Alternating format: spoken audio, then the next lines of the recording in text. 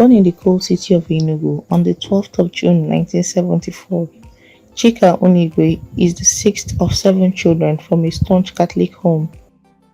After her secondary school education at the Federal Government Girls College Abuja, she went on to earn a Bachelor of Arts degree in English at the University of Nigeria Nsukka in 1995. In her third year in the university, Chika got married to a Belgian engineer and moved to Turnhout in Flanders, Belgium's Dutch-speaking region. A mother of four, Chika recounts the challenges she faced as a black woman when she first moved to Belgium. See you, as just a member of this group that they think they know. They already have their preconceived notions of you. So you walk into a store and someone is walking behind you because they think, okay, she's black, she's come to steal. In 1996, Chika obtained a Master of Arts in English Language from the Catholic University of Leuven and then earned a PhD from the University of Leiden, the Netherlands, in 2004 for her dissertation titled In the Shadows of Allah, Igbo Women Writing as an Act of Writing. Although she described herself as a self-doubting writer, the only pressure I feel is against myself. I'm a very self-doubting writer. I'm not a confident writer at all. And when I write, I'm assailed by doubts. Chika's works have received worldwide acclaim, won many notable prizes, such as the 2003 BBC Short Story Competition for Borrowed Smile and a nomination for the 2004 Kane Prize for African Writing for The Secret. Her book, On Black Sister Street, won the prestigious NLNG $100,000 prize for literature. The book, she recounts, was born out of curiosity and cultural shock of seeing half-naked women on the display windows on Antwerp red light district. Passing through Brussels North and seeing prostitutes behind display windows. I had never seen anything like that before. When of course in Nigeria you have prostitution, but it's very underground.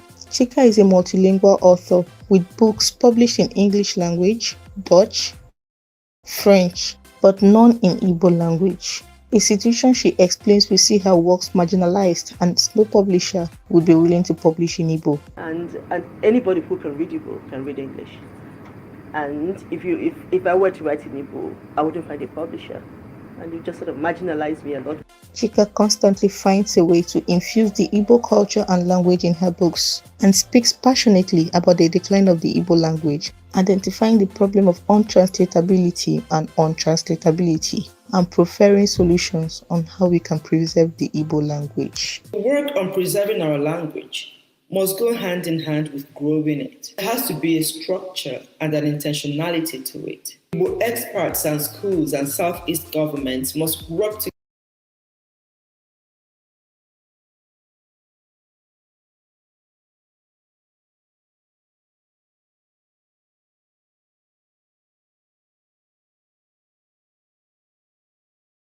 together.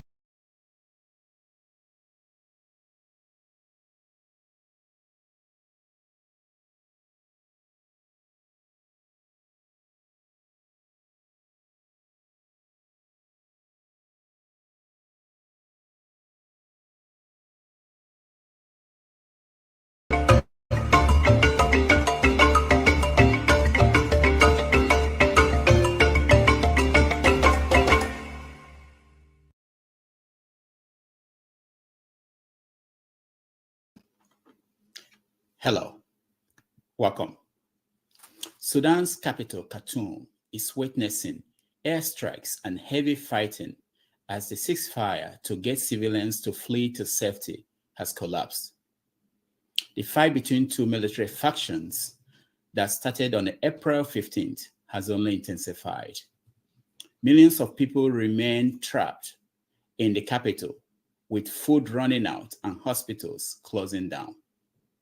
The International Committee for the Red Cross says a plane landed at Port Sudan with 8 tons of relief materials. But there is no way to get them to the places they are needed due to heavy fighting. Over 500 people have been killed. Observers expect the figures of the dead and injured to be much higher. It is 4:30 p.m. in Lagos, Nigeria, 6:30 p.m. in Nairobi, Kenya, 5:30 p.m. in Cairo, Egypt, 5:30 p.m. in Johannesburg, South Africa, and 11:30 a.m. in New York City. Wherever in the world you're joining us, welcome to another episode of 90 Minutes Africa. My name is Rudolph Okonkwo. My co-host, Chido Onoma, is on assignment. Joining us today is Chika Unigwe. She's a professor of creative writing at Georgia College and State University. Her novel, On Black Sisters Street, won the 2012 Nigeria Prize for Literature, valued at $100,000. Her latest work just hit bookstores worldwide, and it is called The Middle Daughter. She writes a weekly column for the Daily Trust newspaper. Chika will discuss her novel and the middle part in navigating the Nigerian sociopolitical quagmire. Chika.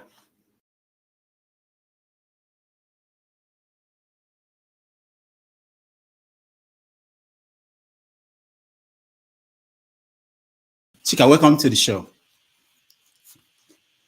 We can't hear you. Sorry, I don't know what's going on. Thank you very much for having me, Rudolph.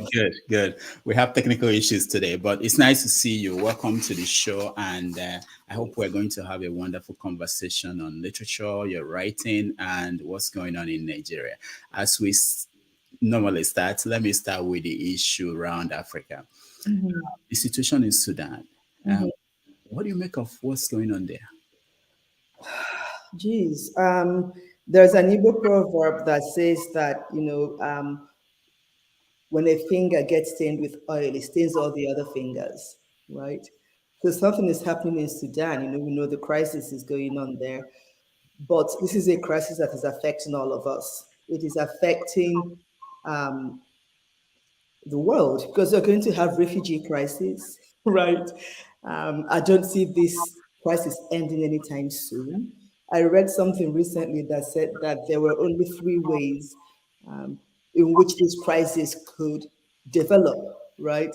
And the last number three was peace, that there would be sort of a stalemate, a peace, which isn't going to, peace is not going to happen anytime soon. I don't believe that that's going to happen. So this is going to probably become as bad as Syria and Libya, if not worse. We have Nigerian citizens, Nigerian students who are there in Sudan.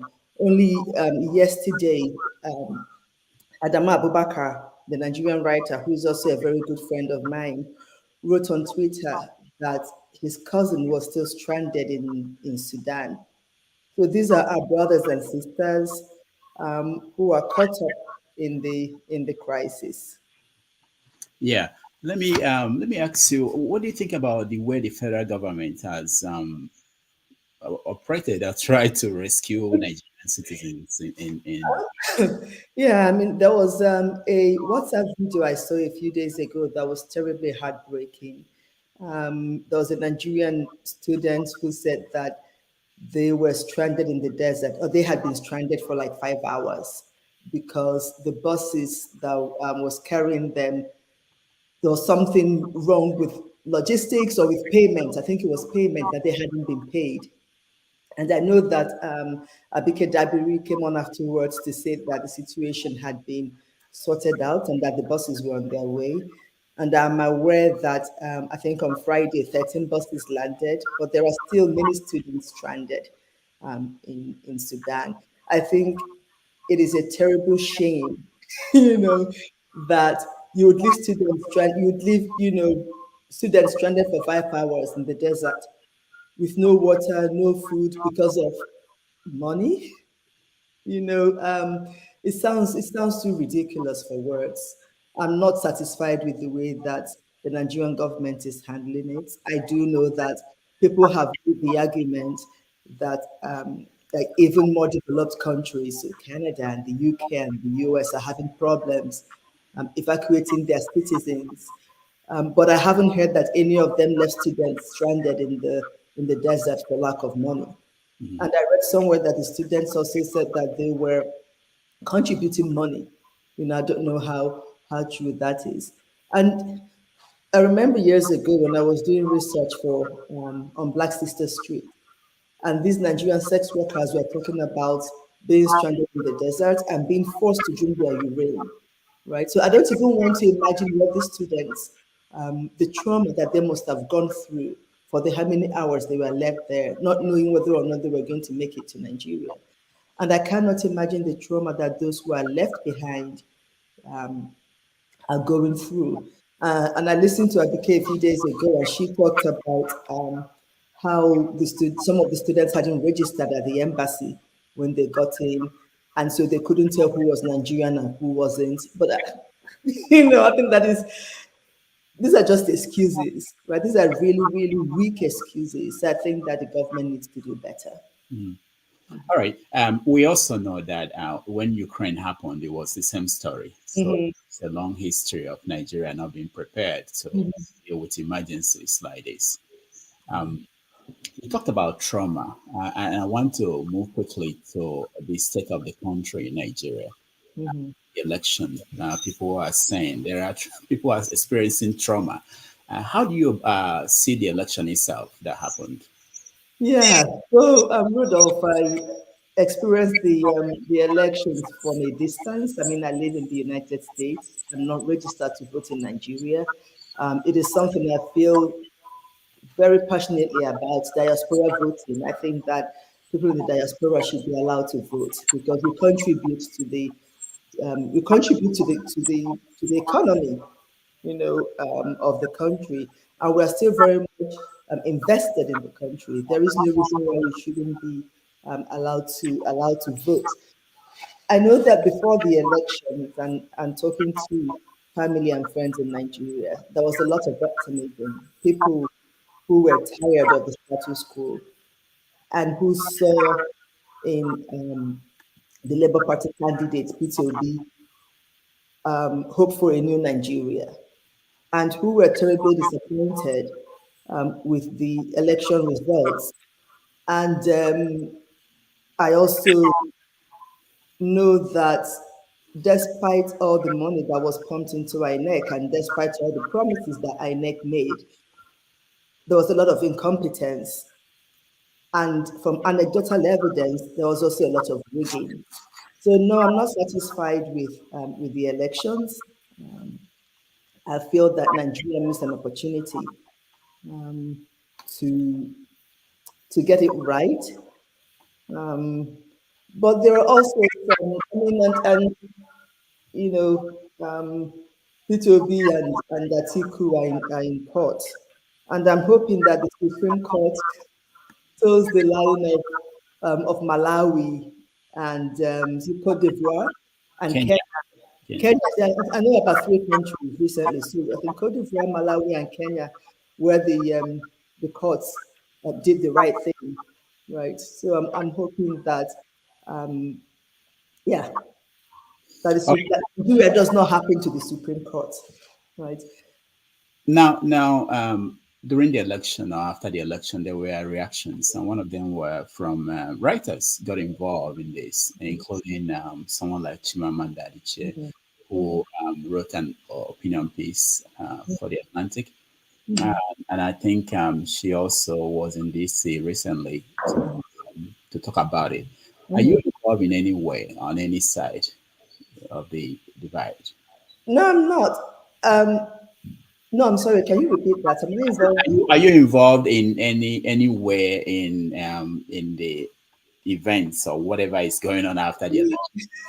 No, I mean beyond writing and talking, there is pretty little anybody can do. I know that the Financial Times also had an article recently asking the Supreme Court to take a better look at the or take a good look at the petitions before them. So beyond writing, there's really not pretty little anybody can that I can do. So I'm writing about it. I talk about it when I Where can. are you writing about it? Well, I think I've written something in the Daily Trust, Okay. which is where I have my column. Yeah. Okay. Yeah. Okay. All right.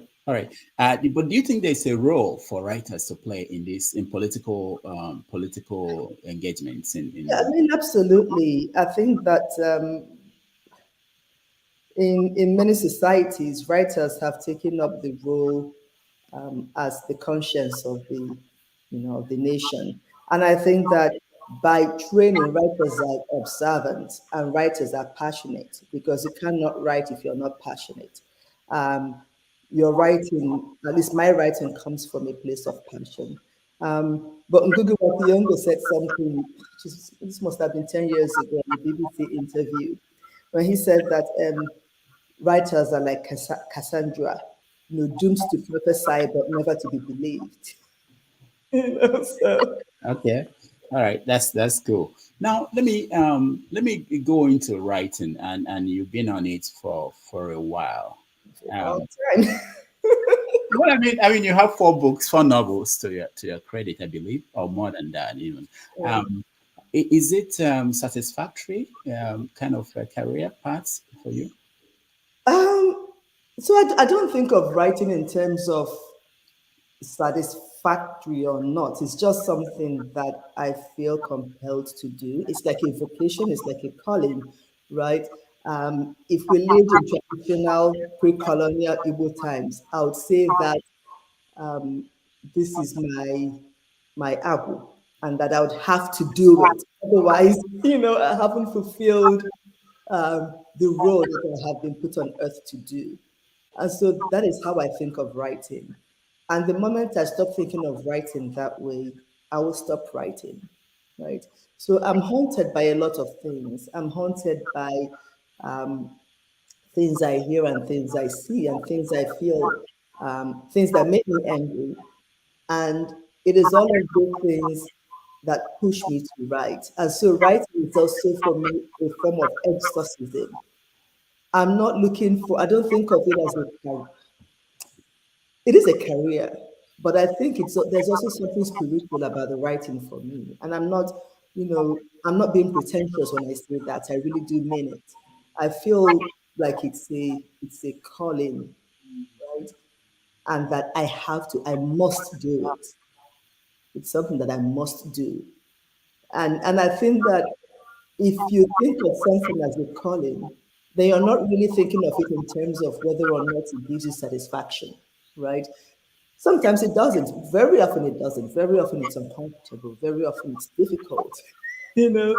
And I'm a very private person, and I don't know that um, people who are private and um, people who are private and vocations such as writing, naturally go hand in hand.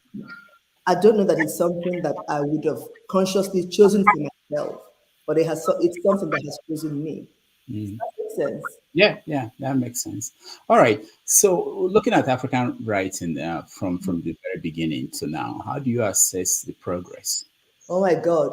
Um, I love this question. This is something I love talking about.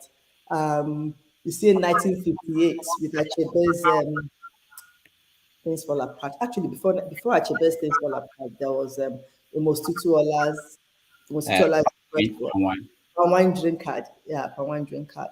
And then Heinemann Publishers came in. Then between 58 and 2001, I think, when they published it called Guinea's Exporter Still, they did a whole plethora of um, they published a whole plethora of African writers.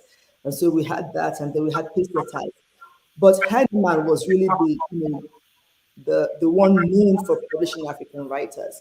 But you couldn't find Heinemann books in you would find Heinemann books were very academic. They were novels, but the covers were very boring. The covers looked like textbooks, right? And you'd find the books in university libraries because they were really marketed towards schools and towards academics. You wouldn't, for example, find it at the airport, an airport bookstore, right? And then from Adichie's Purple Hibiscus to the current crop of African writers writing now, we are finding our books in spaces where they haven't traditionally been found, right? So we are finding our books in airport bookstores. We are finding our books on Good Morning America. Minayobami Adebayo's novel was on Good Morning America recently. We are finding our books on Oprah. Uwema Akpan's short story collection. Uwema Akpan was on Oprah many years ago. We're finding our books on, Booker shortlists, the women's shortlist, and winning the women's prize. And so there has been a huge evolution. So whereas before, commercial publishers in the West did not think that African writing was something that they could invest in and make money. Now they're giving African writers £1 million and $1 million advance. This couldn't have happened 25 years ago, 25 years ago even. We had Mbolo Mbo get $1 million advance for her first novel. We had this Ghanaian British writer who wrote Mame, Jessica, I forget her last name, got £1 million advance allegedly for her debut novel. Our covers, we're getting aesthetically beautiful covers. We're getting covers that attract people. I remember Alistair Campbell writing on Twitter that what attracted him to on Black Sister Street was the cover. He went into a bookstore, he loved the cover, and he bought it, right? And pre 2001, probably we did not see this kind of thing happening. We weren't getting covers that told people that, yeah, these are novels that you want to read, right? And whereas, between 1950, between Tutuola and the last, and between Tutuola and Iko Guinness of Scottish Tale, which was the last novel published by Henneman Publishers, if I'm remembering correctly, there was a tendency in the West for our novels to be read as anthropology. And even criticism of our work was also, the reviews read like reviews of anthropological works. And people read African literature because people in the West read African literature then, it seems to me, because they were either forced to by school or because it was a signal that they were good people, right? So you read it because it was good for you. It was like fish oil tablets or vitamin tablets. You didn't read it because you enjoyed it. And we're seeing an evolution now. People are reading our novels because they want to read good storytelling. They're reading our novels not just as African novels, but they're reading our novels as just regular novels. Okay. All right. So things are improving. That's what you're saying. Things Absolutely. I mean, the fact that you can enter any of the top big five US publishing houses, and you'll find books by African writers there. And you can enter any of the top, UK publishing houses, and you find books by African writers there. Right? I don't know what's happening in the I don't know what the evolution was or is in the francophone Africa, but I know that top publishers in Paris are publishing francophone writers. Shows that there's been a huge shift, right? And the fact that all of these books are doing really, really well. Chigozie Obioma has been twice on the Booker shortlist. Viola Bulawayo has been twice on the Booker shortlist. Maza Mengiste was on the Booker shortlist. Nadifa Mohammed was on the Booker shortlist. So all of these things are proof to me that the way that we are being read in the West is changing completely. And then on the continent as well, we have publishing houses coming up and doing really well and publishing different types of novels. We have Cassava Republic with its Ankara imprint that publishes romance novels, for example. We have Reader, we have Narrative Landscapes, we have Parasia, we have Kachifo, and this is just in Nigeria alone, right? South Africa has, left us behind. I mean, they've been doing their own thing for a while, right? You have Jacaranda in Zimbabwe. I think it's called Jacaranda. Yeah. And so things are improving both on the continent and outside of the continent. Because, say what you will, the center of publishing for African writers, for Anglophone African writers, is still New York and London. And in those centers, despite the problems that those centers have, we are seeing African writers blossom and thrive. Yeah. Do we think that readership at home Mhm. is anywhere where it should be, especially knowing how it was in the 80s, probably? What is your take? How was it in the 80s? I'm sorry. The 80s, I believe, I don't have the statistics, but I believe that more people read books in the 80s than now. Really? I don't know. So I don't have access to this. Okay. What about the 90s? No, no, like, I don't have access to any statistic at Okay, all. okay, okay. But I do know that if you're in Lagos traffic and you see the number of pirated books, people are reading, right? If you see the number of people, I was at Ake Festival a few years ago, and the number of youth that gave up their time and gave up their money to come to Ake and who bought books. People are reading. We that does all of these festivals, people are reading. And so without access to statistics, I really can't say, whether people are reading more or less now. What about how you as a writer is how you are rewarded? That could be a way to measure it. Especially, I'm talking about being published in Nigeria or in Africa. How is that experience like? Because I spoke to some writers and they could say that in the West, when their book does well, they experience that in terms of what comes to them. You think it's the same in Nigeria? I mean, I think that this is comparing apples and pears. These are completely two different scenarios. So, for example, the middle daughter sells for $26 here, right? I don't know how many I don't know that the same number of people that can close their eyes and pay $26 for one book. And it's probably not the only book that they are buying. That number will be the same in Nigeria, right? So there is the economy. There is a reason why pirated books, thrive in Nigeria, right? Um, there's the issue of affordability, right? Um, and so, if you sell a million books in Nigeria, it's not going to have the same impact as selling a million books in the US or in the UK. If you, it's the same as if you win the Booker Prize, right? And it's less money than the NLNG prize. So Booker Prize is £50,000. NLNG prize is $100,000, which is maybe what, 80,000 pounds, 70,000 pounds, 75,000 pounds, right? But the effects on sales is not the same thing, So I think that our competition should start with ourselves first before we now start competing with people who have a long history um, of economic progress, right? Yeah. How much do they sell your book in Nigeria? The ones that were published in Nigeria, do you know? No, I have no idea. Okay, okay, all right. So let's go to the before we go to the publishing process. Let's go I know to. it's not $26 though. I know, of course, I know it's not.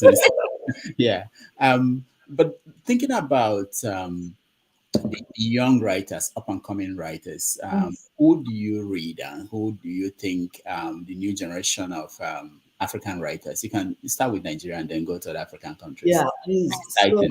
yeah. So I do creative writing, and one of the things that I'm very passionate about is introducing my students to as many contemporary Nigerian African writers as possible. And I remember last semester, one of my students came to me and said, Kedu. I said, I learned this because we've read at least two books in which there was Kedu in it. And I was so proud, So I make it my business to read everything that comes out as much as I can, right? Um, so who have I read recently? Last year I read a book by Ebele Chizia called Aquarian Star. It's published in the US, and it's set in the 60s in a country very much like Nigeria, but she doesn't call it Nigeria. I can't remember what she called it. Um, I read Kasim Kani's short story collection, All Shades of Iberibe. I've read and I have taught short stories by Frances Ogamba. She hasn't published a book yet, but I know that one of her short stories has just been longlisted for the Locus Awards. Um, I'm in the middle of reading a manuscript by Donald Okpeki and Joshua Joshua Uchenna Omenga of Afro-Pantheology. Um, well, a few years ago, I read Julie's Mr. and Dr. Mrs. in Port Harcourt and in the US. Ijomo Ogunyemi's debut novel came out last year, at the end of last year. It's called Jollof Rice Wars and Other Stories. They're interlinked stories, or novel in stories, she calls it. I've read Akweke Mezi's works, although I wouldn't classify Akweke anymore as up and coming, right? So Now you mentioned Akweke. What do you think about Akweke's work? So they are incredibly talented. On a craft level, the sentences pop out at you. My students I've taught one or two of Akweke's works. And then I just realized that I only mentioned Nigerian writers. I didn't even manage to get away from I didn't get away from Nigeria. I think one of the exciting things about sort of having my finger on the pulse of what is going on in the writing world, as far as African writers are concerned, is that there is such beautiful work happening. Kelechi Okafor is coming out with a short story collection in September, and it's called On the Edge of Here. I have an arc of it somewhere that I'm reading. Chikozile Melomadi came out with Dazzling, last year. Ayoba Miss new novel came out last year, Spell of Good Things, and she was and it was a Good Morning America pick. And then I was in Holland last weekend for a literary festival, and Azuma, Caleb is Ghanaian, Ghanaian British. I don't know how the hyphenation works. Who wrote Small Water, and he's coming out with a new novel in September. I know that Enu Mukuru is writing something, and I love Enuma's essays for the Financial Times. Like, there is so much. I could talk about this all day and not get tired, and I'm sure I have left out some names. Of course.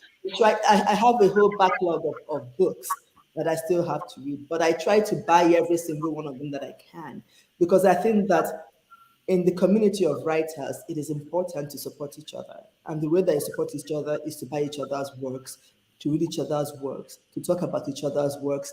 And if you're a teacher, to teach each other's works. One of the great things about teaching at the university level is that nobody sets my curriculum for me. Nobody sets my syllabus for me. I set it myself. So I can decide which book to put on it. We read 2 years, I think 2 years ago, we read Francesca Koulas's Honey Butter Pig Bread. It's also an amazing, extremely well-written book. And it's always a thing of joy for me to tell my students, like, oh, these are Nigerian writers, or these are African writers. And for some of them, it is their first introduction to African fiction. And those who have read African fiction, maybe in high school, have only read Chinua Achebe. So, and I've taught Americana. Yeah. Very good, very good. But do you think, looking at what's happening in the music industry and the movie industry in Africa, in Nigeria or in Africa, where they have gone global, so to say. Yeah. Do you think the same thing will happen to writers, or that we are close to that in for the writers? Well, I think the same thing is happening, but I think again, the scale is different because one is popular culture. It's a lot easier for music to traverse boundaries than it is for books too. First of all, because when you're reading, it's a very solitary thing. You're not reading aloud to other people, right? I was in Amsterdam last weekend, and I was at the airport in Amsterdam, and and they were blasting a Nigerian song, and I can't remember. I think it was Whiskey, you know, and it just made me so happy. But you can't be blasting books by by African authors, right? So it's a different kind of it's a different kind of art, and so the way that both of them move, around the world will also be different, right? Where I go to do my hair, it's an American salon, African American salon, and the girl who was doing my hair the last time was singing, and they play a lot of music there, and 90% of what they play is by Nigerian musicians. And this girl was singing everything, even the pidgin words, the Yoruba words, she was singing everything, you know. And she has never been to Nigeria, does not know what any of these things mean, right? I remember being in South Africa a while ago, and I went to the market, and one of the traders asked me where I was from, and I said Nigeria.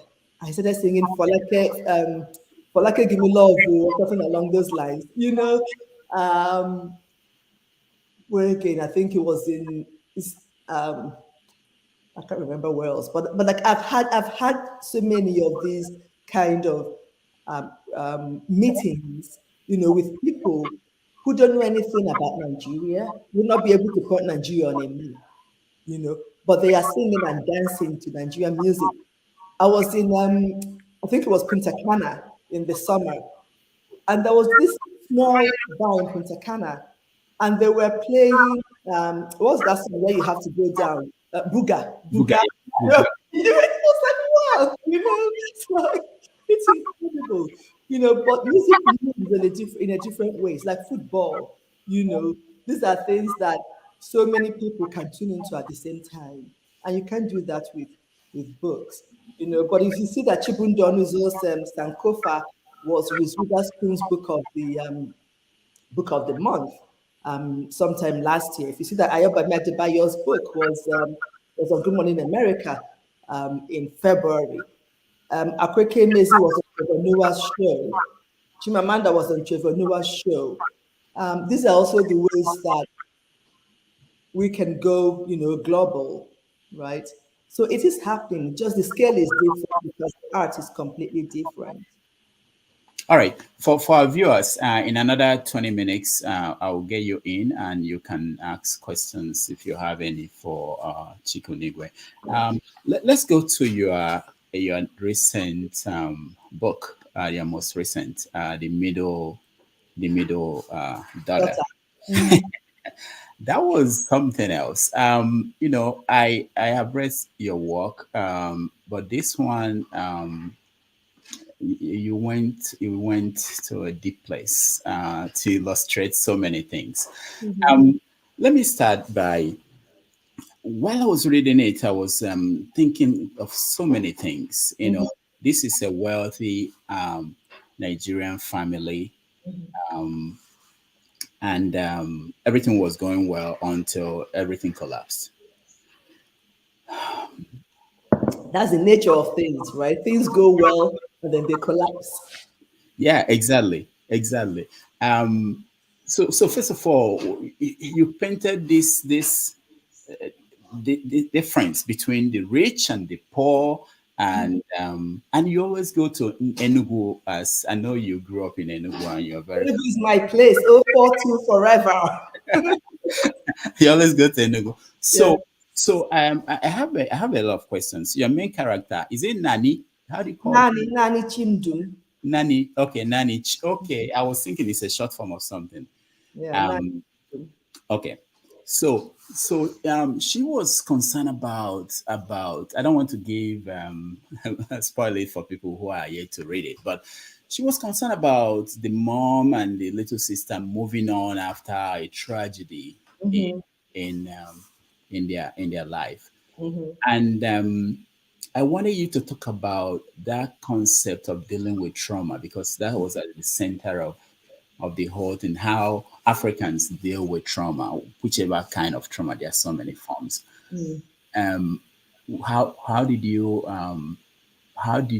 approach that? How did you pick on that, and what do you think is going on with our approach to trauma? I don't know. I think that no matter how different we are as human beings, so race, ethnicity, whatever, social class, we all experience grief and happiness, and joy and hunger, and it doesn't matter.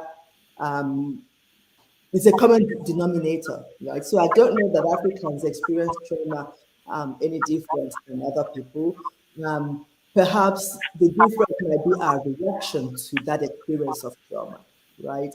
Um, I know that several times during the semester, my students come to me or they send me a message like, okay, I'm taking a mental health break or I'm going to see my mental health counselor, right? And I don't know that when I was in college in Nigeria that I even had any idea that I could go talk to a mental health counselor or that I could take a mental health break. So it's the way that we react to it, right? And that is different. But I think that we all feel emotions, we all feel these things. It's the common denominator. Um, and specifically in the novel, it is also the reaction, the way the mother and the sister react differently to how my protagonist reacts to the trauma that brings a bit of conflict, right? But it's also the nature of grief that we all grieve in different ways. We may all lose the same person, but we all don't lose that person in the same way, right? And yeah, and I feel like grief and trauma can make us, selfish. We go into ourselves and we're not looking at, other people, which is why a woman with 7 children can lose one child and mourn that one child as if that one child were her only child. Now, Ephraim, the pastor, the Hmm. way you portrayed him Hmm. reminded me of so many characters we see across Africa who Hmm. call themselves pastors. Hmm. I noted that he's a smarter Odumeje, but Odumeje, but there's so many, and I don't want to get into what he did in this story, but what is your take about religion, especially the one we know, I know you know, Christianity, and how we practice it in Africa? I mean, it's not just Africa, it's even in the US here, you know. So I think that religion can be a force for good. And I'm a Christian, I'm Catholic. I go to church as often as I can and I go to confession. So I will not knock religion down, right? But what bothers me is the way in which we can shut down any criticism of anybody who has or who says they have religious power by saying, "Touch not my anointed," right? That sort of closes every conversation. You can't have a conversation after that, And so sometimes we've had issues in the past where women have reported, maybe sexual assault by a pastor, and they are blamed. Those victims are blamed. And sometimes even, people, their church members do not want you to even talk about it because this pastor is anointed, right? And I think that when you give people that much power, they will abuse it. And I wanted to use Ephraim to look at the ways in which power that goes unchecked, can cause a lot of damage, right? And you didn't say this, but also the middle daughter is a reimagining of Hades and Persephone, right? With Igbo mythology thrown in. And the closest I could get to Hades had to be a person who thinks of himself as a god. And the person that I could think of who would think of himself as a god had to be a pastor who goes unchecked, or somebody with religious authority that gets away, with that thinks of himself as infallible, right? Yeah, so I think and it's not just in Nigeria. I mean, it's we had where was it? We had the one who caused all of his members to kill themselves. Was it Jim Jones? Yeah, in Guyana, I think Yeah. Guyana, yeah. So I think it's everywhere, that when you have people in authority, whether it's political authority, whether it's spiritual authority, we have people in authority that you cannot hold accountable, that those who will exploit it, right? If you have, because we are human beings, right? And not everybody is going to want to become a pastor because they feel called to it. Not everybody is going to become a pastor because they really feel like this is where their calling lies. Some people are in it for the money. Some people are in it for their ego. Some people are in it because um, that is how they can exercise authority. Now, you dealt with baby factory, baby factories in the book. When you went to do your research, what did you find out that is not in public? What people normally think when they think about baby factories. So I don't know what people normally think when they think of baby factories. Okay, what you didn't think about until you got there? Let me Yeah. say. So yeah. So when you think of baby factories, sometimes you're thinking of just the illegal.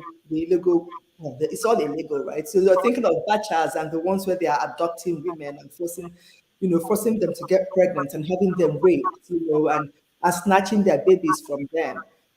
But there are also these well-respected um, men and women who are professionals, midwives or doctors, who are also running baby factories from their clinics, and they believe in their own magnanimity. They believe that they are doing good because where else would these women go if they don't take them in, right? But then they're taking these babies, they're giving the women some money, and then they're selling off the babies for a much higher amount because they're not doing this just because they are selfless. They're doing it because it's a business opportunity for them, right?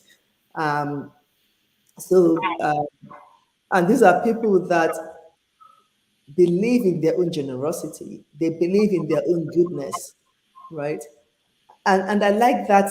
I don't know if like is the right word. I like that tension between doing something like this baby trafficking, but also really being blind, to the ways in which what you're doing is human trafficking. Because these are people that would be so upset if you suggested that what they were doing was not good.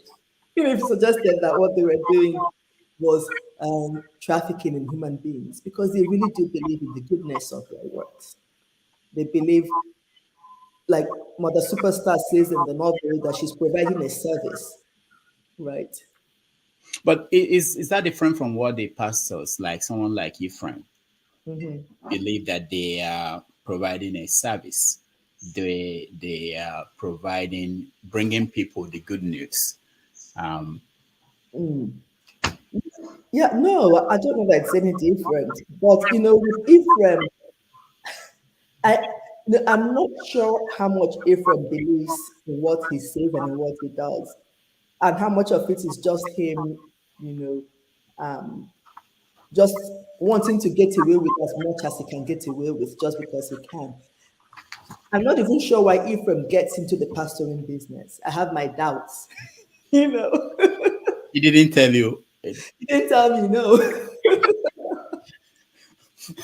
All right. So you crafted something very a story that is very touching. Talked about the blame culture, the disrespect for men of God, grief, trauma, and at the end there was redemption. You Mhm. know, the redemption. But that's not how real life ends for most people. Mhm. Well, I don't know how real life ends for most people, and I think that the job of fiction isn't just to present real life. The job of fiction is also to present possibilities, right? And I really started this novel with the intention of writing something with a happy ending, right? And unlike all of my other novels, where I don't know how the novel is going to end until I end it, I actually knew how this one was going to end. And all I had to do was figure out how to start it, right? So I wanted a happy ending because I think that we can't, fiction should also give us glimmers of hope. Fiction should also be optimistic. It shouldn't be all doom and gloom. It shouldn't just reflect reality. It should reflect what is also possible.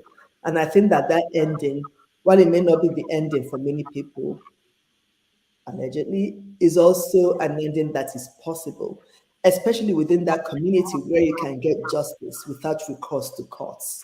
Right? Yeah. And I knew it was going to be a happy ending, but I didn't know how Nani was going to get it. Right? So I didn't know whether or not it would be through the courts, which would have seemed a bit more unbelievable. Right? Yeah. Most people who read it were saying that without that ending, that it would have been very difficult to, without that happy ending, it would have been very Yeah. difficult to deal with all Yeah, the. absolutely. Yeah, I think that the only way I could look into the heart of darkness of Ephraim's psyche was by remembering that this was going to have a happy ending. And like I said at the beginning, that this is a reframing, a reimagining of Hades and Persephone. And one of the reasons why I wanted to write it was to sort of redress that. Um, I have always felt that all the versions of Hades and Persephone, where Persephone never goes completely free, and where the abduction of Persephone is whitewashed because Persephone accepts the validity of her relationship with Hades. It has always bothered me, and so I knew that if I were to write a rewriting of it, I was going to give Persephone freedom. I was going to get justice for her, and it was going to be long-lasting freedom. And another inspiration for the novel was a story that a friend of mine, Obi Omenka, shared years ago. So Obi had a friend, had a classmate. They went to school together, um, who's who sort of fell into the kind of relationship that Nani and Ephraim falls into. She gets lured into that kind of relationship and had children with this man and couldn't, tell her family. And it really bothered me. And I wanted to give this woman a happy ending too, you know. And if I didn't know it was going to have a happy ending, it would have been very difficult for me to step into Ephraim's skin and think of all the ways in which it could be inventive, with this toxicity. Yeah. Now, we're going to get into your writing process briefly. We have about 7 minutes before we let people in. But let me say, while reading the novel, I was thinking, is this a metaphor for what's going on in Nigeria? So you have no. Look at it this way: you have the Mm, middle class that is totally oblivious of what is going on in Nigeria, or pretend that it doesn't bother them until it does. yeah. Um, and they understand that the nation has no foundation, strong foundation, but they don't care until it becomes a problem for them. Yeah. And then, of course, you have the family. Once the disaster comes, there are people who do not want to deal with that. Mhm. People who want to move on quickly. Like this election, most conversation out there is let's move on. Let's move on. There's an election. We can wait for another 4 years. Mhm. And nobody wants to deal with what happened. How do we resolve it so that the next one will not be like this? So that's something else I see. And then of course Nani's choices, the choices she made, because sometimes I understand the difficulties, she's 17 and confronting these things, but there is not much emphasis on choices. That is still, there are other kids who might be 17 that probably will make different choices. Were you, is that, am I reading too much into this? No, I mean, one of the things I tell my students, and I talk about my students a lot because I really do love teaching. One of the things I tell my students is to always find ways to connect what they are reading, you know, to what's happening in their world, right? And I love the way you've connected this to something that wasn't even on my mind when I was writing, you know. So this novel came out this year, but the first draft was ready in 2014. You know. And so between 2014 and when we sold the novel in 2021, I've been working on it, working and revising and working and revising and trying to sell it, So the Nigerian elections hadn't even happened when I started writing the novel, and hadn't even happened when we sold the novel. But that's the beauty of fiction. That's the beauty of novels and of storytelling, that we can always adapt them to our own lives. And once we can do that, then I think that the author has done a good job. So thank you for that. But no, but yeah, I sort of love the way that you have given it this reading that wasn't on my mind at all when I was writing. Now, the writing process, you just said that it started in 2014. That's Uh, almost 10 years ago, yeah. wow. Okay, so for young writers, there are a lot of young writers I see out there who are very impatient, and they are quick. They want the book out as soon as they're done. What do you say to the young writers about the process? I think you hit the nail on the head.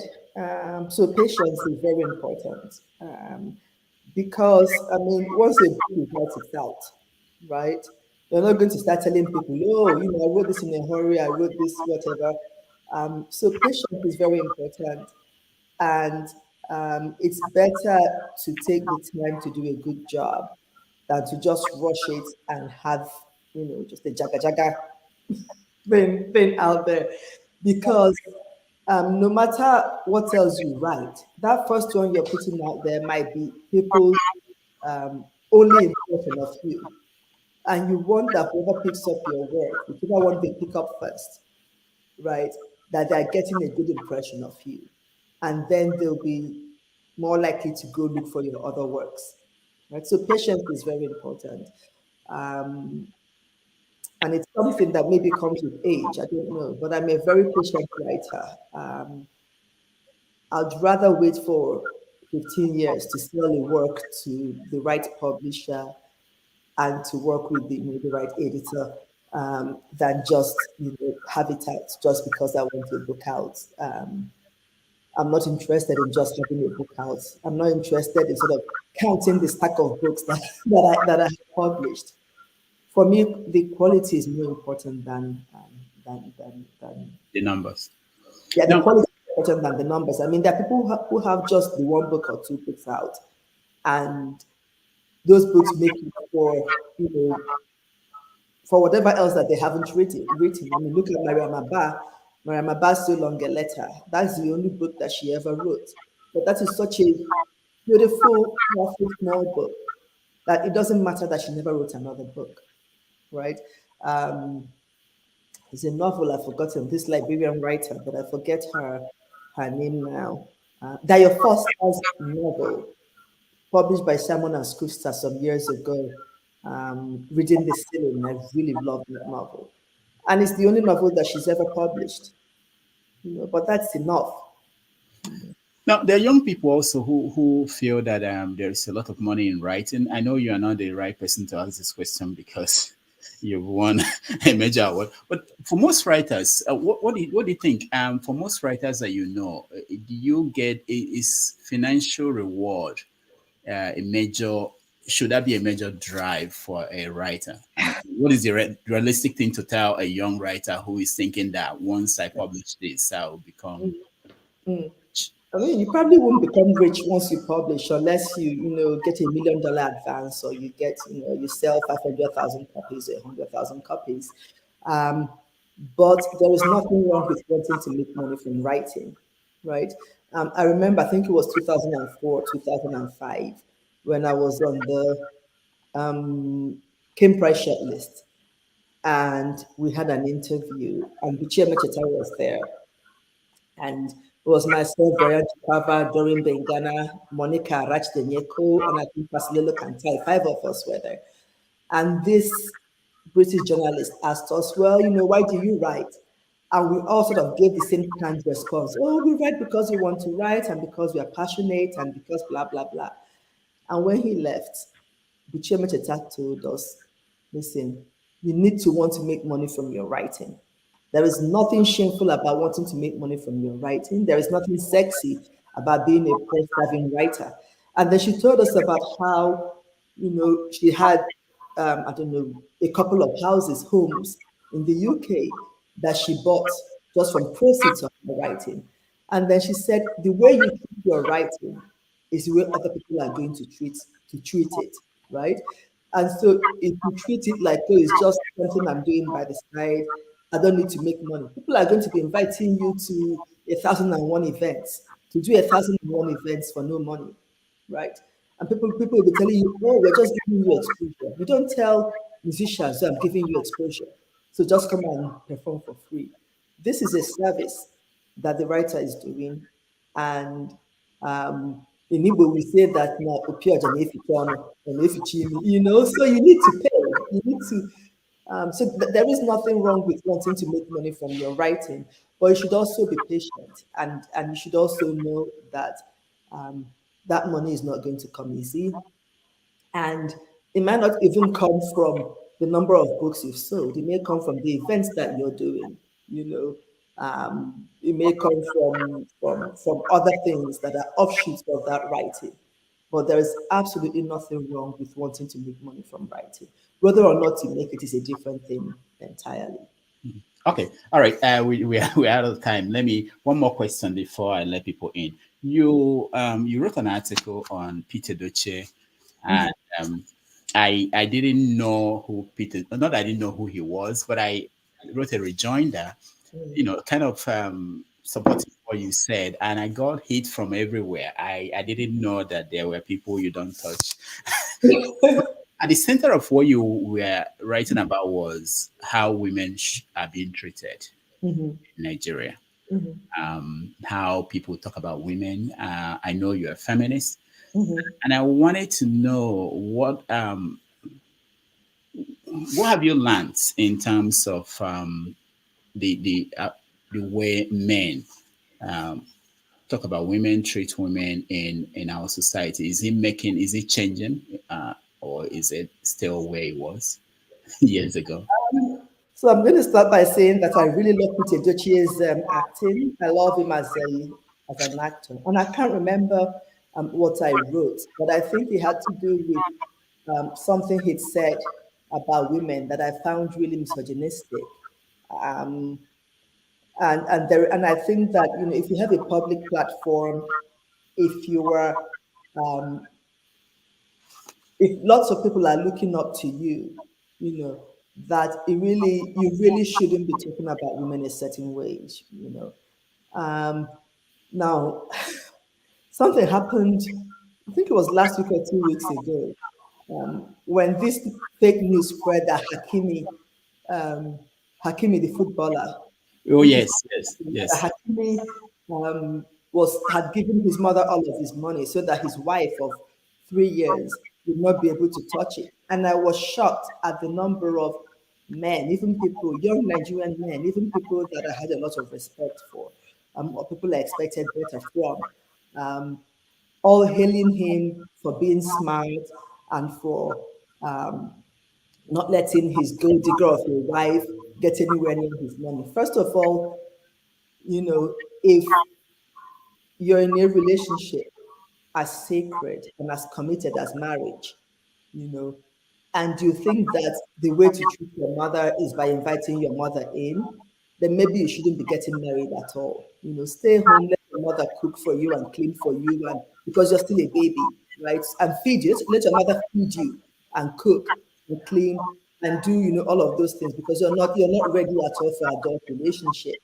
Um, so there is still a level of misogyny and a level of and it wasn't just men. There were also Nigerian women, who supported this story that ended up not being true, right? The story wasn't true, but the reactions to it, were very disappointing.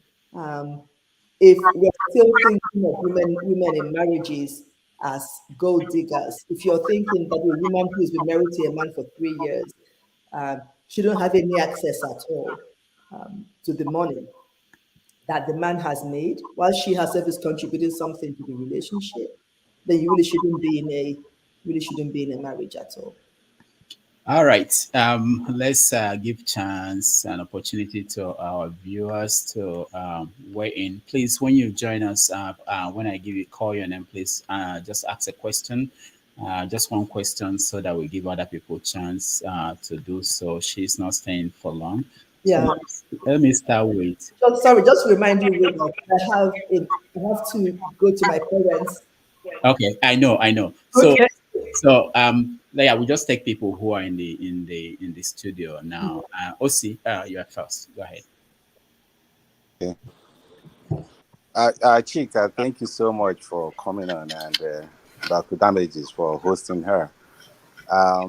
I have to identify as one of your groupies, just for the records. Thank you. Even though I will say that I still have to catch up with some of your writings. I used to follow you on Facebook before I had issues with Facebook, and you know, they hacked my account. But anyway, um, I think Nigerian writers, just like just in addition to like the Nollywood and the musicians that we talked about, if there's any positive export that we have, it are all those, and I think that you guys don't get all the credit that you deserve. In your own case, Chika, each time somebody makes mention of your name, I'll always be like, oh, Chika Unigwe, that Enugu girl. For the same simple reason that when I say that, I feel like I have a little stake in your success, being that I'm an Enugu boy myself. So so it's very interesting. Now, my comment in all this is, if you look at the homestead, when I say the homestead, I mean the southeast. Just like we have a total collapse of leadership, that is the same way it pertains to every other thing, including the reading cultures, education, and what have you.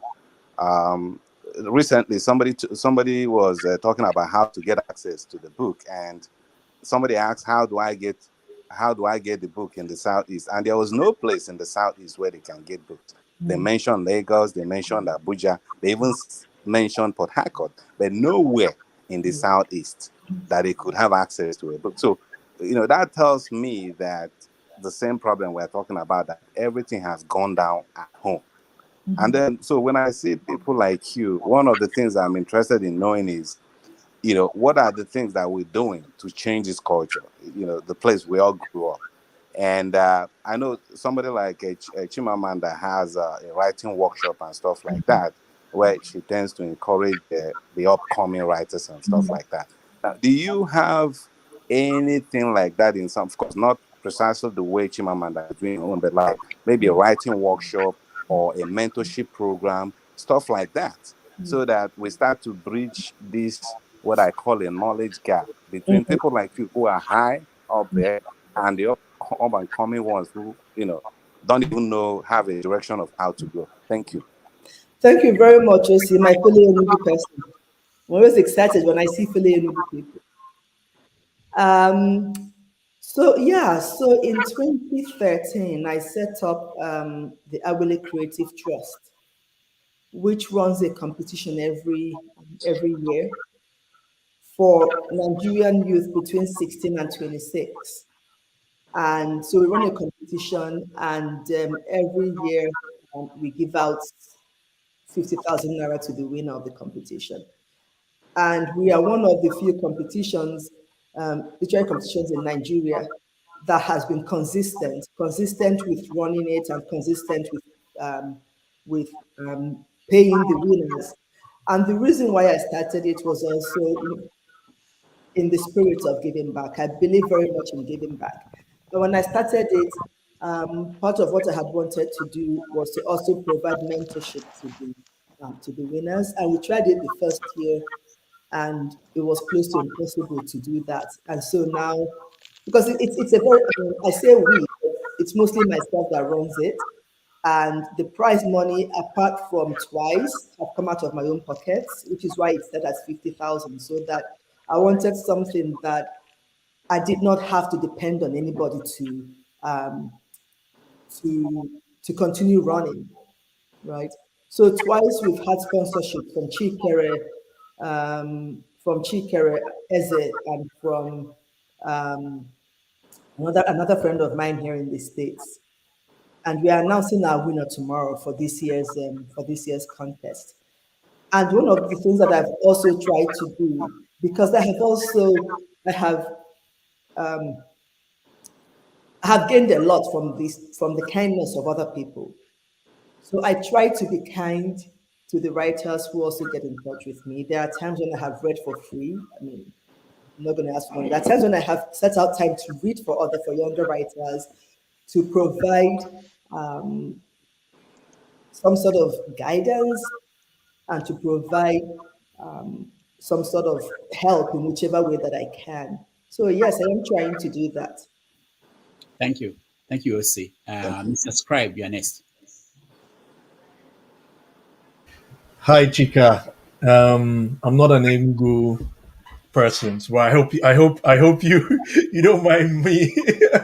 But look, I'm a technology person, and we are moving. We're in that AI revolution. We're going into AI, Mhm. and it's actually before you came on. I actually played a trick with one of the AI models, and it actually wrote a couple of sentences Mhm. as Chika Unigwe. Mhm. So, as an acclaimed, your work is out there, and models are being trained Mhm. on on your literal work. In the last week, Twitter, Reddit, they've begun to charge for anybody who wants to train an AI model on the data on their platforms. Now, you are an acclaimed author. I'll just head to my question. And mostly one of the things that some of these models were telling me about you was that you deeply have explored human conditions. It was quite scary. Diverse cultures, identities, and now my question goes down to how do you actually envision the interplay between AI, literature, shaping storytelling, understanding cultures and the challenges around it, assisting ethical considerations and emotional complexities in writing. Furthermore, considering AI's growth and influence, what do you see as the implications for education and the potentials for collaboration creativity, between creativity and humans in general? I want to make reference to Tucker Carlson's interview with Elon Musk, where Mhm. he actually talked about he talked about Larry, the owner of one of the founders of Google, who called him a species and things like that. How do you see it? There's a certain section of the tech community who believe like, we should have this AI god, and, Mhm. and human intelligence is going to be so low, and then we don't. So how does that space really? How would this affect your literally space? Thank Yes. So thank you, Mr. Scribe. So my husband is a technology person, and so very often we sort of talk about, you know, this AI thing and creativity. And one of the things that he reminds me about is how that when the calculator came out, people thought, oh my goodness, we are done for. People will not do mathematics anymore. But there is Now the calculator just complements human brain, right? People are still doing um, mathematics, right? And all the calculator isn't doing it for them. It just helps. It just aids, right? And I don't think that there will ever be a time when the AI is going to take over the work of writing, because the AI only takes from models that are already there, and human knowledge is finite, right? And the AI needs human knowledge to work. The AI has no heart, right? There's a lovely essay by an American writer. The essay is called Ghosts, and it's part of it is written by the AI, by Chat GPT, I think, and then part of it is written by her. And the response that she gets depends on what she inputs into the AI machine, right? And the more sophisticated her input is, the more sophisticated AI, the AI response is. And it's such a beautiful essay, and when you're reading it, you're seeing the AI become more and more sophisticated, more and more, complex, but it depends on her input, right? And I read, there was a review of my short story collection recently on a Niger blog, and this is a very well-known blog. I'm not going to embarrass them by mentioning the name, you know. And it was just a review that was spewed out by AI because it was just taking names of characters from my different works and then just giving them themes from other places, right? Yeah, and I think he had said that, it even took names from On Black Sister Street and attributed it to a character in Better Never Than Late. And then took a theme that he just sort of grabbed from nowhere, and merged everything together. So, no, I think what AI is going to do is to complement creativity. AI doesn't have a heart. And I think that writing comes from here. Mm. AI just has this. Human beings have both this and this. So no, I'm not worried at all. The same way that mathematicians are not worried that the computer is going to do all the mathematics for them. The AI can only do the AI is very limited in what it can do, and it depends on human input. Yeah, it was particularly interesting to me why it actually I used you, Obioma, Chimamanda, I think one other person, but yours was strikingly. There's something about your writing. I think you should look into it. That no, seriously, I'm being honest. Like Yeah, I wish I could share my screen. I wish I could take you on for a longer, but Dr. Damages, Yeah, he's gonna cane me right now. I yeah, need to yeah. go. I want to go away from you. Thank you. You wanted to say simply that writers are finished, but it's not true. no. Okay. No, that's not what I wanted to say. Okay. No, All no. right. Ovia, go ahead. Ovia. Yeah, good day, Chika. And Rudolph, you have done it again. Uh, I'm not a groupie, or am I from Enugu? Neither. My village people are just figuring out the X factor in the calculator. So whenever reach AI stage yet. But I'm a student of politics. Mm. So my question, I couldn't help. I would say thank you for what you do anyway. This is actually my first time knowing about you or your work. Well, as I was listening to the interaction between you and Rudolph, I was actually reading up about you too. And you've done a lot. Thank you very much. You've done a lot from Zuka to Leeds to London to Australia to Belgium, and now you're in Georgia, all powered by your work. So kudos. Thank Um, you.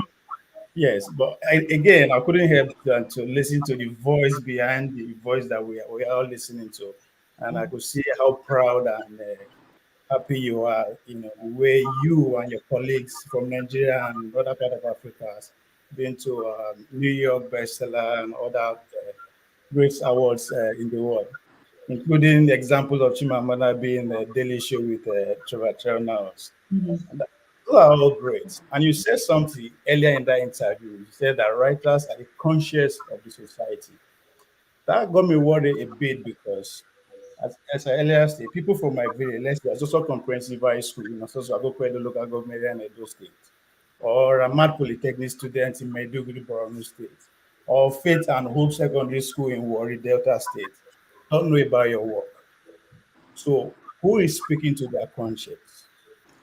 And that says a lot about where we are as a country, because I mean, we are not privileged to work from our own indigenous people, so we think outside the world. So where are we in that regard?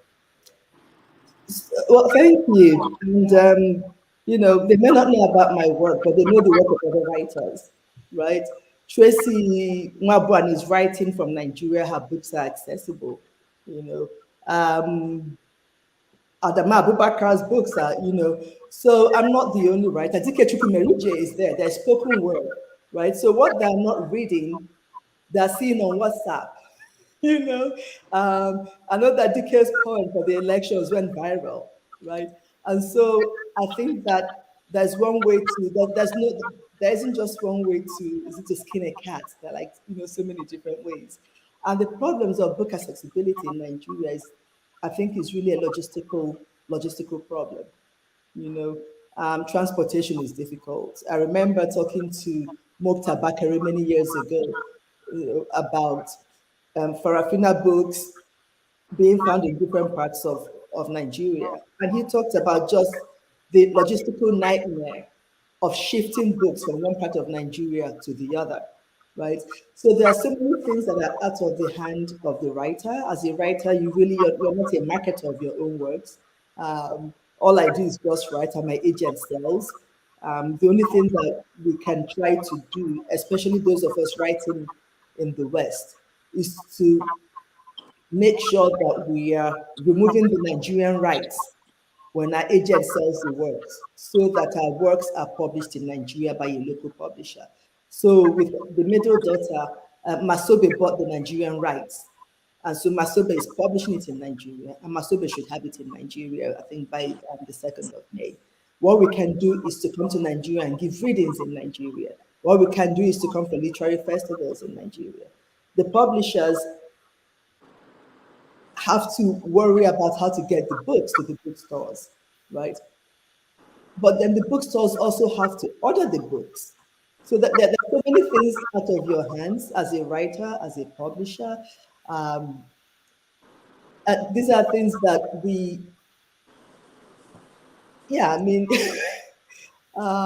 so many things have to, so many things have to be put in place.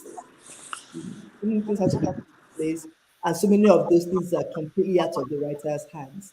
But luckily, reading a book isn't the only way to have access to our works.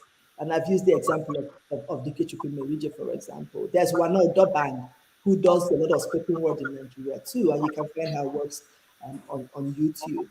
I hope that answers your question. All right. I appreciate that. Thank you. Thank you. Igbo Basics.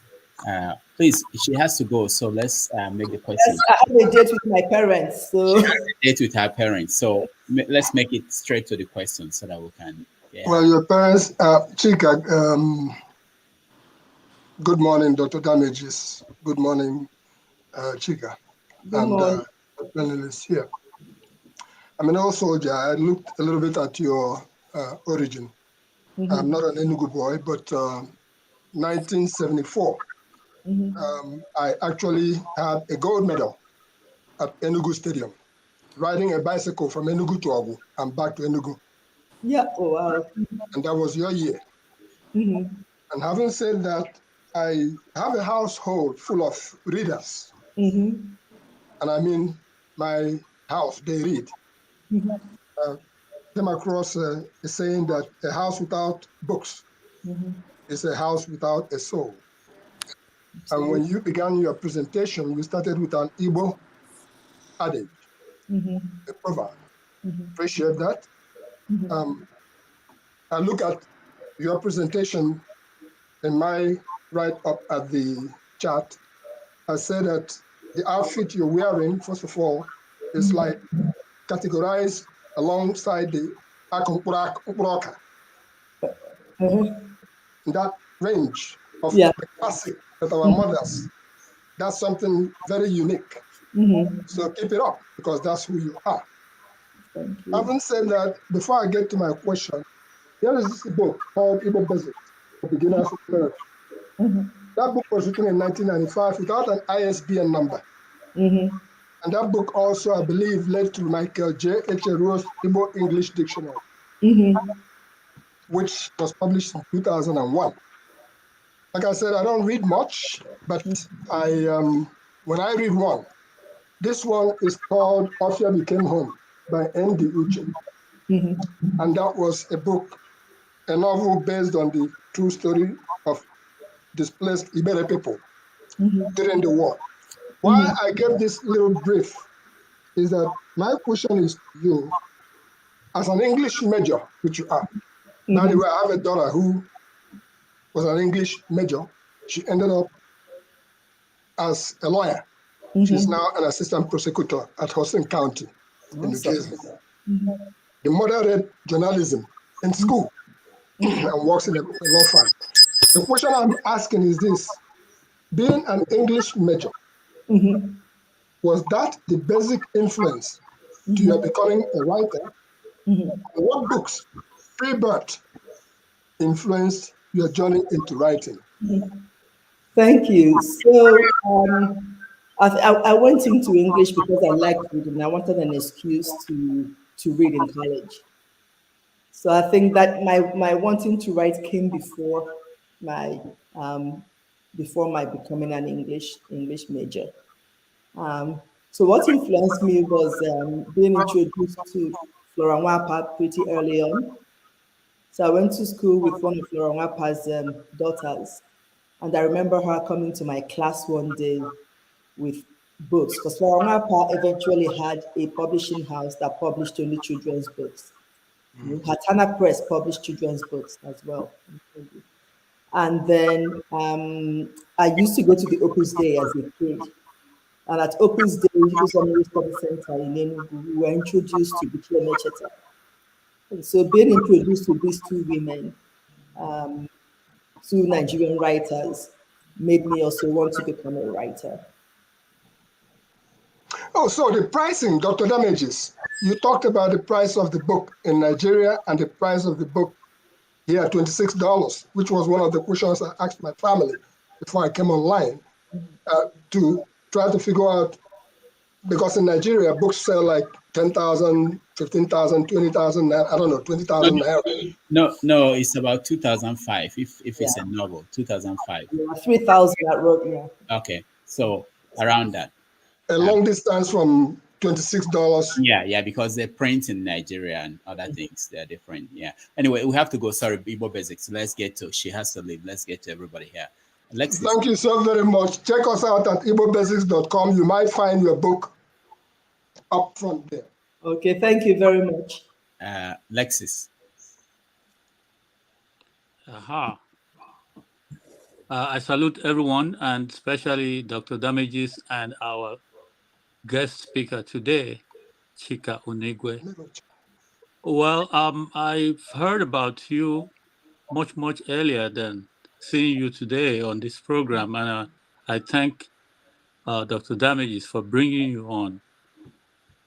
They say that pen is mightier than sword, and that statement means a lot about influencing the society. In other words, with your writing, you could bring about some changes. It may not necessarily talk straight at the point, but it can eventually bring out some tough decisions about one's environment. So there, when you invited writers to Brown University, when you hosted them, I was there that night. Oh, wow. Oh, yeah. A friend invited me, and I came. One question I had, which I am now going to pose to you, which I couldn't then because of limitations that night, is how much of politicians and their activities influence your writings? Let's put it in another way. How much of consciousness of political correctness comes into play when you are writing your stories or novels? That is one. The other question is, Things Fall Apart made its way to many parts of the world and even got translated in different languages.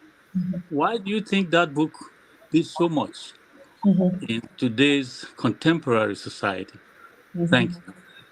Thank you very much, and thank you for being there at Brown in 2016 or It was 2017. my pleasure.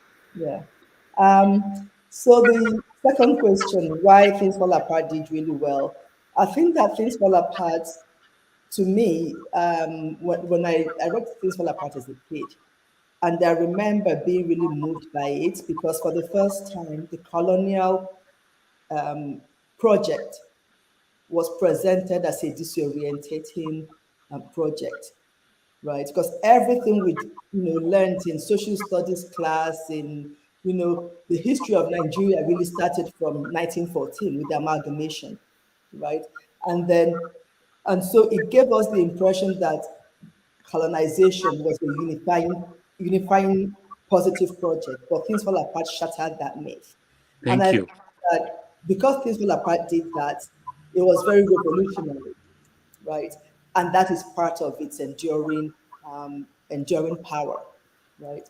And I've forgotten the first question. I'm sorry. About political correctness Oh yeah. affecting your So writing. yeah, and so political correctness does not affect my writing because I think that once you begin to think about political correctness, you begin to censor yourself. And a lot of writing is about truth telling, is about emotions. And you cannot tell the truth about if you cannot tell the truth if you already start censoring yourself.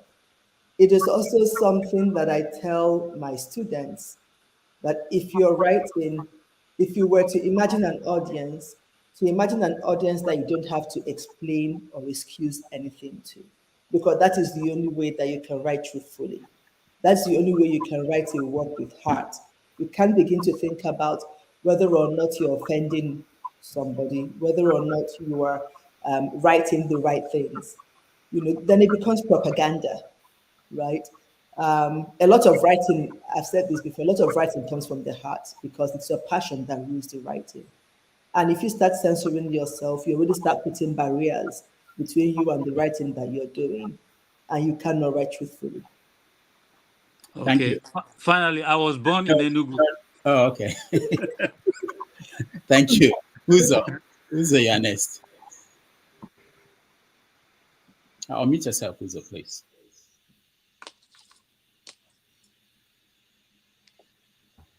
Okay, thank you, Dr. Damages, for bringing us together in this auspicious hour. And Professor Unigwe, I thank you so much. To my shame, I can tell you that this is the first time I'm hearing about you, but that's not going to be. Believe me, right now I've picked up 3 of your books. You're going to be sent to me very soon. So, Thanks.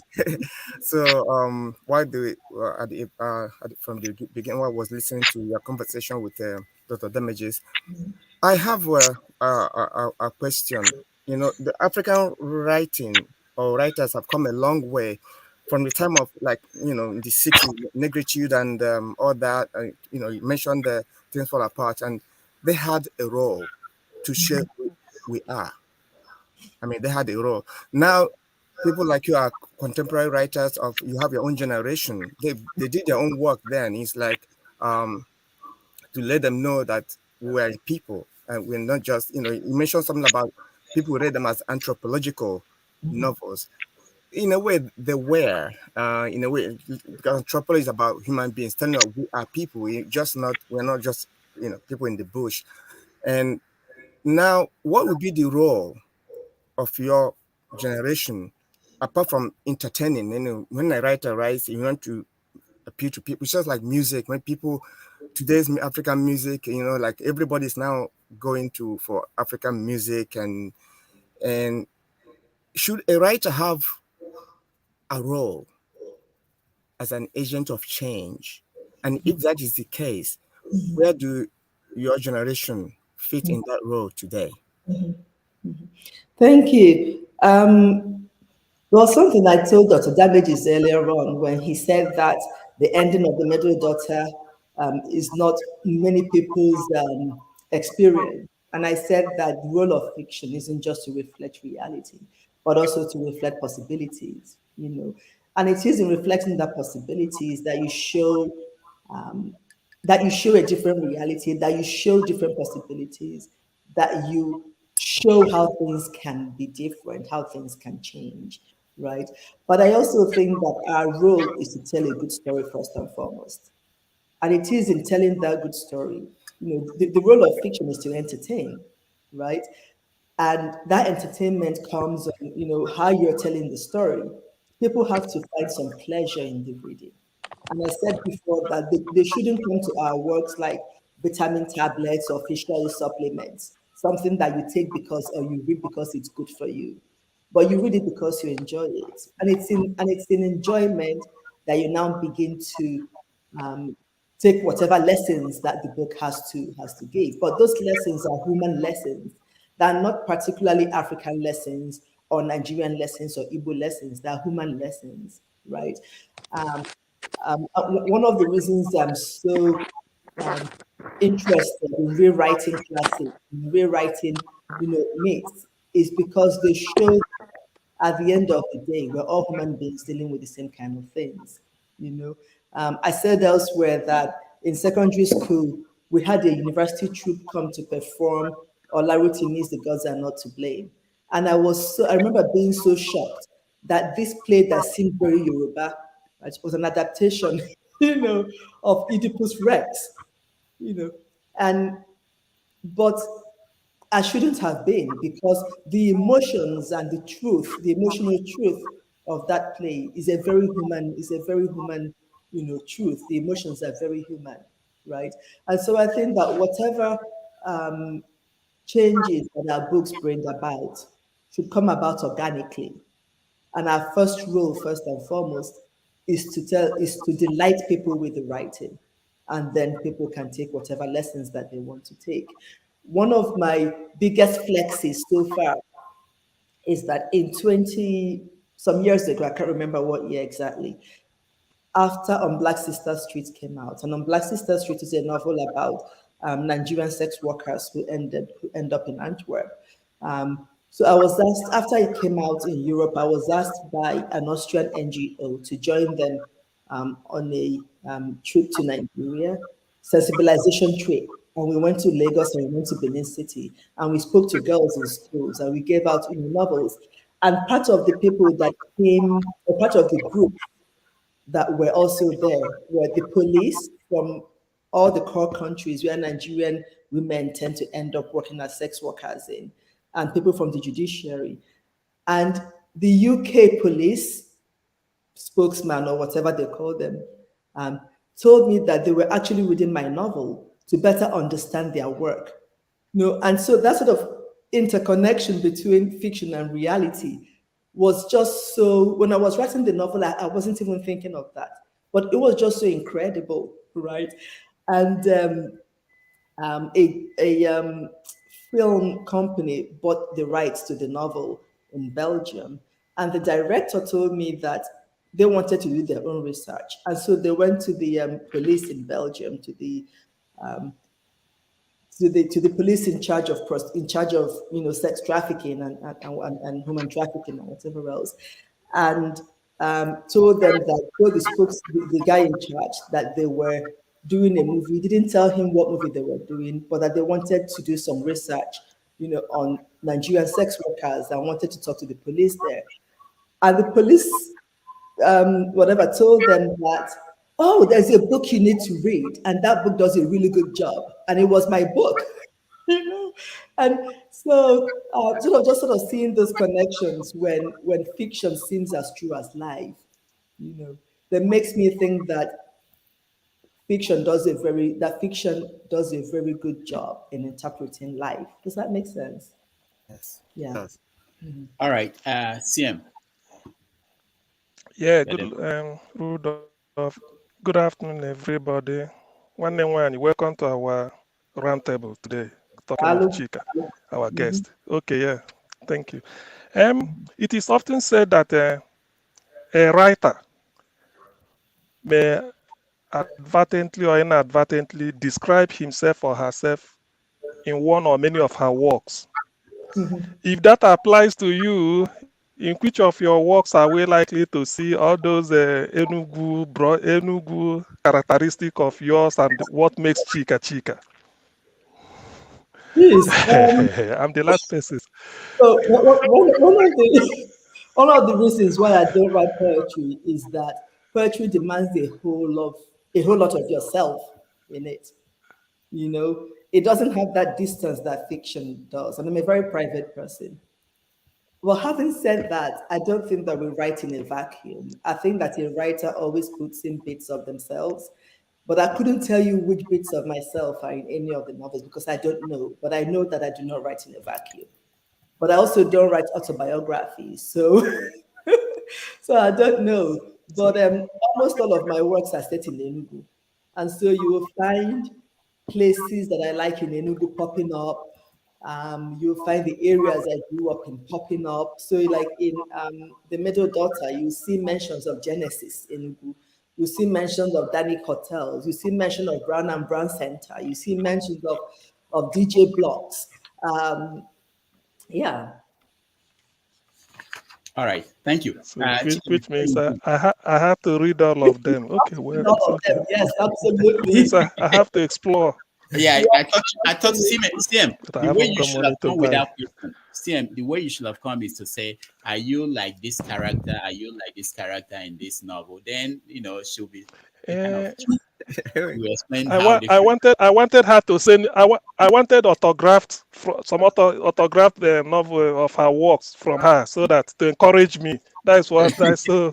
I know it's quite a much. These are so many. These are so many. This Unubi. So it means a lot. Thank you. Are you from Unubi? Yeah, I can claim Unubi.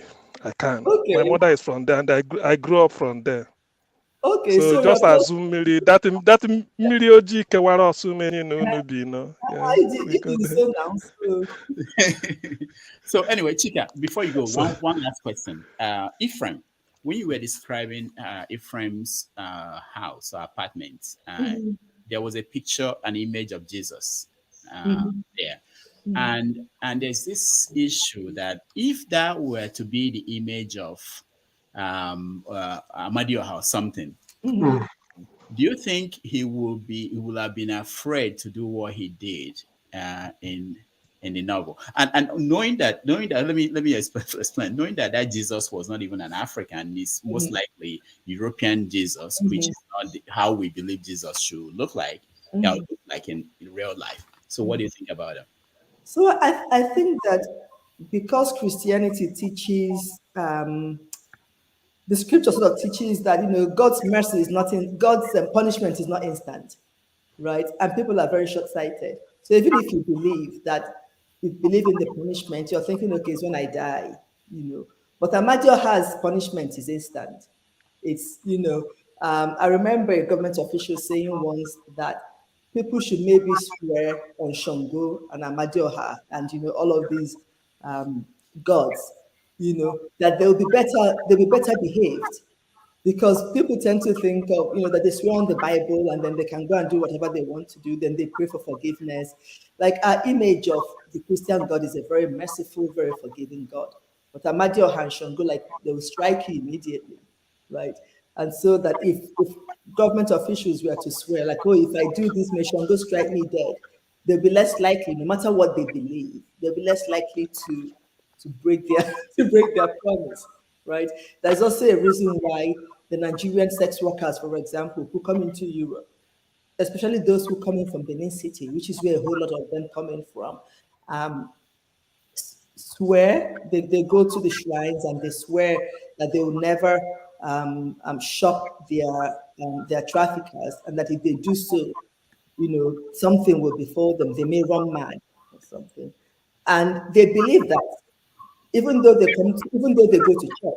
But this one seems to have a much stronger hold on them, because they believe that these gods are not as merciful and are not as patient, as the Christian God.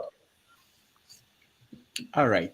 Thank you so much for joining us today, Chika. We appreciate your time, and hopefully in no distant time you'll come back and and we always want welcome to this show. So, Dr. Damages, has Chika thought about writing about the last daughter or Odunwa? Okay, when you read the first one, you now tell her to maybe she should write the second one. What a great man you are! You are such a great man. Thank you. Unless you have a final word, so you can. No, thank you very much. It's been wonderful. Thank you all for giving up your time and to be with me today. And thank you for having me on the show. And now I go to see my parents. Take your bow. Take your bow. Thank you. Appreciate it. All right, so guys, we'll take a little break. When we come back, we will do a recap of what happened. So just a minute, we take a break. Chika, you can yeah. Okay. Let's see. Igbo basics.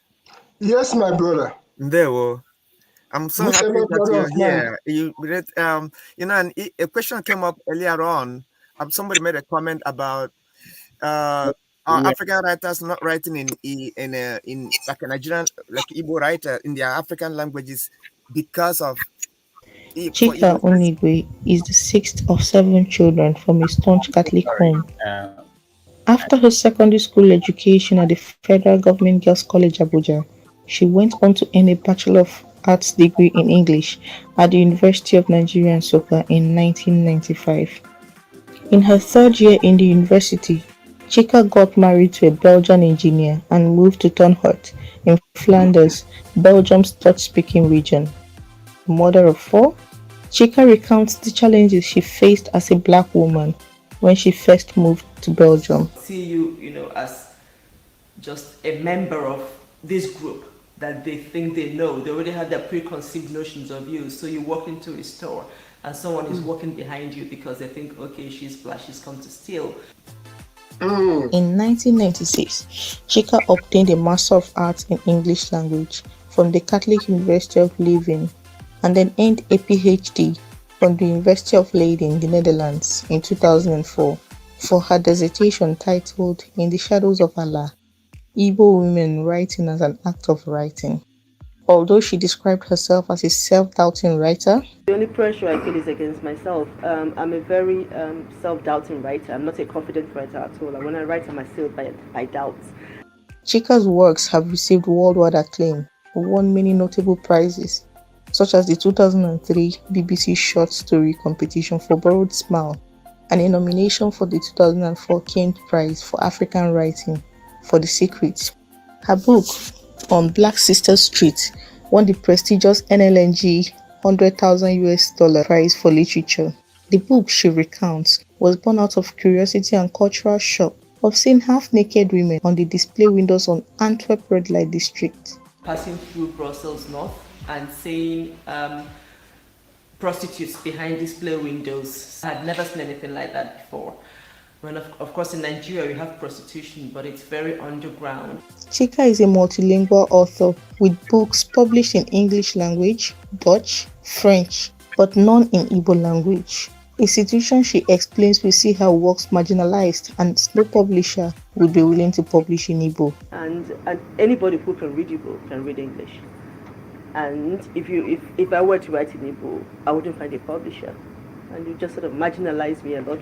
Chika constantly finds a way to infuse the Igbo culture and language in her books and speaks passionately about the decline of the Igbo language, identifying the problem of untranslatability and untranslatability, and preferring solutions on how we can preserve the Igbo language. Work on preserving our language must go hand in hand with growing it. There has to be a structure and an intentionality to it. Igbo experts and schools and Southeast governments must work together to create.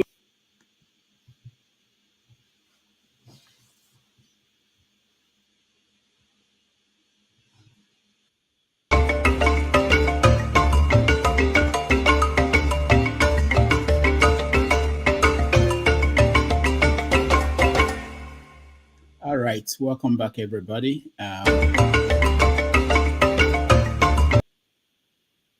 I don't know what's happening today. Welcome back, everybody. All my computers are frozen.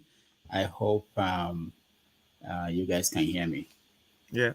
All right. So, okay. So let's get a recap. What is your impression? I like CM talking about always lobbying for. I like Oh yeah, Lexi this about thing. I'm not Chinua about it. Achebe. Because yesterday I was discussing with a friend about I think the whole thing started about who is a nationalist and all that. We're talking about why the Southwest the Yoruba people like Awolowo based on what he has done. So for the fact that he was able to spread education and a generational thing, generation will come and talk about that because of the impact. And I linked that to Chinua Achebe and Wole Soyinka. And I said the reason to me why Chinua Achebe resonates with people and is going to stand the test of time, generation will come and celebrate him, is because of that single artist fall apart. It's more of a revolution, just like what a Rex Spawn is to Leslie question. So that actually hits me like, wow, that's exactly. I mean, I thought that, and so that for me is the it caps everything for me. So it's as if our thoughts align, and the fact that then Leslie asked that question, coming from somebody who's been around for a minute, it's means that. And again, when I see people, the question that I think the first three of us, I mean, pretty much everybody else was the concern that how is our work going to impact the people on ground in Nigeria. It says a lot about where we are, even though we diverse about the whole Nigeria thing. That means we actually care about where Nigeria should be or where we are headed. So that actually, make it for me by the interview. Very good. Let me Actually, say. listening to her clips, listening to the clips that we just saw of her just reminded me of the question that Uzo was heading out to about the Igbo language, books not being written in Igbo language. Having been in this field for quite some time, it reminds me of Dr. Moene tells me sometimes that Igbo na adobe. In other words, writing in Igbo language purely, you're not going to get rich off of that. But writing in English guarantees you too that you will not get rich. so it's not the fault of Igbo. Igbo basics. My question in that line is now we are trying to perfect the way we write in English to even our born kids. Now the English world, right, the Western world is declining. Let's assume in the next 50 years, China might take over and they begin to enforce Mandarin, right? 100 years time, everybody begins speaking Mandarin. So are we going to be forcing our kids to go that direction? What am I trying to say is that how long will our individual dialect even last with the way the world is going? Are we going to be speaking Igbo or Yoruba outside the next 200 years in that space? What's that probability? Actually, in the house here, I have Igbo Bibles. Bible completely in Igbo. Over there and over there. Yeah. But what is the probability that your 10th generation to come can understand that? Here is what we are at the crossroads. Haven't been in this thing for quite some time. Uche Obuaghu, the comedian, once came here with his bad condition language. And the concept was that if he was doing his program in English language, that he probably would have sold more. Much as I'll try to disagree, and just like what Dr. Damages just mentioned now, Igbo language is not really, it's a tough call, but many people are out there still writing about it. It reminds me of Philip Emeagwali writing in Igbo Basics in 1997. And he wrote an article about the last speaker of Igbo language dies. And he painted a picture into the future. But for the fact that it's not official in any of our dealings, isn't that a sign of... Here is what it is. Here is what it is. From the curricula in schools in Nigeria, which is where Igbo language is originally based, they don't encourage that the same way that they have been shoving away history from the curriculum. So that's what I'm saying. Isn't that on the beginning of the end? Isn't that on the beginning of the end? No, it should not be the beginning of the end. If we don't say that, can I share a perspective? Hold on. Let's see, and then I'll come to you. All right.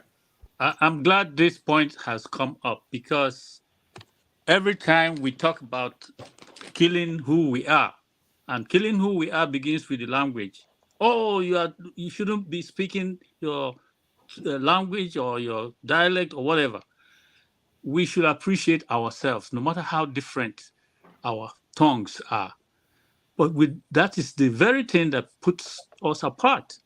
Now, I asked the question that Chika answered. I was so satisfied, just like our brother said, that that question brought something good out of her to his admiration. All the time, we talk about vernacular, and people are punished for it in the boarding house. I went to school where we couldn't speak vernacular. If you spoke vernacular, the prefect that books you will submit that, and you have to pay fine for it.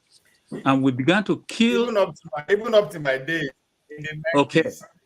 So,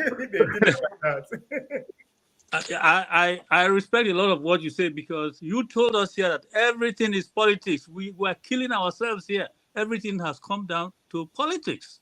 That's what we have seen in this whole thing that took place. You want the speech of all of us here.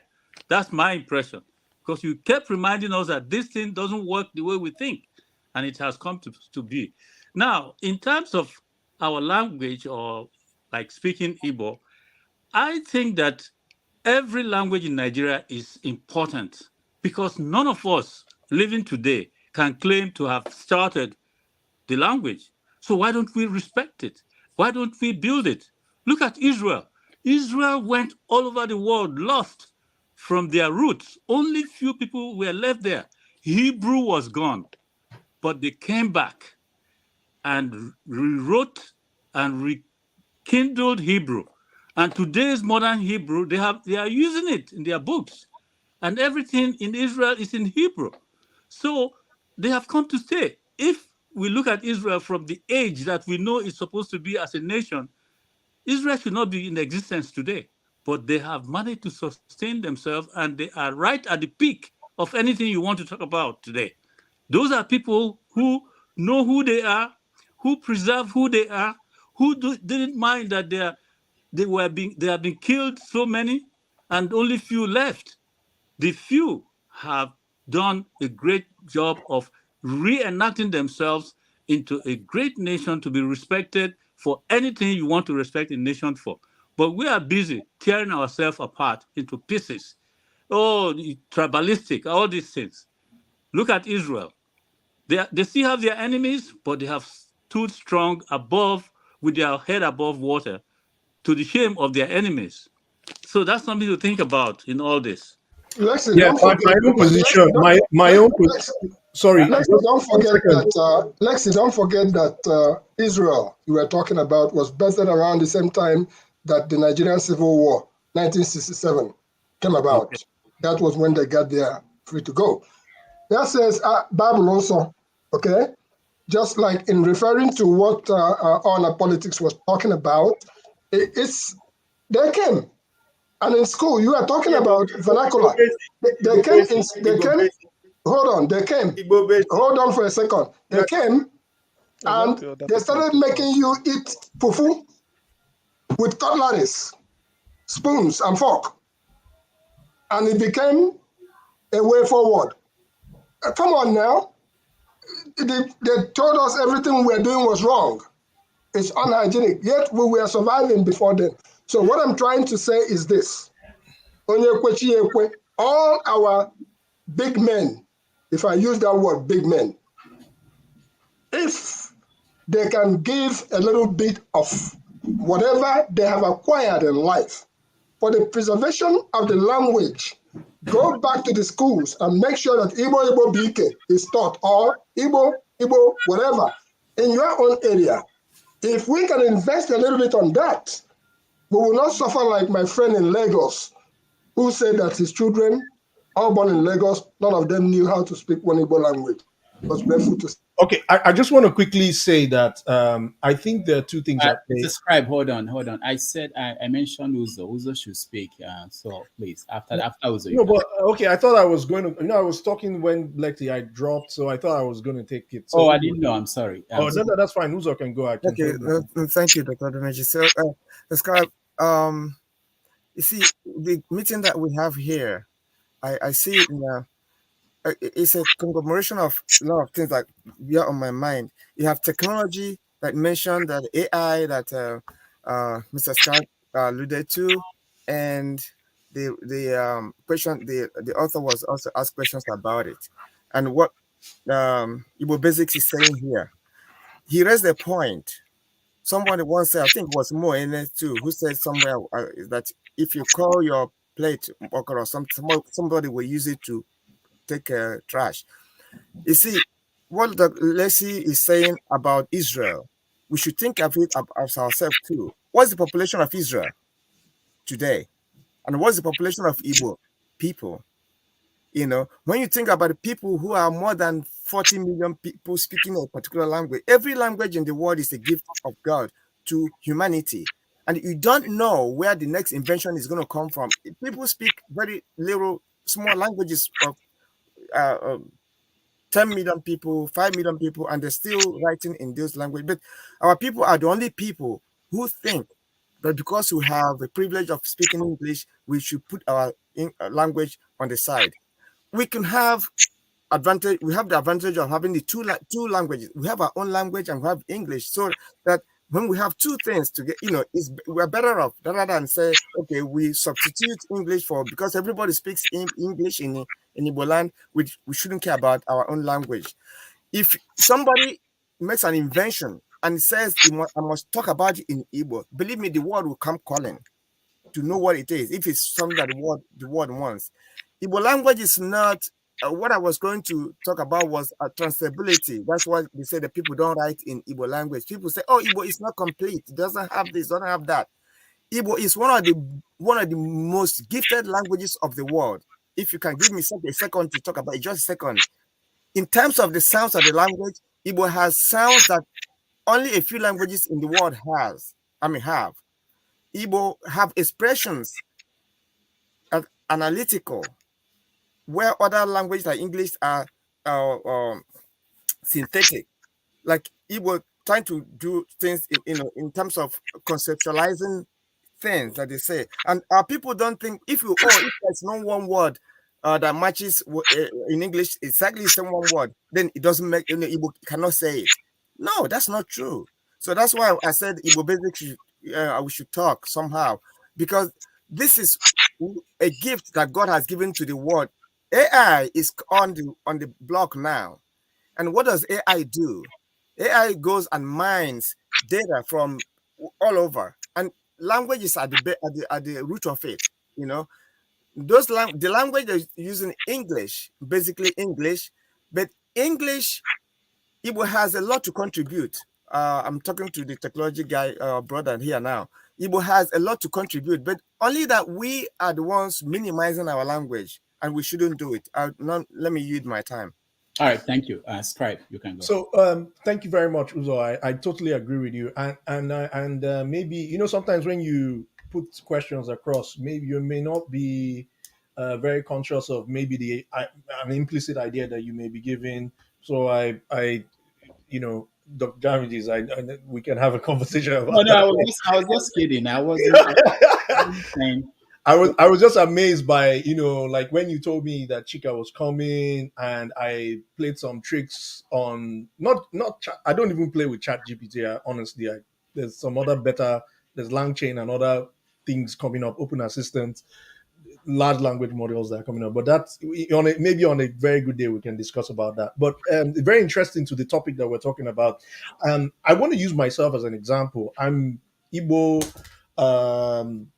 I'm born in Lagos, and I know this thing face value. When we were growing up, I grew up on the island of Lagos. I went to school on the island, so vernacular was highly discouraged.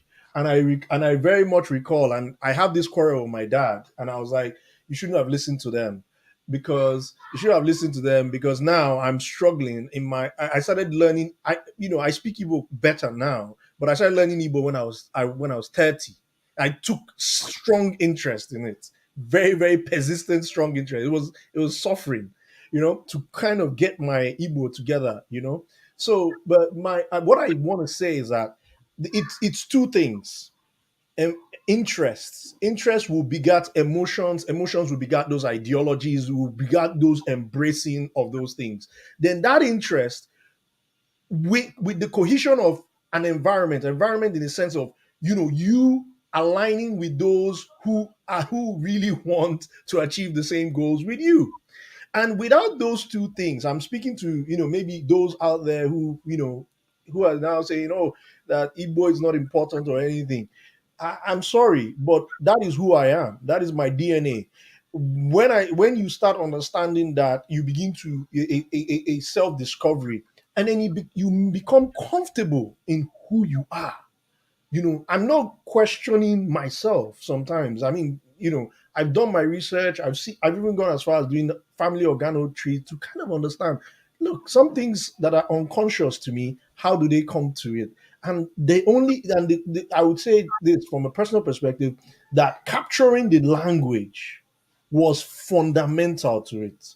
And then that led to these kind of things, that you start aligning yourself with environments and things like that. That way you begin to be comfortable in yourself. I want to say that there's nothing anybody will tell me now to to not embrace who I am. Like it's crazy. But I grew up in those environments where I was technically told that I'm not who I am. So I just wanted to add that perspective from a very personal angle, that in case anybody finds this helpful, that take these things seriously, create that interest, and that is the only way the language can listen. I know the politicians have their way and have their things to do, but if individually we do not generate that interest, I don't see any way forward. That's my submission. Thank you. All right, thank you. Let's hear from electricity, and then I'll come back to you, Lexi. Just to be sure, because I just joined, you guys talking about Igbo language or what language? Please bring me up to speed first so that I don't overshoot. No. We had a conversation with Chika Unigwe, the writer, and we were just talking about things that came out of that conversation, and one of them was Igbo language. So, but we talked about a lot of things. So, okay, if it's about language, every language is unique in its own. I mean, as far as I am concerned. So I won't be able to say. What is your language? Pardon? Your language, what is it? I'm an Ijo man from Bayelsa, Ijo. Do you speak it? No. Unfortunately, I don't. So that's what we're talking about. Why don't you speak it? I'm not saying it's your fault. Because the environment. I think it's because my parents, they they spoke it, but I grew up in Lagos. But that is not an excuse. I don't have any excuse. They just don't let me make up any excuses. It's a painful thing that I don't speak it. I wish I could speak it, and it's a painful thing that my kids also are not speaking it, and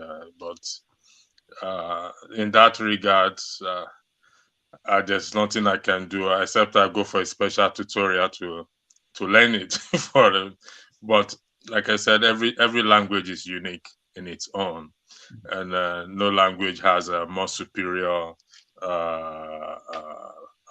sense than the other.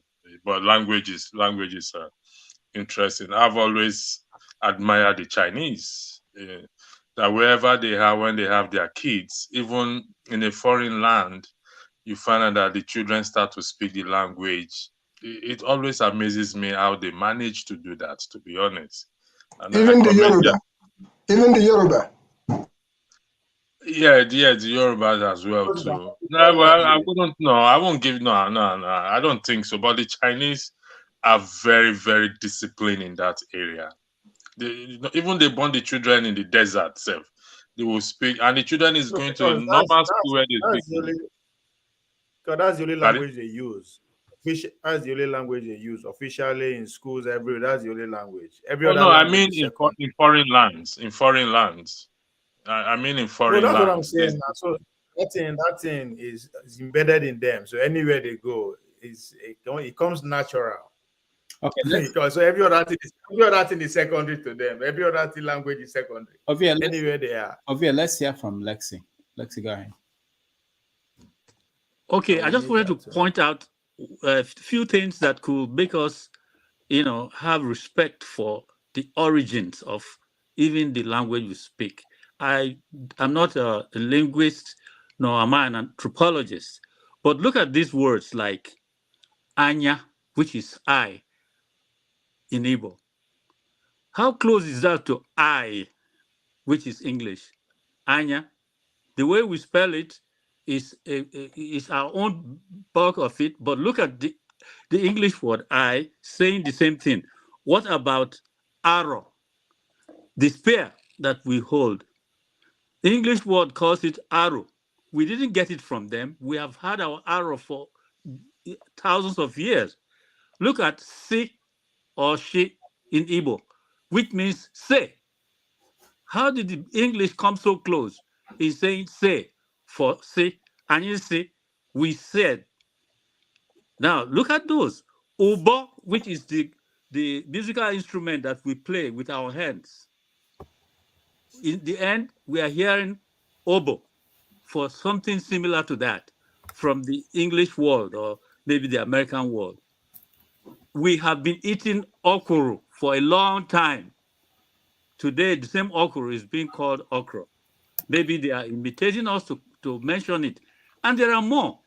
Then between the Ijebus in the West and the Igbos, you will be shocked how many words that come pari passu with the Igbo. When you say fa in Igbo, which is either ha or wa, the Ijebus use the same word fa, even though they are Yorubas. You see, Orombo for orange. In Igbo, Oroma. How close is that? Why those stems come that close? And Ibi, Ebe, where? The place you are going to. The Jabu will say Be. They will not even say Ibi. Say Bemulo, where are you going to? It's the same word, Ebe Kineje in Igbo. There are things like that. So we should respect our God-given things and not rubbish them. Let everybody hold strong to theirs the way it is, and let us respect one another. This is my point that I'm trying to make. You raised so many interesting issues. So, people who study anthropology, they will tell you that all of us in West Africa, most of the ethnic groups today, especially all the people here, Igbo, Yoruba, Ijo, they are from the same Bantu group. That left the Central Africa, East Africa, and started spreading across Africa. The same. There are places, I have friends from Kenya, especially the Luos. They answer names that are exactly like Igbo names. They could call any Igbo name, but no matter how complex it looks, because they have similar names. They have all the Oko, all the Oo in their names. So because we've not explored our history, we tend to more or less want to fight. Want to fight about it. Nobody asking where we are from, who we are, where we are from. Nobody is asking that. How do we end up in that space? So we don't spend time on that. We'd rather look at what we see today. I like what electricity. You think everybody come from us, but we did not come from anywhere. Every other person come from us. Hold on over here. There's something that not just Mr. Scribe, also people who grew up in Lagos. Most of them, we don't see this, that what Lagos does to all the different ethnic groups. So people run to Lagos and then they end up having children who are Lagosians, just like the way America makes people who come in here. You may restrict yourself, you may hold yourself, but at the end, your children will become Americans, nothing else. If you try to force them to have one foot in wherever you come from, their next generation will become Americans, period. They are not going to remember that they were Irish or they were Africans or they were whatever. Sasha Obama, and they are not going to ever think they are from Africa, East Africa. Obama can go there and take pictures and come back, but that's it. You know, so that's what is happening, and we don't see that part. We only see the fight we want to fight today. Nobody can picture. That's why I ask people who talk about all these divisions 200 years from now. What do you think? How do you think Lagos will look like? How do you think? Just thinking about it, imagine that you'll be scared. You'll be scared about the fight you are fighting today, the war you are fighting today, how you see life today. Anyway, anybody else? So get Mandarin. What I want to. Oh, TM, go ahead. My take is actually on the session we had with Chika Unigwe. The thing is, listening to her reel out Nigerian writers, when you ask her to writers that interest her, starting from Nigeria to any country, she was ruling it out, and I keep listening. You see, what I can say is that I have to sort of, commend Nigeria for turning out the caliber of writers that has come out of Nigeria. I think if they want to judge Nigeria based on the quality of writers Nigeria has produced, Nigeria will be a first world country.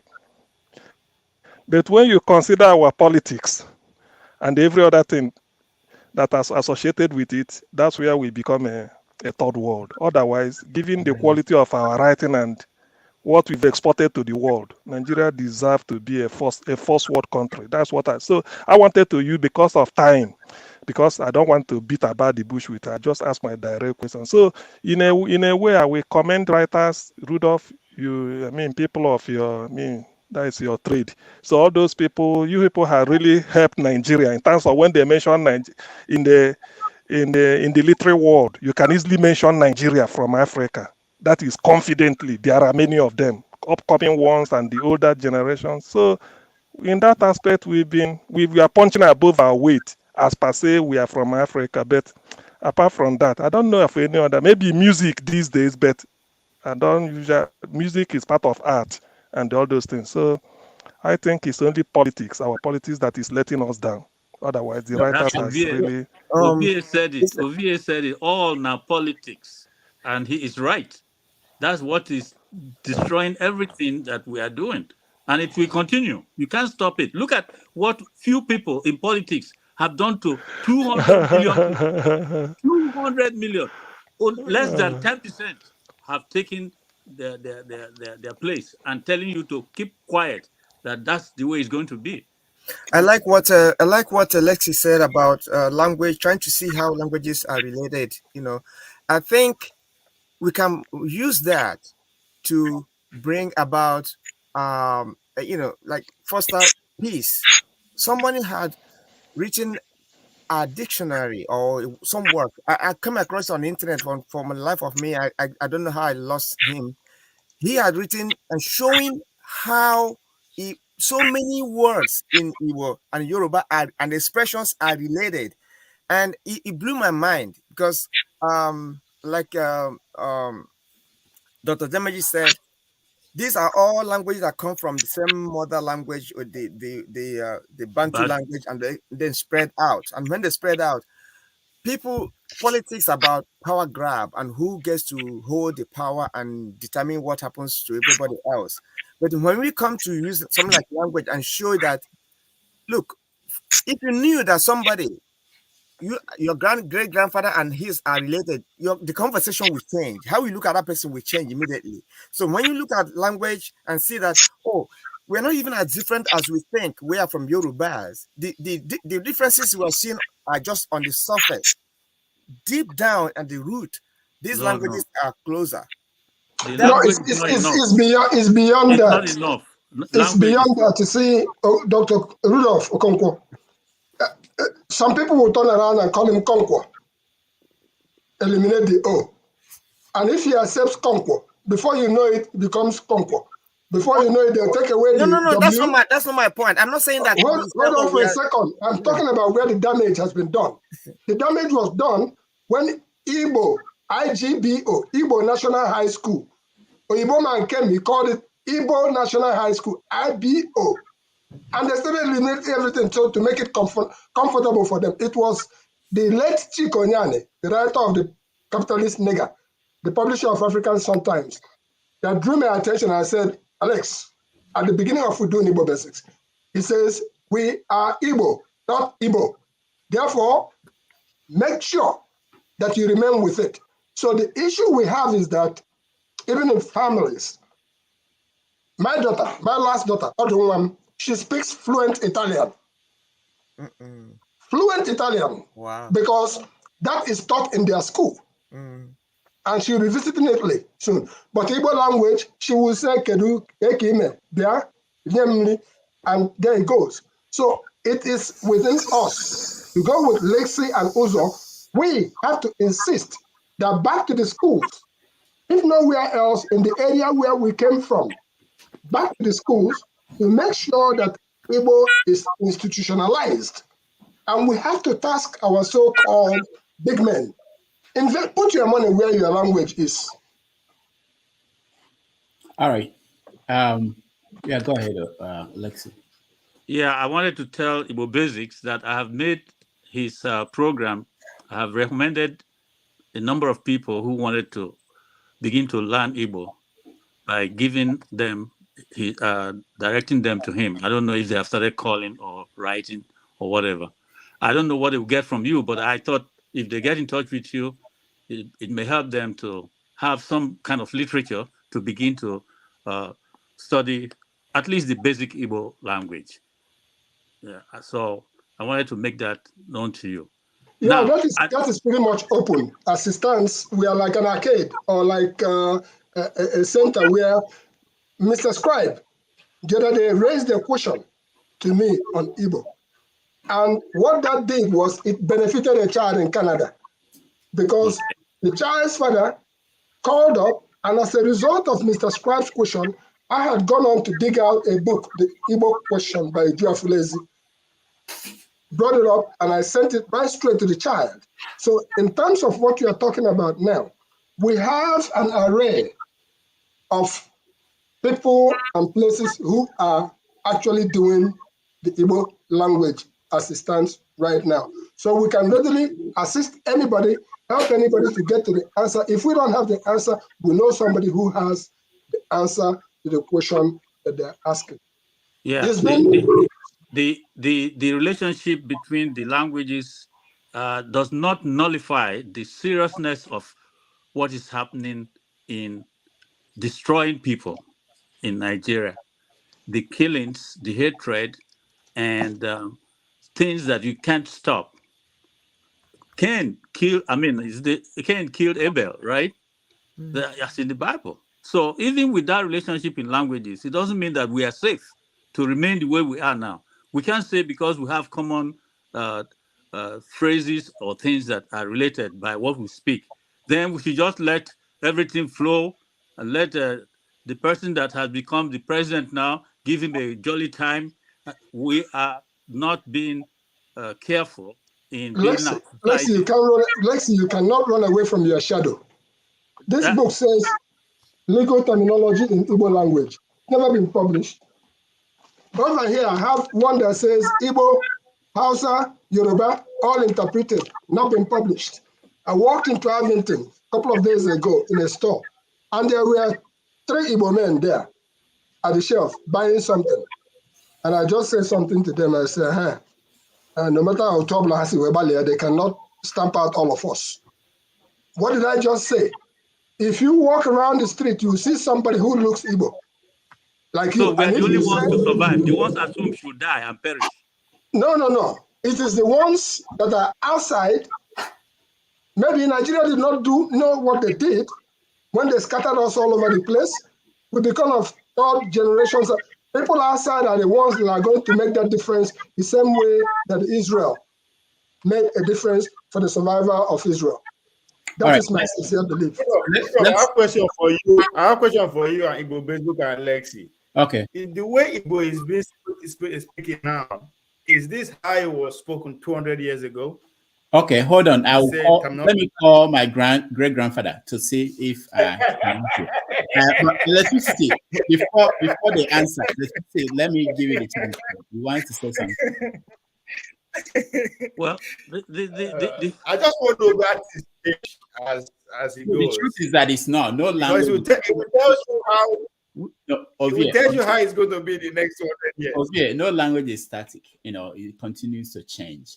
There are people. You see, the problem with what I think it was somebody said it here. What was going on is that there's a problem. Chika also mentioned that there is a problem with language that you don't have people who are constantly studying it, writing it, and reading it, because you don't have people who are advancing it and improving it. When you look at English, every year, Oxford Dictionary, we add new words to the English language. Okay, that should be happening with every other language. If you're not adding new words, new expressions to it, it's going to die.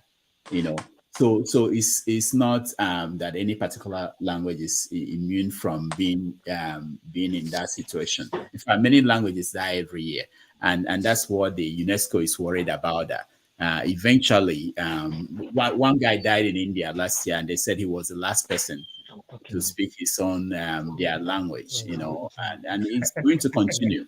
You see Lagos, what Lagos is doing and nobody noticed is that Lagos is producing people who can speak any other language other than English.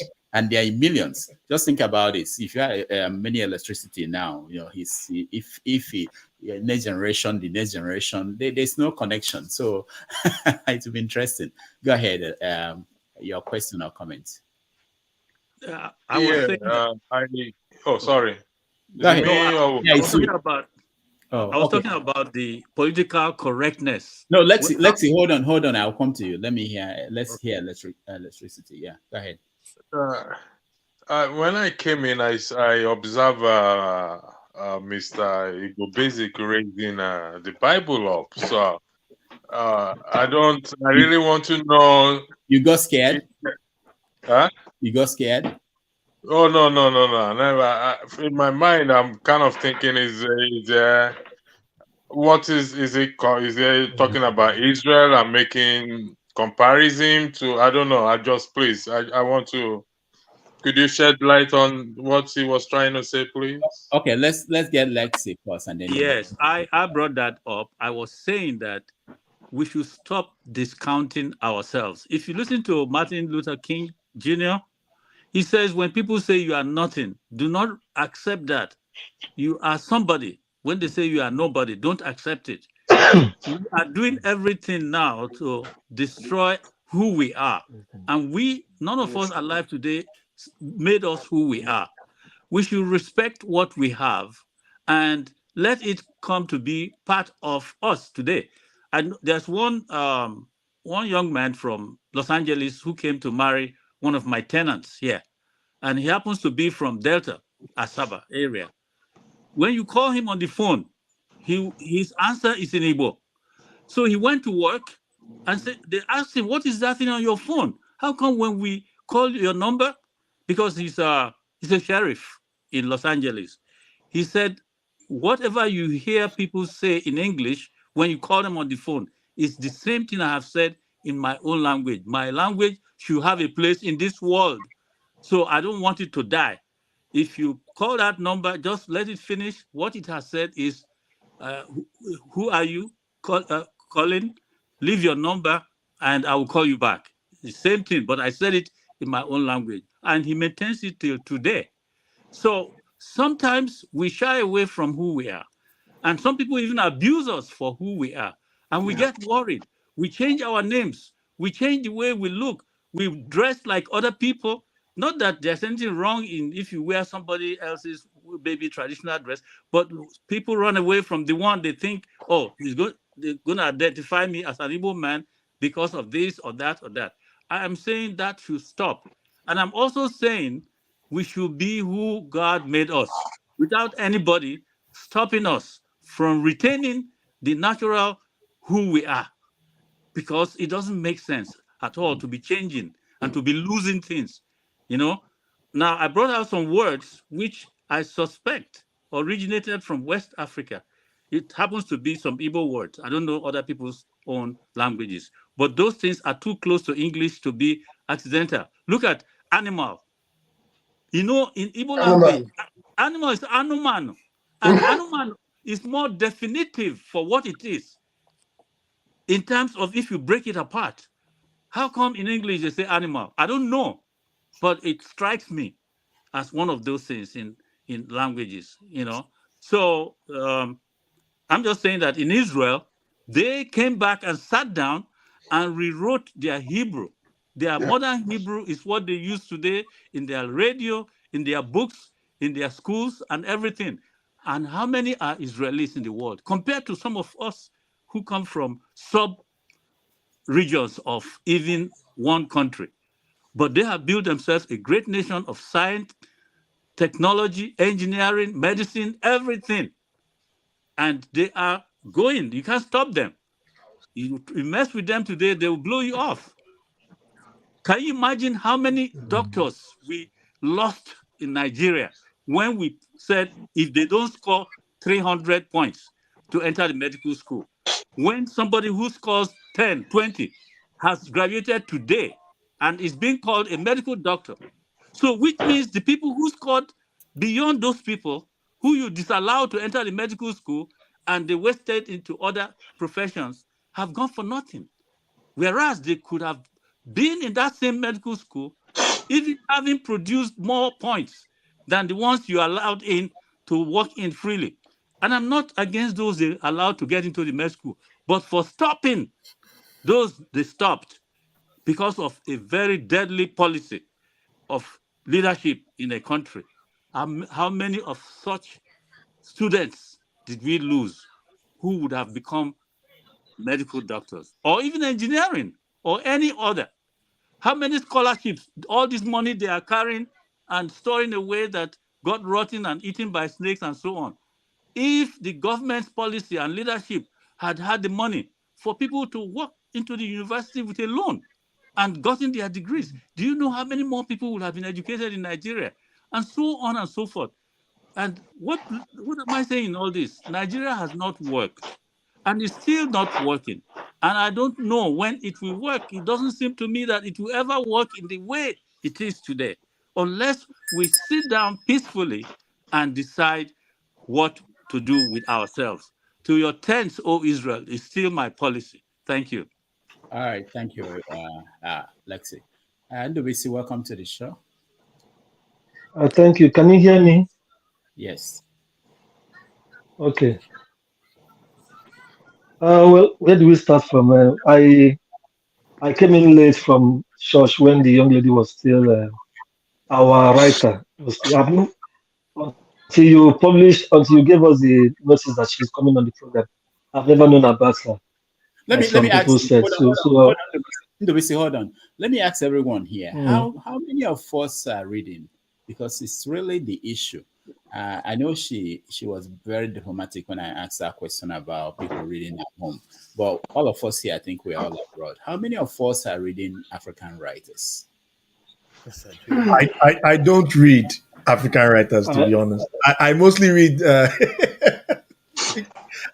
history. I'm studying law now. I know CM reads, but who else has read any book by an African, a novel? Yeah, I do. I read previously, probably secondary school days, my higher institution days, and shortly after. In the last 5 years, in the last 10 years. No, I've not read. Anyway. I only picked up Chinua Achebe's There Was a Country. No, okay. I ordered it from eBay. I've read. The fatherless people. What's his name? Yeah, Yoruba author. Who is speaking? You've not read that book, The Fatherless People. The Fatherless People is Ogeda speaking. Okay, Ovie. Okay. What did you say, Ovie? Say that again. I can't hear you very well. The Fatherless People. Okay, I don't know about You've that. not read that book? Who wrote it? By Wale Ogun. That's the former Minister of Finance, Heather brother. Okay, no. When was it published? All right, let's say CM. I can't hear you over here. If you are talking, something is wrong. The thing is, My network. in fact, the favorite books I read are African writers. I don't know why, particularly Nigeria. Benokri, The Famished Road.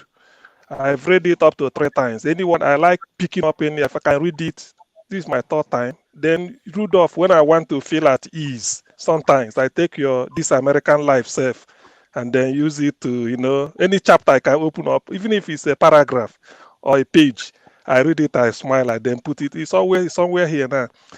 Chimamanda said, I finished, I cleared all of them. Then, what is this man? Chigozie Obioma, the orchestra of minorities, the fishermen, those 2, I've read it. And then, what is this chap? Helen Habiba. There are some of his books. Is it? Oh, okay, Habila. Yeah. Then there is this chap. He's a public health consultant, but what is it? Rudolph. Yeah, Ikanya. He made me read Arundhati Roy, The God of Small Things, because he said that book inspired him. Then he has to go and do a degree in creative writing. But for me, I said, do I go and start doing all those debates? I know the thing is, let me now explain. The thing is, I'm of the science background, and I so much love my clinical biomedical science. But the artistic side of me, apart from dancing, is to read art. You can dance? Hey, Datego, Wutiego. Oh, you saw that. You have to host us in New York so that everybody will come over. And, that is, you will spray me. Can you send us this is 1 minute? Traditional. The only regret, let me put it this way, the only regret till today, not that I can't do it very well. Pifri Ibuoja, flute. That is the thing. That is what left. I can dance any traditional dance, English. I remember when we used to learn Michael Jackson backsliding in those days. So how you going to we do all the just close the door, a group of boys, we'll be learning it. So that when we go to party, Mpiaka, that one that you put your arms together and then I used to do that, but now I don't know what happened. So CM, probably, thank you. Yes. CM, let me hear more. It's very important. It's why I want CM to talk about what he has been reading is that I'm hearing noise. We expect to understand each other and ourselves even without reading what writers. I don't care who the person is. It takes a lot to write and sometimes years. This book that Chika wrote that just published was started in 2014, almost 10 years. I can tell you people like Cocaine Debate, there are books they are writing that have been written for the past 5 years and it's going through editing, so it takes a lot for it to be published and we don't read, when especially all of us that are outside the country, it's not about whether you can afford to buy the book. It's just that it's not part of what we do. And how do you support the writer if you don't read their work? So exactly. So even Oken Dibe from Arrows of Rain, Never Look American in the Eye, I wrote to him, say, why not write your Biafran Eyes? Develop it to be a novel because I read the essay. So the thing is that I like reading Nigerian authors. I don't know why. I'm just like by default. I like Shoyinka's, what is it called? Shoyinka's the book of plays. I think volume 1 and volume 2. One is 10, one is other. I have it. Just I've read all those drama. I have Shoyinka. I read it. Penkele Messi, the Arcade Years of Childhood. I've read all those. Then the one that I like when Shoyinka is angry, like what he wrote about Abacha, the open soul of a continent. he finished up. When you read that book, you know that Shoyinka was really annoyed with her. In fact, a lot of things. And it's a pamphlet, but I like it. So I've read virtually, not really virtually, but I've read quite a lot I can lay my hand on. Achebe, all the Achebe, whatever Achebe wrote, Home and Their Way, Something and the Impediments, Arrow of God, Things Fall Apart, Man of the People, Antis of the Savannah, there was anything Achebe wrote. Then, what is it called? And the trouble with Nigeria. Everything Achebe wrote, I have them in my library. I have it. So I maintain this. I like reading because I don't want to miss out. That's why I don't want to. That's just like I don't want to miss. I want an all round. I all round in everything if it's possible, but I know it's not. But I try. Then complement it with my with with the artistic dancing and all these things. I like it, but I don't want to lose my background science. So I don't. Diagnostic medicine. Yes, please. I don't want to lose that. Yeah, so it's good that you're addressing this issue. It looks like you read African writers more than any of us here. The question I wanted to ask the author, and which I didn't get to chance. I think I did, but not exactly the way I wanted it. Today's writers, what's the goal of today's writers in terms of making our society a better place? Because you're writing and talking about things that are happening in families and stuff like that, but then there's also the people who we are as a people and how our faith, not our faith, how our life is directed. In fact, it's political. I mean, because these are people who hold. You write about a road from. Okay, Uzo, I know where you're going. Let me answer you, because I just read this novel that she wrote last night. And while I was reading it, and she was surprised that was what was going on in my head. She was telling a story about this family and the tragedy they faced and how they responded to that. But I was thinking about that family as a metaphor for Nigeria and the tragedy of Nigeria and how Nigeria is responding to that. There was an issue of people saying, let's move on in the family. The main character was worried about the mom and the little sister, talking about moving on after they lost their father and their sister, senior sister. And I was, in my mind, I was reading it from the political angle. I was thinking about, this is like Nigeria. This is actually, and she was surprised that was my interpretation. And I know that in one interview, Achebe was in South Korea, and someone was telling Achebe, this year, Things All Apart is about what the Japanese did to us. And I was surprised. So for the South Koreans reading Okonkwo, the story of what happened to people of Okonkwo, Umuofia, when the Europeans came, they saw it as, this is what happened to us, South Koreans, when the Japanese came. So writing and stories will take you to places you've never been. Move you, take your mind to think about things you probably wouldn't have thought about without reading these books. So it's really very important for us, especially people who are influential, which all of us are, that we read and be able to share the ideas and the stories. Otherwise, when writing stops, then the society will pay a price for that. And part of the thing that happens with movies also in Nigeria is that most people who tell stories now in Nigeria, they want to tell the stories through the movie industry. So in the past, when I was growing up, you have pesetas. I don't know how many of you read pesetas. Yeah, we read that. I remember pesetas growing up.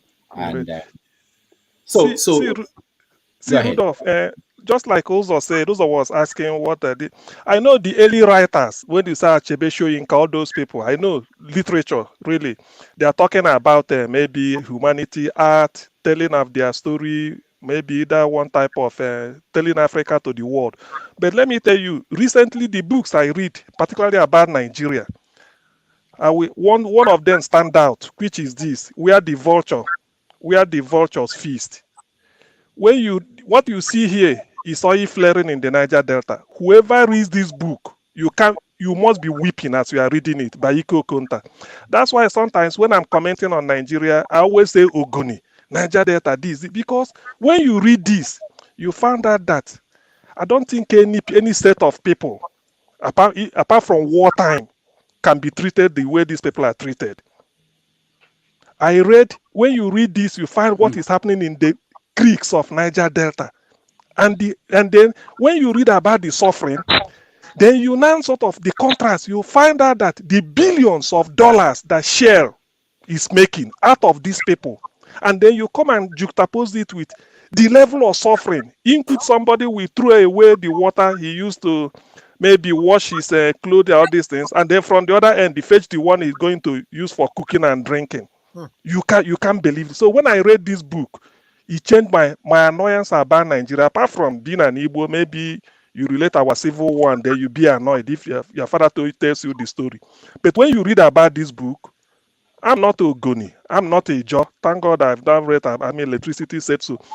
Then you read about this, you weep, you will cry. You say, What's what? the title? The title is called Where Vultures Feast by Iko Okont and Oronto Douglas. The Oronto is dead now.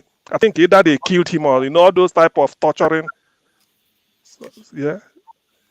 Electricity. Go ahead, electricity. Electricity. Go ahead. Yeah, just to further buttress your points. It's difficult for me and CM to agree, but we're agreeing on some things. just on the joking side. Actually, you don't actually need to read the book as such. Travel down there. I mean, reading the book is good, but when you travel down there, you will see what's actually going on. But like I still hold to my argument, and I will ever hold to it that I work on the oil rig, and so I know what it is like. I work on the ship as well too, and I know the how disadvantage with the play stores. But I'm still gonna hold our leaders responsible for that. I'm not gonna blame Shell. I just have to be honest. I'm not going to blame Shell or Mobil Exxon, or it's because of what we allow, and that is why it's happening. There are countries that they exploit oil in them, and Shell don't behave the way they behave just because their leadership or the leadership in that country put them under checks and balance. So while I understand that we're going through certain things back at home, I blame our leaders. I also blame all citizens because we hold the power. We hold the power to deal with these people respectfully and to take back the country and run it the way it should be run. So when my mother was in the village, I go to the river whenever I travel to see her. I fetch water. The same water we fetch is the same water we bathe in, the same water we drink. So I know these things, but nevertheless, we are not different from other parts of the country because the basic necessity is affecting everyone, not just the Ijaw person. The basic necessity. You see, the contrast is that you bake the cake, they lay the oil. See, without those this thing going through, oil pipes going through, it may not have damaged the environment.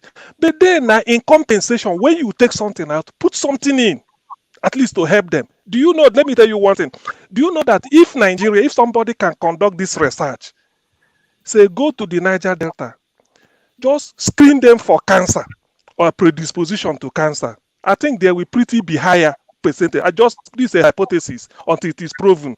Then why am I hypothesizing like this? Because their exposure to toxins, to chemicals, either through the one they breathe, or yes. So that thing is enough. The only that people might not know. Maybe in future they will say, look, people from this area, this type of what is it called? This type of biological constituent is higher in people from exactly. So all those type of things. But when you look at it, I mean, I know that our leaders over there are failing in the mainland and then in the uplands. But this area, because you get something. Okay, let's assume that they are not prospecting for oil. The ecosystem would have been the natural the way it is.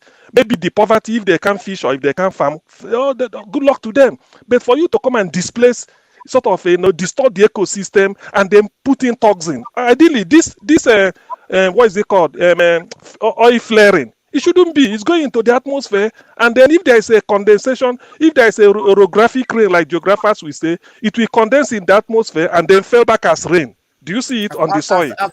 Yeah, but there's gas flaring. There's gas flaring from the Warri refinery. There's a continuous gas flaring from the Warri refinery. It's on there, and the gas is so expensive to buy. They just burn the thing into the.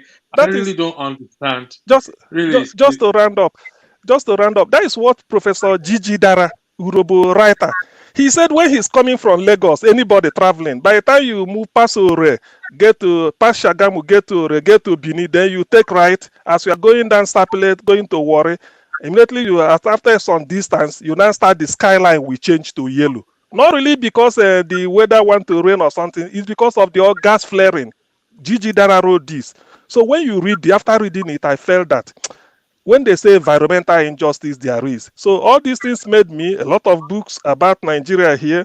Nigeria on the Brink, Nigeria, What You Need to Know, The Complete Nigerian by Peter Nahoro, the one that died last week or soon.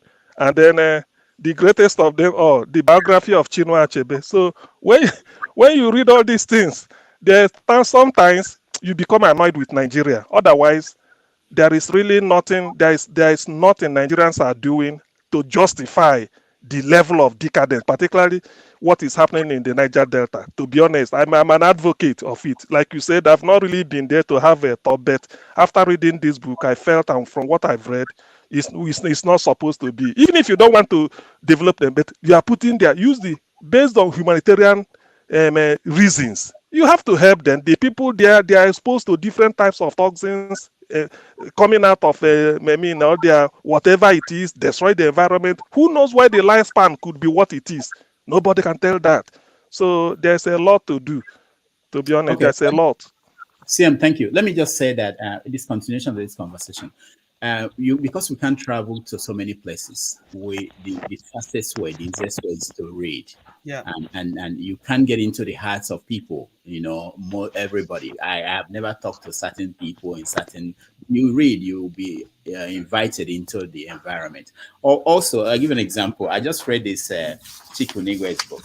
I've never been to Obiago. I hear about Obiago in Enugu. I was scared by what I read. She takes you there in the novel, and the people who live there and the division. There's so much you'll learn by reading that it becomes like a foundation to whatever argument you make, whatever you propose. You have the backing of these works by these people. Even when you don't agree with somebody, with a particular book or idea, you read them still. Because when you're reading them, you may force you to understand why they think that way. Anyway, forefathers, welcome to the show.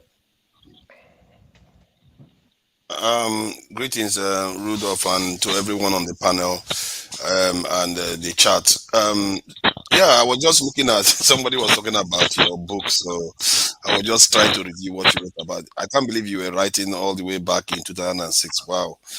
That's a long time ago. 1999, before then. You see, The problem is that we don't know what we got. Here is Rudolph here, because I've had the privilege of meeting him one-on-one a couple of times. Such a great mind we have here. The way he reasons, and personally, I don't praise people. Doesn't matter who you are. But when I have the privilege of running into great minds, I do say so clearly. Because I've had the privilege of being in the presence of Chinua Achebe, Okendibe, Chika Unigwe. Name some of these people. I've had that privilege. But what Rudolph Okonkwo comes across here is a mind. You be thinking something, it brings it a boom. Just ask one question right there.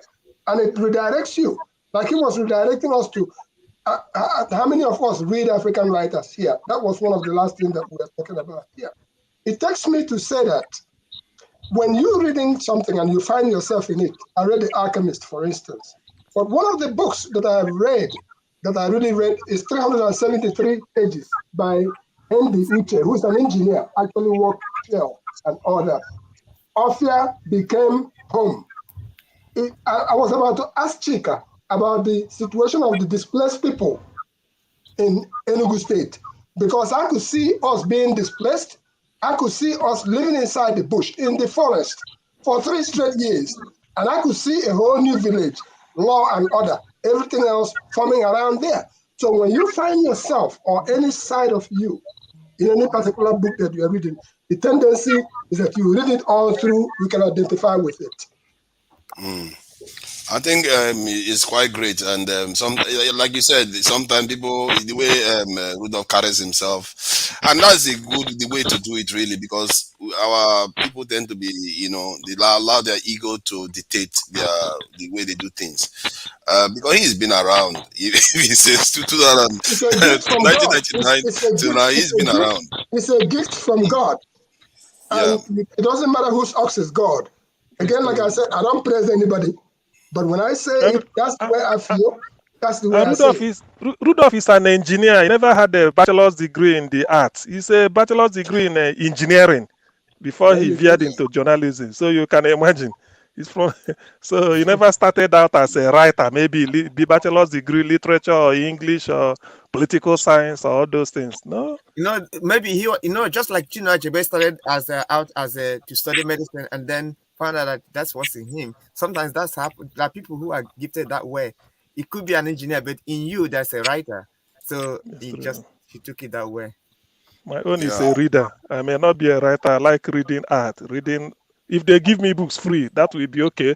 So if people like, particularly if I meet any author, I would like to have his work or maybe a signature on it, say take. I like it. So yeah, it encourages me anyway.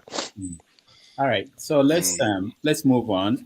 If there are other conversation around, where is Scribe? Scribe shocked me with what I think is something that this is what I plan to do.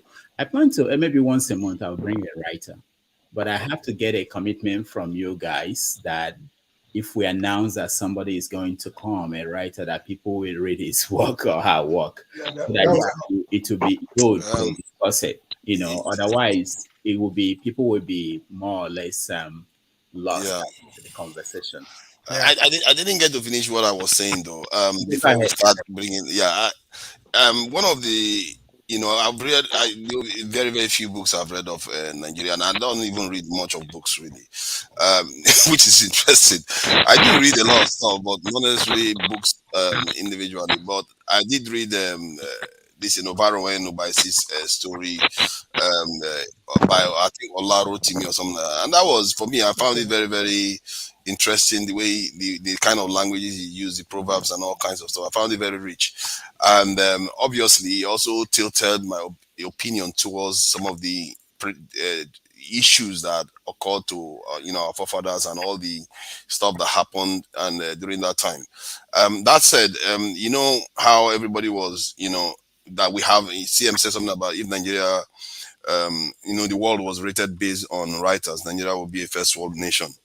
Yes, that is true. And the point is that they allow you space to operate, and the space they allow, you have to remember, is for their own benefit. You are writing in English language; it's their language that you're writing in, and it's their own benefit that's why they allow you that space. Like the African Americans, they allow them a lot of space to do things, like in the music, arts, but any strategic stuff that is critically important to your survival, they leave it out. They ensure you remain completely oblivious of that. So I would like to submit that if we are to be having people here, we should be having people that are of technological background. These are critical things. In Israel, I just learned that they are trying to even create a nuclear fusion reactor that can be contained in a container. And because I've worked with a few Israelis, and if there's anything, don't bet against those people. They are determined people. They are not playing around.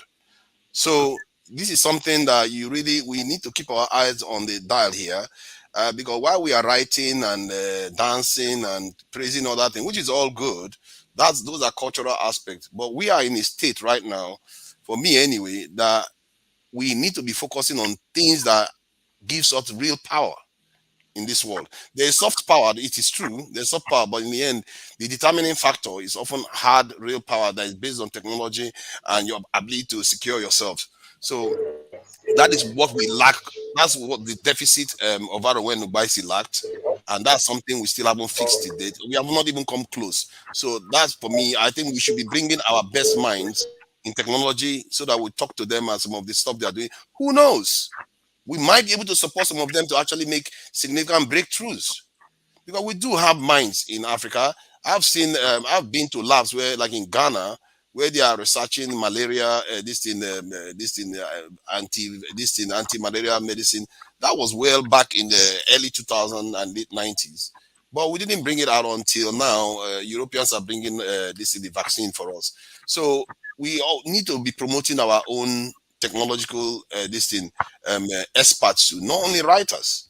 You see what I mean? Because these things are the most important. That's what we lacked, and that's why we are where we are today.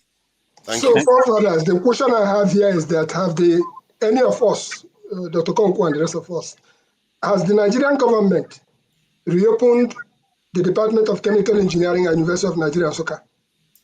No. There you go. That is what we are talking about. That country shooting itself on the foot simply because they are afraid of Obunigwe and the people who have already died, who manufactured those equipments from there. We should not be importing arms from anybody. Nigeria should not be importing any arms from anybody. Now, let them go back and reopen that institution, that chemical engineering department of Nigerian University of Nigeria, and then we can go from there. There are institutions like that across Nigeria that has so much to offer the world. But because of our so-called leaders who says the invention of 419, everybody must get rich overnight, they forget the goal that we are sitting on. And then we are now exporting talents around the world without actually harnessing the things that we have within us. I think you are right. I think some of things they need to reinstate it. You have to reinstate, no matter those days are past where you have to be worried about, Bunigwe and all that stuff. And this idea that some parts of the country they give them different scores in terms of ability to attain a certain educational training, like in medical and all that stuff. No, you shouldn't be doing that. Right now, we should be going flat out. The best mind should be allowed to advance. We should be going flat out to achieve this in higher, this in outcomes, instead of limiting any segment of the country. I don't subscribe to that because they don't limit themselves. Other parts of the country don't limit themselves. Look at what they are doing to this is South, where there's oil spillage and all the rest of it. They are all advancing while they are leaving us behind. It's just the whole thing. They need to restructure the country from the point of view that we can't keep limiting ourselves all because we just want one country. We should allow everybody to prosper. It's true. Let every flower, let all the flower bloom to give a good rainbow. Let every flower bloom. And it's going to serve all of us well. We don't have time to be holding each other down, because the other people are not going to care about whether we hold each other down or not. They're just going to take advantage of us, like they've been doing. I need to put a question to Mr. Rudolph, please. Okay, go ahead. Are you considering, it's a rumor. Let me put it this way. Any rumor that didn't come from me is not true. That's why it's a rumor. That's why it's called rumor. It is rumor that you are looking at contesting into the be a legislator in the next cycle of election coming. No. Are you confirming or denying that? Why not now? Why not? You should join them. Let me address something you said. Okay. So this is not about me, but let me just give you this example. I studied engineering. Most of you know this, and in my final year, I had to design a system. It's called the irrigation system. Let me just reduce it to that. At my university, which was FUTA. But I had to travel to UNN, UI, Ahmadu Bello University, and I went to their agri-engineering departments. And I saw, if you go there, and I wish people can go there and visit, you saw the works that students over the years, the prototypes of what they designed. We have done everything. Our students, our engineering students, they've designed everything. Like one guy designed a machine that you use to plant cassava, harvest cassava, process cassava. We've done everything prototype level. But the problem is that we don't have a system that will go and harness those knowledge, those works that have been produced, and make it something that the populace, the nation can use. So it's not about engineering and about whether we can do it. We know we can do it. It's just that we don't have a system. You can blame the private sector and the government, giving the environment for the private sector to be able to do that. And for forefathers, I want to say that one day I was traveling, I used my original passport, the Nigerian passport. You know, they put in your career, your profession. And when I got the passport, I was still a student. So we are all proud to say engineer, and I put engineer. So when I was traveling as a reporter, and I got to an airport in Britain, they said, "Oh, you said you're a reporter and you went to cover the World Cup in America. Why is this profession say you are an engineer?" So I was caught, and I said, "Well, yeah, I studied engineering, but now I'm a reporter." And he said, "Why?" I said, "Look, Africa, we don't need machines. We need to change the way we think first. The machines are already being done other places. We need to change the way we think." So That's an excuse. That's an excuse. That's an excuse. No, what forefathers, you also talk about this all the time. I think it's about the mindset, and writers are people, some of the people who help to change that mindset. The fact that there are people who are producing machines, you don't even know about it. Why don't you know about it? Because there are no reporters who are covering that, who are going there to say, what are we doing? There are some products made by Nigerians that are now being produced in Japan and exported back to Nigeria for Nigerians to buy machines. So these are some of the things. There is no...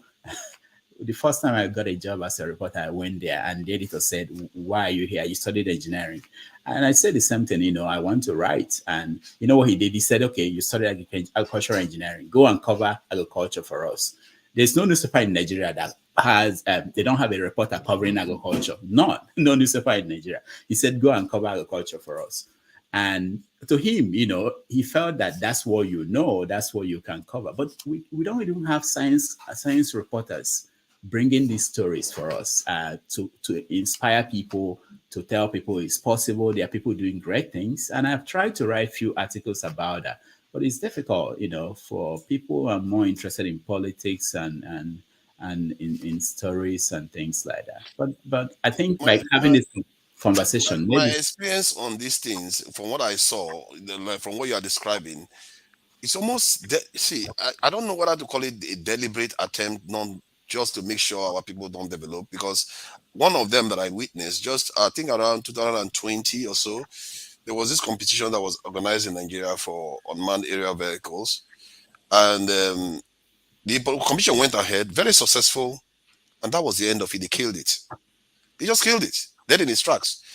Everybody that went to the competition was very happy. The stuff went well, and they rooted out so many talented engineers that can be able to design vehicles that can fly and all the rest of it. That was the end. They didn't try it again. So it's almost like we have a culture of not wanting to encourage innovation and technological advancement. We should, given the state we are in, we should be having inter-state competition, technological competition. Innovations, innovations, should be something that we should be more than sports, more than anything else. But we discourage it, and this is something not long ago, 2020. Those engineers that did those things, they are all in a WhatsApp group now. They are all from a small community. But the idea is that nobody is encouraging them. If anything, they are discouraging it from happening. Everybody that was there said it was a success, but yet it was killed. Okay, one last thing before I stop my stories. When I was in the university, we had a governor in Ondo State. I went to school in Akure. A governor in Ondo State, military governor, who was an engineer. I forgot his name. But the judge. Navy officer. Oh no, it's not the judge. I hope not. I forgot the name, but I can find it later. But it's in my memo. But this guy was an engineer, and he came to Futa and he gave us a grant to design water hyacinth harvester. because that time you have all the rivers in Nigeria, even in Ondo State, water hyacinth. So my university designed it. You know, one class started it, the next class we came in and we did part of it, and the next class eventually was finished and it was deployed. So, but that will tell you the difference it makes if you have people who can think that way. The problem we have is that the people in most positions in office and maybe even the private sector, they may not be thinking that way. We need people like forefathers to go home and say, you know what, this is my space. I'm going to do this now. I'm going to make room for something like this to happen. Rudolph, you've said footer, I think 2 times now. Is that footer or footer? I went to footer, accurate, not footer. Okay, not footer. Yeah. Go ahead, Ed. I apologize, but I concur with Rudolph for forefathers to go home and to Nigeria. He doesn't have to go home to Nigeria. He can function from wherever he is. I pay their ticket. I think that pay their ticket. Their ticket. One of the I will contribute money. I will contribute money because forefathers only talk. He doesn't. Him when he gets there, they send him like. You see, how do you think I know all these things? I'm on the ground in Nigeria. Come on, man. I'm physically engaged. When was the last time you were in Nigeria, forefathers? Rudolph, I think that governor that you had in Akure is one unique example, and it's an exception to the rule. I think if the country has to move on in terms of technology and all this we're talking about, it will never be government. Government experience has shown that the government is never interested in it, and when they're interested in it, those who are in charge, unless they can get out something immediately out of it, which will eventually kill it. They earmark 5 million for a project, and then they have to take half of that as their bribe or something, and then the work will just end halfway. It has to be, how can we get this going with the private sector? In what ways can it had to start, even no matter how small. The private sector is the one that will rescue, will bring this country. If you're thinking about it with the government, it's almost like building a house without a foundation. It will eventually collapse. It will never stand. So in what ways can the private sector get involved? No matter how, even if it means looking for funding from outside, whatever, how can this be done? Because look, we have to research everything, because otherwise the country will be talking about this tens of 50 years from now, still be talking about it. I mean, we'll be talking about it, but what are the practical steps to be taken so that somebody who makes an invention will have it produced, and then there's a time I have this proposal, and I think with what Rudolph said now regarding in those days, I mean, people cassava, a machine that can plant cassava, harvest it, and then process it, all those things. I was telling somebody, I said, with Innocent now manufacturing cars, why can't we sit Innocent down and say, Innocent, you manufacture car, you manufacture Jeep. Mm-hmm. Of course, you can manufacture buses. We are doing. This is something like all these machines used for mechanized agriculture. Like this one, Rudolph said that footer in Akure. Can you manufacture it? Of course, he will say yes.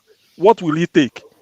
He could do it. Then we will start with that type of thing, so that type of made in footer, cassava harvester or whatever, will not be Nigerian brand. It doesn't mean whether you're not a manufacturer. So we start with that, because that is an ingenuity of the students, and the other universities will be encouraged. I've come to the realization that I said, I was saying as an obedient anyway, I don't hide it. Said, why can't we make it that no university in Nigeria should be connected to the national grid? You have all the departments of engineering generate your electricity. Every university in Nigeria must have a bakery. You don't go and supply bread to university. The students should be able to, there should be a food science and technology. There must be a bakery. It should be run by them. You don't need all those type of they done it already. Lasso just produced their bread this year. I think last month the VC was doing it. Lasso made bread, and they are using it in the school.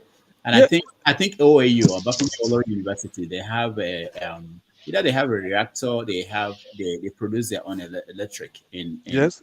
OAU. The So same thing with bleach. They have Department of Chemistry, Industrial Chemistry. I remember in class in those days, they say this is what bleach is, a sodium hypochlorate, or I did hypochlor something, the formula. So say you can produce bleach. It's not that when you are an undergraduate, you say, I'm going to the supermarket to buy bleach. For what? Jig, Parazole, made somewhere. The university should be able to, university should be a mini country of their own. Because that is where the talent will be coming out.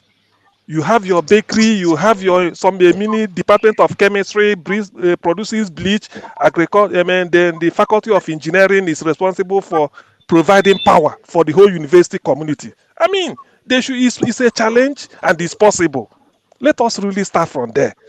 It's a challenge Okay, and it's possible. let me go to can I please? angle 90. Yeah, angle 90. Go Yeah. ahead. Okay, thank you, Mr. Rudolph. I want to come in from where Mr. Uzo stopped. He was talking about government, private sector taking the lead when it comes to what do you call it? Production of new research and production of those research. So it actually goes both ways. Both the government and the private sector have to come together. Number one is that there are things that you cannot produce, no matter how smart you are in a country, without the government allowing you to produce it. Like when you talk about UAVs or manned area vehicles, there are security vehicles, security stuff that it's only government that will give you the authorization to produce such things. Then if you have an idea or if you can produce it as an individual and government refuses to give you license, whatever you have done it for just like that, it's just gone. You understand? The same thing, there are instruments, there are equipments that you can manufacture. If the Nigerian, they call it NIS, industrial standards and all those things, ISO, I can't remember the organization that sees to certifications. SON, Standard Organization of Nigeria. Standard Organization of Nigeria, yes. If you manufacture an equipment and the Standard Organization of Nigeria doesn't certify it, you have just done all you did for nothing. So, like Rudolph said that a governor gave them a grant. It shows government taking the lead. So if we can have a government that is, science and technology inclined, government that likes research, that would like people to produce things, on our own, it will be better. So if you produce and government so if anybody can produce so and so thing, SON give the person so and so, it will be better. So this goes two ways. No private sector can just sponsor or tell you to come in and produce anything without the government. I don't know if you get where I'm going. All right, thank you. Who else has something to add? Oh, okay. Yeah, I wanted to add something from something I saw on the TV this morning regarding NNPC and some of the work they are doing. I saw that they are, they are doing this pipeline that they want to, the Trans-Saharan pipeline that they want to send all the way to Algeria. Yeah, they are talking about so many things that they are doing, and deals falling through and mismanagement and all the rest of it. And what I observed was that this obsession.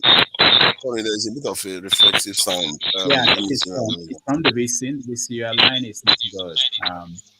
Once you turn on your customer. Okay, so they were talking about this, and I was like, there's this obsession with. I understand the idea of the pipeline going to Europe because that's where the market is, and we can use it as leverage. But historically, we don't seem to have much of a leverage towards them. So I really it's really troubling to hear the way they go on about sending this pipeline to this in Europe.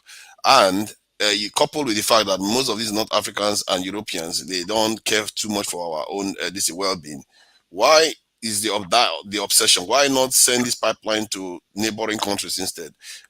West Africa, towards East Africa and this is southern this in Africa, like towards the Congo and all the rest that don't have this in oil, so that you can within the African continent you can start having industrialization happen. So for me, if you look at from hearing the description that they gave about the Niger Delta, what they are going through, these people are going through hell to send resources to countries which some of them actually refuse Nigerians from escaping from Sudan recently. They are saying that we should bring this passport, even if they are part of the African Union, which is supposed to be illegal, and they're asking us to bring visas and everything to get into their country from a war-torn nation. The way these people treat us, they treat us like that, and we are pumping all our oil to them for what purpose? I understand the geopolitical relevance of it, but for me, I'm not sure it's going to pay off the way Nigerians are thinking. And many of the northern part of Nigeria, they would rather we are sacrificing everything in the south, sending all these resources to the top, and this in the north. That there has to be some sense of equity here, or some sense of fairness, whereby if you are getting something from somebody, you are giving something back to them. And I would advise the ones in the south, okay, let them keep pumping all those things to the north. When they do all those things that they want to do, that's when you have your leverage. Because without you, then they can't get anything.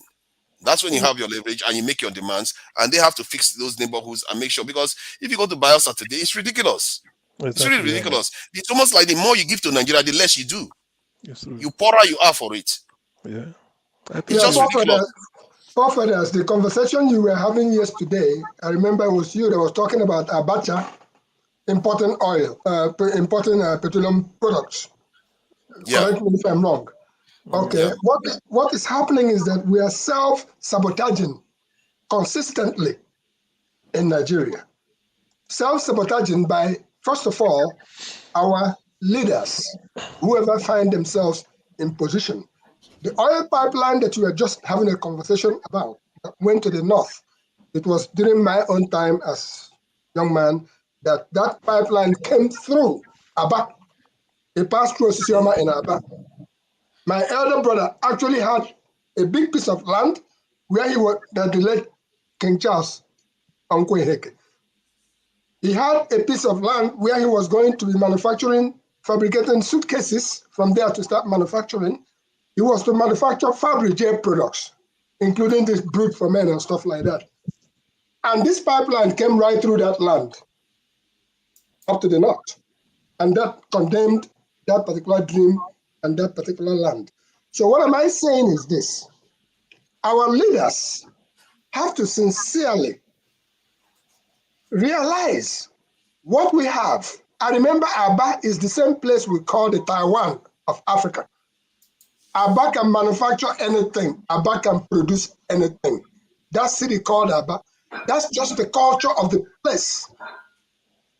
Right now, somebody makes pills with Olubu.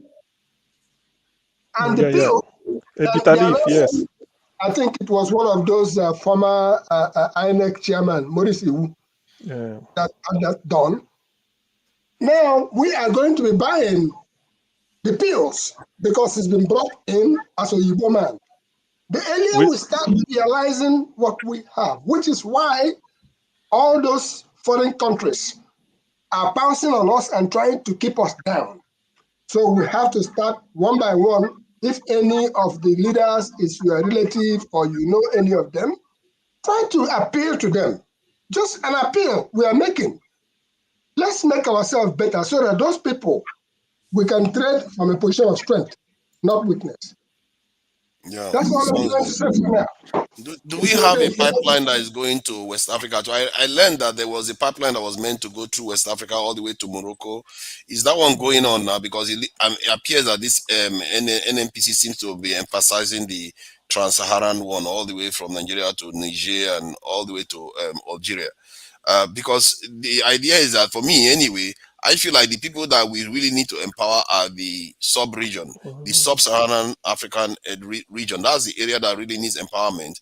And then if you want to sell the oil to Europeans, yes, you can sell the oil to Europeans, but you have to supply this in that oil to all the sub-Saharan African countries instead of running it all the way to Niger, then straight to this in Algeria. Those ones, you are literally arming them to do us damage. Those ones, they don't see us as the same people. And we have to start learning that the people we need to empower is our own group here that is the weakest on in terms of the size of our population. We are the weakest in the world. It's just ridiculous. And I just feel like we need to be doing more to be empowering ourselves and remove all these shackles that we put on ourselves not to develop, not to advance. It needs It's it true just now. needs we don't have the luxury Exactly. of, I can understand the instinct, after the Civil War, not to hold some parts a little bit down because they are worried that, okay, something will flare up. But that is how long ago? That is more than 40, 50 years ago now. Move on and let's start developing ourselves because the world is not waiting for us. Sudan now, this war that is going on in Sudan is basically a proxy war. It's not the people that, because what they do is one person comes and meets this warlord, the other one comes and meets this warlord, then they harden their position and say, you don't give ground to the other guy because that guy is under the control of foreign other powers, and you are our guy. We will support you, fight this guy, you fight your brothers. And African people keep falling for it over and over again. You forget, while you are fighting, your country is not developing, your country is falling apart. How do we fall for these things over and over again?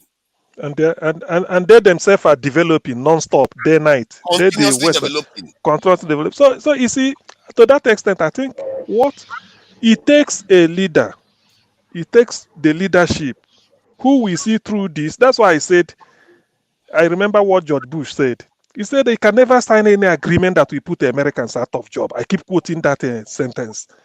Because even if, I think the closest to it when we discuss Abacha, is because when somebody said, look, I don't care whether, in fact, if you love your people, the West won't love you. I may be wrong. If really you are committed, you mean that you love your country, you just call their bluff. They won't love you. But try and make sure. You are not wrong. Huh? So try and make sure you are not wrong. Okay, good. So try and make sure, because if you have this type of thing, I mean, like we are saying, let us use our oil. I mean, the gas, not oil now, the gas.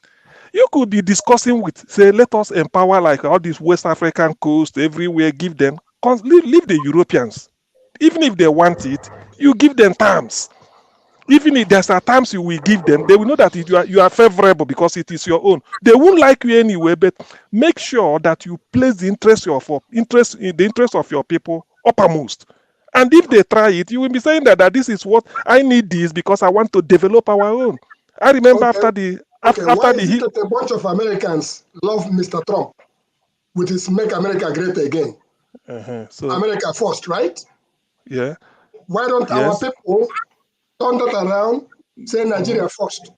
Nigeria first, and then if you... CM, hold on, and you forefathers. So in my class, I teach post-colonial African history, and we know all these things you are saying. We talk about it. But the thing is, there's something that happened in Africa that I don't think all of you noticed. We ran away. There's a group of people that ran away from that place.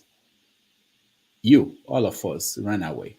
And so many of us ran away from there and left it for people who, majority of the people you left that country for are people who, one, they don't think like you. They are not concerned about these things. They want to talk about their own selfish, what they could gain. That's why they're there. And when you do that, what do you expect? How do you sit down abroad? You've run away from the scene. You can say they chased you out, but you ran away and you're not there. And the people you left the place for are the people who are not thinking about these things. How do you expect them to implement it? They won't. So that's what happened. Part of a chapter in what we talk about is how India and China developed.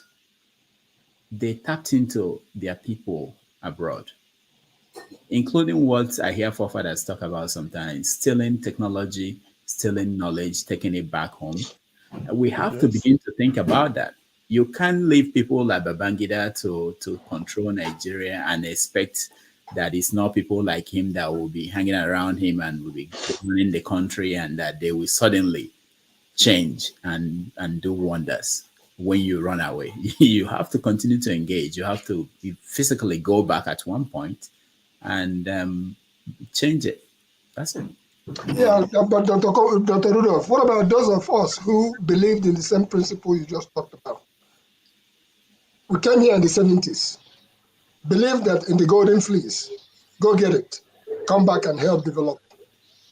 Finished in 1981, went back, did the National Youth Service Corps, put my foot on the ground, started doing it the American way, hands on. And they just keep looking at you because they expected you to either three things that happen, and I'm not to what extent, and it's still happening.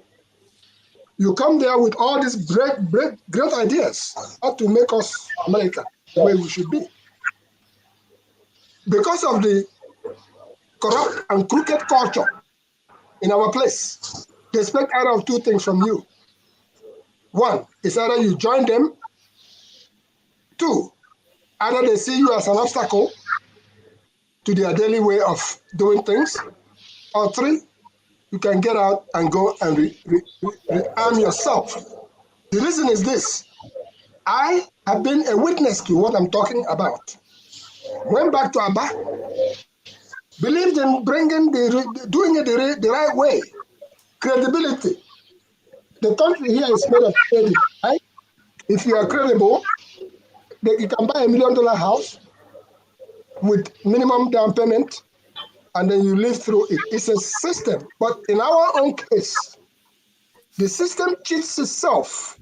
Even with the enormous amount of taxes that are there, the system itself is so bad that some of our children have come from here. They went there to help develop technologically. I know a friend of mine whose child went there with all his might. Brave, intelligent, all the IT knowledge. Press a button and every problem is solved. They started looking at him as, no, he's an obstacle here. Obstacle to we continuing to chop money the way we want to continue to chop money, which is the real thing that we have to find a way to address that.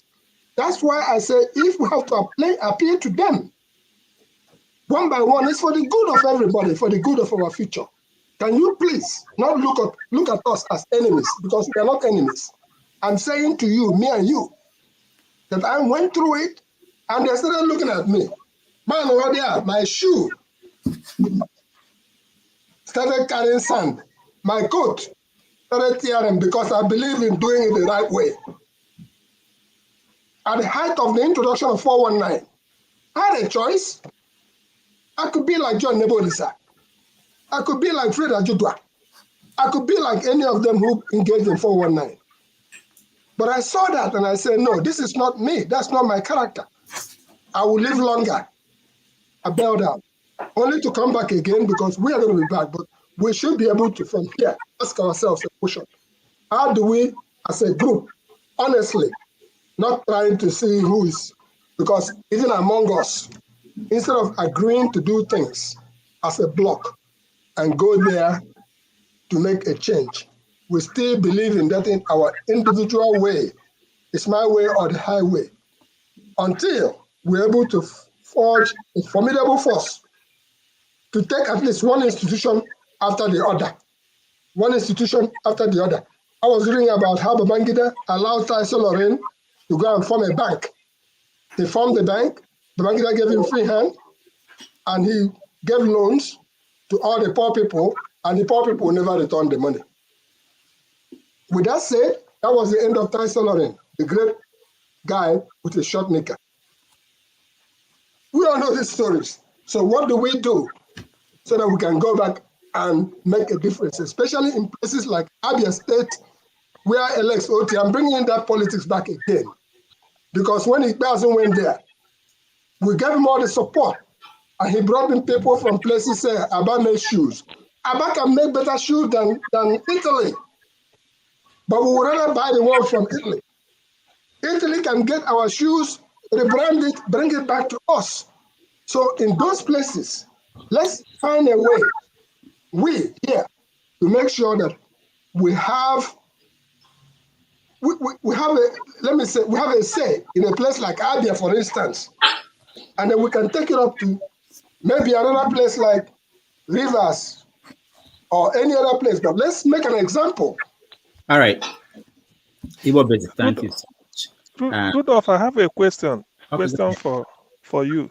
Okay. I know, talking of what forefather said at the beginning in terms of a caliber of people we can bring here or whatever. This man, Professor Batin Naji, if you can reach out to him, he will be a good guest, being a scientist, and because of that his power plant, so that later, because such people, he may not have much time on the normal mainstream media to say certain things, but bringing him here, the intention will be some of us that has something to contribute from abroad. What plan? How do we package it?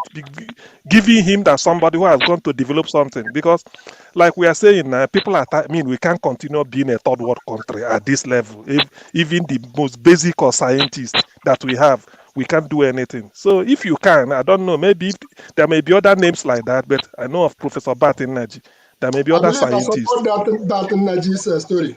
Okay, thank you. Yeah, I know somebody to call. Let me just say something about Igbo Basic instead. Everybody's saying it's going to be easy, okay? And I don't think it was easy for the Chinese that went back to China from America or Britain. I don't think it was easy for the Indians that went back to India from America or from UK or from anywhere in the world. It's not going to be easy. Some people will be disappointed and leave, but some people must stay and form the critical mass that will now make that change. And that's the only way. Nothing is easy. So Chika Unigwe wrote a book for almost 10 years. If you tell some people who want to write today and publish tomorrow and become rich, they will run away. They will say, okay, I'm not a writer. I'm not going to write anymore. But if you want to do it, if you want to make that change, you have to. Let me show you this book. This is called Africa Betrayed by Ghanaian professor George Ayite. I teach that in my class, post-colonial African history. And before I started teaching this book and talking about this, I saw an article he wrote in maybe 10 years ago in Wall Street Journal. Essentially, he was saying that Africa has failed, that what should happen is that they should start selling off Africa. Not selling off, that they should give up, like something like Lagos should be handed over to Microsoft for 100 years. And we see what happens, how they will transform Lagos. And he believed that it was management that was the problem of Africa. And I was mad, and I basically wrote a rejoinder blasting him. The guy wrote me and saying you are too young, you don't understand. But now, reading his book where he detailed his thought about Africa, you can see where he arrived at that conclusion. So one of the things that I think is possible for those who want to, and there are opportunities there in most African countries, and you hear them, even politicians talking about it, making space for Africans coming back, whether it's Nigerians from diaspora coming back to do something for the country, making space for them to be able to accomplish some of the things that they want to do and try. It's not that everybody will be able to stay. Some people will go back, but some people must stay if you want to influence that society and change it. If we keep running away, we can't. That's the point. Rudolph, I did 9 years on the ground. No, I'm not saying that. I'm saying that I know. But I'm saying that I'm going back. Yeah. And I'm going to go. And when I go this time, I'm not coming back that way. Andrew Onyenwenyi is going and coming. Odabro. That means he has planted his foot there, that he has to be there. So, but we have to, from here, continue with our network of. Now I can pick up the phone if I'm in Aba. I can pick up the phone and say, Rudolph, this is what I'm seeing here. And Rudolph will be able to reach out to maybe forefathers or CM, and CM may be able to reach out to somebody. That is what is going to allow us to sustain those who are on ground, whom we at least know to some degree. That is the point I'm trying to make. even if I agree with everything Rudolph said about being overseas. It doesn't necessarily help solve the problem on the ground, because Nigerians on the ground don't think the way we do. It's very interesting because even like up till maybe 3-4 years ago, I wasn't in the mindset of going back to Nigeria in terms of just to go and help Nigeria. If I was going back to Nigeria, is to think about, oh, can I set up a business that make money for myself and all the rest of it. Not necessarily seeing the amount, the level of danger that we are in, and the level of urgency that our situation requires, until maybe this COVID-19 hit. You saw what happened with George, this is Floyd, and all that. There was a lot of discussion going on during that time. So that forced me to start looking into some of all this information. Given my background and everything, the way I looked at it was a little bit different. And when I saw the security lapse and the technological gap and the patterns that you see on the ground, I was just alarmed completely. And even by that time, when we were having all this discussion, because I talked to African Americans, East Africans, everybody, they were many of them were not aware. As a matter of fact, when you start off this discussion, they counter you with, oh, we need education, we need this, we need this, we need this, until you tell them, go and check what is going on there. These leaders are not governing you. They are just there being pretending to be governing you. They are not doing anything. And then Dr. Rekana comes online and says, when they give her the job as of the African Union to be the diaspora minister or something like that, one of the instructions they gave to her was that they are not expecting anything from her. That just tells you everything you need to know. That these people, many of them, they have offices, but they are not meant to deliver. If anything, they are meant to block progress. And we seriously need to start fighting against it. This is why, even when I set up business in Nigeria, the thing is, you can set up business in Nigeria, sometimes you're not even there. For the first 2 years, I wasn't even on the ground in Nigeria. I set up a business in Nigeria, I wasn't even there. So sometimes people think that they always have to be physically be present there.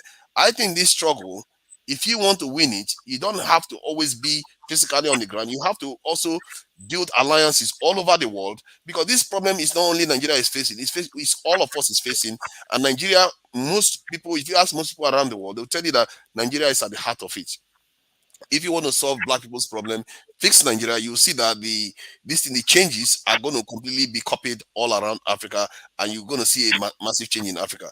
Hence why when I interact with Nigerians, I always say, this is what we need to do. This is what we need to do. We need to be urgent about it, because there is a lot of gain for us, even out of selfish reasons. If Nigeria did its job well, do you know the kind of progress you're going to see on the ground in Nigeria? The entire African continent is basically going to be paying homage to Nigeria. The entire African continent itself. That is how powerful Nigeria is. The position Nigeria finds itself in is the most densely populated part of Africa, especially Black Africa, which makes up about 80% of the population of Africa. We are basically a majority group within a majority group on the continent. A massive continent that has a lot of implication for humankind and this in the geopolitics in the world today. If we do our job right, our children, my goodness, the people that are going to solve this problem, their children and their children and the children after them will never forget them. Because this is a very, very important task that needs to be done. And I agree. We have to be physically present on the ground in Nigeria. We have to engage every single day. When I talk to Nigerians, even when I'm working with them, sometimes I start ranting about all these other things. They were like, when are we going to do this work we are doing now? All that kind of stuff. So you see what I mean? I try to engage and also try to educate on this aspect that you need to keep an eye on the ground. You are the one that is physically there. Watch out for what your leaders are doing. And you as a person, also try to contribute. Share this information and let people start understanding that we have to do our own things. Many Nigerians, I've seen Nigerians that don't want to leave Nigeria. It's not everybody that wants to leave Nigeria. Sometimes they will be like, I'm fine. I don't care. They don't have a lot of money, but they are fine. They want to stay in Nigeria. They want to help build Nigeria. So there are people in Nigeria there that one can work with. And if I'm on the ground in Nigeria, believe in me, the moment I don't need to be here anymore, what is the use? I'm still going to die anyway. So I might as well go do all the work I need to do in Nigeria as much as I can till the end. That is all we have. What other job have we got to do in this life? That's especially a man.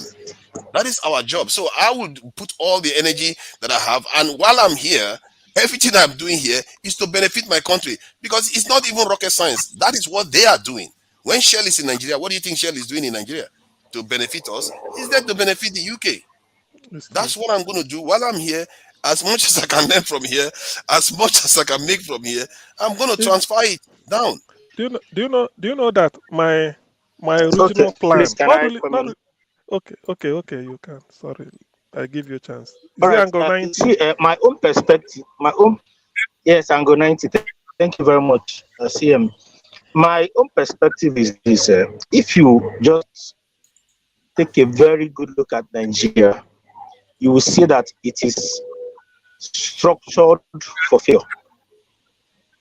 And the same way is Africa structured failure. Because let's just take Nigeria for as an example. If Nigeria gets it right, Africa gets it right. But since Nigeria is failing, Africa is also failing. If Nigeria is not structured for failure, there is no way the dumbest of us will be leading the brightest of us. Okay, when we are talking about Asians that like Chinese that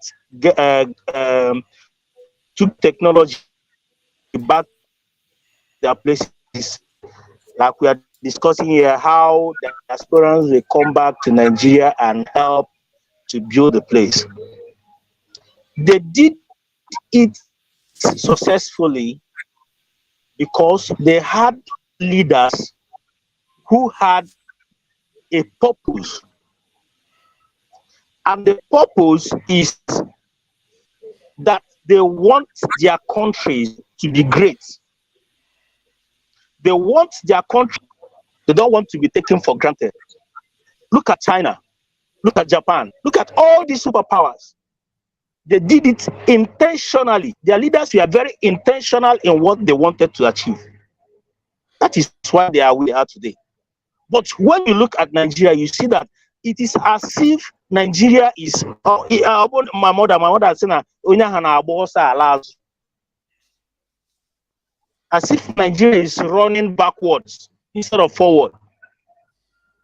Our leaders, the only reason they come to lead is for their own pockets. The only purpose, the only reason, the only purpose they have when coming is just to amass as much wealth as possible for themselves and for their generation, and then champion their own ethnic agenda. That's the most important thing. When you see how power is shared in Nigeria, if you check how power is given in Nigeria, you understand the people that has the power and their own personal agenda. So my own solution is this: if you're talking about Nigeria being okay, that is us, the only solution for me is you start from your own particular area. Like you are from Igbo land, you are probably from Enugu. We select leaders. We try as much as possible to get leaders who are progressive in thinking and who have purpose, who want to carry the state forward, no matter what. Like the kind of government I believe we are getting in Abia State now. When you look at how he talks, I believe if he does like 20% of what he wants to do, and the next election cycle, we get that person and he does 20% of what the other person does, incrementally we'll be getting there. Let's just secure our own area first. Let there be that. I will like it more when we have a healthy competition within the Southeast zones. You see, Enugu is competing with Abia, Abia is competing with Imo on good terms, on things that are very good. Like Enugu has a railway transport system. Abia will be ashamed that they don't have it. They will be looking for a way to have it. That is what gives us leverage. Along the line, one day, one of those people who have been governors or who have done those things in the state will have an opportunity to get to the federal. And the person might, who knows, make a mark there, and Nigeria will start getting better from there.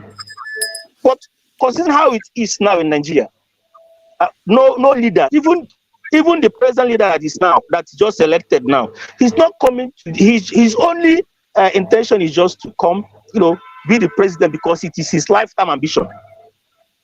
He's not coming to do anything. So that is just my own perspective and what I want to say. Thank you very much. Thank you. Thank you so much, Ango 90. Ndubisi, let's try you again. Go ahead. Unmute yourself. Okay, doctor. Sorry, I've been doing some stuff at home while trying to listen. Initially, I was about commenting on Chika Unigwe's appearance, but that has passed. No, you can't. Go ahead. If you have. Okay, let me. Well, I'll read more of her books. I like what she said. I'm excited to hear her speak, and I will take time to read her books and probably buy some. So, on what we are saying about how to encourage innovations and the technology back home, we all know the problem. The kind of leaders we've been having all this while, like the last speaker said, they are only interested in what is in there for me and my group. Group means family, associates, and all that. And this hard desire to dominate others is what is really killing us. Back home in Nigeria, we have people who are enterprising, but many of them can't go further, can't go anywhere because all the effort they make to improve their business and to even create jobs, bad government policies will end up killing it if they are not in touch or associated with one top politician or the other. That is the end. Even when they are involved with those politicians and don't do the business of those politicians, nothing will come to them. So the mindset is what we need to change. And unfortunately, the set of people we have now, even some younger ones, you can see what happened during the campaign. They are into that kind of thinking. Grab. So I don't know. Probably if we, from this platform we created through your show, if we can once in a while think of how to enlighten the younger ones who are yet to be corrupted by this kind of system we have in our country. Talk to them. If we can send some things back home to speak with them, tell them that this is the right way things are done. That is the way our country will get better. So they will grow with that mindset, and tomorrow they are going to be the ones that will take over. It will be better because what we are saying now, this set of leaders or rulers we have, they are already positioning their kids. You can hear what the man that INEC shows, his son and daughters, if you see the way they speak, how they go about their stuff, they are already in tune with what their dads have been doing, except very few of them who are exceptional.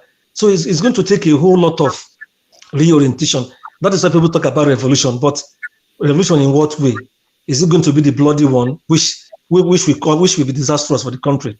So if there's any way, if our education system can be reformed and set in a way where it will be more about talent, industrialization, and all that, it will help.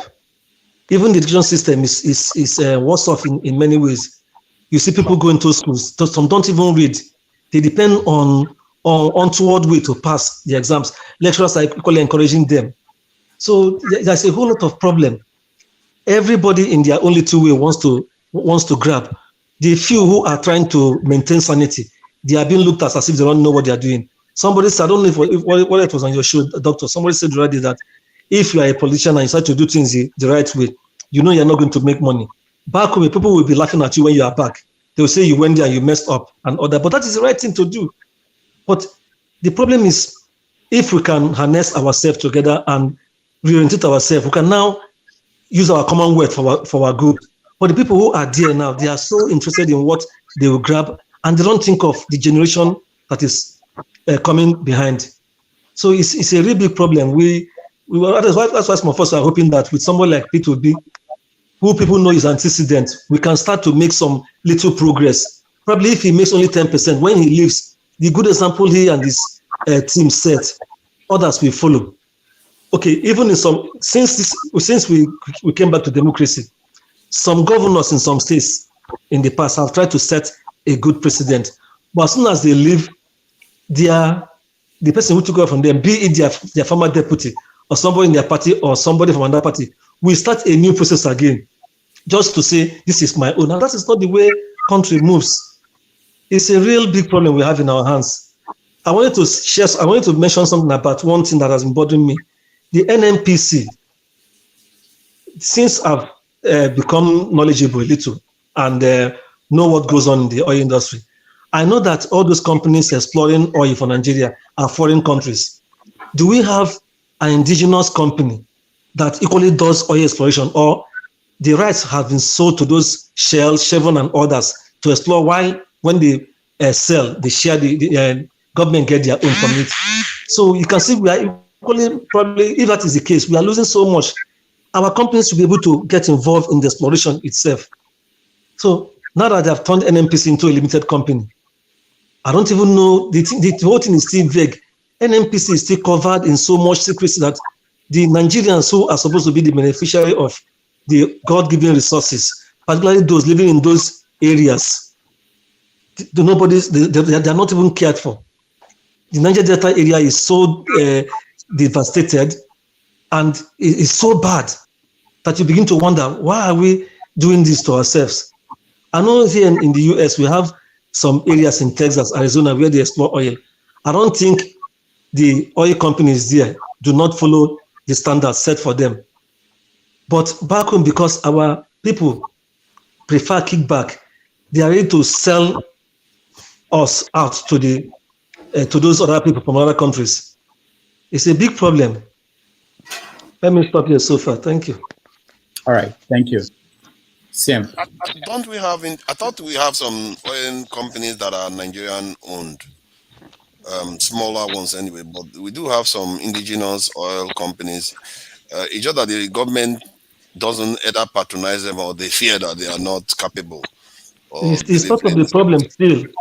Why would government not find a way to enable their own indigenous companies to get involved, let them have the playing field in that exploration? But they prefer to do deals with the foreign companies because of the colonial mentality we have. It's a problem is that the people we have in government, they are working against the country's progress. Yeah. Well, of course, that is true, because that is how they make their money. You can't be working for you can't love your country and be defrauding your company. It's not, I mean, your country. It's not possible. So you see, inviting something like, because we need, or somebody like, I'm speaking from my level of ignorance, if I may call it, if I may say so. We need to know actually the science, the technology, our ability to even change certain things by ourselves. So I mean, somebody like that Bat Energy comes here, he will expose a lot of things, and that will prepare a lot of questions for him. Because let us really know, is it just a case of, we know that there is a political policies holding things back, but in terms of ability, what is the capacity? What is the capacity of Nigerians to manage their own affairs scientifically, technologically? What is our capacity, capability? Let us really know, so that we know the area, we know that, okay, this is the aspect that the politics or whatever is holding us down. But if we can remove this, we now know that, yes, we really have a reservoir of capacity, capability to do things. Because the way I see it, I do not see why we cannot. Because sometimes when things are happening, we can be when they're doing the Biafran war, they said the Biafrans looked inwards to start to say, look, we can manufacture things ourselves.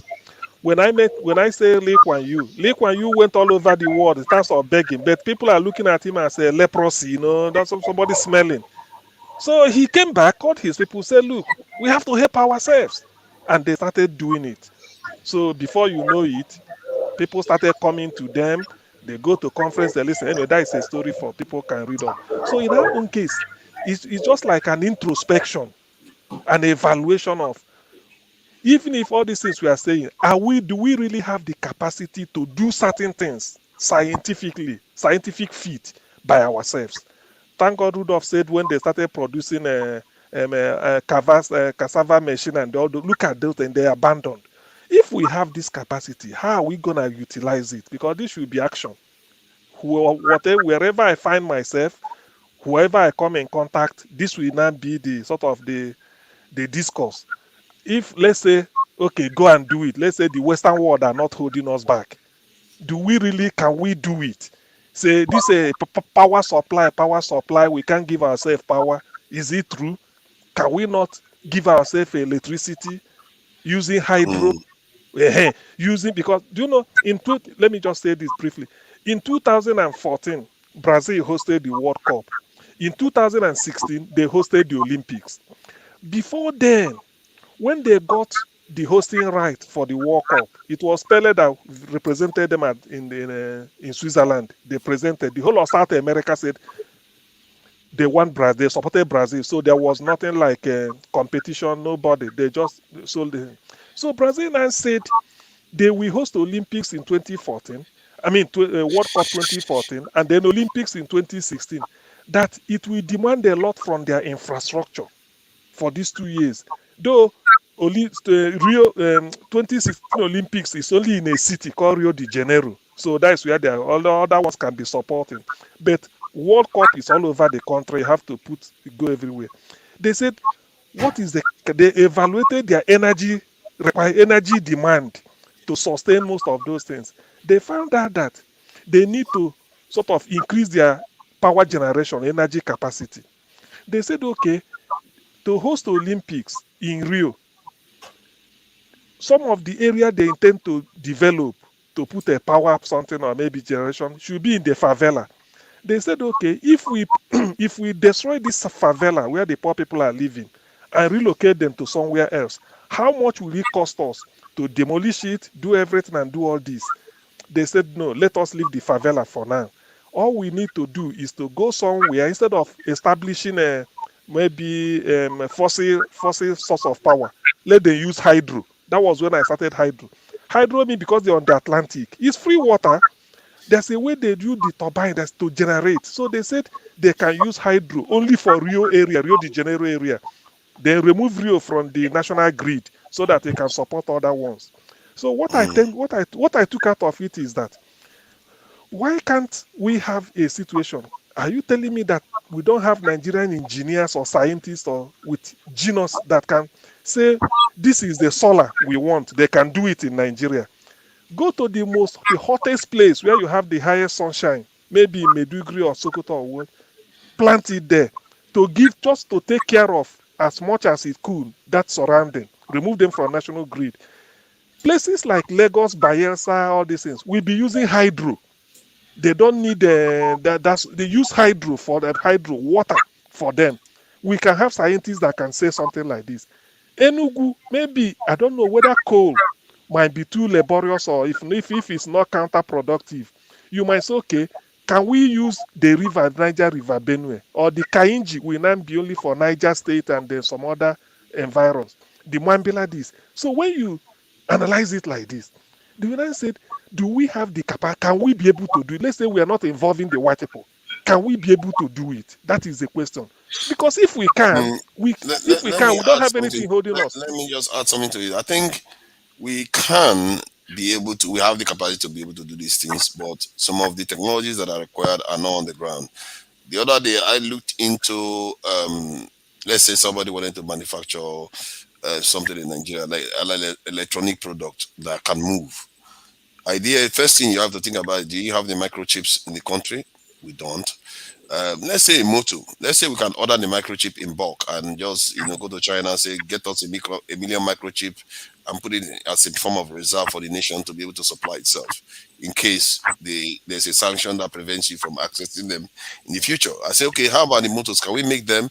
I discovered that the Nigerians do manufacture copper. I think copper wires, we tend to be quite good at that from what I gather, but we don't make the magnets. We don't make the magnets. And some of all these things, basic things for moving, like even this in the dam that you refer to, the idea is to rotate a dynamo that is involved, an armature and a magnet and all the rest of it. Exactly. So you still need magnets in many of these this thing. Although I think the other one required mostly copper and iron. We don't even do a lot of steel manufacture. So all those sort of things, we have to have the base of most of everything. We have to be able to deal with steel. We have to be able to deal with magnets. We have to have wiring. And then the other critical one is the electronic microchips. We have to have a minimal base of electronic microchip, if not manufactured to start with, but a reserve that we can call upon when we need them, because this world is a technological world now, and you need a level of technology to be able to function. And you would think we should have learned our lesson for the last 500 years, but we still haven't learned it. So we need to close that gap. Personally, it doesn't cost a lot to close the gaps. All these things that I discussed, barely 10 million you require to close this gap, but nobody will bother to do it. It's true because it's like taking an inventory of what really, because that's why I've said, let's say the white people are not involved. Can we do it? The what or how far can we go?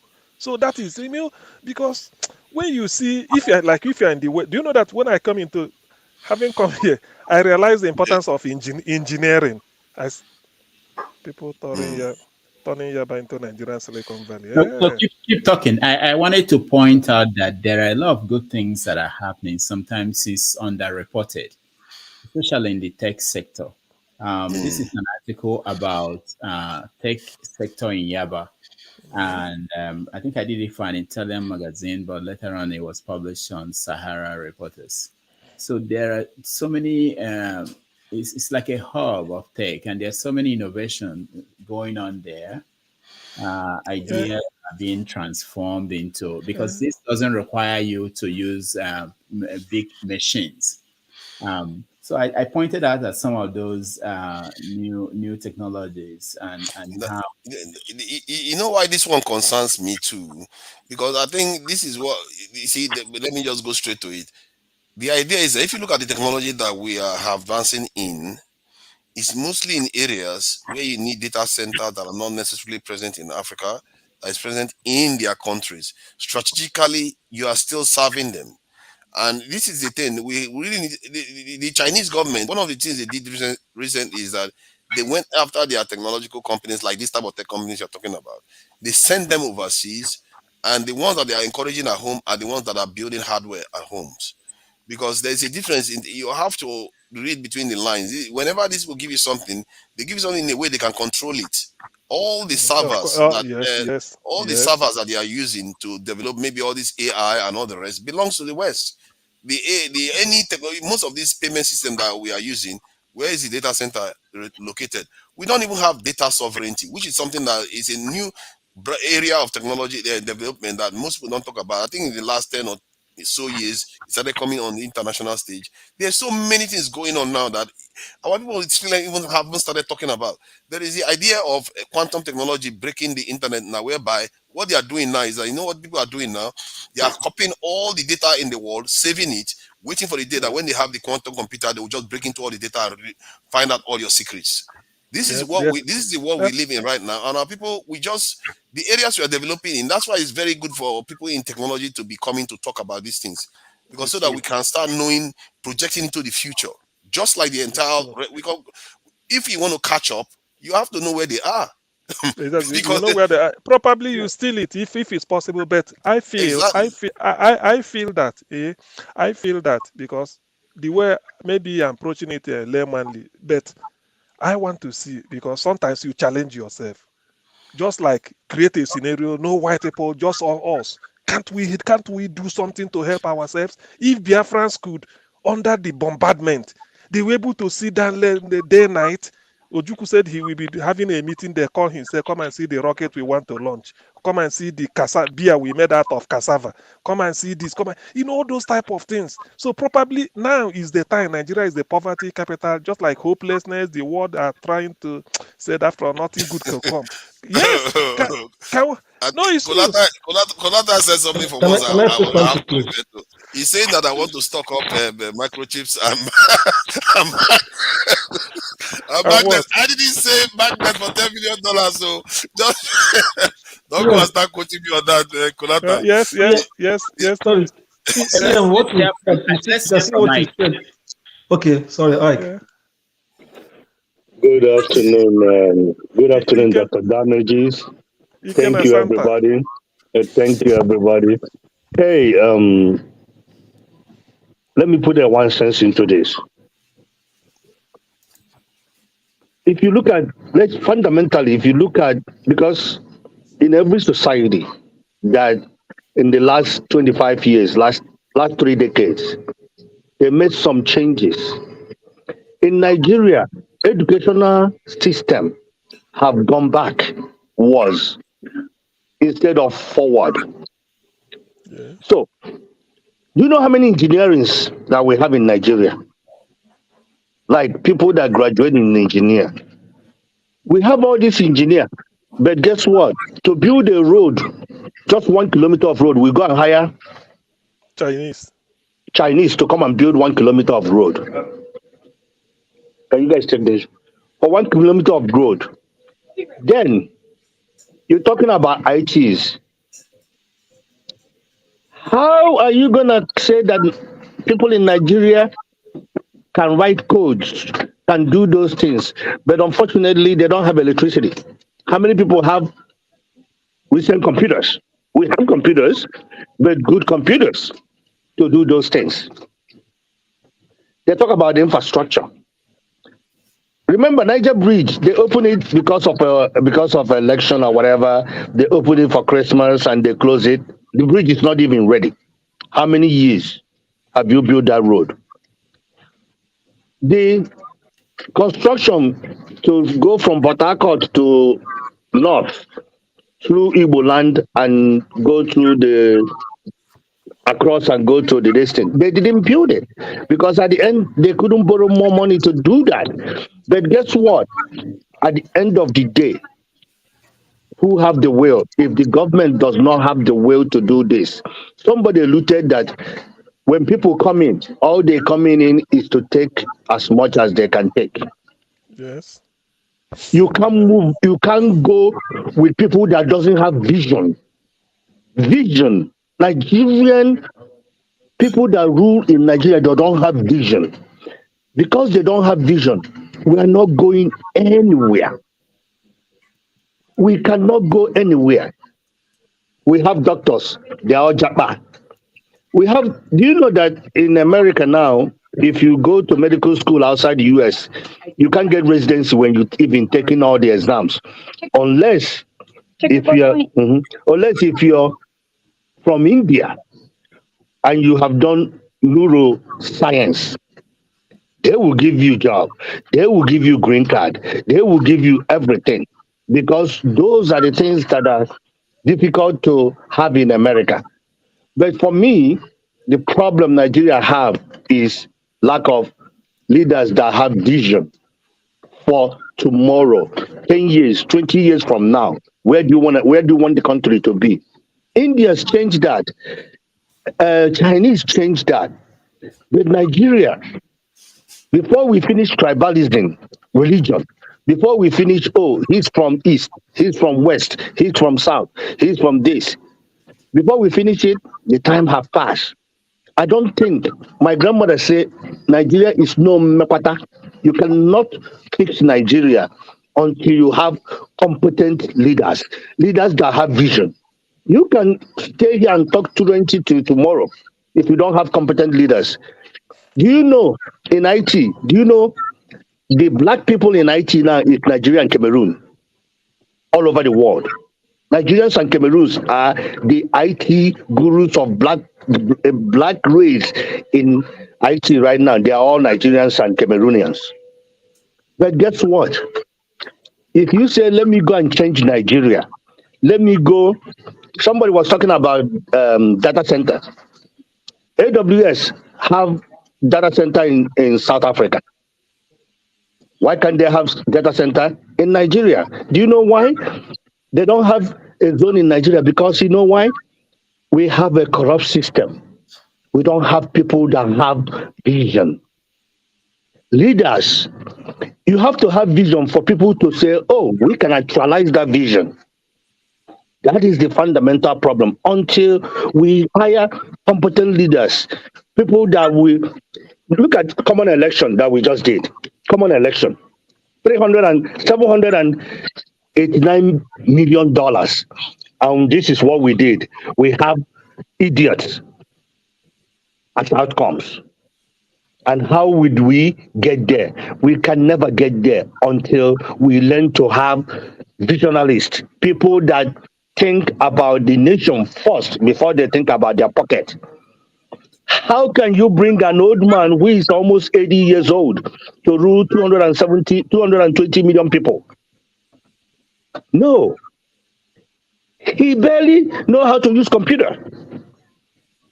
People will say, "Oh, in America you have this person." In America, it's not centered in Washington. America is centered in locales, in districts, in counties. So that is the issue. For me, Nigeria is no mekwata.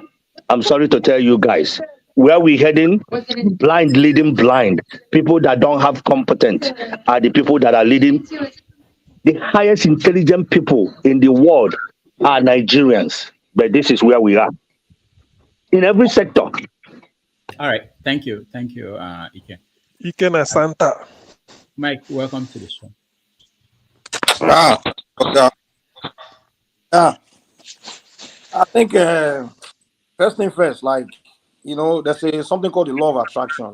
It's like the law of attraction is like whatever you prophesize about yourself is what you will reap. It's kind of like something you get. I think one of the root problem of why Nigeria is not, we keep on reaping like negativity, negative outcomes and backwardness and everything is because when Nigerians speak about ourselves, it's always negative. It's just always, most often time, Nigerian rain curse on Nigeria. Like we brought rain curse. I understand people have reasons to do that. I mean, their experiences in life, everyone have had terrible experience and things like that. So they have reasons to be negative and be raining curses and things like that. But it's just part of the reasons why we keep on reaping this negativity.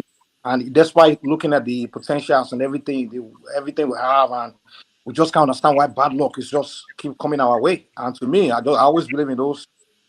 I'm a spiritual man. I believe in, those kind of things. Like the universe. Whatever you say out to the universe, what you get. And that's what even my own personal life. I always try to prophesy positive to myself, so that way I can, get those positives.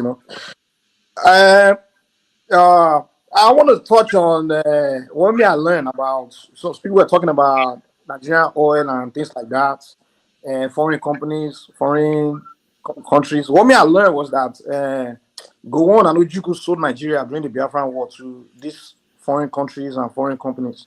Because what I learned was that those Western countries, because that war was one war that didn't make sense to me, because the countries that were supporting weapons on both sides, they are both Western countries. Because a conventional proxy war usually between the West and the Soviets. But the Nigerian Civil War didn't make sense because it was both the Western countries, Western allies that were supplying weapons on both sides. It was the US, England, France, Israel. These are all Western countries because the US and England were supporting Gowon weapon, while France, Israel were supporting Ojukwu weapon. That picture didn't make any sense to me. And what I learned was that they used that desperation in the middle of that war to make those guys sign that country over to them. The oil deals, all those things, just sign off. So today, I think it doesn't make sense. When Nigerian oil is called the sweet crude, the most demanded oil in the planet. We are, and with that kind of wealth, we don't even know the documents. We can't even see it. Anybody that shine light on that direction to see what the deal is about, that person will not get killed or silenced. It was when Abiola made a speech. Okay, when he become president, he will make the oil sector, everything open to Nigerians to see. The moment he said that, the next day, Babangida came and annoyed. He said election is cancelled because those oil people, they don't call and say, come, that guy cannot be president. When Murtala Mohammed decided, okay, that's what's going on there. What's that whatever deal may go on. I don't care. I already overthrew go on. I want to cancel it. The next thing we know, Murtala Mohammed was assassinated. So I think we need to go back to the roots of where our deals with these Western companies and all these companies came from. So I believe that Gowon and Ojukwu, like Che Guevara said, he said. Because Che Guevara was in the Congo trying to help the Congolese free themselves from the Belgium and the West, during that Soviet era. And Che Guevara was working with the generals like Desiree, Kabila, and others. And Che Guevara had to abandon the thing. He said, I can't work with these Africans because they always put the interest of their stomach above the bigger interest of their people. I think that's what happened with Gowon and Ojukwu. Both of them just wanted power. They wanted power because all they were fighting for was who will be the president, what is what. And they just didn't care about the interest of the future of Nigeria. And they just fought that senseless war, allow millions of people. I mean, they just created nonsense chaos and destroyed the future. And today we are still dealing with it because after that, those Western countries just took over, So we need to start looking at the root of our problems, tackling it from there rather than just, lamenting and expressing frustration. 'Cause we can express frustration all we want. If you don't go and tackle the root of where our problem originates, we'll keep on wasting our time, See, Mike, I think you said something that I really agree with. The way you describe it makes sense. But you see, one of the areas I always wrestle with is that why did they behave like that? Is it because of just tribalism and all that? Yeah, which is true. Those things played some role in it. But the reason why they couldn't overlook some of those things was because they don't have an overarching drive to work together against these people that are looking to divide us.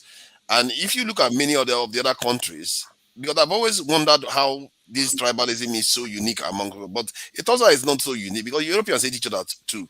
But when you look at the Chinese, the Indians, and all the rest, what tends to drive them is that they remember what has happened to them in just recent past.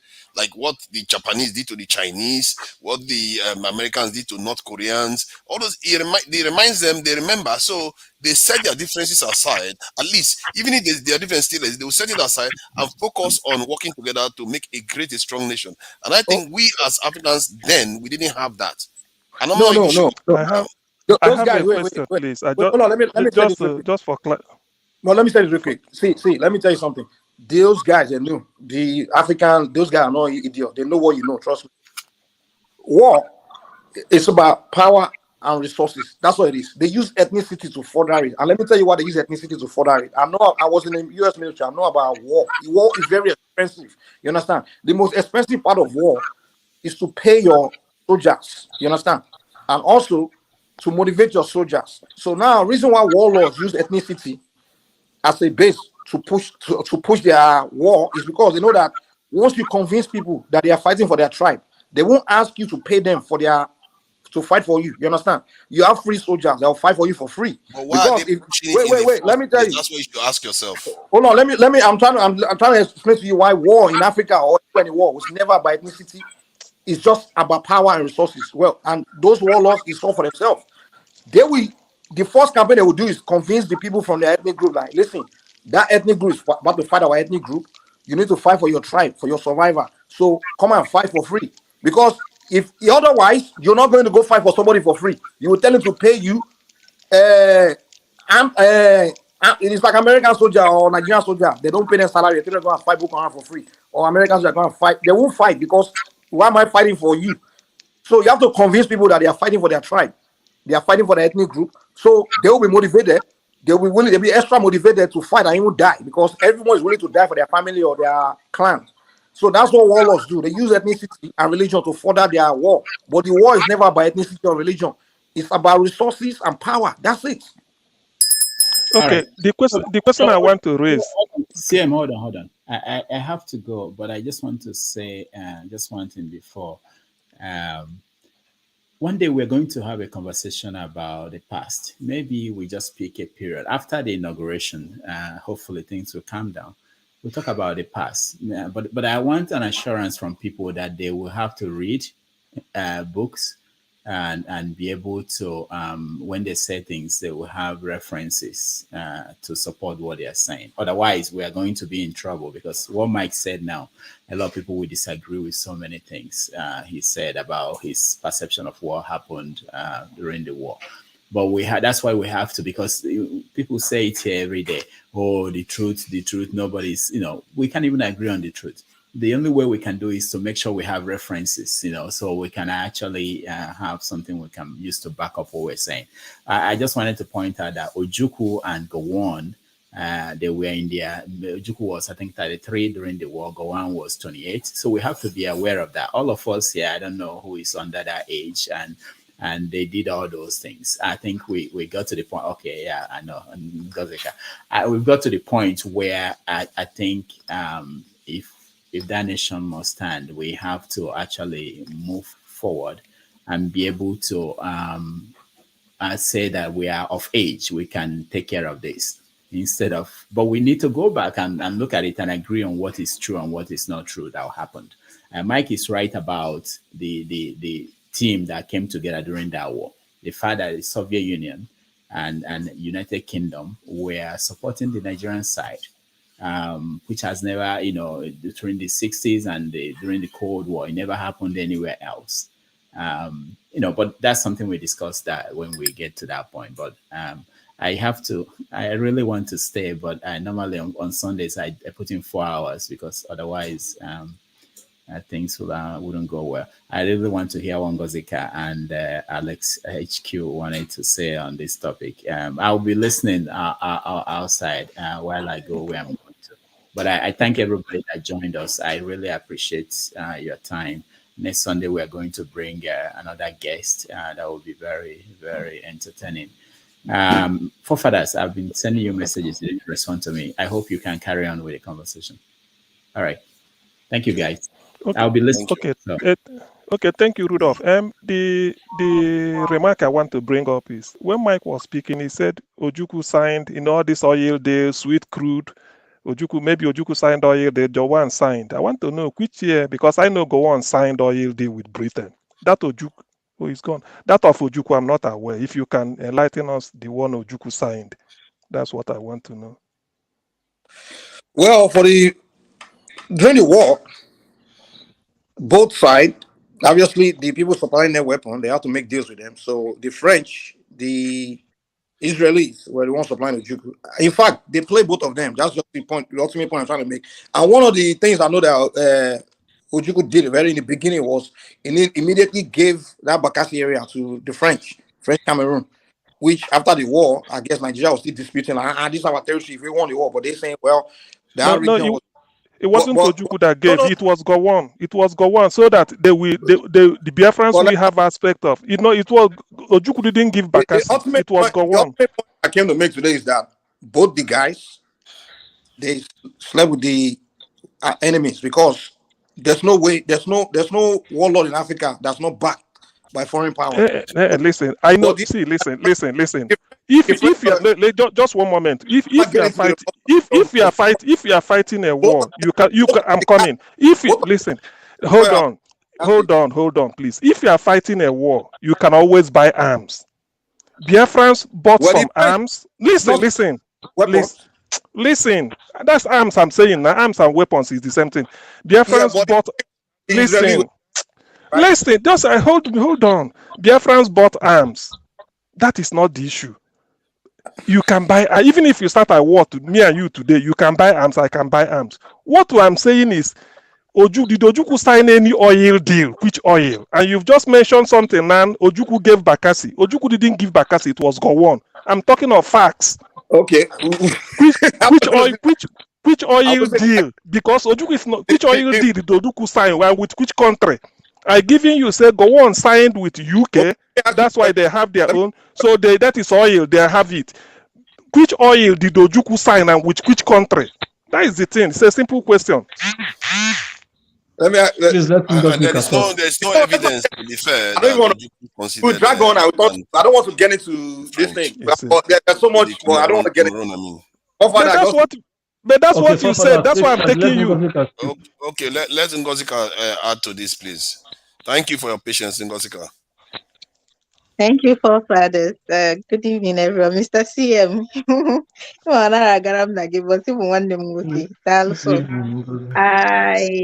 I want to start from the beginning. Good evening, everybody. My bad if I spoke Igbo, you don't understand Igbo.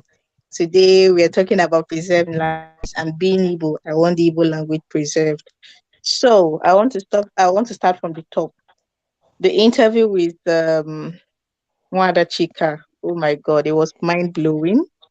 I was so, if you see me on the comment section, I was just scribbling away. It was like, It was priceless. And there's a few takeaway from what she said. I am starting from the beginning because I had to go off for a while because my phone battery was down and I needed to power ice. So I'm going to start from her interview and my takeaway from it. So recently, I was contracted to do something for secondary schools, some sort of inspection.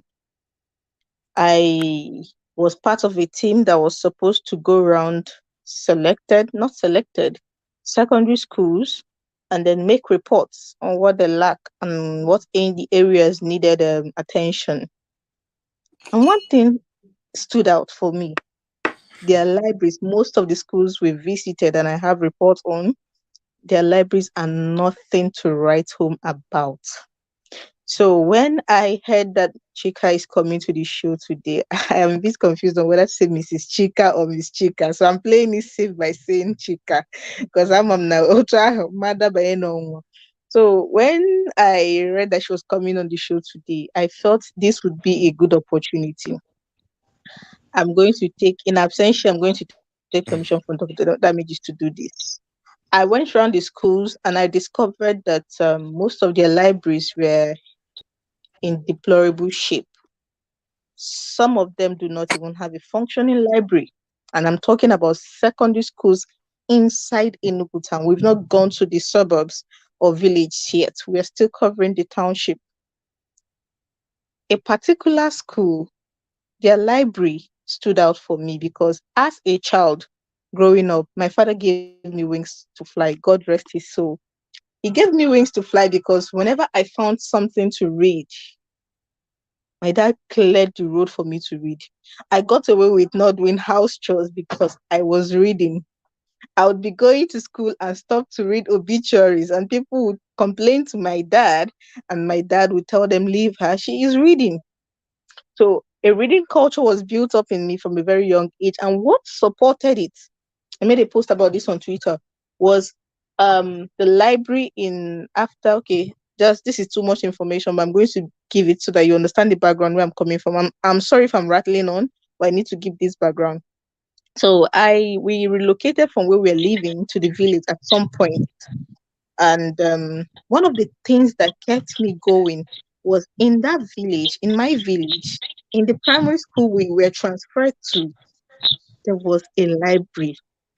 Hard to believe, but there was a library. When I say library, functioning library, complete with sitting areas, it was my safe heaven.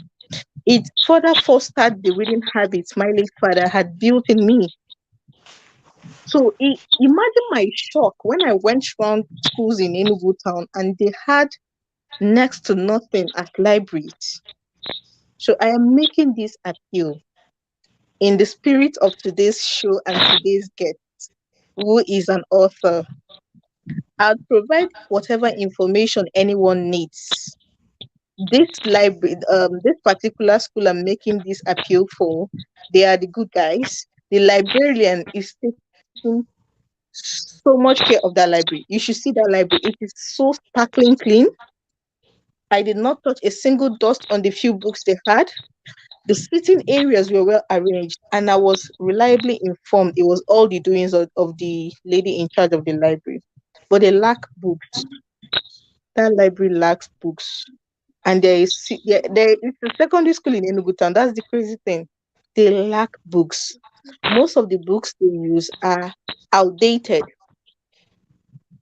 but they still keep them in the library anyway. And this student, it's a girls' school, and these girls troop to the library anyway to read those outdated books. So I'm making this appeal because reading, I know what it has done for me, and I want other girls to experience it. If you can in any way, I'll provide the principal's number and the details of the school. If you can in any way support this school's library with books, I'd be happy to provide the details. And then moving on from that, I I enjoyed the conversation when it was all about Biafran War and go on and all you will. Sorry, before you continue, I shouted you asking for your phone number. So, I did. I gave it. I did. Okay. All right. I'll pick it so we can talk. Okay. So moving away from that, I want to talk briefly still on what Mrs. Chika, Mother Chika, I don't know which one to use, but she said something. When we talk about language, I think I saw somebody in the comment section said saying that languages die off as a result of civilization. No, that is not true. That is not true. They might change over time, but you can actually preserve your language as a way of preserving culture. And I find it that I see people that were born in Enugu, grew up in Enugu. Both parents are Easterners, Igbos, and they can't speak Igbo. Panama Igbo. It becomes a flex. My child cannot speak Igbo. It's really a flex. Oh, you tell a child, come. Do you know what is come? The child will say is beer, and the mother claps. Yay, my baby can speak Igbo. People living in the eastern region, living in Igbo land, it is a flex for them that their children cannot speak Igbo. How do we move on from this ridiculous kind of mentality? What are we going to do with the next generation that is being taught that doing away with their accent, we're doing away with their language is being woke? How do we overcome this mammoth challenge of the decline of our local languages, and in this case, Igbo language? How? How do we do that? I know most people will say, how does that affect the price of Gary? It actually does affect the price of Gary in a way, because I know that most people that are multilingual or bilingual are oftentimes the more intelligent ones. They are more versed, they are more knowledgeable, because they understand. It takes a little bit of a higher intelligence, if you will, to understand and interpret and communicate in different languages. So you think you're not doing your child any favor by denying them their mother tongue. You're not. It is not a flex that your child cannot speak your mother tongue. It is not a flex. It is stupidity of the highest order. And it is part of, I feel it is part of this our loss of the essence of who we are, where you have people who cannot even identify who they are, what they stand for, where they're coming from. When I'm not talking about physically where they're coming from, they do not identify with certain ideologies, and these ideologies translate to the way we live now. We know how our people used to live. There was nothing like cells. There was nothing like prison, because you would know that you're either ostracized or banished. And these ideologies we lived with. So somebody that does not know these ideologies, but because their parents did not deem it fit to teach them this, imagine all they know is this new dispensation ideology of if you do wrong, you go to prison. They do not know that their forefathers do not have need for prisons, because they had an ideology and a culture in place that did not tolerate or further or encourage thievery. So there was no need for this kind of things. So when we say when we pretend as these things do not matter, when we pretend that these things do not matter, it is sad.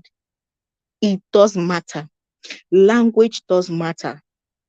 Our native language matter, because it is beyond language. It is who we are as a people. And when we begin to discover who we are as a people, some of the things we are battling today, I'm telling you for free, it is going to be mitigated. And then I will yield the mic for now while I listen to Alex to speak. I don't think I've seen Miss Alex on the show before. So thank you very much, forefathers. I'm muted. Thank you. Let me see what Alexa. I think we are going to come back to that. Alexo HQ. I think I know you. You look very different today, but I still think I know you. So welcome. What have you got to add? Okay, thank you all. First of all, I'm not good at this bibbing English people used to speak. So I must admit that one. Because I have come to realize that this bibbing English is what is killing Nigeria. And Nigeria is dead and buried. So there's no need of engaging in that. So to begin with, I'll be listening to you guys, but I not start from the guest. I listened to Ago 90, and it said something that profound. Ever since Ago 90 spoke, since then, I've been listening to everybody, but I can't hear nothing apart from Ago 90. So I know if you best me manager. The truth is this: Ago 90 spoke a word that Nigeria is gone, Nigeria is dead. But to my greatest surprise, I can see some contribution like let's talk about Oduku War and some contribution from a lot of pardon mention. Everybody will talk, I know it talk. Contribution like let's generate energy in Nigeria, let's do 100 million capacity, let's do that, let's do that one. When on the real thinking, the amalgamation of Nigeria ended in 2014. Nobody has come to the round level say, Bob, let's renegotiate our existence or living together as one Nigeria before we talk about fixing this Nigeria is already dead. As we all know, after the ranting of LUP taking back the country, if our candidate is not giving the presidency, we're going to kiss Nigeria goodbye. To my greatest surprise, Nigeria assistant Gidigba up till now. Nobody has kissed Nigeria goodbye. All I can see is coming together, just talk about how unworkable Nigeria is going to work. There's no way on this planet Earth Nigeria is going to work. If you like, they make everybody the president of Nigeria, not one person, everybody, all Nigerian citizen to be the president of Nigeria. It will not work. Because okay, let me start asking you some questions then. Why do you think this is not a broadcast, please? This is a two-way discussion. So now I want to ask you specifics, like why do you think particularly it would not work even if they make every citizen a president? Everybody at once as president of Nigeria to not work. Because if you listen to Ago 90, he said Nigeria is destined to fail. Nigeria is destined to fail. So on that Who word said alone, that? Who said that again? Who said that? It's not, maybe he has left the program. Ago 90, he said something like that. And he was trying to recapitulate on what the mother told him about how Nigeria is gone. He was trying to use an Igbo language to say some word. And I listened to him. After him spoke, everybody that was speaking after him, I know they hear them. I can't hear nothing. It's just the same romancing of same word. So I'm not really seeing any action plan. Because you are telling me you're not answering the reason why you said even if everybody was made the president, Nigeria will fail. Ask me your question. Let me ask it again. You said even if every Nigerian was made a president, Nigeria is doomed to fail. Why? Yes, because Nigeria was built on a 40 grand. To begin with, the existence of Nigeria was not agreed, was not negotiated with Nigerians. Nigeria was forced into believing the Nigerian passport you hold was imposed on you, not that you accept it. But like whatever country you base on, now let me say UK or England, where you base on, you are willing and happy to receive their passport. But the Nigerian passport was imposed on you. It's very interesting you said that. So now this is a two-way conversation. I like that. So you actually believe that most countries in the world, it was due to they agreed to stay together based on consensus that there's no major group in the country that disagrees with the constitution? Do you know that in the UK we have at least 15 separatist groups in the UK alone? Back to history. You are still telling me. No, because I'm trying to correct a narrative you painted here, because we are started off from a false narrative. This is a premise that some people were forced to join together. We have written several constitutions, about 3 constitutions after that. As a matter of fact, I remember watching Abacha even start doing a constitutional conference too. So Nigerians, not foreigners, Nigerians came there, gathered together to write the constitution. Not some weird things. They were wearing agbada, shokoto, and hat like us. They wrote it. So how is it not us that did these things? Maybe not you, but people from your area went there.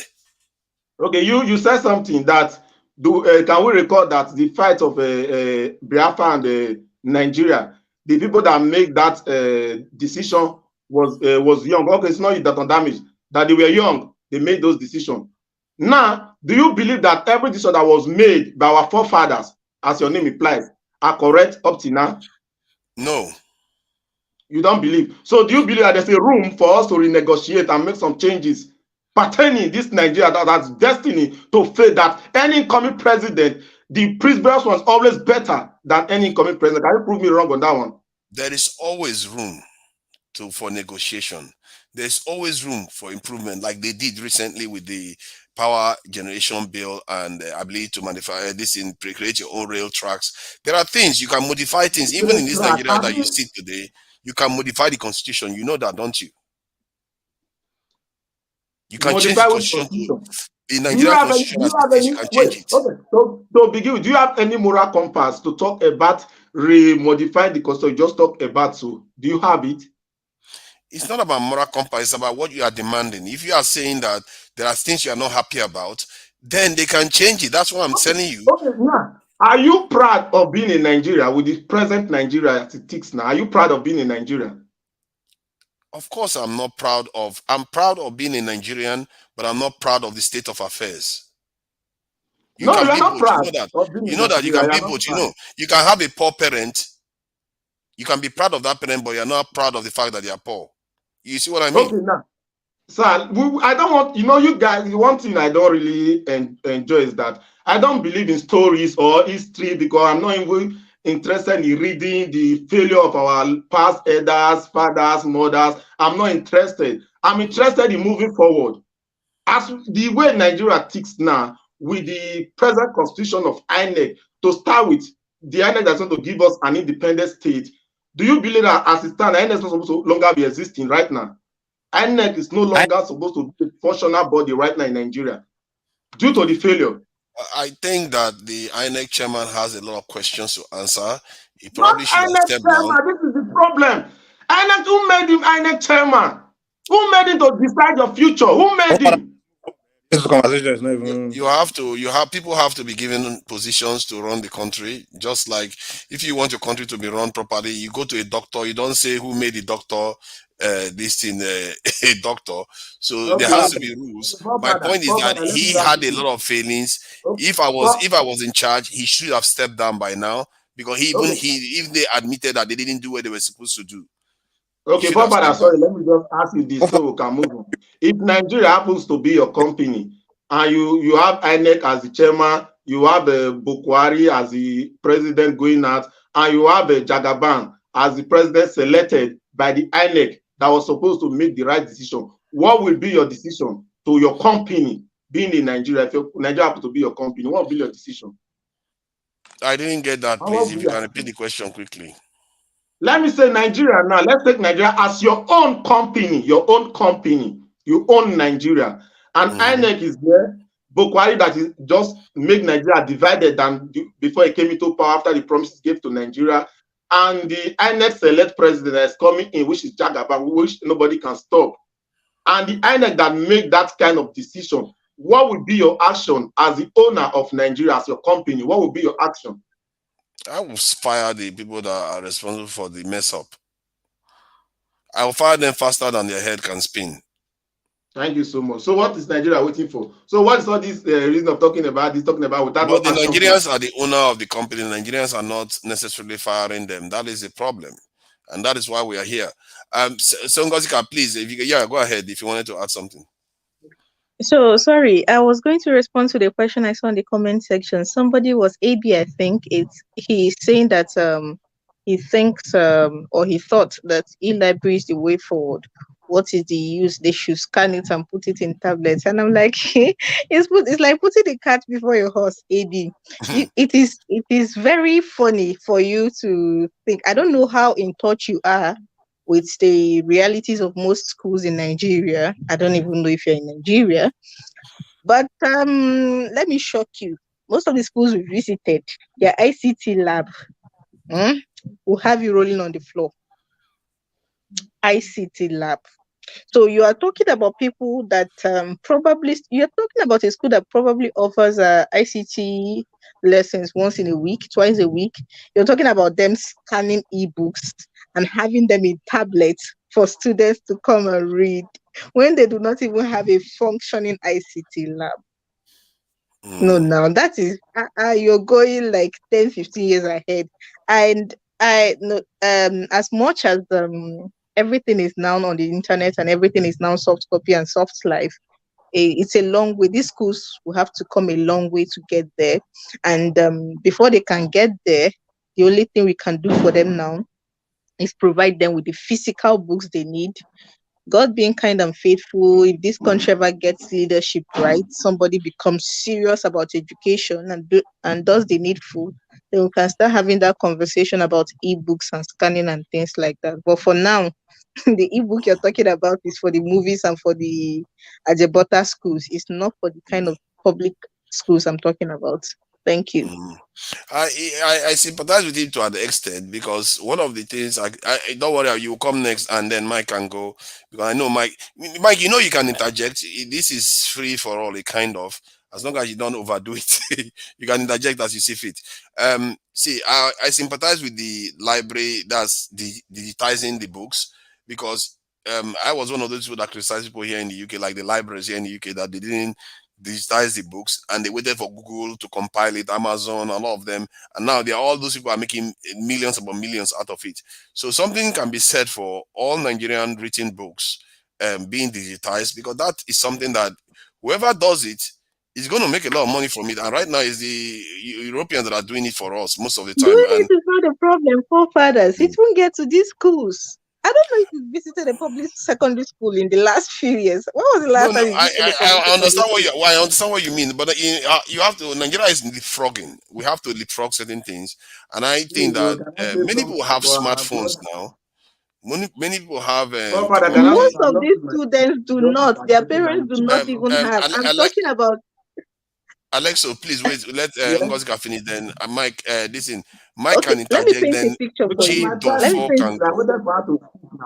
It's my time she's using to discuss what they relevant for my area, because what she's talking Are about, you talking about kidding me, books. Mr. Alexo? This is not You're not talking about relevant. security of life and property. You're talking about books. You're saying the education of the next generation is irrelevant. Alexo, please hold on. What is education? Alexo, please hold on. Education is important. You've been rambling on about things that do not have head or tail, and you're saying education.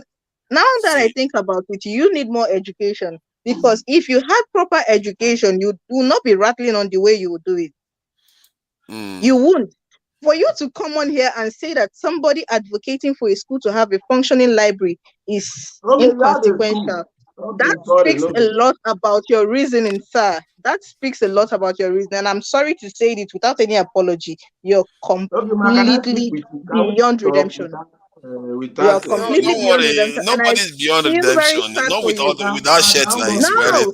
Is that LGBT this thing he's wearing or something? He is. He cannot say. We are talking about education. He's saying it's inconsequential. Please, how low can you go? We are talking about education, secondary school education, and he's saying it's inconsequential. Let's let other people talk, because other people want to contribute too. Then you can carry on with this nonsense you're having. Hold on. See, let Mike interject first. See, Alexo, you are gonna carry on. Don't worry. Let Mike interject first. Mike, please go ahead so that Jidofor can go. Well, I'll come back to you, Alexo. Don't worry. Mike, go ahead. Yeah. I think what Ngozika was saying was very, very important, and that's one of the reasons why I didn't even interject. I allowed to speak, because what she's saying even more important than anything we've discussed today, because the education of our children is the future. You understand? So there's nothing more important than that. So for anyone to say what is not important, it's very laughable, So my interjection is, when the problem in Nigeria, many Nigerians, especially online, is when people are saying, "Oh, Nigeria," when someone came here and say, "Nigeria can never work, Nigeria will not work." For that, you have to understand what they are saying to you is not that Nigeria cannot work or will not work. What they are saying is they don't want it to work, and they don't wish it to work. You understand? And they have reasons to. Of course, they want something else. And I'm in the same shoe as those kind of people, because me too, I want something else. I'm a Yoruba man. My biggest dream is to have a Yoruba nation. You understand? But however, while I'm wishing to have my Yoruba nation, while I'm still stuck in Nigeria, I don't know when I will have my Yoruba nation. Maybe 2 years, maybe 50 years, maybe I don't know. While I'm in Nigeria, I'd rather wish it to work for at least people that are suffering, and for my children or generations to come. I'm not going to say I wish hell in Nigeria because I want something else.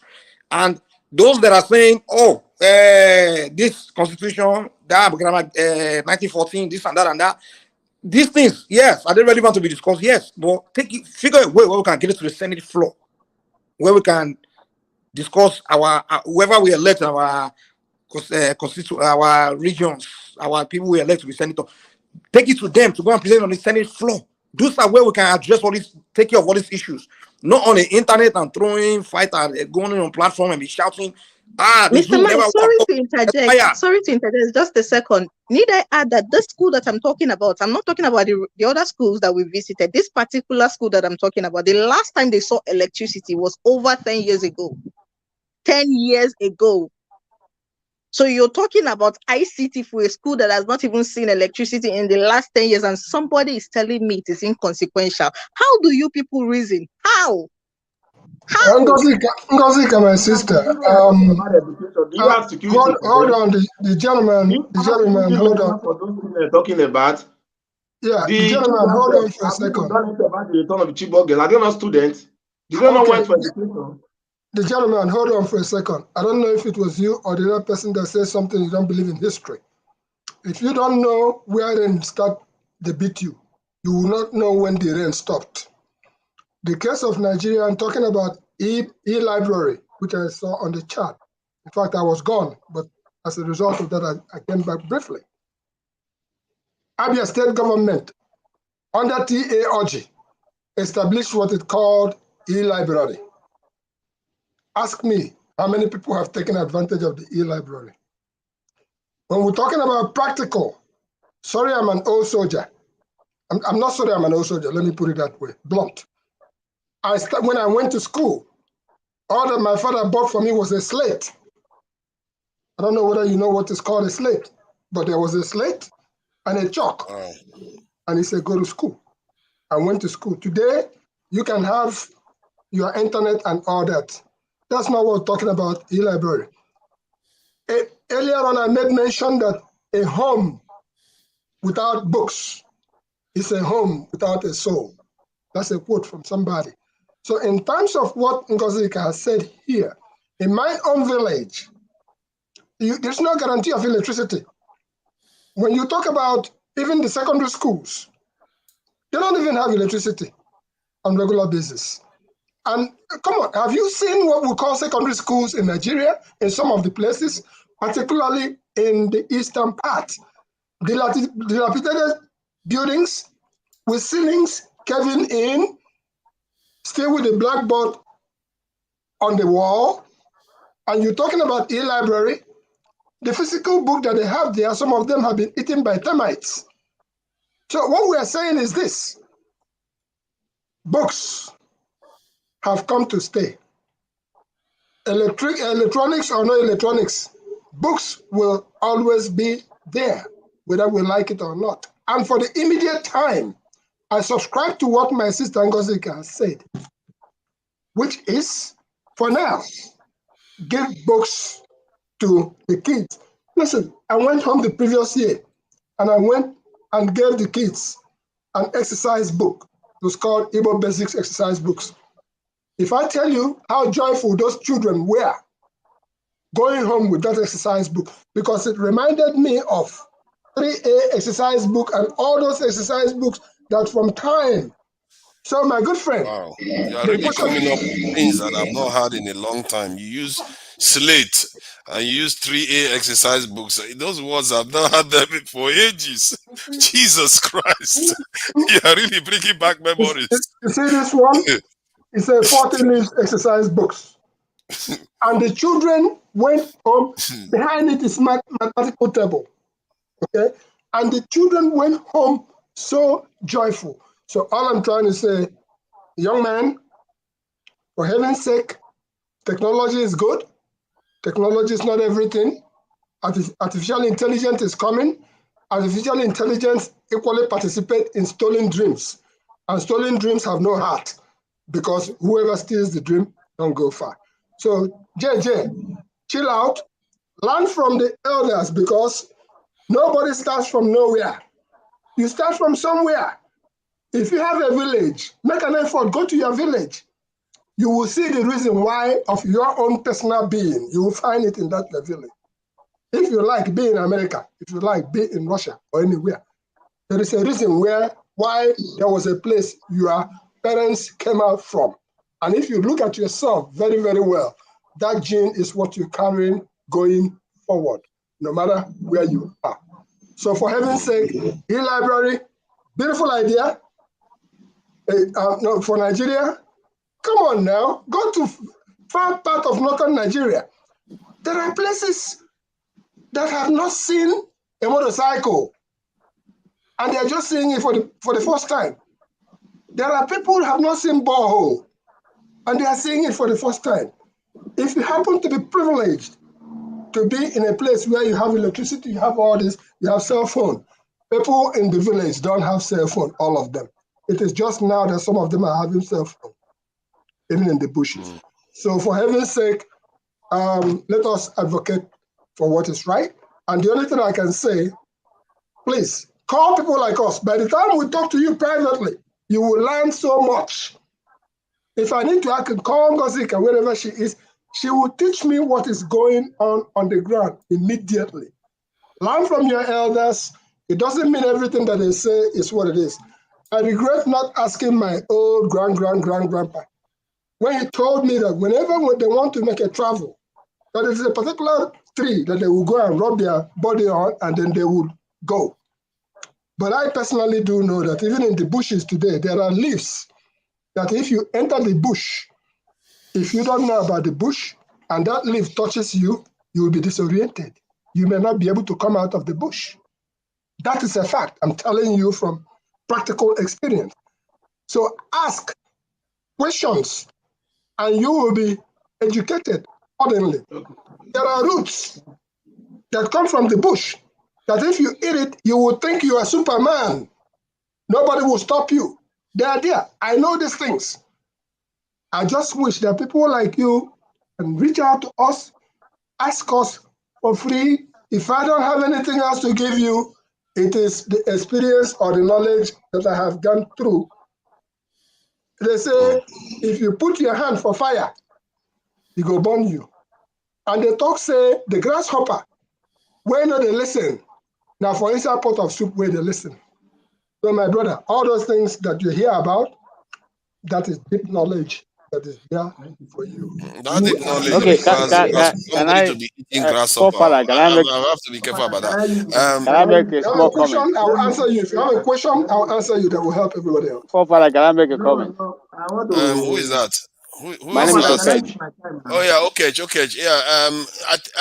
Okay. Anybody that wants to I'm make not intervention, spoken you now. can make. You can get that. Everybody's talent. Okay, let him speak so you can go. That shirt that you're wearing, is it for LGBTQ or just a shirt?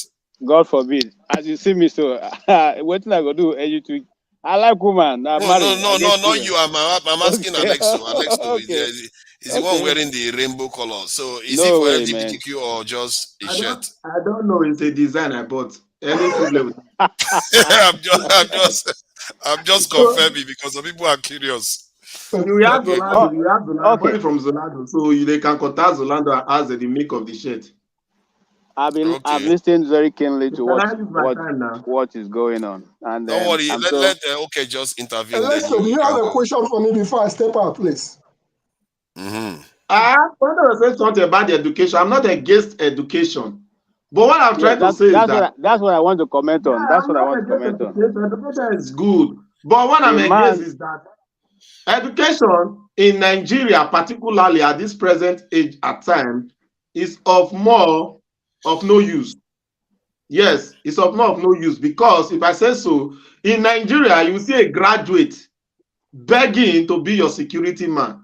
You see a graduate begging to be, what to be beg? Doing Okada business, doing all sorts of menage, dirty kind of job in Nigeria. That's what I'm trying to say. I'm not against education. What I'm against is that we need a security first. I want to talk about education. Imagine the Chibok girls, because your kids it's not among the children. You thought it's normal. Imagine adoption every day in schools. Little children went to school to go and learn. At the end, they got pregnant, they married Boko Haram, things like that. Sorry, bros. I thought I understood what you are saying. What is the But implication of that security? After you have the knowledge tomorrow, unknown government brought you down, or a bad road, you fall in accident, bad road you died of, or the useless politician talks, they break your head. A lot of things. Education is important, but in Nigeria, the lowest person is the one ruling. Imagine a graduate begging now I wanted to agree with you, but Alexo, calm down. Alexo, on your last point, I think most people will agree with you. I agree with you on your last point that education, the security comes even before education. But that said, let's let Okech add to this too. Okay, Please go ahead. Alex, I wanted to agree with you, but your last point has totally thrown me off balance.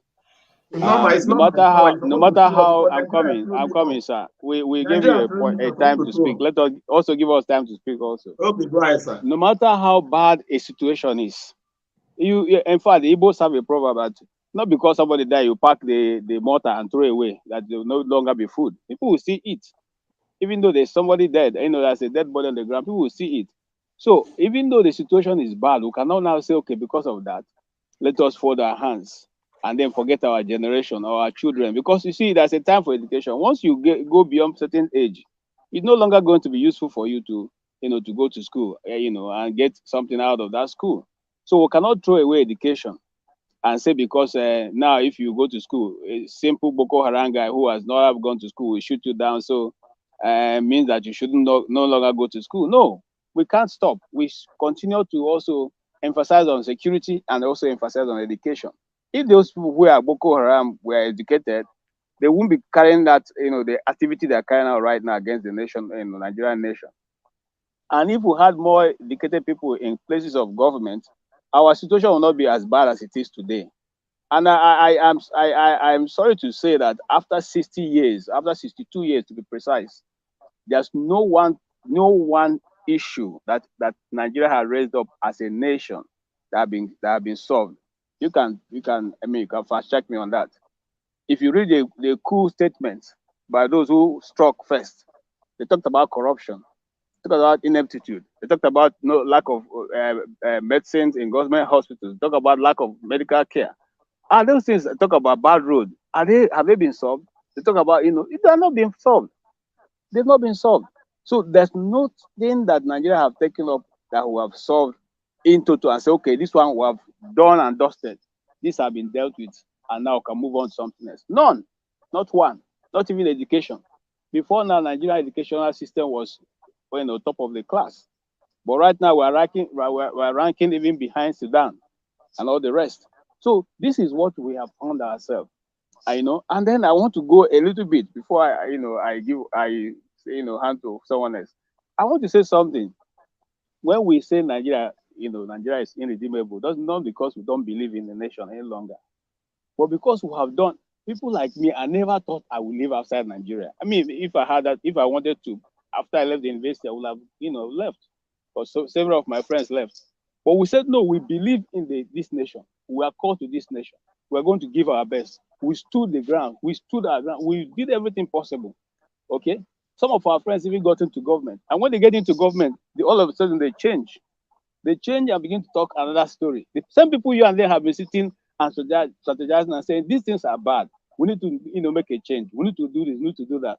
Once they get into government, it's like, I'll give you an example. About, the first, when the second of Obasanjo's tenure in government, I had a friend who was contesting for a governor of a state. I won't call the name. We will sit in his house, midnight, okay, praying, saying, God, give this man this opportunity because we know this man will make a change. Okay? He was going to be a governor of a state. He won. God gave him the opportunity. Now, the next thing that happened was that the man no longer stays in his house. He was living in Transcorp. And before we knew it, they had brought about 3 different SUVs to him. He had not taken over. He just won. He just won. I want to let you know how bad. And when we say there's nothing to redeem about Nigeria. This guy was taken out from his house by a certain group of people who had already given themselves the honor to be able to kit him. Buy him clothes, get him up ready for the government, for the office of going to, occupy. And they first did what? They took him to the 10th floor of the Transcorp Hilton. Okay? The 10th floor. And so there he was, drinking and eating. We didn't see him after a while. We looked for him for some days. Then eventually one of our friends said, they say they Transcorp. We all went to Transcorp. When we went and we sat down with him and said, Oga, what is going to happen? I will say, we don't look for you. He said, bros, things don't change. This is our time now to enjoy. I'm just telling you the mentality that is out there. Oh, it's your time now to enjoy. What about all the problems that we have been seeing? What about the prayer in praying? Leave that to enjoy. Did you see? I mean, things have changed. Things have changed. Look, don't worry. I mean, that guy spent his 4 years in government, did nothing. Now, which one you will talk about? If you say Nigeria is redeemable by the constitution we have, then how do you make amends? Because the same, remember some people wrote and said, look, we have to change.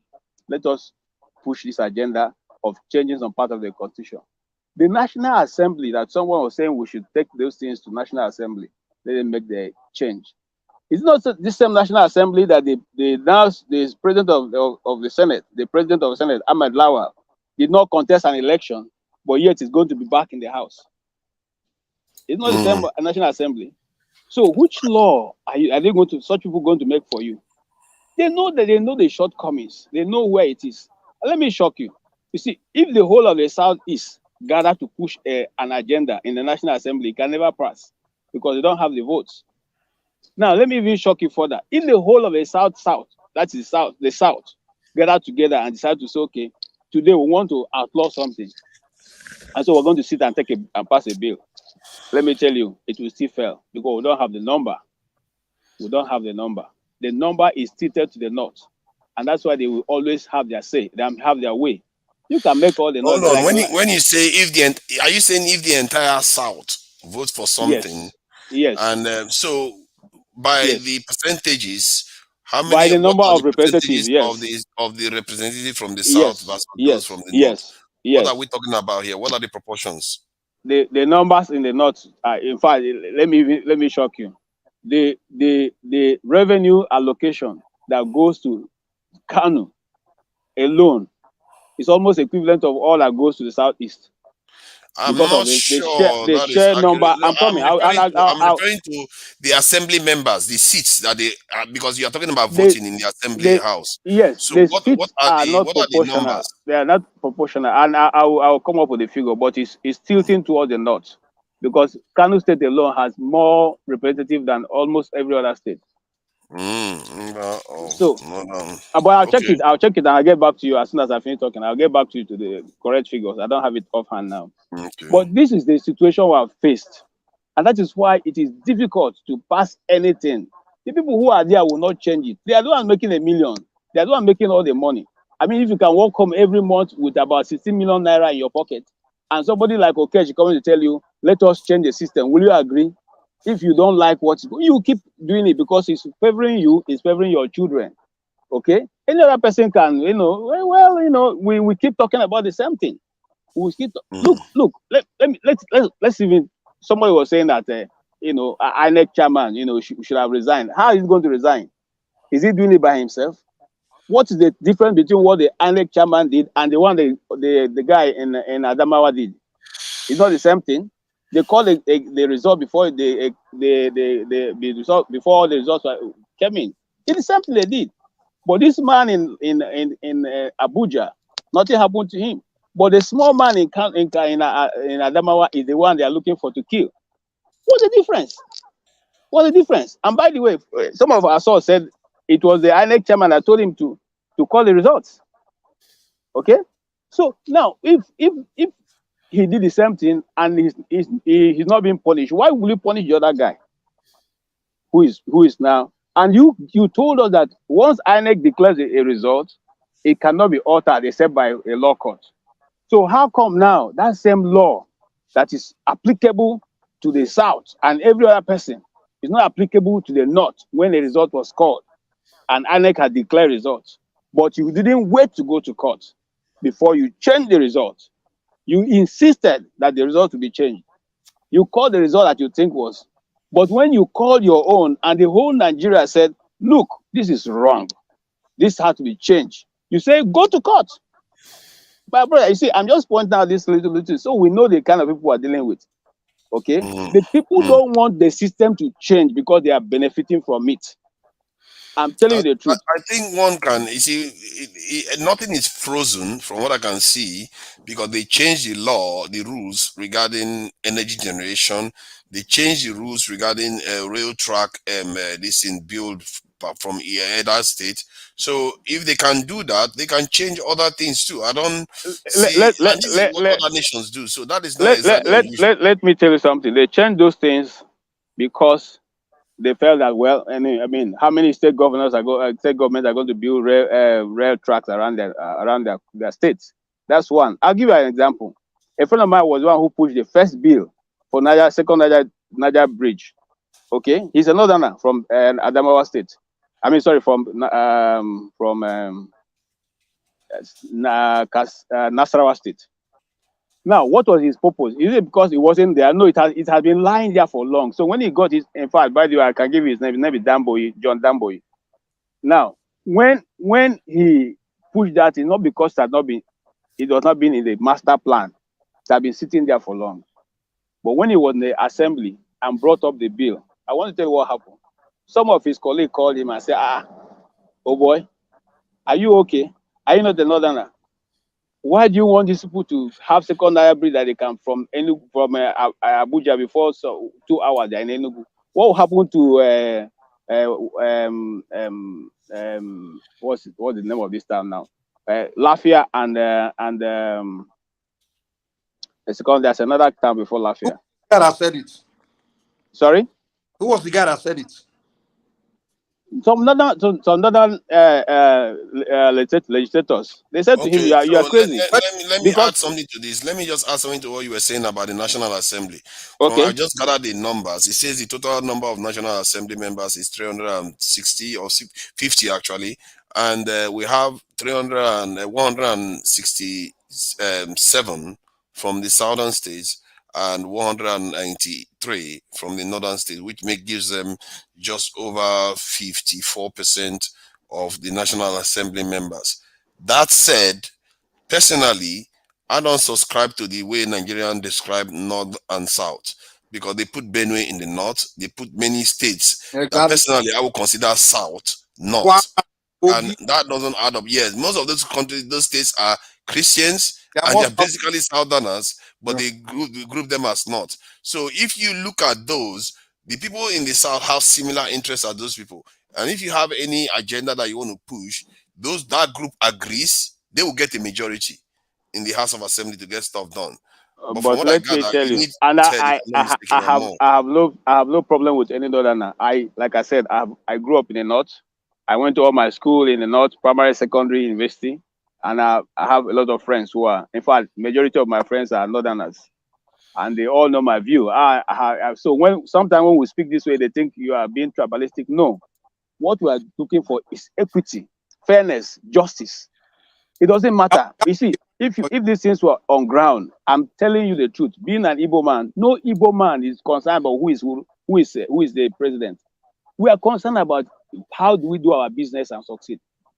If you if you say to the East, you have your seaport, you have your international airports, you have that's seaport, especially international airport. So our goods can come into the East. We don't have to go to Lagos. You develop the water line in the East, in the South. Let me say South. I don't want to go to that other things. They what do you want? South. Sorry. It doesn't. They don't bother the Atlantic Ocean. So where can you put the seaports in? You see, that is another lie that they've done. They've told you. But you see, you are talking to somebody who is apart from being a student of history. I'm lying that far and wide. The East has always been. In fact, if you go back to your old history, your old maps. You guys don't want me to talk. I don't come out to. Sorry, no come out. I beg, wait. You can always jump into the conversation now, just like if you go back to your old old Nigerian maps, you find out that. You allow them to speak. When I want to speak, they will No, interject me. see, you can no, I'm not stopping you. You can interject Okay, when Oga to say speak now. stuff. Oga speak, so I no go verse. No be war And now. I feel like I don't even get what he's talking about. You understand? He's talking, and I can see that he's scared. Because whenever I want to talk about the North, he said, I don't want the North to feel like we are doing that. Why will you be scared in your same if you claim you are in Nigeria? And this thing is what is killing us. When we want to speak, we'll be trying to bring the North as if they are not Nigeria. We were talking as if they are different, maybe they are another ethnic from Nigeria, that the North who are seeing us being, so we are trying to look. I don't understand. You people know the truth, but you cannot say it right before your face. You know the truth. You see everything. You know those people, whenever you talk something. Yeah, what you say? Define the North. We don't know who the North are. We want to know who the North are because okay, she can define the North because when I want to say something, they will think that we are trying to remove them from the picture, from the line. I don't understand why we I think you are misunderstanding. Because I told you like the North. Consider the North. People. I think you are misunderstanding me, my brother. I don't misunderstand. I get you right and clear. I get you point. No, I think you're misunderstanding me. And now you see, because we have been so divided. That's what I mean by that statement. When you measure the North, you say some kind of qualify that That's statement. what I'm saying. That's what I'm trying to bring you to understand what I meant by that. The nation right now is so divided that every time you mention North or South, there's somebody feels that they are because you are against that geographical location. We are not against anybody because we are trying to form a nation. That is the country. We are just trying to pretend that this country is now. Oga, hold on. You see, I live in France. You cannot tell me that if I want to speak in France now, I will be scared of one particular place that in France. When I go to Toulouse or when I go to Montpellier, they will think when I talk about that, they will no, because the country is one. But when you want to talk about Nigeria, you want to talk about North, you will like you will be pampering, you will be painting it so that they will feel you, include them. But they are killing you. You cannot say before their face that they are killing you. France, the country is not one though. It's one. None of all these countries, when you look at them from afar, they look like one. Like in the UK now, they have what they call the North and South divide. France. I live in France. I know France. Don't tell me about UK. Tell me about France. Yeah, but they are not. They have separatist groups there, don't they?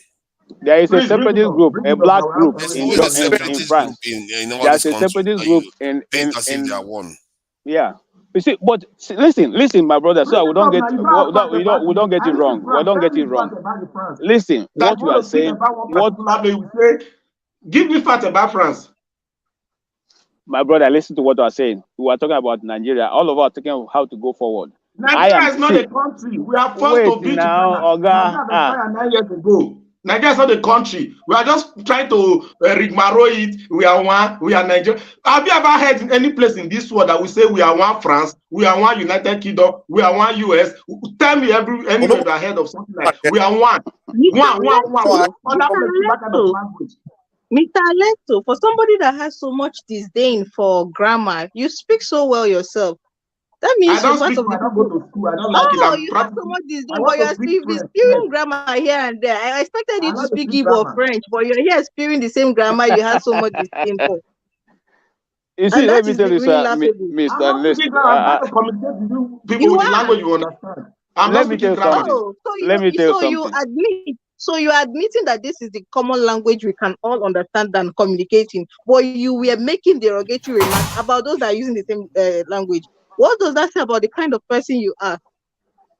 That speaks a lot about the kind of person. No, you don't get me. I'm not interested in big grammar because big grammar don't prove any point. Speaking big grammar now. What do you just talk Rigmarole now? Rigmarole has more grammar. Wow. Okay, listen, let me make my point and go because let me make my point and go. Let me make my point and go. Give me a solution, or let me give you guys a solution to Nigeria's problem. Then you agree with solution? Me. Give us.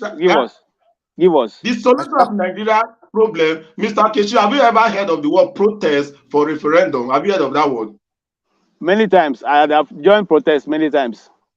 Thank you. What Nigeria needs at this time now is protest for a referendum for us to agree to renegotiate our live, if we want to live together as in Nigeria, for all of us to have our right. Not that one person will come to the office and tell you now. Okay, just imagine in one country, some people will tell, okay, let's give the Senate president to the South, let's give to the Southeast. That is not, we are not one. We are just trying to rigmarole that we are one. But let us put mouth now. Allow us to put mouth. Allow us to put mouth. Let's keep it simple instead of just going around. Let us go straight. Yes. Allow us put mouth now. Allow us put mouth, Oga. Okay, go ahead. Now, listen. The problem you are trying to deal with didn't start today. It didn't start with this government. It didn't start yesterday. Yes, I want it to end with us. I want it to end with us. I want to end with us. Wait now. Oga. I'm giving you a solution. I'm going to end. Tell me I started. I don't care I started. I want it to end. I want us here to end. I'm just letting them self-regulate. Give me 1 second. Let me go with Alex. Alex, okay, so we know your position now. You want Nigeria to break. Yes, right? So, right? It's not that I don't want Nigeria to break. I've been wish. Okay, good. Now we know your point. So now my question. Okay, did you see what Mukolata said? I want Nigeria to break. So, Alexo, I think me and you. The result. Listen. Okay, listen. 1 second. We don't allow you to talk now. Give me a second. Me, I just ask my brother a question. Okay, talk. Alexo, me and you, we're on the same page. You want Nigeria to break. Me too. I want Nigeria to break. But now the next question is, if you're in power, how do you split it? Tell us how you want it to split it. Who goes where? What goes where? You have to get to that agreement first. Because when I speak to many of our fellow secessionists, it seems like wait now. Let me learn. When I talk to my fellow secessionists, many Nigerians say, "I want Nigeria." But when I ask them, how do we break it? It seems like we can't come to an agreement how we will break it. So can you tell us how you will split it? Split Nigeria. Yes. Let's give you the power to split this. Tell us how you split it along what lines and what. Tell us.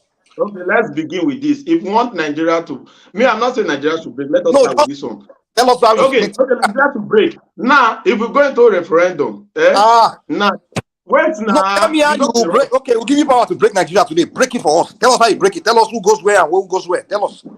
Who goes where? Okay, now, you are from Yoruba land. If I ask you to go to Biafra land, will you go? No. Tell me how you want to. Do you want me to go to Biafra? Tell me. I'm asking you. Tell me. Don't ask. If I tell you go here. That's what I'm telling you. I want to explain to you how Nigeria will be break. If Nigeria want to break, everybody has to agree. I won't go this way. I won't go this way. We have to. That's why we have to come to the round table. Not that you tell me that. Waiting for everybody. Go here. So you're waiting for everybody. You're waiting for everybody to agree first before you. You have to let us know what you want before we can even. You can't be today. You can't go to Abuja and be saying, "I want every Nigerian to agree before I tell you what I want." They will tell you to get out. So they don't know what you want. You are saying the same thing. You are getting it wrong. You say you cannot go to Abuja because you don't have freedom of speech. What is democracy? You are moving the goalposts, bros. Let's keep it simple. If I ask you don't know what you want. You don't know what you want. You say you want to break, and when they ask you are raising too many. Give an answer. You don't know the question you're asking me. You don't know the answer to the question you're asking me. It's a simple question. You say Nigeria doesn't exist anymore. Why do you want it to break? Give me the answer to the question you're asking me. You say I want Nigeria to break. This one should go where? So I will not be the one to decide your fate. You will be the one to decide your own fate. You will say, okay, where do you want to go? I am from Ododuwa. I will go with Yoruba Nation. I am from Biafra. I will go Biafra Nation. I'm giving Istanbul. I'm from Niger Delta. Okay, where do you go? You will still want to decide your own fate. I am in one Nigeria like you. You will stay in one Nigeria. Nobody will force you to be in one Nigeria. I'm not one Nigeria. That's what I'm telling you. Where do you go? Where are you going? Where do you want to go? Where do you want to go? You see, my brother, at the end of the day, we will all sit down on the table to discuss. No matter what you say, no matter, excuse me, but I see the problem. They don't know what they want. We're not going far. We're not going far with it. You are rather going around. Can I just add something? Which country do you want to go? Which country do you want? It doesn't make sense. Into an agreement. So you choose where you want to go. Okay, let me tell you where I want to go. Then we have to wait now. If all of us come to the LHW1, we have to have agreement or a working scheme that this plan right from today, Nigeria will be like this. There will be no need of dragging presidency, like for instance, Obi come out, let's take back our country from who? Oh, no, you are okay with Nigeria. Okay, let me tell you where I want to go. Let me tell you where I want to go. Let us be one. Let me tell you where I want to go. Wait, let me tell you where I want to go. Alex, let me tell you where I want to go. Please give me 1 second. I want to break Nigeria just like you. And I tell you where I want to go, the country I want. I want Yoruba nation. You see the president of the Southwest? I want that place to be a country. That's my country. Now, my own is clear. If I go to Abuja and I say, hey, Abuja, this is what I want. Mike, But wait. But whenever I run are into you going to leave Benin Republic out of it? no, that one, we will discuss with that one after we leave Nigeria. But when I ask people like Alexo, I've run into many people like him, like, okay, bros, I want to say you want succession. Tell me your land where you want, what country do you want? They can give you an answer. Okay. But they're the one that drive the most. Mr. Mike, please let me tell you something. I am like the convener for referendum. Let me tell you something now. I cannot wait for referendum. Wait. You two decide we can work together and break up. Wait, Mr. Mike. I know where I want to go, but I'm like the convener of referendum. I cannot decide. I cannot tell you where I'm going to, but I want you to speak. No, that's what I'm trying to tell you. I'm trying to tell us, look at what we want. If I tell you that I want to go to Biafra, I want to go, so hey, that's why I came here. That is what I'm talking about. I want you to make your own decision. You understand me? So you feel like, let's tell me where you want to go. Where I'm going to go is not important. Where important is that where we want to, everybody decide to live together. You see, if you're even talking about referendum, my brother, you're not the first person who have decided to call referendum. A referendum, at the end of the day, somebody has to supervise it. Somebody has to collect the whatever votes that have been cast, and somebody has to now check it and mark it and say, okay, these people have decided to move this way, or these people didn't make it. You see, everything has to be organized. At the end of the day, we still come back to the table that we're trying to do here now. It's not by shouting, it's not by all those things. Listen, boss. Let's deal with this thing. Let me tell you something. There's no Easterner. There's no, except those who are gaining from government, who will say they don't want to go with Biafra. Because I, as an Igbo man, I know that if Biafra was there, Nigeria, at least that part of Nigeria would have been so better than Dubai. I can tell you that for free. You just because say that southern part of Nigeria. I mean, the eastern part of the Nigeria.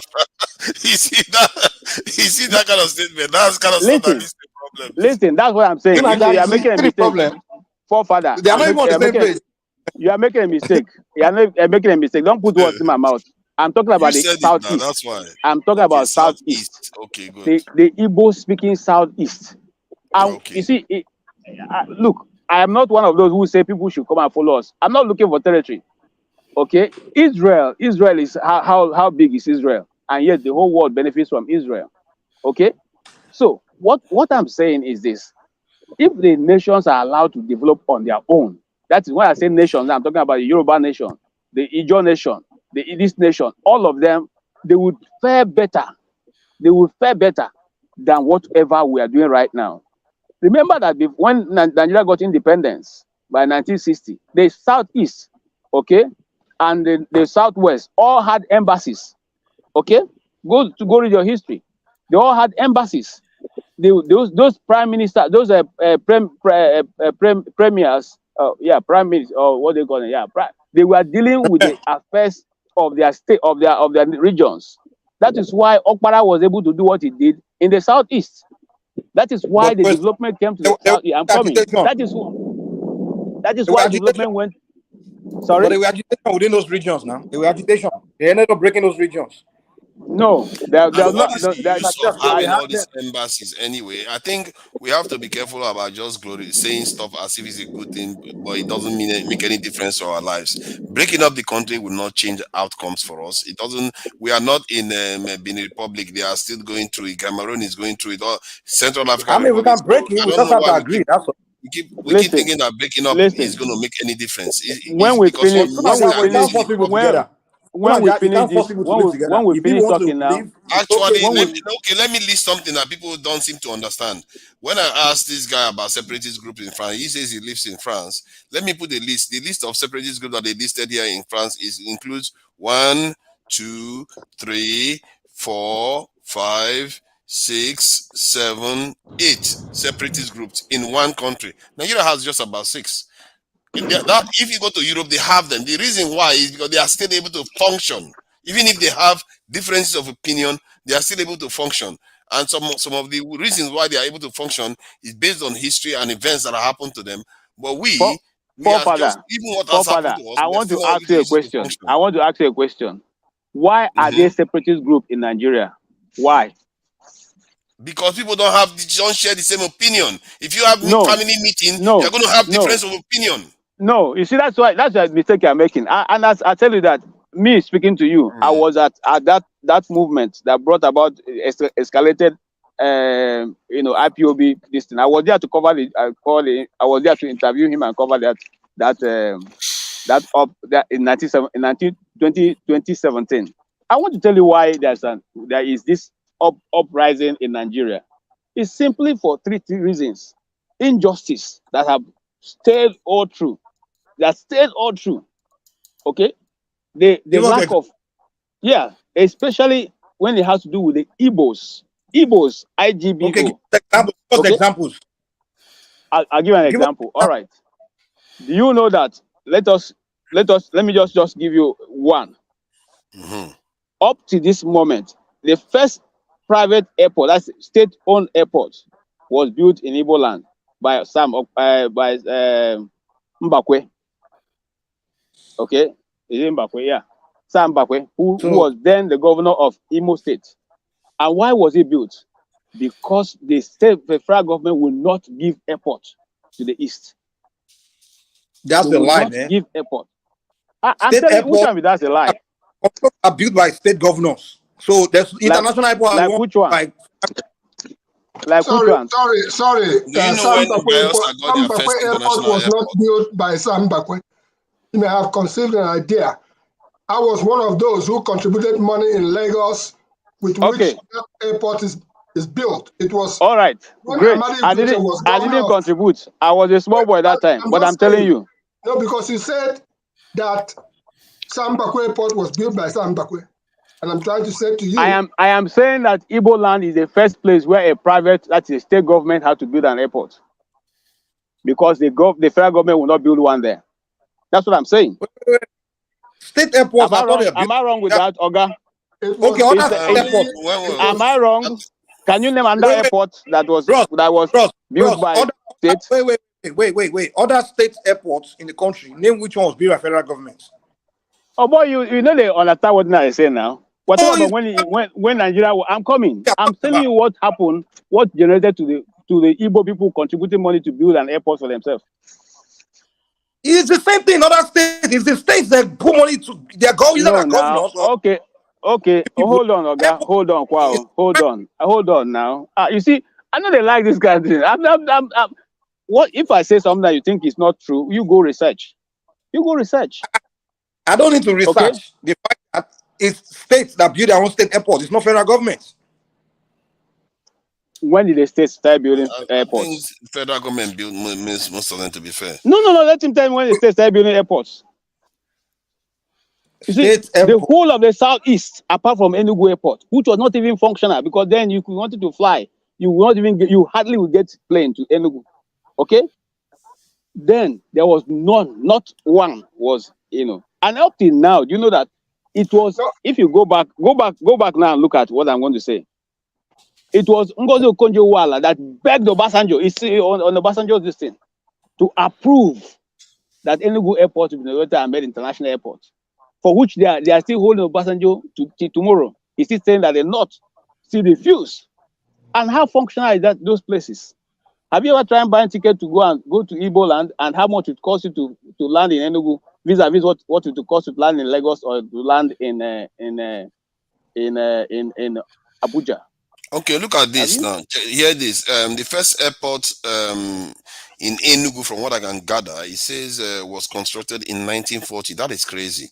And upgraded to international status in 2013. If that is accurate, okay, that is crazy. That you are even. So now you get what I'm saying. Hold on. I need to say this. Okay. And this is why when you were saying something about marginalization, or I wanted to add the term perceived. Because sometimes people feel certain things, it doesn't necessarily is the objective truth. Because if you look at Bayelsa now, that has been producing oil for Nigeria and those riverine areas, how many airports do you think they have? The first airport that was constructed in Bayelsa, from what I can gather, is somewhere around 2019. Yeah. And most of the development in Nigeria is not even on that land. So when we say marginalization, and if you look at many northern states, do the same thing. During this bank crisis, when they were talking about the Naira no change, that's when I found out that some states, they barely even have banks in Nigeria, in the north of Nigeria. You see, Please, go further. I like what. Okay. Any part of The Nigeria. problem of Nigeria is not marginalization. Or some people Nobody think it's only living in them that. Nigeria. What we are fighting for is the right for human being to live. We're not talking about marginalization. You get the point? Nigeria is one side. The major problem of Nigeria, nobody lives anymore in Nigeria. People are just existing. Nigeria is a dream killer. Nigeria takes souls every blessed day. That is my problem. Not about marginalization. Talking about airport. Not that one. Nobody lives in Nigeria. Nobody life is guaranteed in Nigeria, like those in diaspora. I know many of you talking here lives in diaspora. That's why you can talk. Can you stay in Nigeria for 2 years without leaving that country? Nobody lives in Nigeria, where a policeman can gun you at gunsight without nobody will ask him a question. It's not the country. We're talking about people rights to live. People right to live, not about marginalization this time around. We're talking about people right to live. Nobody's living in Nigeria. Everybody are just existing. A lot have died 20 years ago. But they say existing and they're not living anymore. Let's the new people that came in and contribute, because they are. Let me allow Ify talk, because she came and left, and then Augustine can go, and Own the BC can also contribute. So Ify, welcome. Hi, good evening, everybody. Mike, my enemy, how are you? If you fall, it's listening. Look at how Mike turned away. Okay, I have to go. I'll get back. I'm behind the background. No, please don't go. Just give me a minute. I'm listening something to you. Anyway. Okay. Go ahead. Yeah. Good evening, everybody. Good evening. See, the truth of the matter is this. This is a question of, is Nigeria working for you? The reason why everybody or some group of people are asking to leave the country, Nigeria, is because it's not working for them. A lot of people feel that they are being marginalized.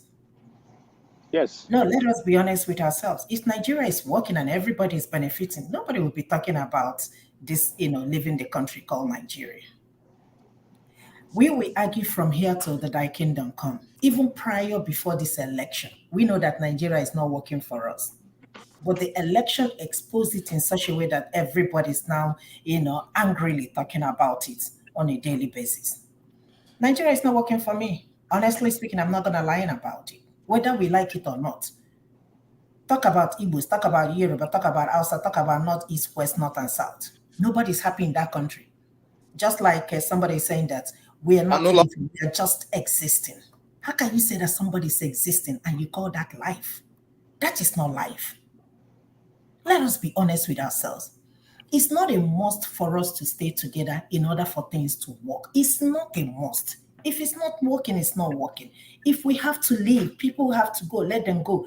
Look at Russia, when all of them used to be under Soviet Union. Somebody said something about Israel. Israel is a small country, and if you look at the map, they are in the midst of most of the Arab nations. Pakistan and India, they used to be one country. Everybody went their different ways. So telling me that Nigeria, under this state we are right now, is working, I disagree. And that it's going to work, I disagree. I've talked about the airport. We have literally 2 international airports. I don't even count Enugu as an international airport, because it's only Ethiopian Airlines. I don't know if Ethiopian Airlines still goes to Enugu. We're only talking about Abuja and only talking about Lagos. Well, there was a time we argued about it here. Imagine going from Lagos down to East. That's literally, if the road is good, when I went, it's about 6 hours, thereabout. Imagine having one international airport in the East. Do you know what that's going to do for us? But you have it. Hold on. I wasn't talking to you, Mike. Calm down. I didn't interrupt you. In my adage, I don't know how Igbo Basic is going to interpret this. Do Do you understand? If you do a child what you do to other people, the child will be happy. So let us stop deceiving ourselves here, because we're not telling each other the truth. If Nigeria is working for you, fine. I live in a country where the system works, fine. I'm not saying that this country is perfect, but at least it's up to the standard where you say that you can get this, you can get this, that this is working for you a little bit. When my neighbor is complaining, I look at him like, are you okay? In my head, I'm like, you need to go to Nigeria and see what complaint is all about. When he's complaining about the things, we know that it is nothing. I mean, it's a daily life for us in Nigeria. Father, if you ask how she wants to break Nigeria, she won't have answer for you. I guarantee you. Ask her how she wants to break Nigeria, she won't have answer for you. Mike, you know one thing about you, you are very aggressive. I respect. No, I'm not aggressive. No, when I'm being honest, you accuse me of being aggressive. Excuse me. Okay, let me ask you. You want to break? This is how Mike makes friends. They don't have answer for you. Mike for 4 hours, you find out that he's your friend. I respected you. Thank you, Father. See me and Father, I don't argue many times. You don't say we're enemy. Stop it. I'm not your enemy. I just like to have a logical conversation. So, let's go. Oh, Father, that's the problem. Like people, they will constantly crying online. Nigeria needs to break. Nigeria needs to break. It's not working. Okay, let's break it. Where do you go? They don't know. Oh, referendum. No, don't ask. How do we break it? No, they won't give you an answer. So you're not serious about breaking up. You know, when Buhari says something, and I'm beginning to wonder whether he has a point, that when Nigerians ask for something in certain sections of the country, because the truth is we are all, compared to most countries, we are not doing very well.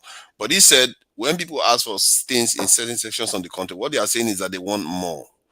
And the truth is, because this issue of this in the airport just crystallizes to me, because when they are saying, no, the South didn't have airport, I was surprised. They have airport going back 1940, when the South barely cannot even smell that during that period. They had airport in the South is in Enugu since 1940. And let me tell you the truth. They were complaining that nothing was there at all. Let me tell you the truth. You see the people saying they want to leave, they don't want to leave, they're lying. So that's why when I keep asking that question, how do we go? They will say they don't know. I asked one guy, okay, where do you want to go? Where is your new country? You say, anywhere we went, title rapper, that's my new country. What kind of answer is that? That's no, it doesn't make, I can't, bros, we all know the truth. The Southeasterners cannot live without Nigeria. That's just a fact.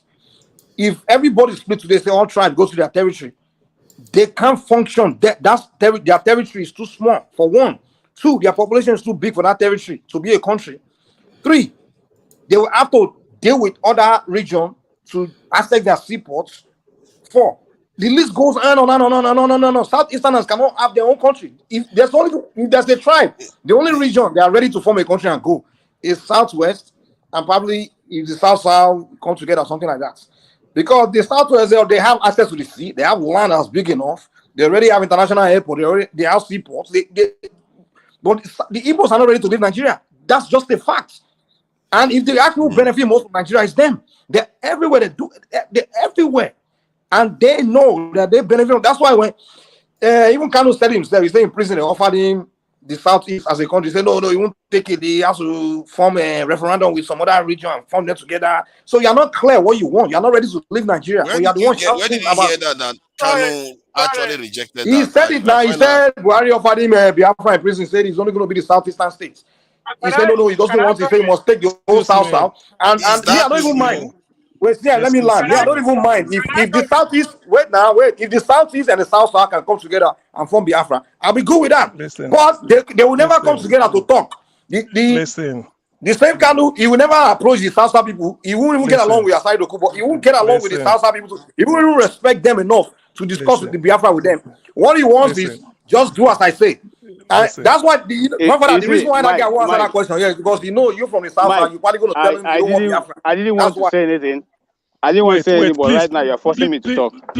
Please I'll just make a comment and I'll go away. I'm sorry, you can't survive on your own. Something on my hands. The South is the size Can I of just say something and I'll go because I'm going somewhere and I'm not going to be around. Now, Mike, you see, the truth is bitter, but I know you were offending guys, but the truth that I'm speaking. That have been carried for many years against the Igbos. What you say That's a sometimes lie, really man. Nobody carry surprise me. anything against I'm anybody. coming. Allow me to You talk. were talking. Let me talk. After Let the me war, talk. then nobody's carrying anything against anybody. Let me The talk. whole Nigeria was abandoned during the military let me Allow regime. me talk. to talk. Please, Even the Let me southwest, talk. all the road was Let abandoned. me talk. The road Let all me over talk. the country, the Excuse north, me. everywhere Let was me abandoned. talk now. So nobody was Excuse me. evangelizing anybody. Excuse me. Okay, Stop it, since you man. all let me talk, let me go. Excuse me. Another time. Excuse me. No, don't go. Do not go. Please. Here. Even Obasanjo didn't fix the Excuse roads in his me. village. Excuse me. It was Wait. Jonathan that fixed it. Jonathan Hold was the one that on. started fixing the road in the Hold southwest. on, Mike. And Hold on, Buhari. Mike. Hold on, Mike. Why I'm saying hold on, if I continue talking, you are talking. I don't think you can. Your voice can dwarf my voice. I can continue unless somebody mute us. Okay, wait. Dr. Damage's show is not one man went to mortuary. That is where we start. Dr. Damages have your say or 90 Brother, minutes make your point. Africa. Don't speak for Hold Dr. on, Damages. Talk. please don't hush me. Please. Just try. Don't Make be your rude to point. me. It's not like you're talking You something don't know me. different. You don't know me. You don't force me. Don't say make your We are point. not fighting. We are just making our Other points people, here. but don't force me, please. Other people are But speak listening to to my me. point. Are Don't they about my talking? personality. I'm talking I about don't somebody in even Let's try to get to the point because there are other people here. Exactly. forget Instead about of your getting to the point, we start personality. talking about something Forget different. about your personality, please. Don't do that to me, please. Otherwise, See, but Austin I give you hasn't said back anything. to you. You're telling me about Otherwise, something I different. give you back Austin to has you. something. It's my opinion. This Talk place to is the point not. we are talking. This place, excuse me, don't direct me, please. Make your argument. That's what we are saying. Don't try to do propaganda. Then please, Mike, please. This place. That It is doesn't my matter your opening place. salvo. Don't tell me about this This place. Mike, I place don't is think Not your not place. this one Make man. attitude your point. That's what we are Please let saying. me tell you. I don't think it will help us. This attitude. When you are doing all these things, you think you are clever. You are not. You always think you are clever. Don't make sense to me. This place is not one man went to the mortuary. Oh, girl, That's number who one. said Secondly, somebody do not come here to peddle lies. All you need to do is forefather is here as a witness. Go to YouTube, forefather. You can be doing it while I'm here. You type Nnamdi Kanu plus as my sign plus Kadaria Ahmed. Kadaria Ahmed is a Fulani lady or Hausa lady. She worked with BBC in the UK. She came back to Nigeria to work for Channels News. She used to anchor one program called either Pulse or what is it for one program, but it will be there. She traveled all the way from Abuja to Afaruku to interview Nnamdi Kanu in 2017 when IPOB was at the top. She asked her a couple of questions, one of which is, he asked Nnamdi Kanu, this Biafra you are looking for, who and who, can you give us the map of this Biafra? This was the question I made, and Nnamdi Kanu said, okay, the whole of five southeast states, as you know them, when you get to Benue State, he mentioned southern Benue, I think about 6 local governments, they are Igbo speaking. They were part of East Central State as at 1973-74. Before 76, they created them. They are speaking Igbo today. People from there attend Ohaneze and Igbo meeting. He said those people will be included. He said then you go to Edo State, there's a place called Ibanke in Oriowo local government. That Ibanke is Igbo speaking. It means Igbo Akere. That place is Igbo. Till today, people there attend Ohaneze and Igbo meeting. That place is included. That place, they carve it in. You go to Delta State, the whole of Delta North, Eka North local government, Eka South, Oshimili North, Oshimili South, which other, I think there are about 9 local governments. Excuse, please. I'm not really sure what you're talking about. Is it Kadera interview you're talking about? Please. Opera, you already know what is lying, Abi. Okay, go ahead. Finish your lie. Go ahead now. Yeah. Please, I hate interruption. That's why I'm telling you, don't think you are clever. I repeat it again. Go ahead, finish. Well, you interrupt people more than anybody else. Let him carry on. You see, It's English language I'm speaking, and I've referenced it so that if you don't want to listen to me, listen. If you don't want, if you don't, if you listen, excuse me, just listen. If you don't want, you can go and I've given you a reference. What Nnamdi Kanu said. What Nnamdi Kanu said. You Now, said when you get Nnamdi Kanu plus this thing, what's her name? Nnamdi Kanu plus Kadaria Ahmed. It's an interview. I've seen the interview now. We've all seen the interview. And listen, I'm not talking to you. What's wrong with you now? What is wrong with you now? Huh? What is wrong with me is you're bullshitting us, man. Just finish your line. Huh? Go ahead.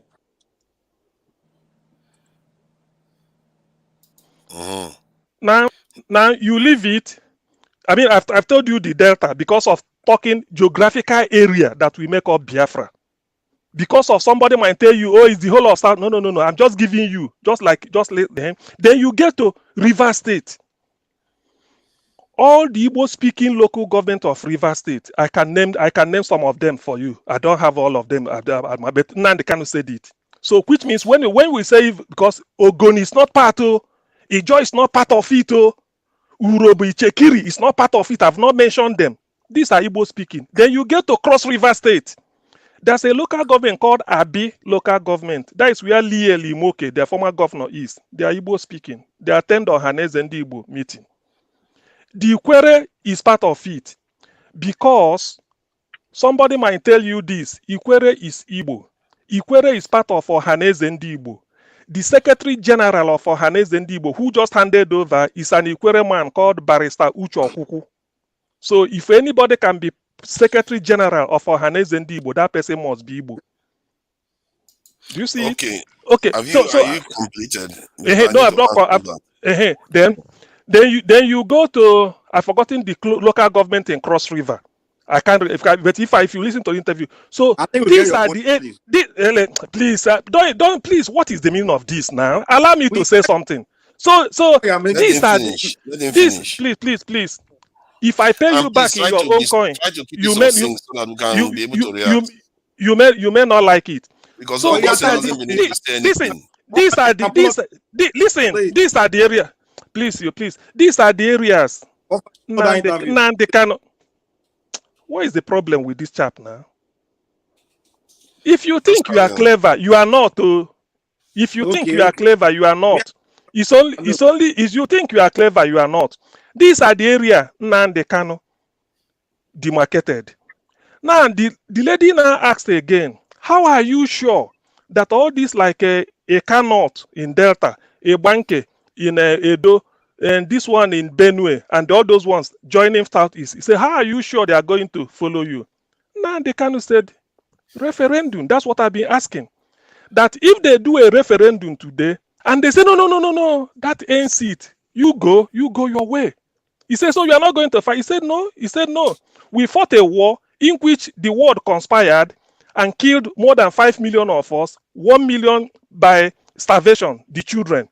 This is what he said. So when people want to talk, because there are certain things, if I want to quote somebody, if I said Obasanjo said something, if I can give you the recorded tape where Obasanjo was saying it, you don't need to debate me anymore. You go and debate Obasanjo. Okay. I've given you where Nnamdi Kanu said it in his mouth. Okay. He said it like this. You can't just keep going on indefinitely. But this guy is interrupting me now. This guy is interrupting me. Your answer now. You've already given your answer. So that is it. So for him to come and be talking all this, I have to put it the way it is. So why is he coming to every minute? We get your point. Okay. We had what you said. Let's let Augustine talk because he hasn't said anything at all. Please. Yeah, I thank everyone. Personally, I am disappointed with the level of our comments. We should be able to decipher between a nationalist and an agitator. When after Ngozeka spoke, the guy that came in, what's his name? The guy that spoke about the National Assembly. No, not Alexa. The guy that spoke about the National Assembly, Ugogo. Yeah, I think it was Alexo, the one that talked about this in. Oh, okay, About the it's okay, governor. it's okay, it's okay. Okay, yeah. So when Ngozika spoke and Alexo came with agitation, it was just a bizarre. It was a disappointment because Ngozika spoke as a nationalist. And we were able to contend that. Then Okechi came in with a very deep knowledge of nationalism, which I was listening to him in every second. But I became so disappointed with Mike's position. What's my disappointment? My disappointment is the master of the slave should stop telling the slave that the slave is stupid. It hurts when you are the one that is being marginalized and they're still moving for, let's build it together. How do we make things to work? If you sit down and watch Nigeria, you will know that the marginalization of the East, of Ndibo, is well planned, is well orchestrated. By Now who? you are using the Western world. I live in Florida. It is only when I want Nigeria passport that I will have to go to Atlanta. If I'm doing anything with immigration in the US, I don't go to any. The immigration that did my papers is in Texas. I don't go to Texas. I go to my local place and they will interface me with Texas. But if I want anything in Nigeria where I come from, I must go to Lagos or Abuja. If I'm coming back home, I must stop in Lagos and spend over 200,000 naira before I get home. If I'm going back to where I'm living, I must come to Lagos and spend over 200,000 naira before I live in the same country. And somebody who lives in Lagos will only drive to the airport and come back to the same country where I live. So there is a serious orchestrated marginalization. But people don't want to dwell on that. People want to dwell on how can we make this thing work? Because we know that if we are sincere, it can be done. It is workable. Okay, please. So you say you have to drive from southeast to Abuja and Lagos.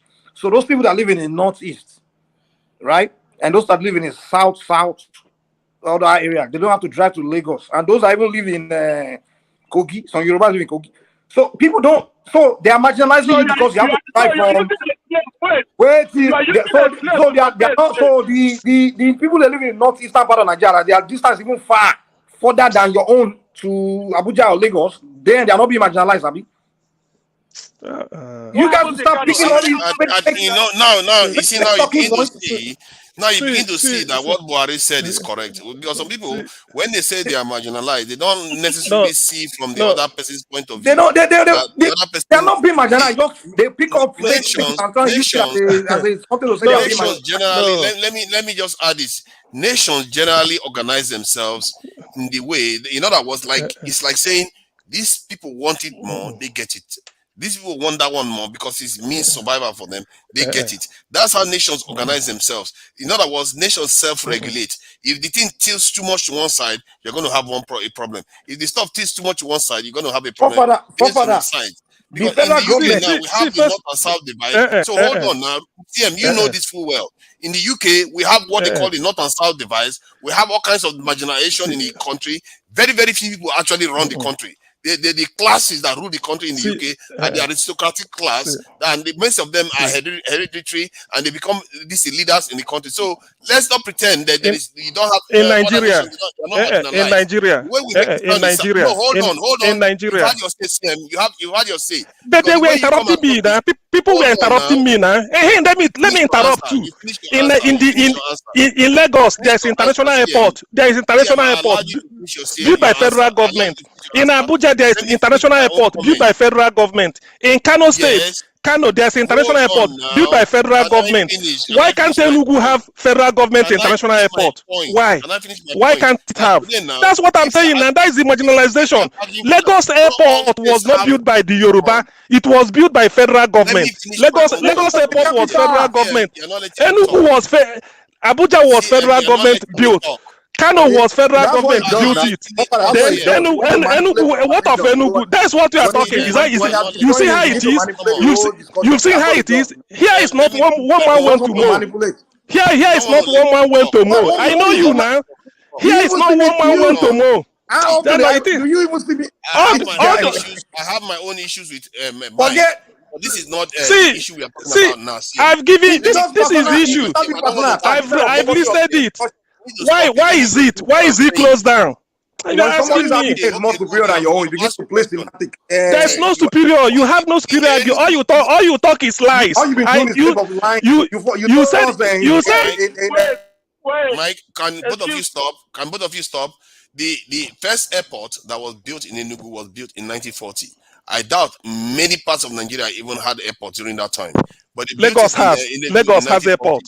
Lagos has airport. Yes, Lagos has. Enugu can, only Enugu cannot have airport 1940 in Nigeria. Okay. Enugu can never be federal capital. Can I make my point then? So they had it in 1940 when the first airport in the Bayelsa region was built in 2019. The first one. Do you see when you say marginalization, there are others that are worse off than you? And the first people that tried to secede from Nigeria was from that very region. Because you know whom they were pointing fingers at? Enugu. The first airport was in Kano even. It's not even Enugu. Hold on. Adaka Boro was pointing fingers at Enugu. They didn't care too much about the north. Because all he saw was Igbo people making all the money around him and they were not doing very well. That is why he pointed at Enugu. He doesn't see the north. You see what I mean? Making money around you, is it? Are they sharing money they refuse to give him? Hold on, I have to speak for people that are not able to speak for themselves, because what you see in Nigeria is that the three major Adaka Boro saying they are making money around him. And so what? And so what? Because they are okay. Now you say, and so what? If the Yoruba yes, Adaka Boro say people are making money around him. Is it whose fault? No, see, they are developing their areas while they are not able to develop their own. So if a Yoruba man tells you now, we are making money. You see how we are selfish? No, this is a very, very important point. You see how we are seriously, Adaka Boro is making, people are making money. Is it my fault? Hold on. Is it my fault? Hold on. No. Don't twist it, I have to get this point across. Because it looks like what we do in Nigeria is this thing that we accuse others of doing. We pretend as if it's only us stuff is happening to, but when it's happening to other people, we don't feel it at all. No. See, I need to finish my point. You don't care what Adaka Boro was complaining about. Hold on. If a Yoruba man now doesn't care about what you are saying, that straight to your point. That's what you told me. But you're not letting me state it. If the Yoruba people allow me, it was a war. Go straight to your point. Go straight to your point. Go. Don't waste our time. Don't waste the time. Others want to talk. Is that not what you told me? I'm disruptive. I'm going to say he doesn't want you to land your. It doesn't mean forget about that. I know. Disrupt. Is that not what you told me? Did you send Mike out? Did you send Mike out? Don't bring your bias. Don't bring your bias here. Did you send Mike out? You're acting childish right now. Did you send Mike out? You need to stop it. You're going to be childish. Stop it. See, I have a question. I'm trying to get him to see. So what? Did you send Mike out? Did you send Mike out? And you are threatening me. Did you send Mike out? And you are threatening me with send out. Just let me finish my point. It's not even Mike that was arguing with you. I just need to make my point. Somebody needs to moderate this thing, and I'm trying to get you to, for you and Mike to understand. You are threatening me with send. Did you threaten Mike with send out? You threatened me with send. Did you threaten Mike? He wasn't. When I was talking, Mike was disturbing me. Did you threaten him with send out? Why did you threaten me? He was not opposing me. Yes, he was opposing me. You should have threatened him as an unbiased umpire. If you are not biased, you should have threatened him. Anybody rewind the you refuse to stop. See, Mike stopped. You should have threatened him the way you are threatening me. Okay, that is it too. I was unfair to you. Leave it like that. I am trying to make one point here. The point I'm trying to make is that when other people are affected, we don't see it. When I mentioned to you about Adaka, what he was complaining about, I said, what is your problem with that? When your people are making money around, let him put himself out. Hold on. Is it my fault? Okay, good. Did Adaka say Igbos took his money? He won't let me talk.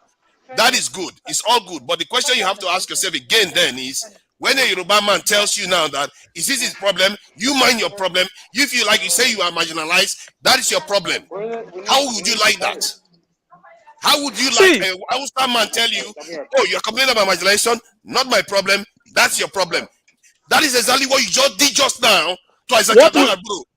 They're not the same, and I will tell you, they're not the same. They're not the same. Why they are not the same is this. When he will give example, forget about. You can say to question and answer. I know where you're coming from. When they're not the same. They're not the same. If Isaac Bodo complained that people around him are making money, that is not federal. That is not federal. That is not national cake. If Isaac Bodo complained that people around him are making money. No, it is not. It is not national.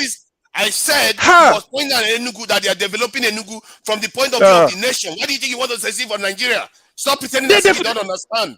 Enugu, Calabar, Port Harcourt. These were cities that made up Eastern region.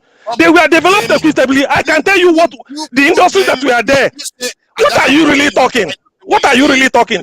Go into archives. Go into history. Go into history. Are you okay if outside listen like that?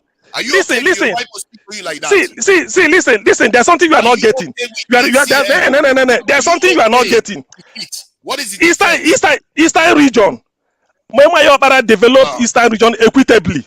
Because when somebody make an allegation, when somebody make allegation, you substantiate with facts.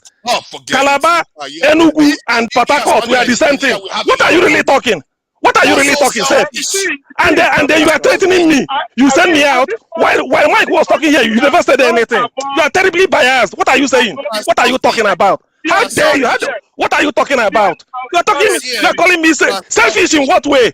That I'm trying to present facts. I'm giving that I'm trying to present facts. And so what? Of course, it's my opinion I have to give.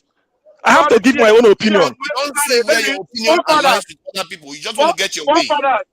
Sorry. Okay, forefather, let me say something. Like I said, sorry. Let me say something quickly. I'm in a conference really, but I have to run out and because I've been following the talk so far. Now listen. What some of these things? Let's not be sentimental. What he has been saying is a history that can be read up by anybody who wants to read. Remember, you said that airport was built in 1940. Also, remember that at that same time you quoted, there were already schools being held in Igbo communities where they gather every day and they teach them that is the Igbo language was taught. English was taught vis-a-vis the Igbo language. Now, why was airport built at that time? That's what you should be asking, which is the reason why I'm coming back on. The capital of Nigeria was, first of all, started from Calabar. I hope you know that. And that means that the Eastern region already have a Eastern region headquarters, which was Enugu. Okay? So, at the time that 1940 was still under colonial masters, Enugu was, remember, coal was being exported from Enugu. So, they had to bring some form of development in Enugu for those things to be ferried out of Nigeria. Okay? Now, also remember that the Lagos they claim now to be built by Molokon was also a region. Lagos was a protectorate of its own. Now, can we call it was already Europeans? a government. Masters. They are not anybody's masters, please. I really don't like to hear that term. They are Europeans. They are not masters. Jesus Christ! Enough of this master nonsense. Okay, it is opinion. Anybody can call anything. It's somebody's opinion. When it gets to your turn, you call it anything you like. That's the way it is. Let's not divert. I want to keep my thoughts. We cannot be prescriptive. And so what? We cannot be prescriptive. Sorry, guys. When somebody says something, that is his person's opinion. You can have your own opinion. And so what? You can't make somebody not to say this. You must say this. And so what? If you do not like it, you do not like it, he likes it. And so what? You don't like it, he likes it. Please. Simple. You don't like hearing colonial master. Somebody wants to use it, and so what? Come on, what? Please, I don't like being prescriptive. You are too dictatorial for my liking. Please, don't patronize me. I want to add something to what CM earlier said. If you go to Benue State, there's a place called Olamoboro local government. Olamoboro people are Igbo speaking. They all bear Igbo names. If you go to part of Ida in Kogi State, there's an Igbo speaking also in those places. Now, why were these things made? and I won't have the time to be able to buttress all, but I just touch it on it. So if you want to read, you can go and find out. This was made so that the Igbo land was constantly reduced to a point that it became like a dot. Just that's why you can say, you know there are Yoruba speakers in Kogi. You don't have access. Do you know there are I'm Yoruba coming speakers now, in Edo State? Are Yoruba speakers in Niger, Delta State? Listen now, listen. And just you can't tell me about Yoruba. My wife is Shekiri. Okay, my wife is Shekiri. So I know that place. The Shekiris are technically Yoruba people because the language is actually Excuse Yoruba me, it's language. not true. It's not true. Let's not go into that history. And you're talking to somebody who is Shekiri are more Yoruba than Ikweres. My brother, you know that? I read well. I read well. Let me even tell you one of the lies I've been told over Yoruba time. people don't go and be We are claiming them told that saying, oh, they are that Yoruba. Christianity first came go to around Yoruba claiming land. others It is not true. Because Christianity first came to Ishekiri land. If you want to learn, you learn. If you don't want, it's okay. I'm not here to argue with you. All right? The first place that Christianity came to Nigeria in 300 years before it came to Lagos. Did anybody, did Igbo man claim any state? Did Igbo man claim, did Biafrans claim any state? We've told you the area where they are speaking Igbo. The people of the people of Ibanke. All right. I think in this case, I'm not making any sense, so let me leave it. Go Father, thank you very much for the opportunity. I will join you if you guys are still on the next time I come up. Thank you. I appreciate it. All right. Thank you. See, the problem with this discussion is what I've been saying before. We as forget about that. Look, if you are listening, this guy, conduct yourself. See, the problem with us is that we have what we call double speak. 1 minute we say one thing, the next minute we say something else because it doesn't suit us anymore. This is what Rudolph was saying earlier on in the I think he said it today and he said it yesterday too, where just because we support this person, we will support the process that brought him to power. Then, because when we don't support the person, we don't support the process. When it matters to us, it is marginalization. But when it's the other people, why don't they just sort their problem out? That is exactly what I'm trying to highlight. That CM did today. I have a point. I have a point. He doesn't want to say it out. Because they only see their own marginalization. No, hold on. Because one thing in this life, you can pretend as if you are the only one marginalized. There is your own objective. There's your own truth. There is the objective truth out there. And that objective truth actually wins out. That's why our people bang their head against the wall. They are not paying attention to the real truth. That you are not the only one experiencing problems. Other people are experiencing it too. Stop being selfish about this thing because it's not getting us anywhere. Listen. The real bias I've witnessed was for me to try to make my point. Mike was interjecting me unceasingly, and you kept quiet. You never did anything. Listen. I don't want it. You never listen. You never threatened. You never. Listen. You see your bias. Allow me. Let people hear what I'm going to say. I was making my point. I was trying to make my point. Mike was interjecting me unceasingly. You are here. You never threatened him with, Mike, I will send you out. I will put you. But when he was talking, I want to make my, you started threatening me. What type of bias is that? Do you think you were? He was also talking. And so what? So look at it now. And you are telling me the type of selfishness. The reason, listen. It's my turn to talk now. I listen to you. Can't you listen to me? Haba. Can't you listen to me? Is it because they told you to moderate? You can moderate the way you like. Is it because of Rudolph gave you? Rudolph gave you this now, and then you feel that you can just you finish that. Allow me to talk for God's sake. That's why the other guy left, because you don't like him. You don't let him talk. All you do is you mute. But you are talking. I've been listening to you. Is it not me to talk? And I'm not, but this is my turn to talk. You finish, let me talk my own. And so what? But then why did you talk? Why did you talk? Why did you talk?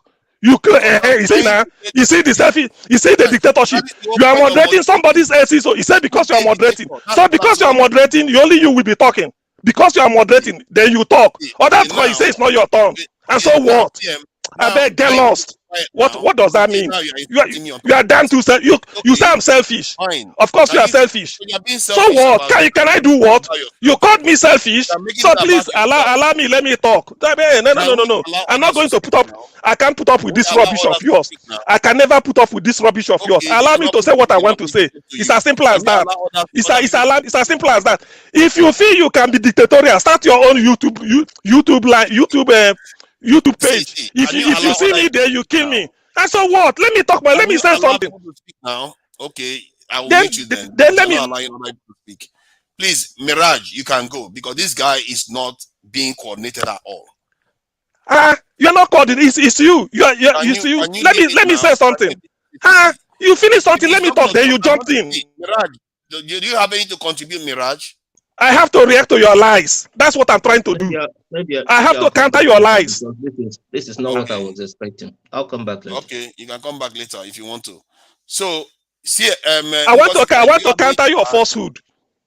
Okay, you can counter my falsehood because you don't want to hear the truth. And whoever doesn't want to hear it now. You see it now. It's only you that is speaking the truth. You want to hear the truth. The truth. It's only you that is. Others are lying. You are speaking the truth. I've told you. They're coming here every time. Imagine threatening me. Imagine threatening. I will send you out. What does that mean? Let Mr. CM speak, please. Let all this while you guys have been going back and forth. This go back and forth. He could have just said his piece. Please, let's just allow him to speak. Why is it that he is allowed to speak, please, but others are not allowed to speak? When I'm moderating, he shouts. Why did I listen to you speak? Why can't you listen? I listened to you speaking. Why did I listen to you? You're a bloody liar. Didn't I listen to you speak? Ask him now. What did I say? Please. What did I say? I am imploring the both of you. Please, if you could just give him. Can we be objective? Don't be. You see, this is what I don't like. Our people are very wicked people. We do this all the time. It is you that is even wicked. It is you that is even wicked. Ask him, what did I say? What are he listening to me? That's how you know who is listening to who. I listened to everything he was saying. You're asking me, what did you say? Yes. I'm not. You're asking me, who are you to ask me to say what you say? To tell you that I was listening to you, I can tell you every single thing you said. Who are you? Who are you to ask me to repeat what you said? Tell me. You tell me. Tell me. No, tell me, who are you that I should repeat what you said? I was listening to you. That is not the question. That is not the question. Tell me who you are that I should repeat what you say because you order me. Deserve to be listened to. This is the nonsense that we do to our people because we. That is the thing. Imagine telling me. Ngozi is asking me to listen to him. It's not ordering me to tell him. Ordering me to tell me what I said. Who the hell are you that I should tell you what you said? It's ordering me now. Tell me what you said. Tell me what I said.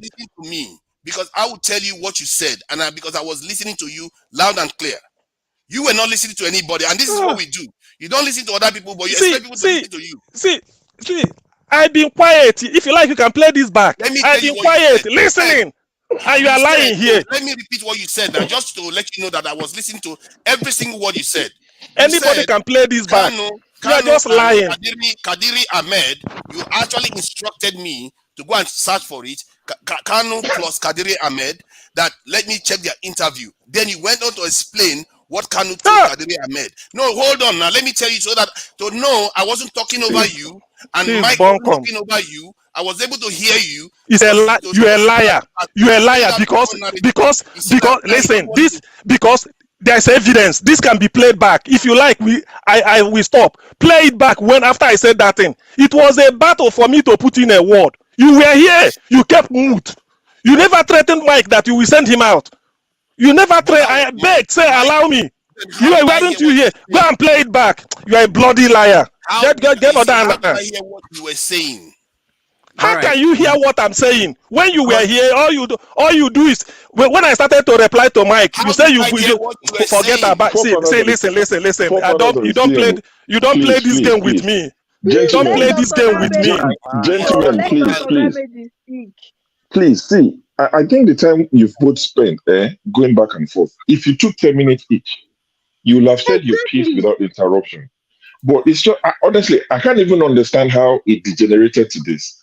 Just allow one person, even if you don't agree, even if you feel like you have to, to reply to them, note what they've said, take your time and come back. We've not achieved anything in the last 20 minutes. It's just been a shouting match. Who can shout the loudest? Two people have left in the process. It doesn't leave a good impression. As much as you might, some people actually are with CM, while some people are with forefathers. I belong to the chat section. That is where I belong. And I read the comments. And I can see that both divide have supporters, people who actually believe what you're saying. But you've lost them in this process of just back and forth shouting. Honestly, just see, forefathers, let him speak for 5 minutes. All the lies, as far as you're concerned, let him spew the lies. Then you have your 10 minutes, 5 minutes to push back on them. So people can learn, people can be educated. But this approach that you've both taken over, I'm not a passionate subject and all of that. Over the last 10 minutes, 20 minutes, you've lost a lot of us. I've not gained anything. I've not benefited. Of course, I like a bit of chaos, but that was just a bit too much for me. Even for me that like a bit of chaos. So please, Look at me that going was forward, just coming to listen you about the understand? history of the See, secularists and the point is Christianity. that They the made the chaos. man leave What the I did show. was one. They made What the I did man was leave the show. I decided to allow people to self-regulate to a point so that it doesn't get to this is where people are just talking one on one side. So, but what was happening earlier on was that they were having a discussion regarding issues with Kano and all the rest. When Mike I've been says, following it. I've been then, here for the then last 2 PM hours. wanted to Before talk. Rudolph left, I've been here. He's saying that I didn't contain Mike. I contained Mike to the point whereby even him was instructing me to go and research information, which I did. I got that information that he told me to check, and I listened to him for more than 5 minutes, go on about explaining it. Then when I wanted to talk, I said a few things, and he jumped in and he wouldn't let me talk. Okay. Hold Now let me put it. Let me put in my own. Okay. Hold on, please. Please. I wasn't listening. I got so many calls that that I should come and shut down this, that something is wrong, and people were shouting at each other and everything. I had to stop whatever I'm doing to get back to where I could log on. Please, it doesn't. The fact that people who have my private number, not even my public number, were calling me because I wasn't on the phone, that the public number could reach me. And so please, I don't know what happened. It's not important at this point. The point is that something probably happened that hasn't happened before. I don't know what it is. I don't want to go into that. But, I don't know. Please, it's not... We can't, and I've said this on this show, we can't solve the Nigerian problem in one sitting here. If everybody take that approach, that there is nothing that we say on this show that will solve the problem of Nigeria and make everything okay, then there is no need to lose their temper and get angry at each other. There's no need for this. No need. Please. I don't want this. It's not the goal. It doesn't achieve the purpose that we are doing this. People care about this more than some of us. Even people care about the perception we are giving out there. And I have people I don't even know, even my students who now. Okay, excuse me, Rudolph, please. Yeah. With all due respect, at least you should let me just because you've come in, let me say something. I came in. I was here before I left. Came back. They were talking. I waited. When I had time to say something, the mic couldn't allow me. Because what I'm saying, at least, everybody can go and rewind. At your time, you can go and look back. Maybe at least from the past 1 hour. It was just a war. I said, look, they say, excuse me, just let me put something. To the extent I told him that, don't think you are clever. That was the quote I said it 3, 4, 5. They don't think you are clever. Allow me to speak. Forefather, the moderator, was here. When he was able to say something, what he said was, hey, go straight to your point so that others could talk. I said, how can I put my view across when this guy is just talking on top of my voice? All these things you have to go back and look at it. He never threatened Mike because he should have known. He knows I have the floor, so nobody should talk when the other person is having a floor. When Mike was talking, if you have to check, I didn't say anything. Instead of him, he should have threatened Mike. Mike, either you allow CM to talk or I kick you out. He never said so. That is the bias, unmitigated. I've never had it before. I kept quiet. So I tried. I said, okay, to help, go and check Nnamdi Kanu plus Kadari Ahmed. That is what I'm trying to repeat. So that let it not be, I'm saying, I said, all this, I keep telling them, these are the geographical, answering questions Nnamdi Kanu answered. It wasn't easy. At a point, I give up. Then the man came in. All this, I keep telling them, these are the geographical, answering questions Nnamdi Kanu answered. I told Mike, if I do it to you, how will you feel? I waited. When he had his own, I have to settle the score. I couldn't allow him. Then forefather now wake up. Mike, if I see him not, I kick you out. I say, kick me out for what? You are being biased. That is the meaning of bias. I told him point blank that we are biased and I'm disappointed. That I've taken a lot of lessons on board and that we act on them. So I now said, okay, if that was what we are arguing, I said you are biased. I explained to him. It's not contesting the point. So my disappointment was, you are too dictatorial, telling me then say this. I said, I won't say. You don't have to prescribe to me what to say. These are some of the things you go when you play back, you will hear it. You say you can't be prescriptive. You can't tell me what to say. I say what I want to say. So please, in case of you see, say listen. Did I say anything when you were talking? I can't talk. I'm not allowed to talk. We are having a discussion. But I kept quiet. I kept quiet when you were reporting to when before Rudolph came. Did you see? Did you hear me when you were talking? Please. And so what? You see it? Did I say anything when he was talking? This is to give you a glimpse of what happened. So to me, I felt it's quite unbecoming. You are terribly biased. Terrible. Terribly calling me selfish. CM, I am so sorry for what happened. To Nigeria, I'm so sorry. Can we, Doctor, hold on. Can we look at where we see the time?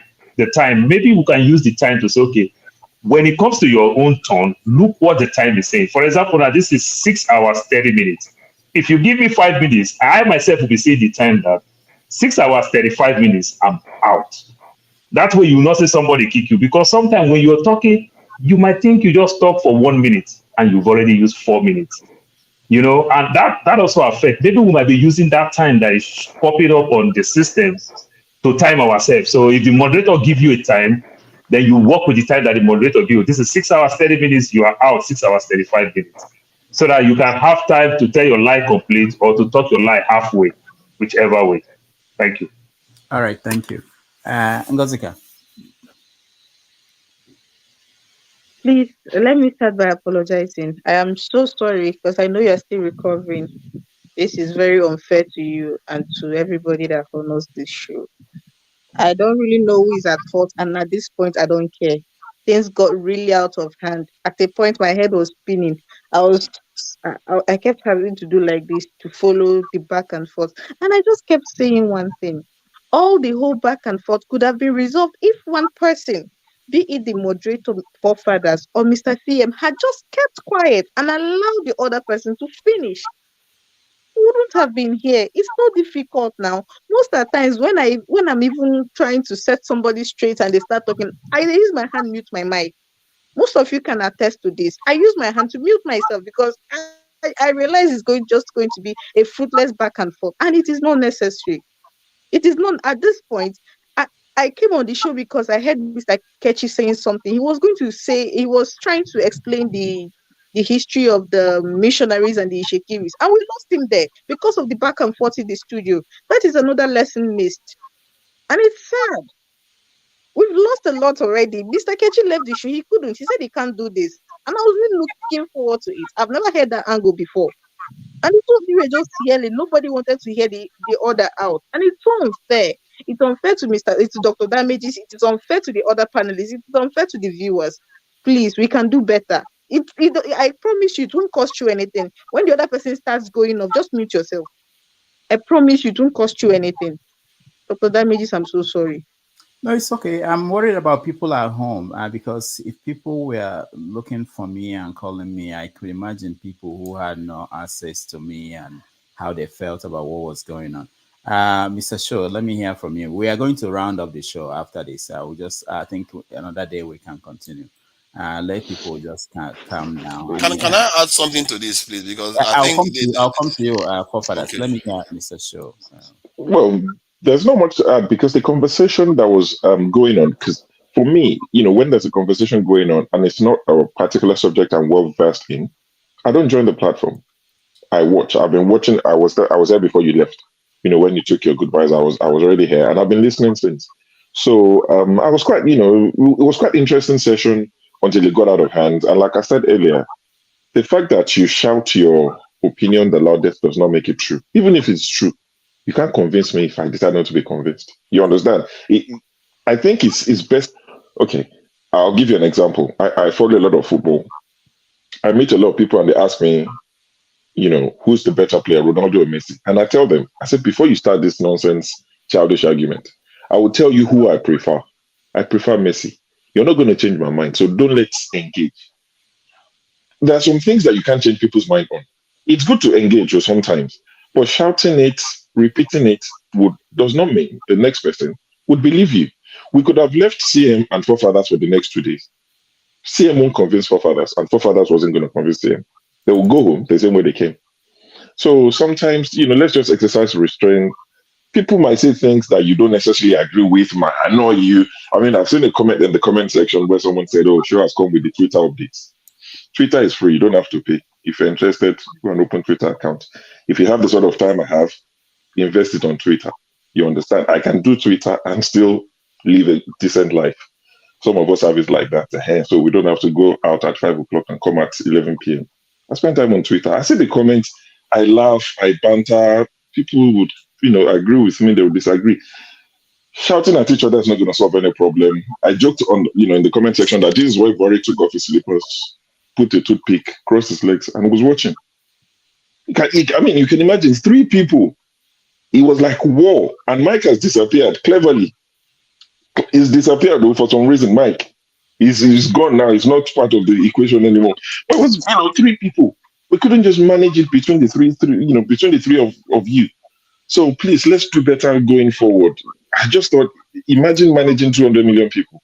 If 3 people can just literally tear this place up. Rudolph, I'd like to apologize. On behalf of everyone, and especially, like you said, to the people watching at home, because there are times I play this and I put it on speaker when I'm doing some other things. If I don't have my headphones or if it's not charged, I put it on speaker. My daughter, who is 15, will walk past. They all know Dr. Damages. My wife will be like, "Are you on the show?" You understand? So honestly, there are kids who listen. I have a 15-year-old who listen. And that's why I came back and apologized the last time when I was speaking to Pilata and I said F you a million times. I came and I apologized on the show to say, for using vulgar language. So you never know who is listening. And it might not just be Nigerians who are listening. Oh, yeah. So it's not just a family affair. There are external, people who listen. And it doesn't portray us in the best, in the best image. So please, going forward, I know you might be passionate and all of that, but please let's exercise restraint. Thank you. It's very important, yeah. And there are not a lot of non-Nigerians who are watching, Africans, even Americans, I know. And we'll replay this again maybe tomorrow morning. And it's really, please. Miraj, you want to say something?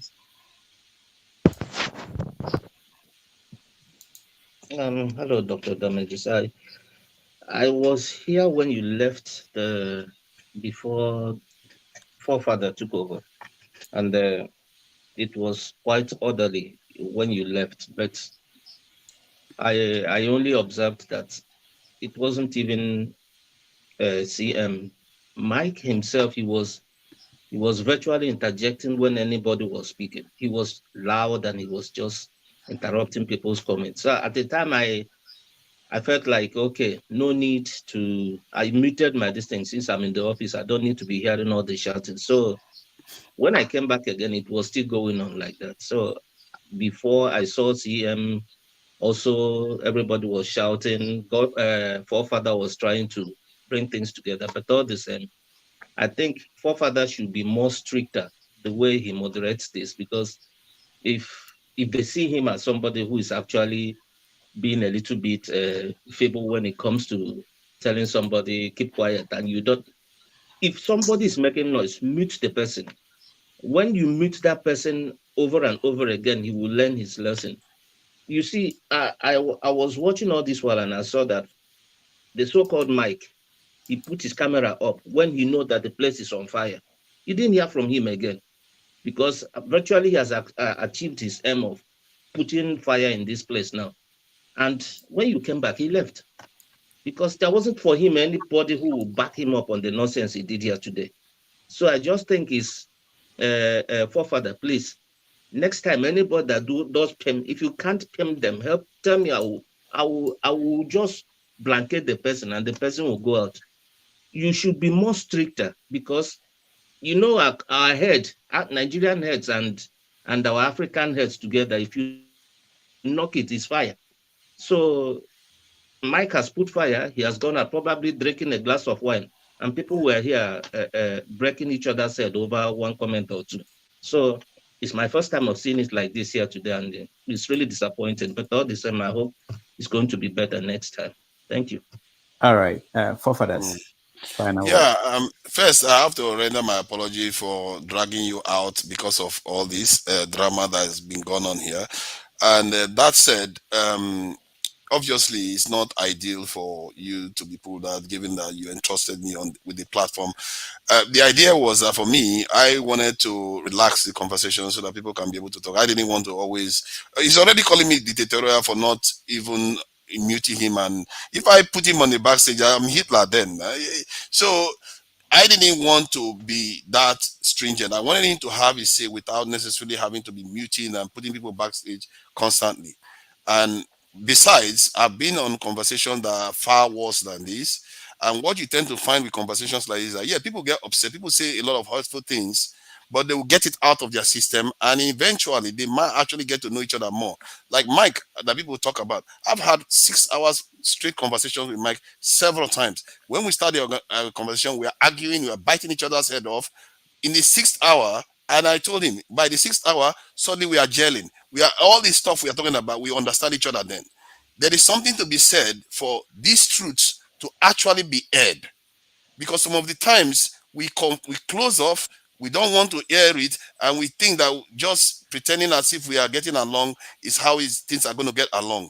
Because some of these things that really triggered some panelists today were things that, he don't think. I just said, let me have my say on this. I just wanted to say something that brings both of you together.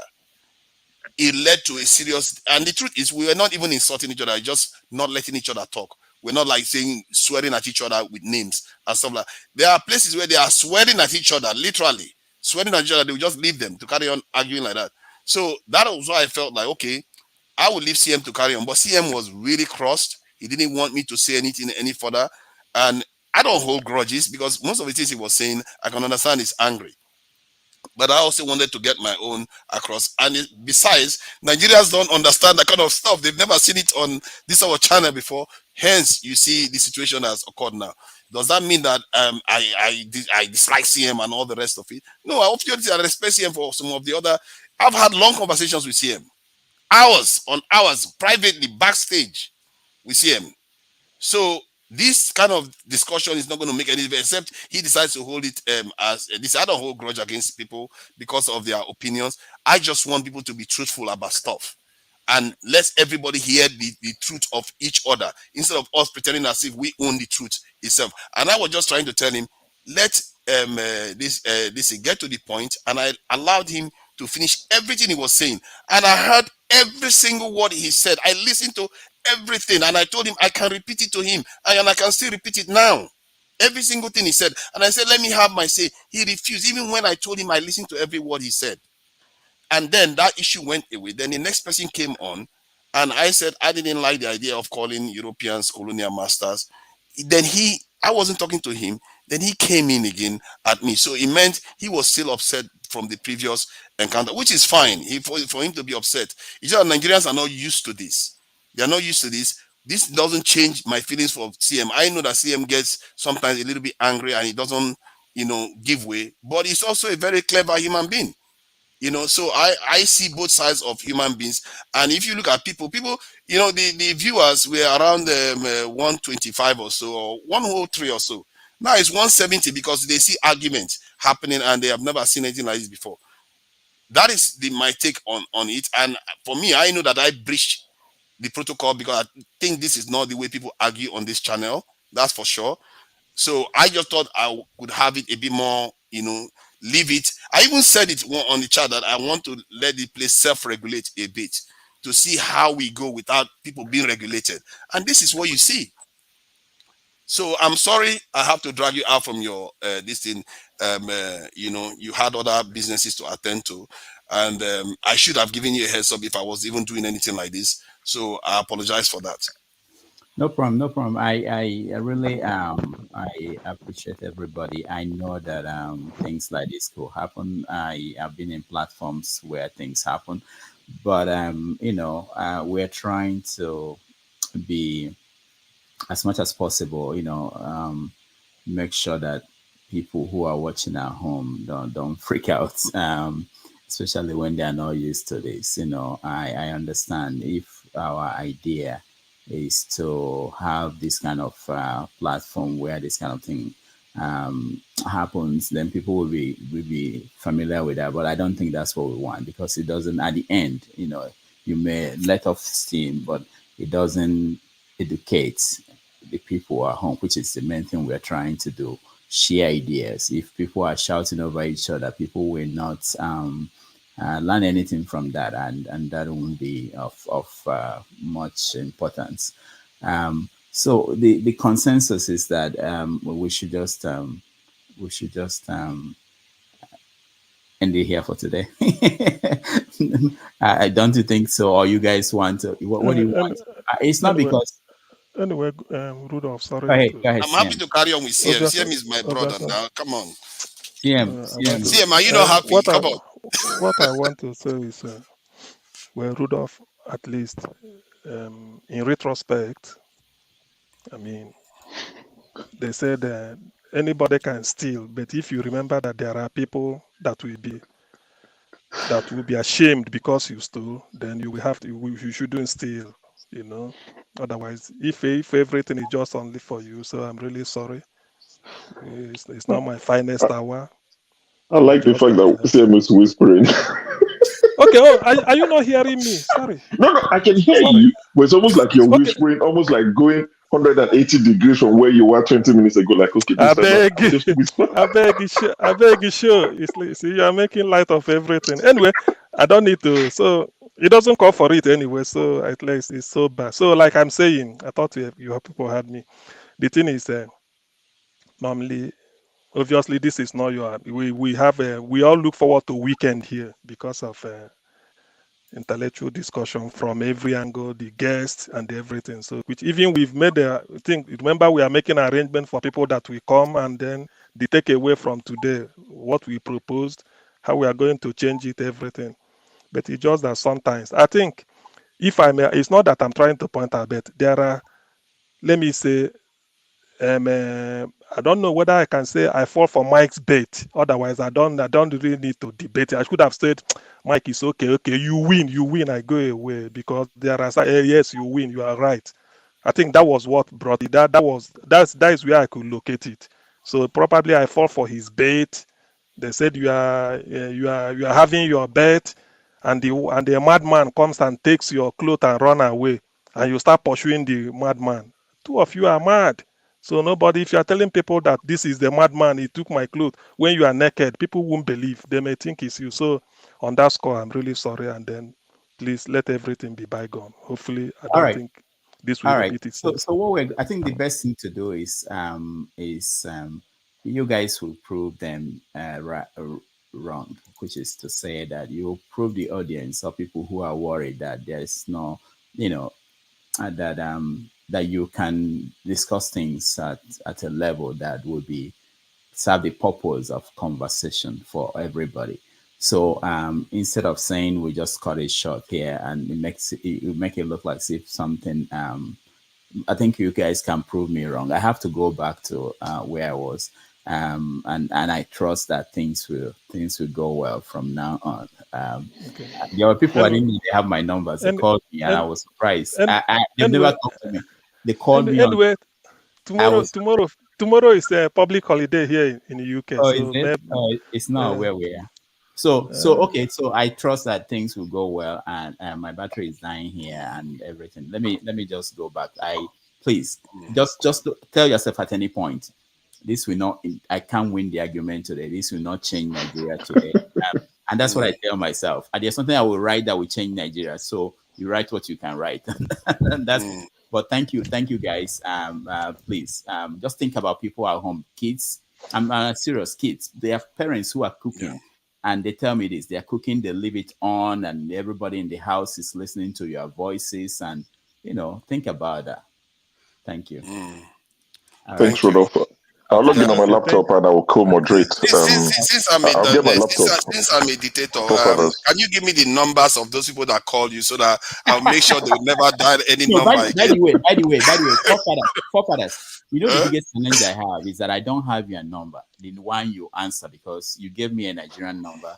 I can't even reach you. So when I started getting messages, I thought of reaching you. There's no way. I should sort that out. I think I will sort that out after the show. So I have to say this in the public so people know that, even though it's more, I don't know his real number. But thank you guys, and thank you everybody. No worries. This is part of the Nigerian process. During one national conference we had in Nigeria, Ojukwu fought with Umaru Diko, physical fight. So you can imagine that. So this is part of the process. Was that true? Was that really true?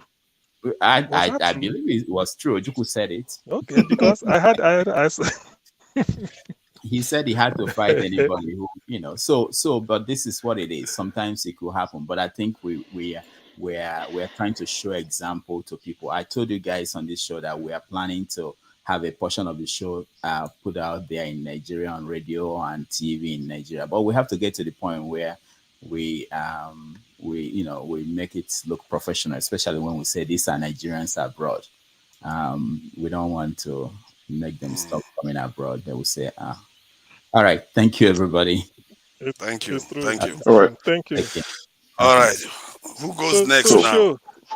Forefathers, I'll get my laptop and I would co-moderate so that at least we can run it together. You remove them. You just remove the person from the stage. All right, I'll join you guys in a minute. Yeah. Okay. Ngozika, I think Mirage wanted to say something before he left. I've already finished what I was saying. I'm just digesting every other comment. Okay, good. Who's next? So I actually came. Okay, please. Can I mute my camera for a bit while I do other things, but I'll still be talking. Is that allowed? That's fine. That's fine. Okay, yeah. For Nigerians, of course, that's allowed. The ones in Nigeria, I mean. Please bear with me. I know I go at Kulata for doing the same thing, but please, please. Just for a minute. Let me just get something. But you'll be hearing my voice. Okay. So I actually came back because of Mr. Coat of Many Colors. I came back because of him. I went back to the report I wrote about the school I went back to. You have to forgive me for going on and on about this school, about this whole thing, because the guest today is a writer, and I swore that I was going to take advantage of the topic of discussion and the personality of the guest to drive this home, because it's something I've really been holding in. So I was really hoping Mr. Coat of Many Colors was still on the show, only to rejoin the show and see it was Babylon all over again. Mr. Forefathers and Mr. CL. But that's by the way. So I don't know what led up to the discussion. Mr. Forefathers, please, what are we discussing? Because at this point, I don't even know where we stand again. I think we got lost in the weeds of what was happening. People that call themselves marginalized, because I think the Alexo, the Coat of Many Colors guy, was talking about why we should carry on in a country that is marginalized. And Mike was saying that he wants Nigeria to break up, and then I think he went to Kanu, what Kanu said, that in terms of, because he's saying that he is clear about what he wants from Nigeria in terms of he wants to break Nigeria up, but that the Southeasterners don't know what they want. So that's where the details came from. CM provided the details, and then I wanted to explain why, you know, the both sides have some issues with their explanation, but I guess you know history now. The whole thing is degenerated. So about that, I'm a Southeasterner, I'm Monibu, and I know what I want. And I know that I keep saying this. I have been in an argument with somebody on Twitter, because just like I know they carry Twitter play. I've been in an argument with somebody just because they said that the Biafran ideology, how did they put it again, was dead or something like that. And I was trying to explain to the person that it's that to an average Igbo person, to the average Onyibo, IPOB, Biafra is a very sensitive topic, very sensitive. Most of us, for some people who do not have Igbo heritage, they cannot relate. But most people that are of Igbo heritage, these things are not just stories. They are families. Some of us, our families have not recovered from the effects of that war. Some of us. Some people's family never remained the same. So forgive us when you see us rattling on about it. We can't stop talking about it. I am one person that can't stop talking about it. My grandmother, her only brother, was lost in the war. Her only brother was lost in the war. He went fighting and never came back. Her dad died. Heartbreak, probably. Ekuchi Mia. I'm not going to interpret that. Ekuchi mi Ekuchi. I'm sorry, but I'm not going to interpret that. So, but one year working now for near. They're not hearing this one now. I'm not going to interpret it. I'm sorry. That is the beauty of language. I'm not going to interpret that one. Get you an Igbo interpreter. Ekuchirimia before they could get another son. But her own brother from her mother's womb was lost in the war. And their family never remained the same after that. Do you know why? Because they needed continuity. So what did they do? They had to get him a wife posthumously, so that the name of the father will live on through him. And that was when things fell apart, the getting of the wife. And that family has never remained the same. Why? Because my granduncle went fighting and never came back. My grandmother has not stopped talking about, she's in her 80s now. She hasn't stopped talking about him with sadness and bitterness. I had reasons to do a bit of research recently about the Biafran War, specifically about Afia attack. I don't know if most of you have read about Afia attack during the war. I had reasons to research, and it involved interviewing people who lived through the war, women in this case. And I can tell you that a lot of these things have been bottled up. So it's why sometimes when I come on the show and people are getting riled up about touchy topics, I don't blame them, because these are things we have been made to keep within us. We've not properly digested these things. We've not had the conversation. And when I say conversation, it's not these things we come here to do. We've not really, as in, both sides have not laid their cards on the table. There have never been a proper discussion about this war. There's no reconciliation. There's nothing. We just, like this same thing that is happening with this election. The election don't finish. Let's move on. The war has ended. Why are you people still playing victim mentality? Let's move. You can't move on from this. I keep saying it. We can never move on from this.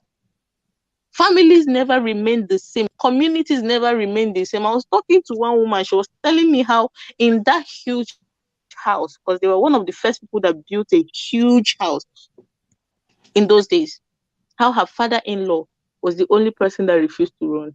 His reasons, he said they will have to come and kill him in his house, that he's not going to die like a wretched person in the street or in the bush.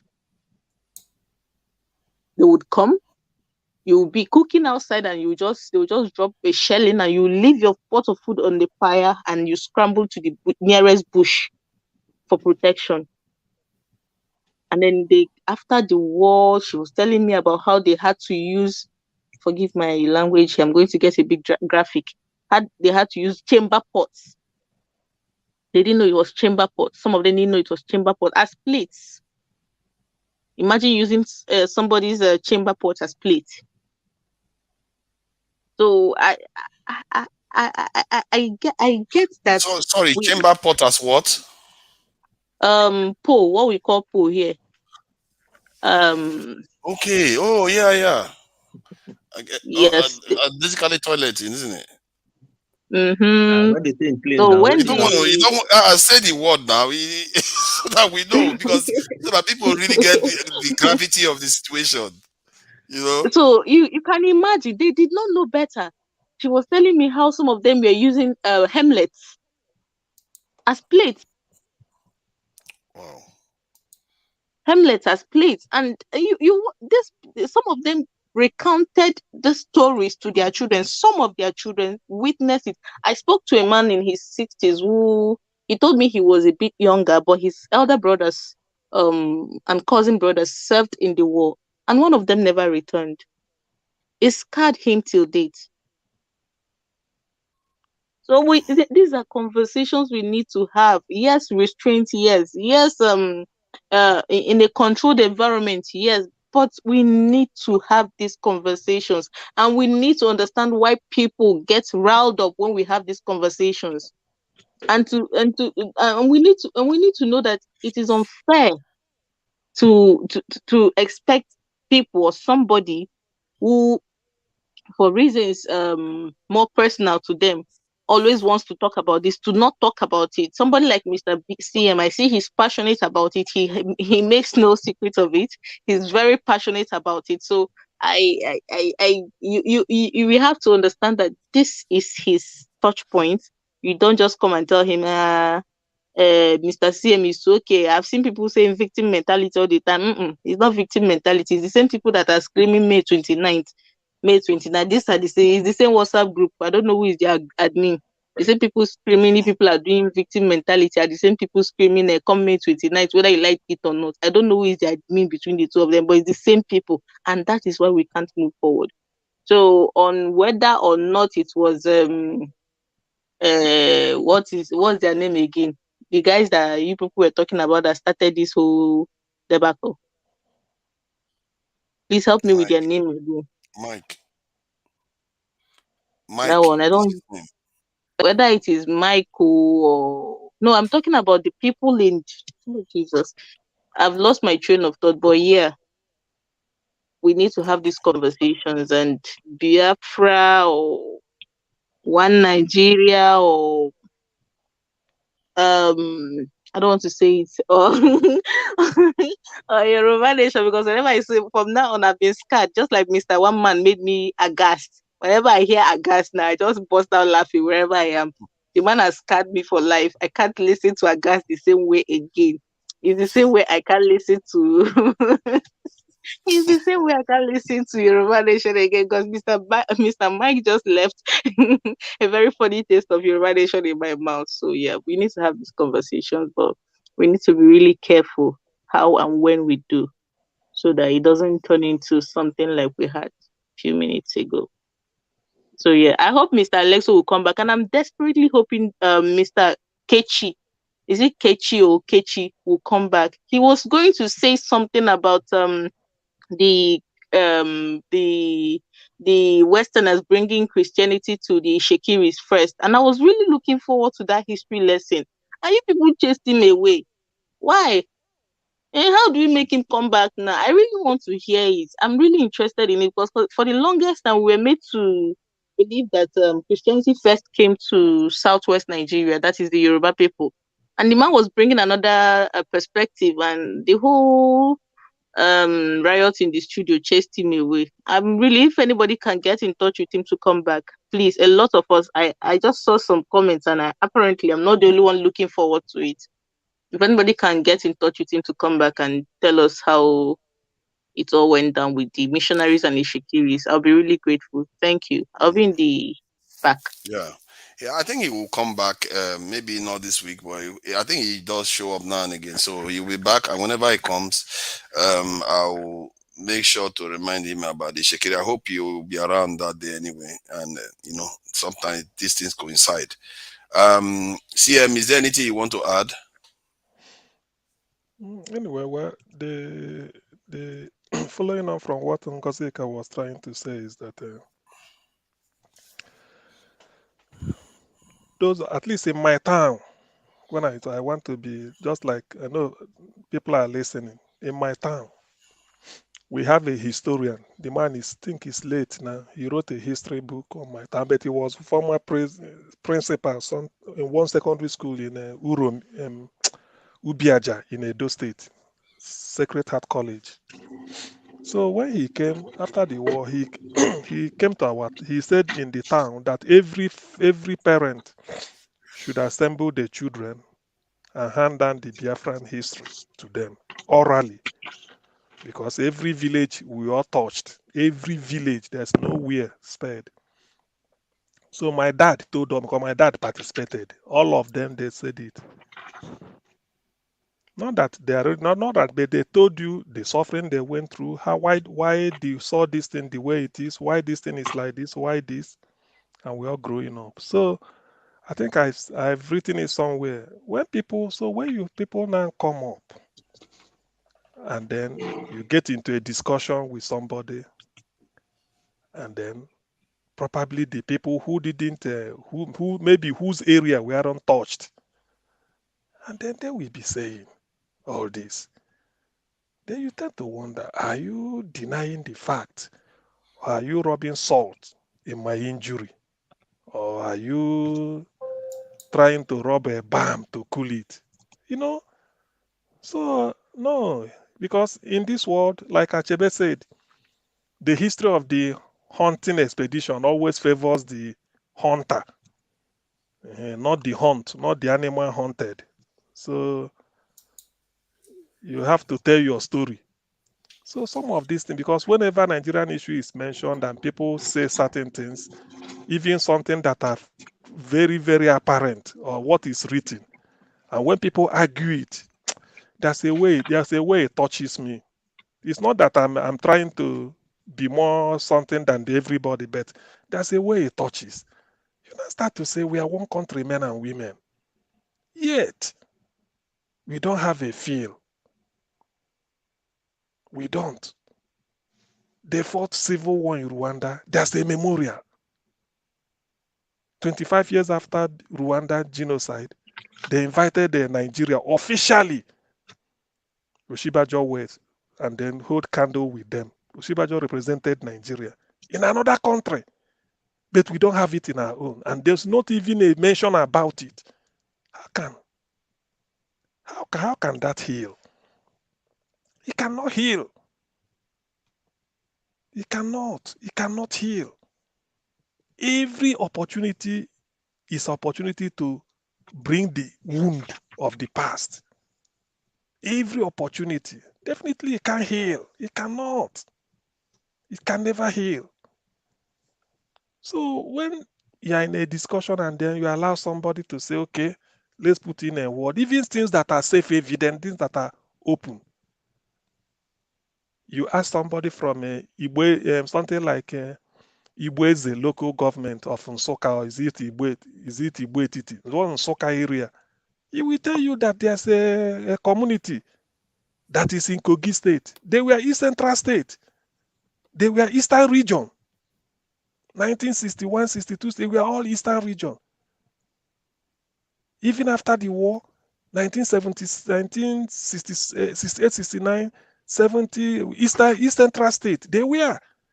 All of a sudden, 1976, local government and boundary adjusting, they are now part of Benue State. From Benue, they became Kogi. These are Igbos. These are Igbos. So when the people are saying these are the map you draw, and somebody will tell you, oh, you want to accumulate everything. It's painful. Then you now look at, like I was trying to explain.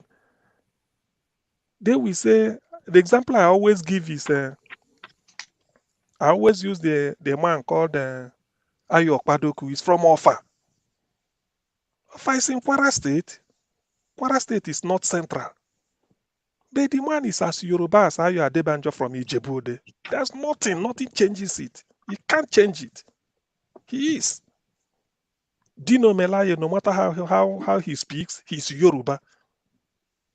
As more than Yoruba, like any Okitipupa man or a Kare or maybe a Koko area, no matter, even Oyo. But when we want to say, look, the way they are marginalizing Indibo or whatever, look at Ikwere, our people. It's because of federal government policy. They say, hey, Ikwere is not Igbo. Why the Secretary General of Ohaneze Ndibo is Ikwere man, who handed over the last one, Barrister Uche Okuku. So when you try to explain all these things, it hurts, to be honest with you. It's like somebody putting you, I say, this is history. You don't falsify that with me. So when you are now trying to put all these things across and then tell people what you don't know, I mean, so when something like this, that's what normally triggers it. And they said, hey, no, you want to do this. I said, this propaganda, I can't bear it. But if I must say it, I need to explain. I need to explain it. You ask somebody, where did Shell start? They will tell you Owerri. You know, Imo State, Owerri, there's a place called Shell Camp. They say the signboard is still there, the flag on the wall. Later, where they have Alvan Ikuku College of Education around it. These are facts of history. Because they want to deal with these people, hey, you know, when we want to press this type of case, people will see us as maybe, I can't be good. This are so it pains. They remember what what our fathers told us. They sat us down at my own town did it, and I know so many towns. They did it, called the kids, say, look, this is how Biafran war is. This is what we went through. So just for you people to have it in mind as you are going about. Till today, it hasn't healed. It hasn't healed. Build a memorial. Let us know. Call it a Biafra war memorial. Build it even in Abuja. Bring everybody. They did it in Rwanda. And now they are moving. South Africa did all they did. There wasn't a civil war. It was just apartheid. But they wanted to say truth and reconciliation. They did it. Now look at South Africa. They don't know there's something called spirit. Look at Rwanda today. People that slaughtered, even this one, what happened, everybody saw it. But they reconciled. There's something like abandoned property. In Nigeria, we swept everything under the carpet. Nigeria is highly spiritual. Though I don't believe in all this, but there's something. Because there are ways. You can't tell a pensioner, an old man who must have served 40 years in the service, say, go, you are this. When he goes, he's crying and he dies in his grave, he will be cursing the governor and things won't move well. So what will it cost? That's why some of us, there was a program called Biafra Memorial, say, why can't build just a small, call it memorial. America has a Lincoln memorial, so many memorial in America. They all built this. Even in UK here, let me put it, everybody knows this. 11th hour, when it is 11 o'clock, on 11th November of every year, Britain must lay a wreath. They say they use that hour, 11th o'clock of 11th day of the 11th month. In UK, Britain, they do it. Before then, they say the puppy. What they call a puppy is because they say dog was the animal that survived either during the war. I don't know the way. I've forgotten the history. I may not be accurate, but something. So when I said, why? They said, no, you can't forget them. In Israel, there's a time. I can't remember the date. Everywhere in Israel, we stand still. Even if you say you are driving on the motorway, you stop. Everywhere, just like automatic. Pause. For some, either a minute or 2 or 3, I don't know. Everywhere, everything stops in Israel. After that, they continue. Just to remember. But Nigeria failed to do this. That's why we are launching from problem to problem. Let us not run away from our past. Let us reconcile it. Say sorry for this, and this. We refuse. We pretend, oh, these people are talking. Then at the end of the civil war again, instead of helping those people. Okay, now let me put it this way, because I'm just talking. The first casualty of every war is the social infrastructure. The schools, the churches, the industries, the markets, the mosques, everywhere. And when you destroy the schools, no education. As long as that war is lasting, the children of that era, if they are not in the refugee camp in another country, they can't get education. The only way they get education is you take them as refugee to other country. There they start school. But as long as in that country, hiding from one rat hole to the other, no education. After that, 3 years or 30 months, nothing. All the government could do to us was to raise the cutoff mark for school, for people from that side that missed education for 30 months. Rather than bring what they call affirmative action, say, okay, let's make special way for them to see if they can cover up. You now dump them down again with 20 pounds. And they have been suffering under that. To get up is a problem. So when you now see people argue it, they will start to, you don't force it. Certain things you can't, there are things you can't falsify. I listened to the lecture of Professor Michael Zekome. Michael Zekome is not Igbo. He is from Agenebode. Agenebode area of Edo State. The man gave he listed the people that participated in that January 1966 coup, January 15th. Ndi Igbo were, I think, either 7 or something like that. The rest, they are up to 30 from different tiny ethnic groups you may not know. Ozekome said that is to tell you that it is not what they think it is. He made a research and I will go and look for it and call through it. He called each person name, the area, the tribe, not just the area. So when we see all these things every day, and you start to wonder, because at times you have to ask questions, you take a stock. They said in life, at a time you sit back and take a stock because where you are going is very far from where you are coming from. So you just have to look at these things. You said no. And when you call Nigeria is like this and people are talking, people are trying to make it one, then somebody will be, trying to deny what? Nobody can deny the genocide, the second genocide ever in human history after the Holocaust. Nobody can deny it. No serious genocide has happened after the Holocaust. It's Biafran genocide. Before you talk of maybe the one of Yugoslavia that happened later, and then Rwanda and all those things. The first in Africa. And when we suffer all these things, with all the setback, lost so many, not men, not material, then we came back. We can't even have a space to operate. We denied what we should have had. By the way, you develop a country based on need. I'm in UK. Tony Blair was prime minister for 10 years. I'm living 8 miles from where Tony Blair came from. If you go there, there's nothing there because there is like a village. They said no. They concentrate where the population is. They said you cannot, because the prime minister came here, you go and put a university, they start to concentrate. They no need.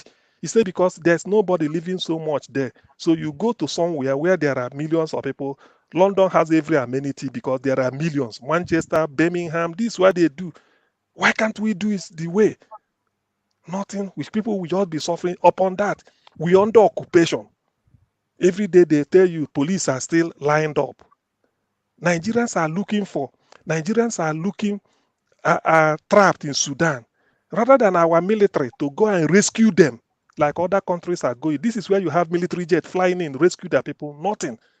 All you get is you see police lined up between Onitsha and Nnewi, Enugu to Umuahia. This is where you see police extracting money from people. Army and police. And you start to wonder, is that the way to build a country?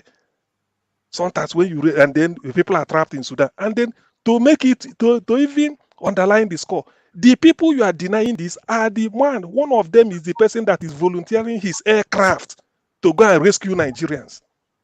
Free of charge. Why to take a bus from Sudan to Egypt?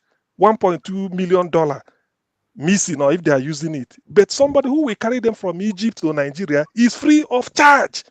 Free of charge. Free. And these are the people that. So when you look at all these things, you said, really, it's annoying. It's annoying.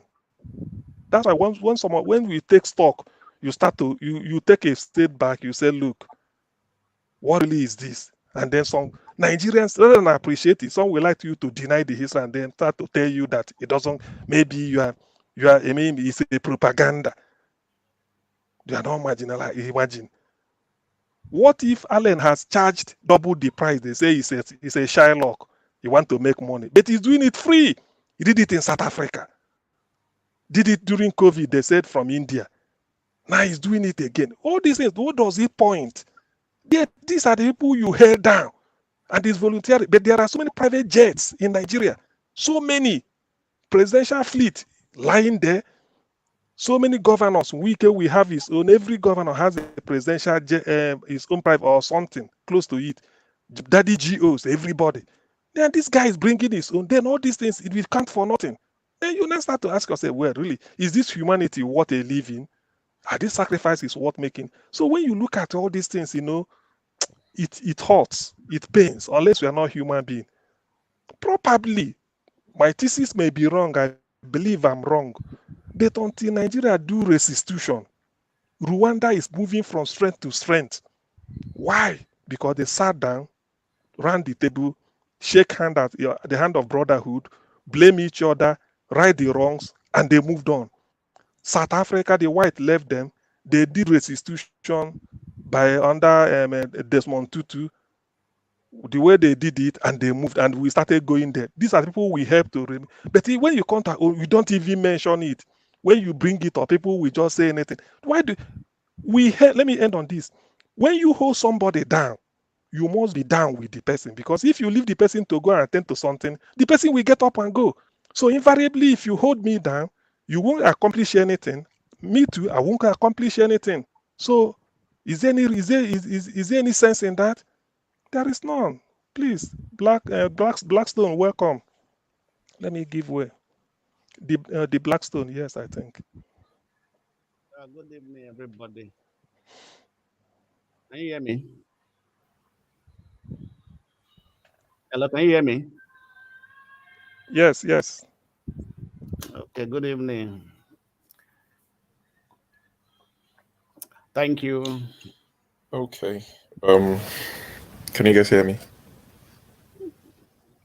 Can you hear me? Okay, yes, we can. Okay, all right.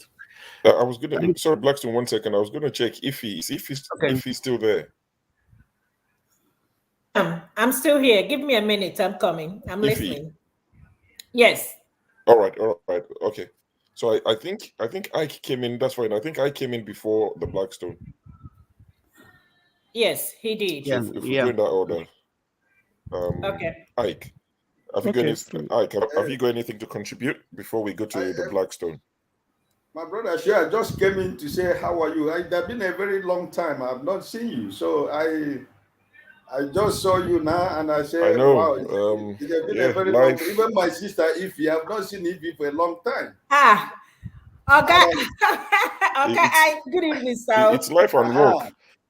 I say, let me come. Most times I'm in the comment section, I belong to another family in the comment section. It's quite fun in the comment section. Sometimes stay off the panel and join us in the comment section. It's quite fun in there. A lot of madness go on every Saturday and Sunday. Okay. Yeah, but it's good to sir. The Blackstone, the floor is yours. Yes, we're all good. Thank you, sir. All right. Thank you so much. And I've been listening to the conversation for a while now. Right. And then it has been interesting, and also like one time it was zone actually, So yeah. Anyway, from talking about the civil war, the Biafra war, and then though I'm not an historic person, I am on the IT side, and so I've not actually read the history. So though but one thing I have to say that we compare the Nigerian civil war with other wars in another country. So let us actually look at it from the Nigerian perspective, right? And sometimes when we are comparing it with other countries' war, it's quite different to some extent, right? So CM was trying to make references to Rwanda. Rwanda was a genocide, you know.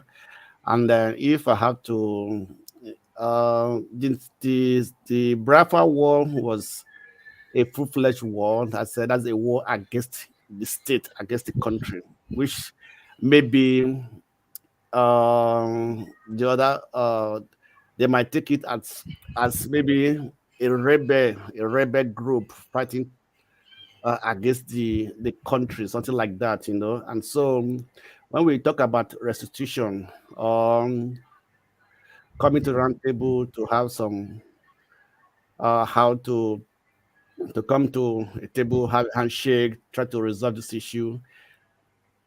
It might be difficult because different government, before different people in the government zone have different idea why the war and have different feelings. Though, like I said one time here, I said that if the Biafra war was fought all around Nigeria, Nigeria would have been a different place by now, you know, right? But I also think that the Nigerian government, the young people have not learned anything from that war, right? And it's very sympathetic actually, because in everything there's a good side, there's a bad side, right? So coming to a round table, sitting down to shake hand and everything for restitution, that's gonna be very difficult in Nigeria because the eastern part, the Igbos have a different idea about the war, and other people from other part of Nigeria has a different idea about the war, right? Until we all have one idea, one reason, at least a genuine reason, or a reason that cuts across every part of Nigeria, right? Why that war took place. That is when we can be able to that's when it can be possible that people can come to a round table to discuss about the war, or do something that due to a restitution, or have a handshake, try to forgive each other and things like that. So that's the way I see it, because it's going to be a very difficult thing. So for me, I'd rather have to believe that Nigeria, we have a lot to do in Nigeria. Nigeria is a country that with so many potentials. We have very great brain and everything, but one of the Nigeria biggest problem is corruption, right? And if you can be able to kill corruption in Nigeria, I think Nigeria will be a better place to live in, right? I was just discussing with a friend just then, telling my friend how life is in Germany, how the people behave, your boss, in government, and so on and so forth, you know. So when we are talking about Nigeria, let's talk about the main issue, and which I think the main issue is issue of corruption, the mindset of Nigeria, you know. So the Biafra war is there, it has come, it has gone, and the effect, the scars that it caused on people's hearts, the people from the East will be there for years to come, not going to wipe it away, because the history being passed from one generation to another generation, right? But we should also know that many other countries have had wars, they have fought wars, and at the end, they still come together, they move on, they build up their country, they cleared everything. You know, if you think of the war, the World War, Second World War, what happened in Germany, how they suffered and everything, you see that. But today, they are trying to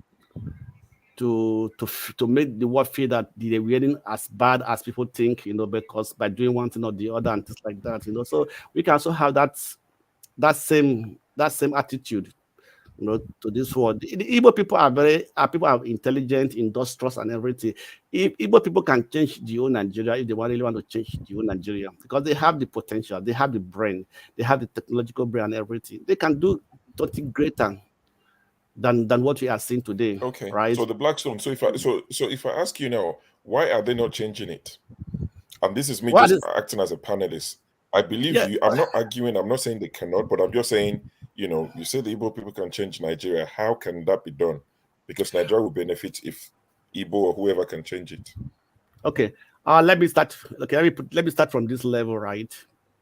The eastern part of Nigeria is 5 states, right? And they are all one people speak the same language, right? For me, I believe that for them to change Nigeria, they can start developing their own region. The states can come together and have a master plan for this region, right? So if they can have a master plan, I can come, because let me say that this war was more felt in those regions, right? And if they can come and say, okay, let's forget about politics. Let's forget which party belongs to. As long as we are in this region, these five states, right? They can come up with a master plan, how they can build up, establish industries and attract business into this area, right? Okay. It will change because why I say that everybody value great things, right? If those great things they are I agree with you. I agree with you completely. So would I be right in summation that the biggest problem of the East are the political elites from the East?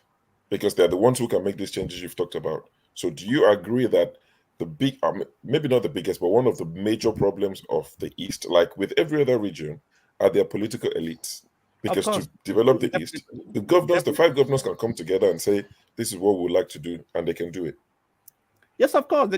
Okay, let's just see what happened. Let's see what happened. Give an example. The so-called the G5 governors from the PDP. They were able to come up and say, okay, this is what you want. This is what we are going to fight against these people. Because why can't also come together and have that type of idea, that type of unity to say we want to develop our area? Because it doesn't benefit them personally. So that doesn't benefit them personally, and that's the nature of an average politician, especially the ones in Africa. I mean, throughout the world, politicians are politicians. It's just more pronounced in Africa because we don't have systems, we don't have all these things. But yeah, well, thank you for your summation. Let me say something. So sorry, you've got something to add. Yeah, go on. Yeah, I've got something to add. Not because of the system, it's because of the people mindset.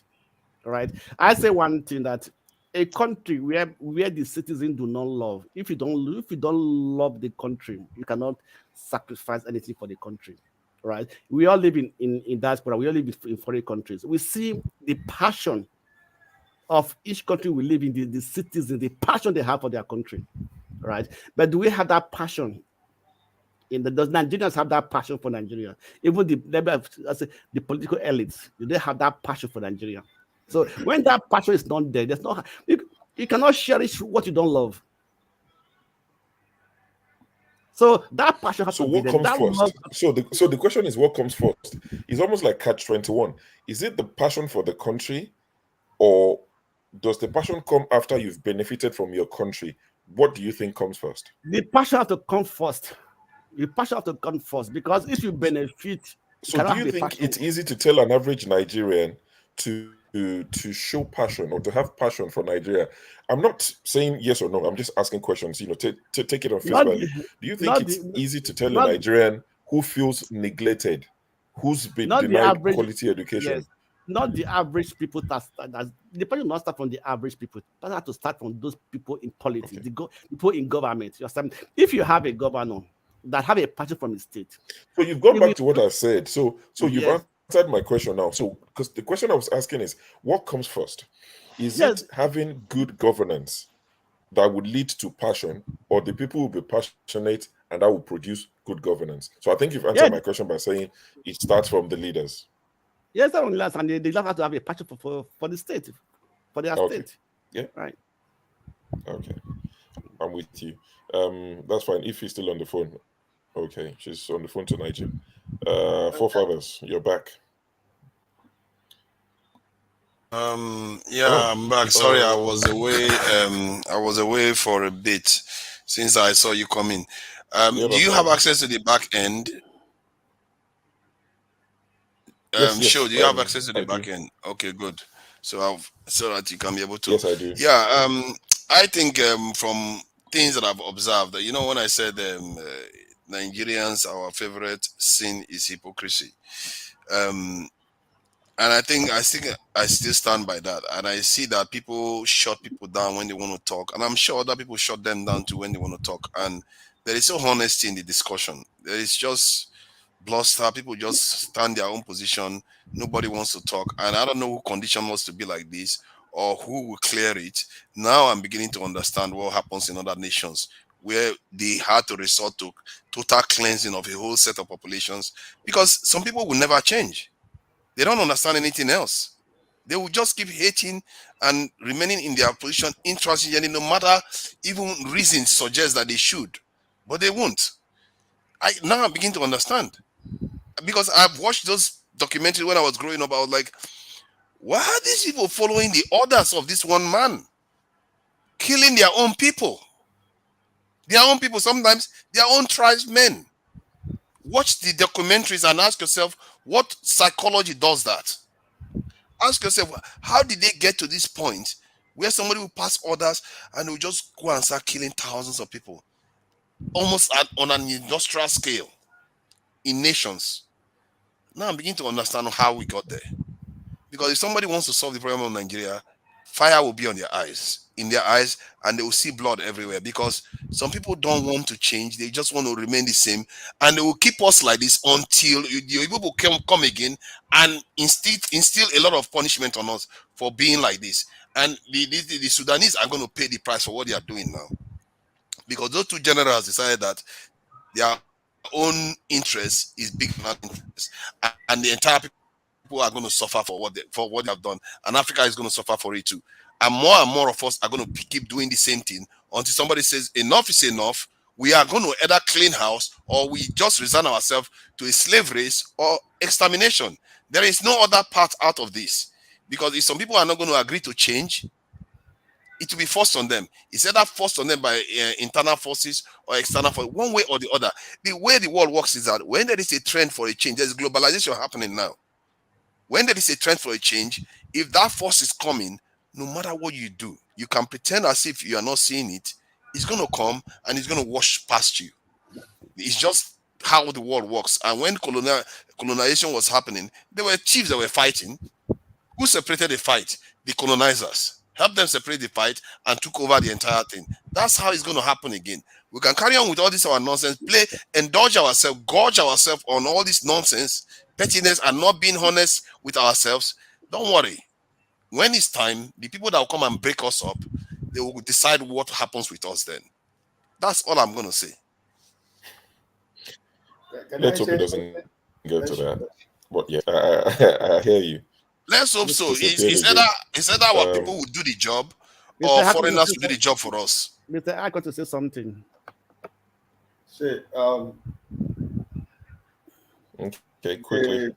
The thing I have to say is that among all of us that are in the studio right now, I don't know what is our age, but I know I can talk of my age. I am 60 years now.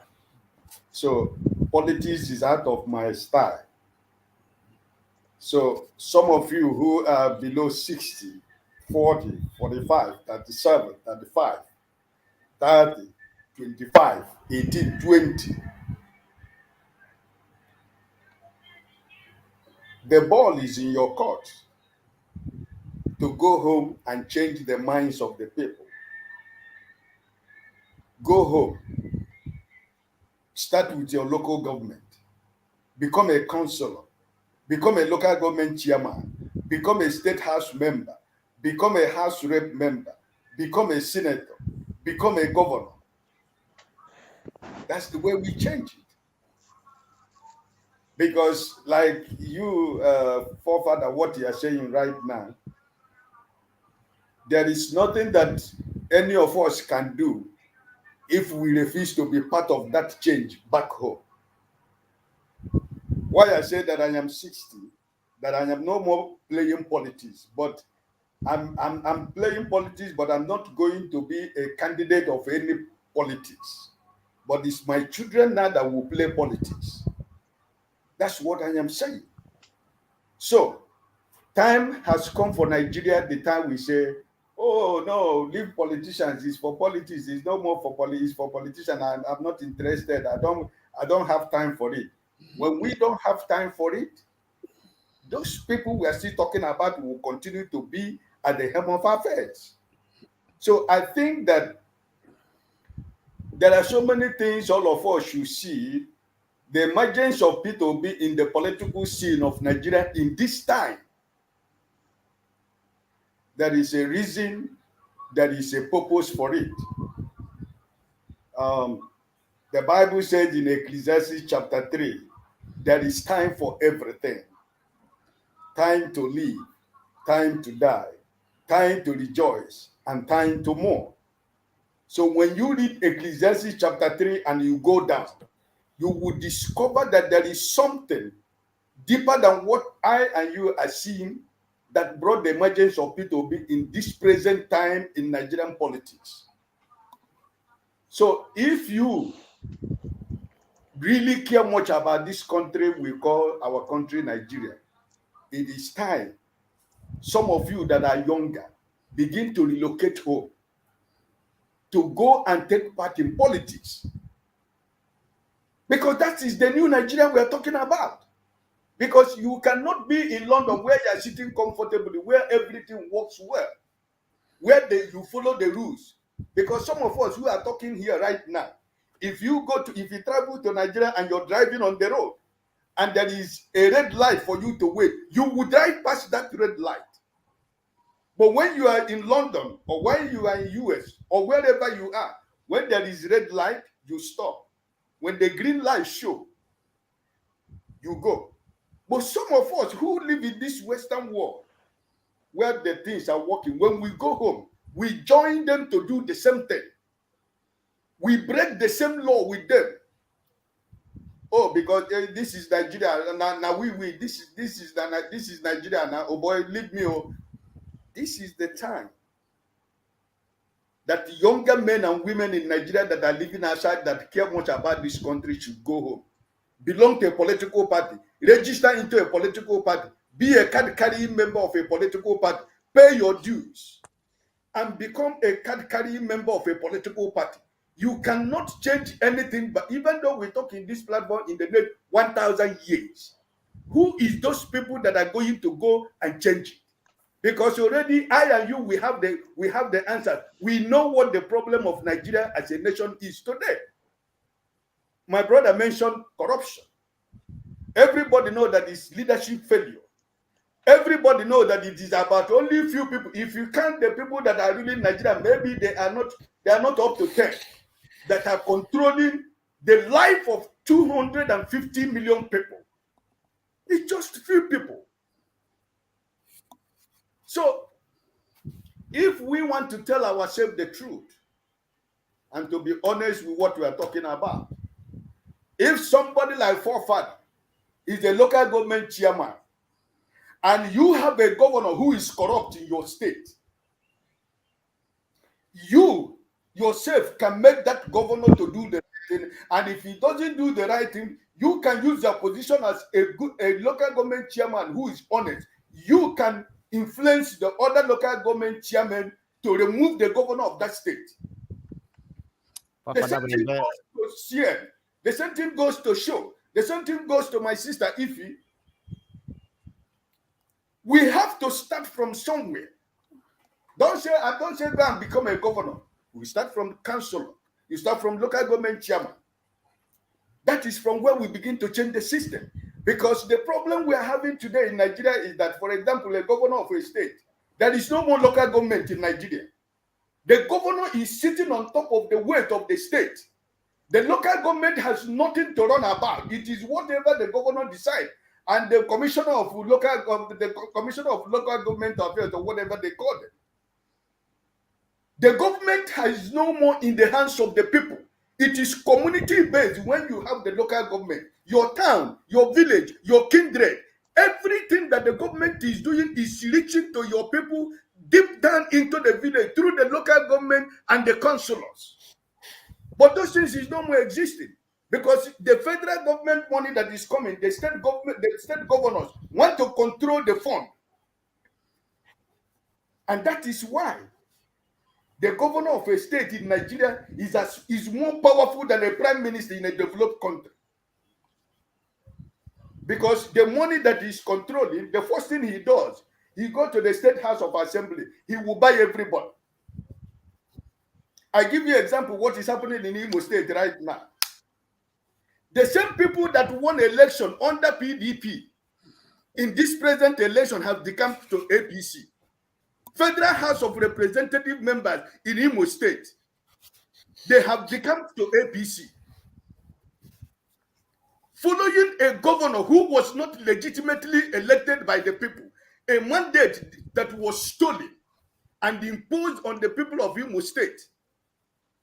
He is using the resources of Imo State right now, intimidating everybody in Imo State, making sure that you don't hear any other thing, either APC. That's what we're talking about, my brothers and sisters. So why I use myself as an example is that, like I said, I am 60 years. I'm no more going to go to Nigeria to contest any election. But some of you are younger than me. So you got to take the bull by the horn. P2B has opened the door. Dati Baba Ahmed have opened the door. Sowore has opened the door. The man of SDP has opened the door. So some of you who know that legitimately you can be able to relocate to Nigeria and sacrifice that thing that is good for the betterment of Nigeria. You begin to think about it right now. We have 2027. You should register with a political party. I don't tell you belong to, you can belong to any political party. Because we are no more talking about party, we are talking about people. We're talking about human beings that can change the life of Nigerians. Become a card carrying member, begin to pay your dues. Because if I'm paying my dues, I'm paying that dues not for myself, but I am looking at younger men and women who I can be able to say, if you are qualified and you're ready to sacrifice that for the good of the people, I can say, okay, go to contest for councillor. Let's see what we can do. Go to the chairman, go to contest for local government chairman. Let's see what can be done. Go to the State House of Assembly. That's what we're talking about, my brother. If we cry from here to the next 1 million years, it doesn't change anything. So you got to decide what you want for yourself. P2B, I have mentioned them. Adebola, the one of SDP. They have given the new generations of Nigeria opportunity to take part in what to decide and determine the future of our country called Nigeria. So we can, all of us cannot continue to live in the Western world where there is rule of law. And we continue to talk about the old politicians that we know, that the way they come to power. Somebody was saying yesterday, let's move on. You want to use illegitimacy to legalize illegitimacy and falsehood. And he said, let's move on. If that person becomes your president without a due process of law, what do you think that government will look like? Because you have started already with illegitimacy. You have started already with falsehood. You have started already with the deceit and hypocrisy already from day one. And somebody said, let's move on. Why should we move on? Let the judiciary do their work. I am after who wins that election. Up to today, as we are talking now, INEC is still uploading the election of February 25th, presidential election of February 25th. From where did they get the figure that they used to declare this man who won as the president of Nigeria? How are you going to reconcile the figures that you are uploading right now with the ones that you used to declare the election of February 25th? Can you tell me how you are going to reconcile those numbers? Even with all the mutilated figures that we have seen that have been uploaded, that you can't even see what it is, they are still uploading. After how many months? Was it the promise that was made to you and I? Was it the promise that was made to the whole world about the Nigerian election? No. But everybody said, no, let's move on. Oh, let's move on. It's Nigeria. We'll give him 4 years, 8 years. Listen, if you move on, I am moving on because, like as I said, I'm 60 years. I have nothing to gain. I have nothing to lose in Nigeria. So if you say that the illegitimacy that has taken place, we should move on, then you are here sitting here talking about how do we sanitize Nigeria? How do we flush out the bad governance in Nigeria? Why you are saying let's move on with the illegitimacy that took place, with the crime that was committed against Nigeria that took place in February 25th. Some of you are saying let's move on. Then tell me how you are moving. Tell me the solution you are trying to bring here on how to solve Nigerian problem. Why already you have accepted that this illegitimacy should stand? When we say that judiciary is the hope of the common man, why don't we Uncle Mike, let this judiciary end? Whatever comes out of it, Nigeria today can decide whether they are moving on or they are moving backward. Okay. yes, Uncle Mike, I agree with Thank you. you. If you remember correctly, okay, quite a Go lot of ahead people if you pushed wanted back to. on this idea of moving on yesterday. So it was so people pushed back on the idea of moving on yesterday. But in summary, what I got from what you said is people of my age, forefathers, people in the chat, Team Ajek, and the Olus of this world in the chat, you go back to Nigeria, pick up tickets, become party members, change it from within, which is a very good advice. I think it's one of the best ways to make changes, to get involved in politics actively and see what changes we can make. So everybody in the everybody in the chat, typing away from the comforts of your home in the UK and Canada and all these places, it's time to go back. Uncle Mike has spoken. Like I said in summary, is that corruption is the biggest problem we have. So we need to rid of corruption. If he's gone again, so since if he's gone, I think we should go to Can I say Dan. something? Can I We'll go reply? to Dan. Can I contribute? Can I reply, Mr. Ike? Can I contribute to what he said? Let's just touch base with those who've just joined. Okay, Please, let's hear from those who've just joined. We'll come back to you at some point in the Blackstone. Let's just join. They haven't said anything because they might drop off again. So before they drop off, it'd be nice to hear from them. So we go to Dan. We go to Mirage. If Igbo Basics is ready, I think he's busy gathering information from different sources. So please, the floor is yours. Yeah, good evening to everybody. And I joined in when the senior brother was just landing. Of course, I picked up a lot of good things there from him. But what I just wanted to tell my brother is that he thought that many people have not tried. A lot of us have tried to penetrate Nigeria in many ways. Politically, it's not possible. We know that. But we have penetrated Nigeria in terms of business, which is the most common thing any hustler will do. When you go abroad, survive, you say, okay, I have family, let me go and set up one or two things for them or for myself, just in case of old age. At least you will have something to stand by. You know what I mean? Europe is sweet, but after some time in Europe, honestly, people like us who came here at a young age, we are not younger anymore. And about 30 years in Europe is enough. So, but going home, like he said, go and join political party. You see, let me give references to Showore when he came in 2019. I had a lot of people. I'm a strong supporter of Showore. Some people mocked him. Oh, look at this small boy. He wants to go and start from the top. Go and start from local government. That is Nigerian system for you. The senior will tell you to respect them while they know they are doing rubbish. So now when you want to contest, they tell you to go and start from the first ladder. And I bet you many people died there because they will not let you go nowhere. This is Nigeria. No matter anything, the solution, I will just stop in maybe 30 seconds. For me, as an Igbo man who has lived in Lagos all his life, so I'm just place me anywhere, I will fit in.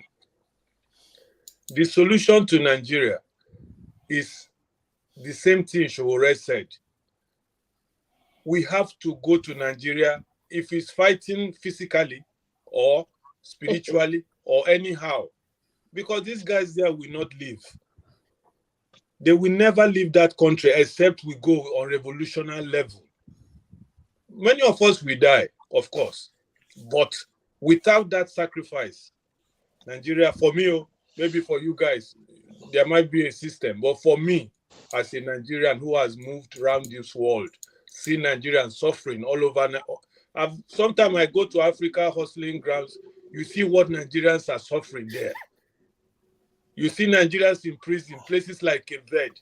I don't know if any of you have visited there and go to Nigerian community. You will see Nigerians languishing in jail. Some of themselves don't have nothing. They used to come and beg us to go and contribute something for them. When you reach there, my brother, you cry. Why should Nigerians be here? What is here? Nothing. But Nigerians are just going up and down, trying to see where they can fit in. Nothing. Some died. Some, if you see themselves, you pretend to say, what can you do? So for me, to round up, gentlemen, revolution or nothing. Thank you. Can I ask, when you said the revolution, I take it that you are referring to from the point of view of like a nationalist, not like a sectional thing. Yeah, that's why if you check my statement very well, I say I'm a Nigerian, an Igbo one, and nothing. There's no. I never believe in separation of Nigeria. It's these politicians who are trying to separate us by trying to harm different groups. Nigeria should. I don't believe in Nigerian separation because we don't have problems, bro. If you know what I mean, we mingle among ourselves without problem. The problem, look at P2B came in. When Showore were moving, they were saying this, that. The young boys in Nigeria, they protested, NSACs. They say, give us a leader. And God answered that prayer and brought P2B. What did they do? Just look at the game. What did they do? Okay, now they say they've given us somebody, but still, they must start from the scratch. I must do my turn first.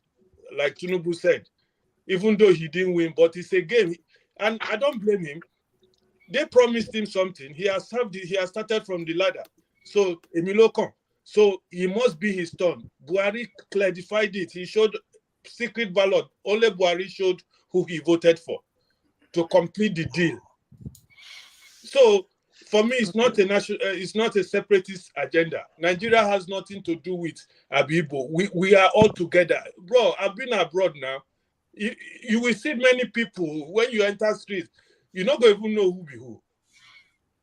So I'm saying it, the only solution, my own point of view, and everybody has a point of view, is revolution at all costs so that this group will leave Nigeria. Thank you. Thank you. I appreciate that. I think you wanted Ngosika to have a say because she wasn't around the last time. So your camera is frozen. I don't know if you want to, you can turn the camera off and just use audio, Ngosika.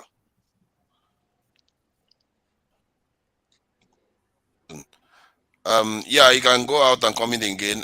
Who's next? I think that brings us to Mirage, isn't it? Mirage, what have you got to say so far from what you've heard? Thank you for coming in. Thank you, Godfather. I want to thank our senior man who made the comment some minutes ago. But I was a little bit disappointed when he counted himself out of the plan because he said he's 60 or above 60. How old is our dear loving Tinubu, who is now the precious INEC president-elect, or select, should I say? The man, going by his real age, he should be 77. Even though he's still dangling around, we know that the age he gave in his INEC form is over 60. So, our senior man, it's not good you counted yourself out. Please, we need you because we need people with wisdom. When things are going on and youths are rambling left and right and trying to see how they can do something, you always need wisdom. And people like you can always be very handy to help us. So don't count yourself out. Even if your children are old enough to go into Nigerian politics, they too can also get some advices from you than you relegating yourself to the background. So that is number one. My other opinion is about this move on mentality. You know, I said it yesterday again, and I will repeat it again. I think we have not learned our lesson, because if we've actually learned our lesson enough, we should be very consequential with anything we are doing. If we have we had an election and then all of a sudden somebody said, I don't agree with the outcome of that election, I think, even like Godfather said yesterday, Nigeria should make a provision in our law where no president will be sworn in until the litigations are done, until it is concluded. Then we can now say this is the final person that the court have agreed that this is the person who won the election. Instead of litigations will be going on, then you swear somebody else's in, and that person, anything he does within that period that the litigations are still going on and he's in the office of the presidency, he's immune to prosecution. That means even if he goes to China and sell Nigeria, before we wake up early in the morning, we always start speaking Mandarin. So you find out that such idea about carrying litigations on and then swearing another person in, it's counterproductive. But what can we say? Nigerians, we have gotten used to, let us continue, life goes on attitude. So people are not seriously considering what next after they must have committed some certain crimes, because not only rigging election, not even putting your name, address, or even saying that you have dual citizenship, all these things no longer matters, because once we carry on, life goes on. Nobody wants to die. Nigeria is our father's land. And we wait for another next corrupt politician who will come in and rig himself in. It is very pathetic. Then another thing is that nobody should mention Godfather's name here. If you're giving an example and you say Godfather being in any political position, because yesterday he said Abacha did not steal. So we already told him. Besides, his forefathers, it's not Godfather. So sorry, I'm not a Godfather. It's just both forefather and Godfather. I don't know which one, but it's okay. Your forefather, good. Sorry, but like I'm saying, nobody should mention your name again. We don't want you to enter there. So you are. I didn't say I want to enter there anyway. So you didn't say it, but the idea of exempting or exonerating a hard-known criminal who stole so much money that the country is still getting some coins back is uncalled for. But then another thing is. But hold on. You are going to carry on though. But I think let's hash that one out. I think that thing he said. See, all the leaders like Jagaba, we talk about all these leaders. You know they have money everywhere, and they have properties everywhere. How many of them do you have that Abacha has? How many property does he have anywhere? How many cars does he own? The guy doesn't. He didn't behave like a criminal, like somebody that has a lot of money and he's very flamboyant. Do you see that guy like that? Forefather, I'm very happy you asked this question. You know, you asked it yesterday. Yeah. Nobody responded to it. But now I just want to thank you very much for mentioning it again today, because it's escaped my memory. Now, my question is now, how many spirits in Nigeria have been giving people money after they have been buried for so many years? You know, in the land of the dead, they start pouring. Which kind of money ritual is that one? That kind of juju. Because Abacha juju, his own must be very strong, that after he must have died after so many years, his account money they are still discovering. Very soon you will hear another one in Switzerland or America. You see? What I'm saying is, I said it yesterday, it doesn't matter how they did it. Just like they said, Tinubu opened an account and Keyamo came and said that Tinubu was not under investigation, rather the account in his name. So, and I asked yesterday, I said, since when did the account number any bank account number open itself in the name of somebody. It must be that person who opened it, and anything that happens in that account. Okay, even if they use their associates to remove money from Nigeria, which they do, we all know. They don't buy properties with their names directly. It's after they must have finished their terms in office, like this useless one now that is going to go out in ending of this month. He said he's going to Niger Republic. Nobody should bother him. He has already collected his own share. So any other person who goes around looking for where he has a house, or you might never find, but you will not tell me, nobody in Nigeria will believe that man has no money hidden somewhere outside of Nigeria.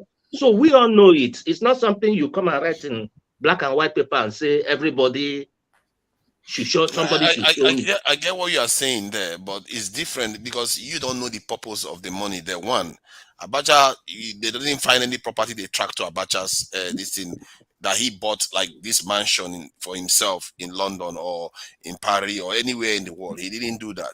The money that you see in cash, you don't know the purpose it was there for. The excuse Mustafa gave was that Nigeria was under sanction, which it was. And if Abacha needed to do certain things, you can see that it is easy for Westerners to freeze the account. So he used subterfuges because Mustafa came on this panel and he told us that they went to Libya to go and learn how Gaddafi avoided sanctions. So this could be the method that they were using to try to avoid sanctions, except there is another method that you use to avoid sanctions, is to put money in dodgy accounts so that you can be able to do things for your country that you will not, they will not allow you to do openly. So I've seen a case where, like the military, even Nigerian military sometimes, or people in Nigeria, they want to order something. They will order it through other channels. Because if you try to order it, sometimes they will track you through months of paperwork or all the rest of red tapes. So they will use it through other channels. So we don't necessarily know where all this money is. Right now, they are saying every single money Abacha put overseas is basically stolen, other than the ones in National Reserve account. So that's something we have to be careful about. We don't know. Abacha doesn't own mansions in Nigeria.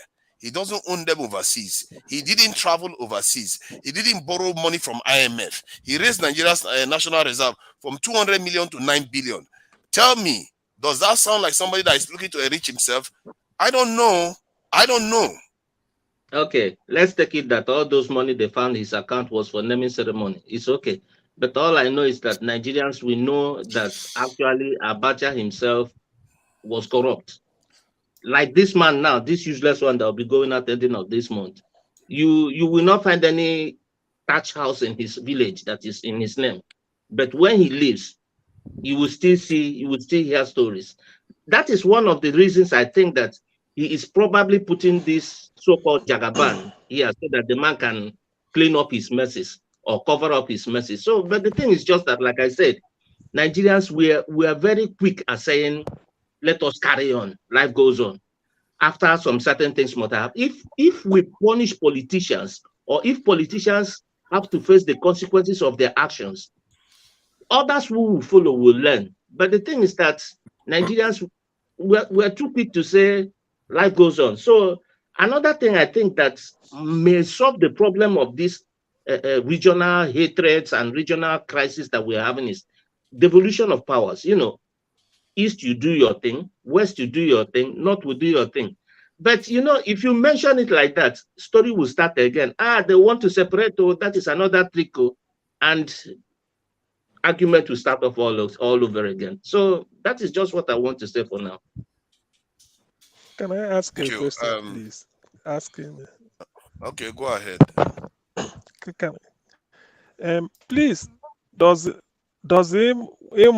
matter that something as basic as conducting an election,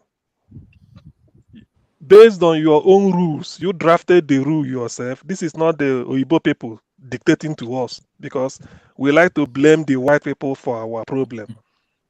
We drafted the law, we made the guideline, we stated appointed officials, everything our own, on our own terms. Yet we can't conduct the election.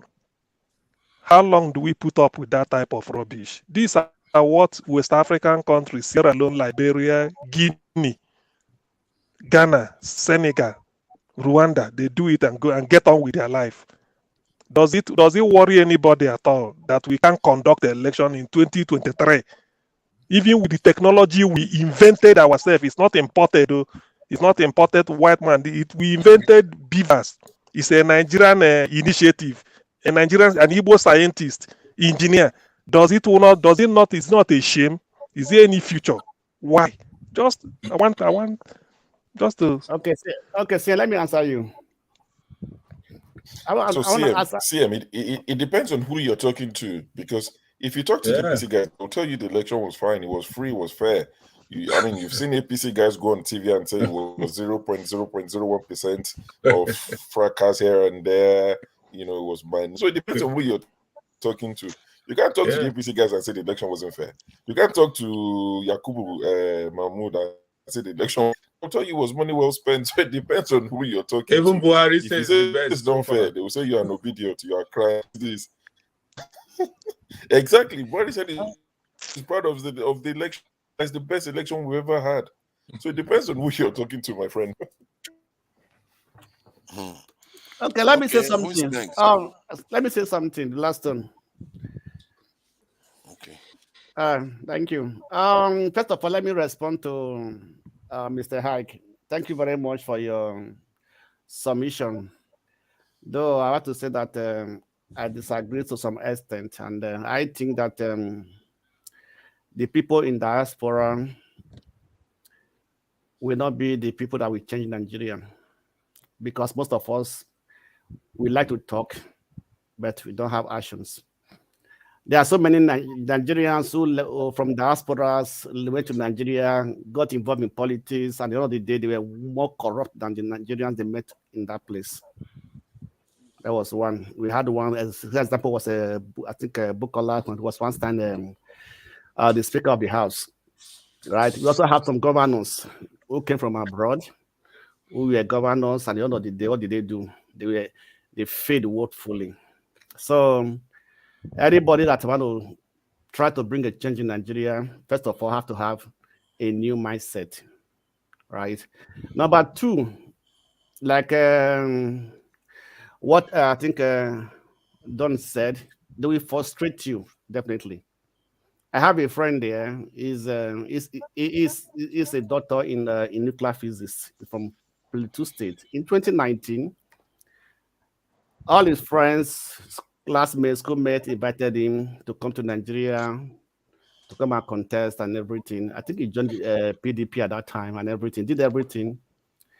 After they have helped him to squash his money and everything, they didn't even give. In fact, in the primaries, his name wasn't even measured. He came back here, start from square one after paying back his loan and everything. So to come from diaspora to go to Nigerian politics, even from the local government, is very, very difficult. Like our brother said, it's very, very difficult. What I see is this. The impact, let me say one of the impact that Peter Obi brought into Nigerian politics at this time was that people now are looking at people who have a track record. Right, not just people that just come into politics, they want to just make noise, but they're not actually a track record. And how many of us in diaspora can say this is our track record? They will not listen to us, definitely, right? And we have people in Nigeria who have a track record. And one person I see from this last election, that governorship election, was Professor Oti. For that woman to stand firm and fight against the norm, against the political elite, say, you can't bribe me, I will do what is right. She has set a precedent for herself. She has set a move for herself.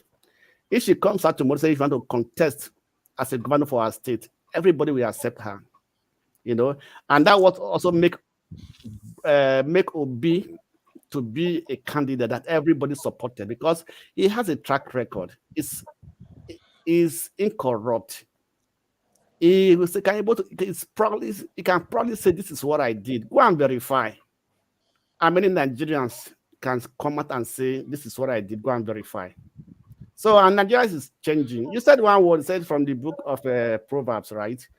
A time and a season. So I believe there's a time and a season. And even if this time Peter Obi don't have the chance, but in 2027, Nigerian politics is going to be a different ball game. For where? No, excuse me. It's going to be a different ball I game. never understand that country. Let me finish. It's going to be a different ball game because if what the obedient did this time, they can do more than that in 2027. I tell you, no, there are times that there are times that people will vote. You can't overring it.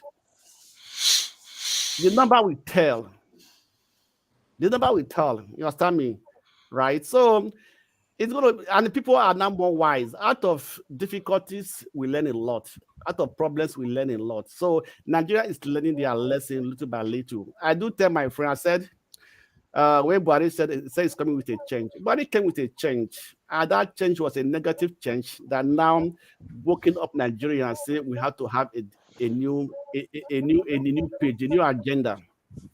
You understand me? I listened to somebody in Arise News. I think a mockery. It was saying that if Peter B was in PDP, they would have won landslide.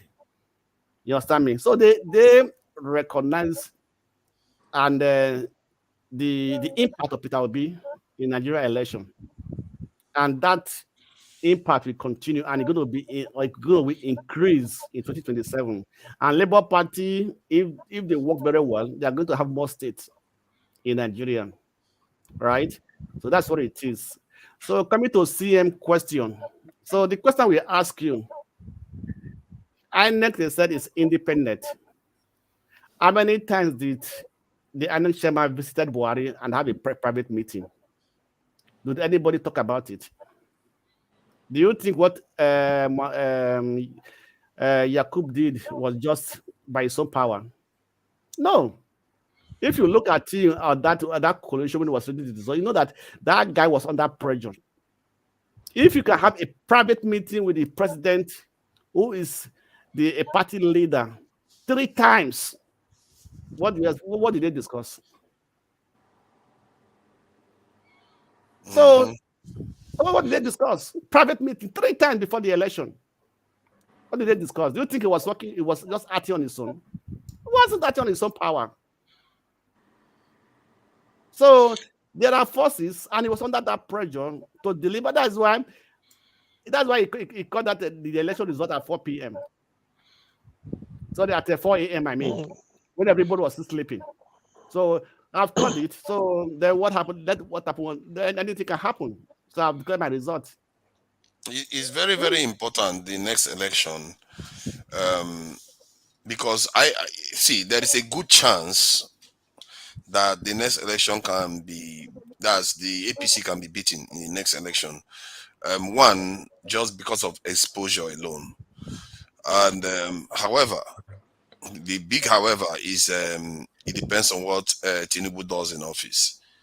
If he goes and maybe even gets lucky, not necessarily perform, and things improve significantly in Nigeria, which they could with all the deregulation that is going on with the energy sector, and maybe Dangote refinery coming on stream, you could see a situation whereby the incumbent becomes stronger, not necessarily because of timing alone.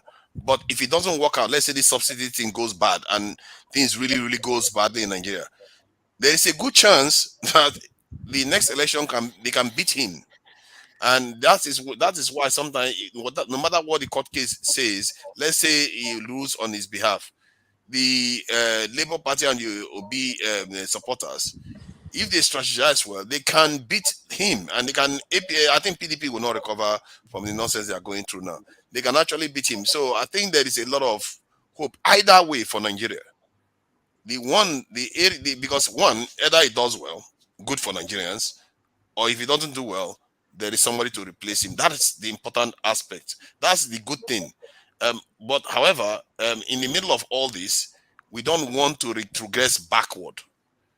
This direction I just spelled out just now is a win-win.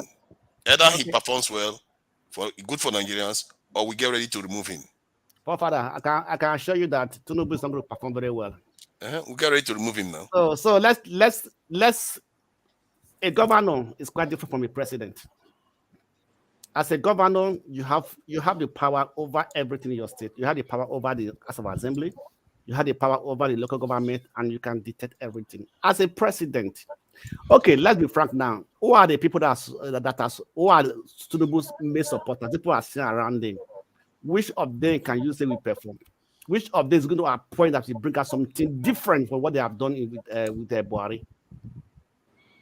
So it's not going to perform anything because it can delegate power. The idea that you're going to beat Tinubu, nobody's beating him. That idea. If he doesn't perform, they can beat him. How?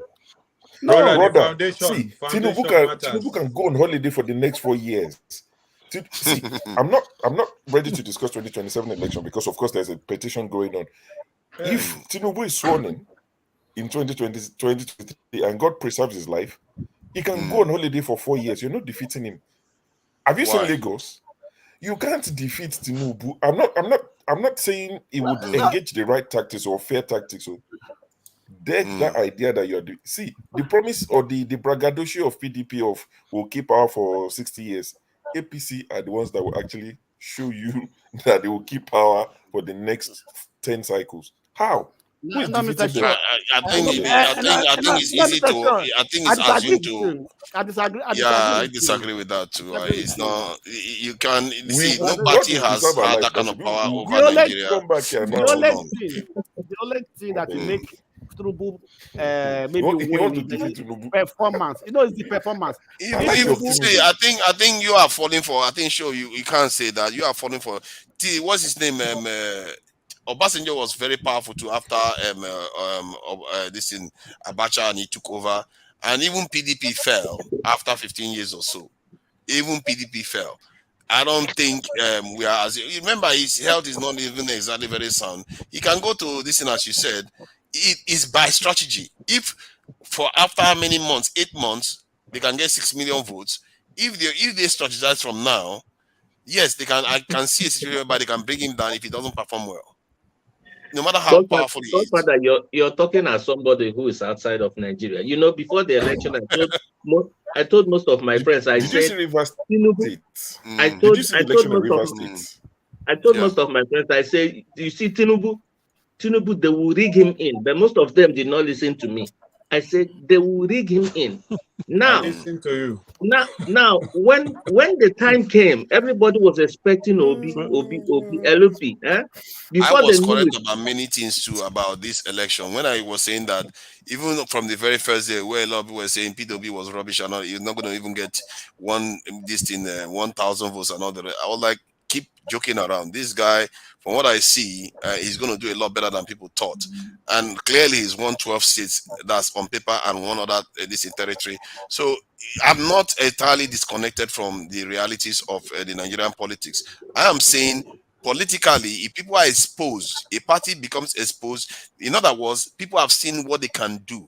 They've seen you have corruption, you have this, they'll get tired of you. The next guy doesn't have a record that they can criticize that much. The other party doesn't have a record they can criticize too much. So in other words, they are more likely to vote the other party. Nigerians are one of the most impatient people. That's why one leader has not governed Nigeria for 10 years. Not one leader.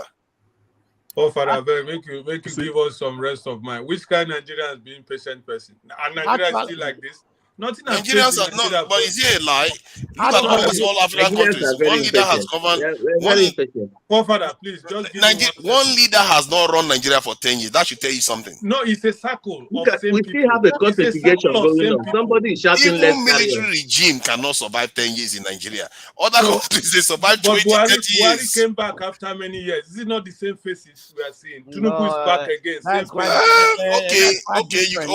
If you want to argue that, you can argue that okay, he came back. But my point is that one leader has not stayed in office for 10 years. Nigerians cannot stand that. No, that is why they are doing all what they are. It's a game. These guys are skillful guys playing football. This one go left this time. Next time he go right. I don't know. Now. We have a president that cannot wait to leave office. I can tell you, if you go to all African countries, you won't see one president that will say that. Our president cannot wait to leave office. Maybe there's something Nigerians do to their leaders. Because the system, the system in Nigeria. It's not that he can't wait to leave Nigeria. He has looted enough, so he can't wait to go and enjoy it. You tell me, other leaders loot too, but they don't want to leave. Kagame is there for 30 years now. But he's doing something now. Kagame is not a thief. They are working. Nigerians guys, a group of guys stealing. Emilio come. It isn't a place somebody to come up on national television and tell Nigerians, Emilio come. Oh, they come. You know what it means? Excuse me. Okay, let me just one question.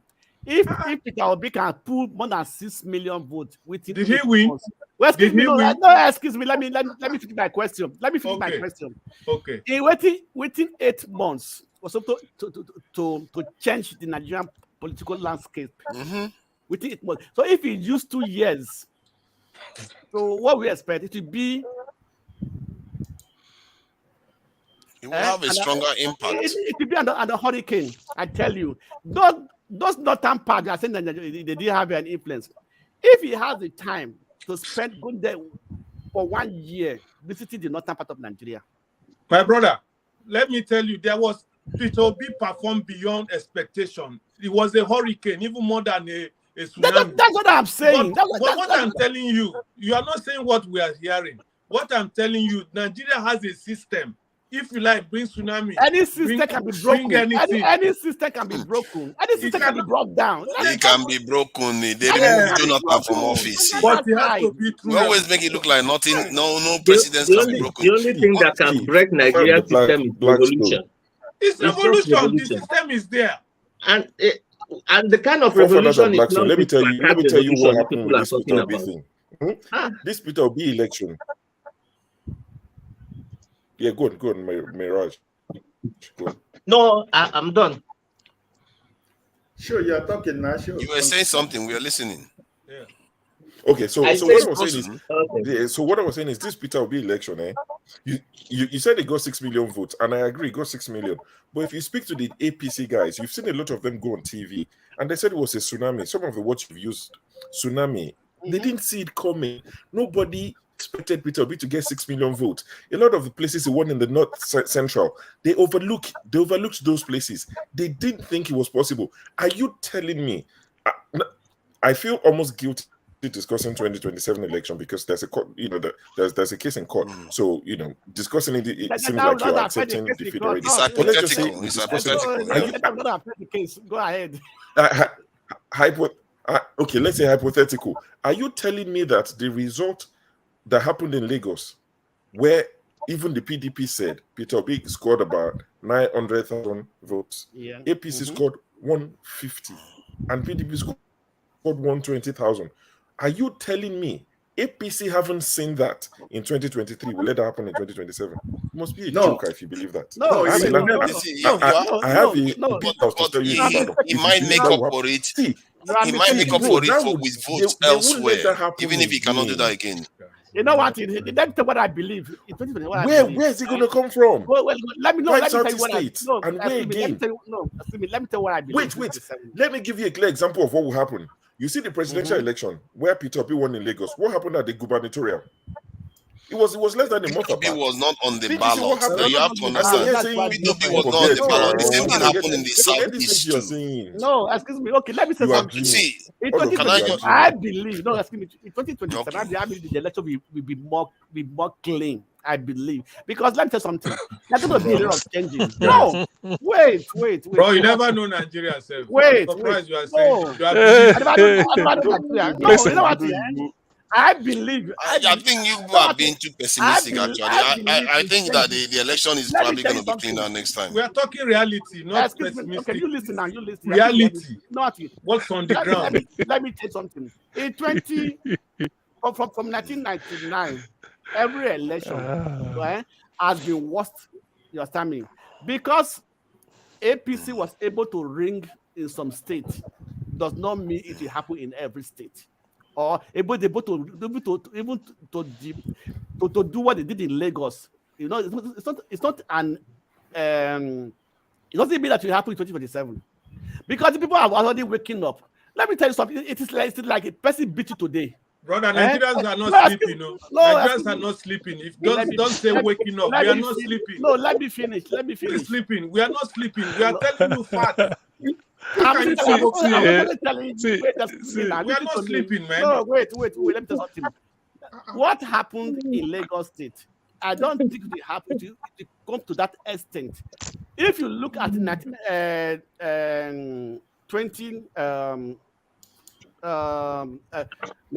last election before this election, you understand me? They were more 2015. 2015. No, 2019. Yeah. They were more violent. They were more violent in Lagos than this election. They were more violent in Lagos. There were more national ballot boxes in Lagos than this election. Yeah, because ballot box was counting then. This time. Yeah, because then if you carry ballot box, you carry it. But this time, because of uploading, you don't. Even if you carry ballot box, so far it's been uploaded. You can go and you can't do anything. So the thing is this. The thing is this. Let us hope that with this tribunal they are going through, what I would like, this is my own opinion anyway, either the judge or whatever, is to compel INEC so that the process will be audited. When we audit it, we will know the level of the scale of fraud that happened first. It could be that this vote allocation, so that we know the real figure. It doesn't mean the APC may win some state clear, in which there's no doubt. But let us know the scale, the free figure. When we know it, that is evaluation. Whoever wins goes in. So that when you are discussing 2027, you can have a fallback and know the area to improve. But as it is now, everything, as far as presidential election is concerned, somebody like me, until Labour and PDP release their own figure at the tribunal, APC will release their own, PDP will release, Labour will release, then people that then we will know, because INEC must be able to provide evidence of how they got about, how they arrive at their conclusion. That's what I'm waiting for. After that, then a discussion can start on all this. This is just what they did in the midnight. That is to me. I want to say something on what Sho said, and I want to agree with Sho. Listen, do not misread what happened in this election. If you think that because Peter Obi and the Labour Party was able to achieve this feat under the space of 1 year, and eventually we allow this illegality to be established in the Nigerian system as the president of Nigeria, I am telling you that if there is nothing APC will ever do in 4 years, is to make sure that Labour Party do not exist. He has the money, he has the power, he has everything to do that. Well, they have started now. Yeah, that's what I'm saying. So, but what is going to be the solution right now is what happened in this 2023. That's why I'm not only saying Labour Party, but I am saying patriotic Nigerians, because it has gone beyond the political party. Because most of us here are not members of political party. Probably we support Peter Obi, not Labour Party. So, but what I'm saying now is no more the issue of Peter Obi and Labour Party, but every patriotic Nigerian should say, Nigerian judiciary, we are watching you. Our eyes are on you. It's no more, let's forget about party, but Nigerians should say the judiciary, our eyes are on you. In which way, sir? In which form? Is it a form of revolution or just form of talking? Which form?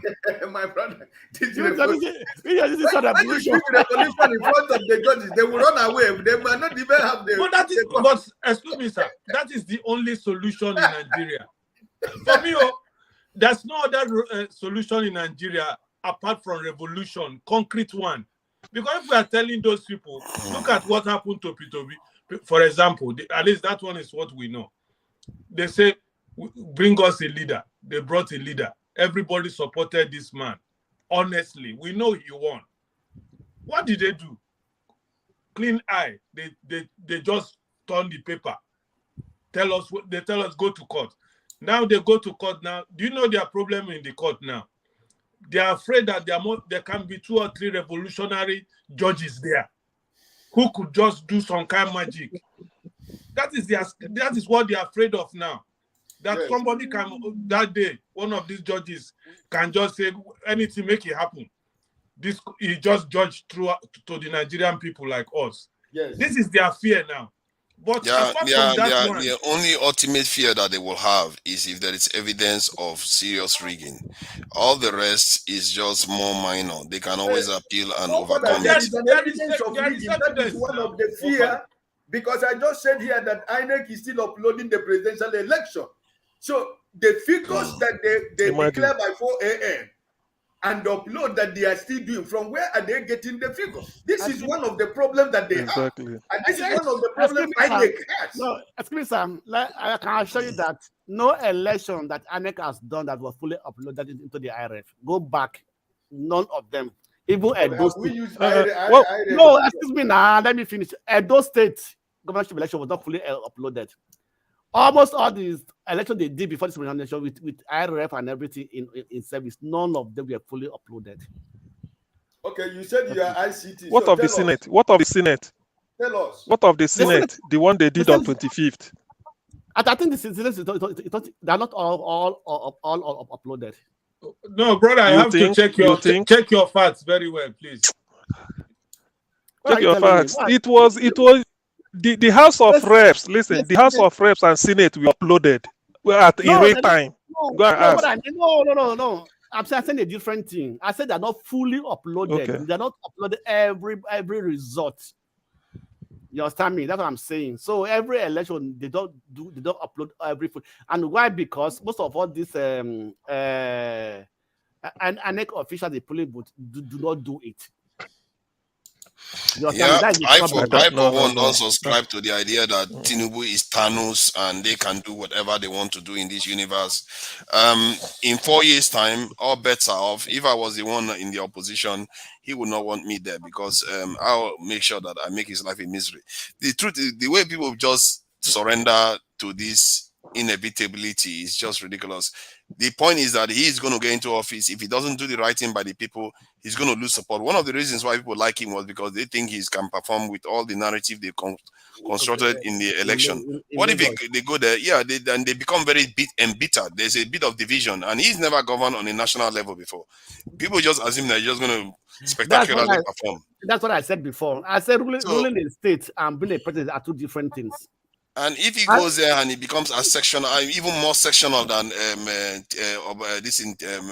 Buhari has been, you're going to see something that is going to just transform his image and the government completely. And if there's nobody, because people were just assuming that, oh, he's Thanos, nobody can touch him. There's no government in waiting. Somebody that is prepared to take over. Then you're going to have a problem. And this is why I don't like the narrative that they are painting, because it's also important to have a solid opposition there, ready to take over, because that also propels them to perform well for the people.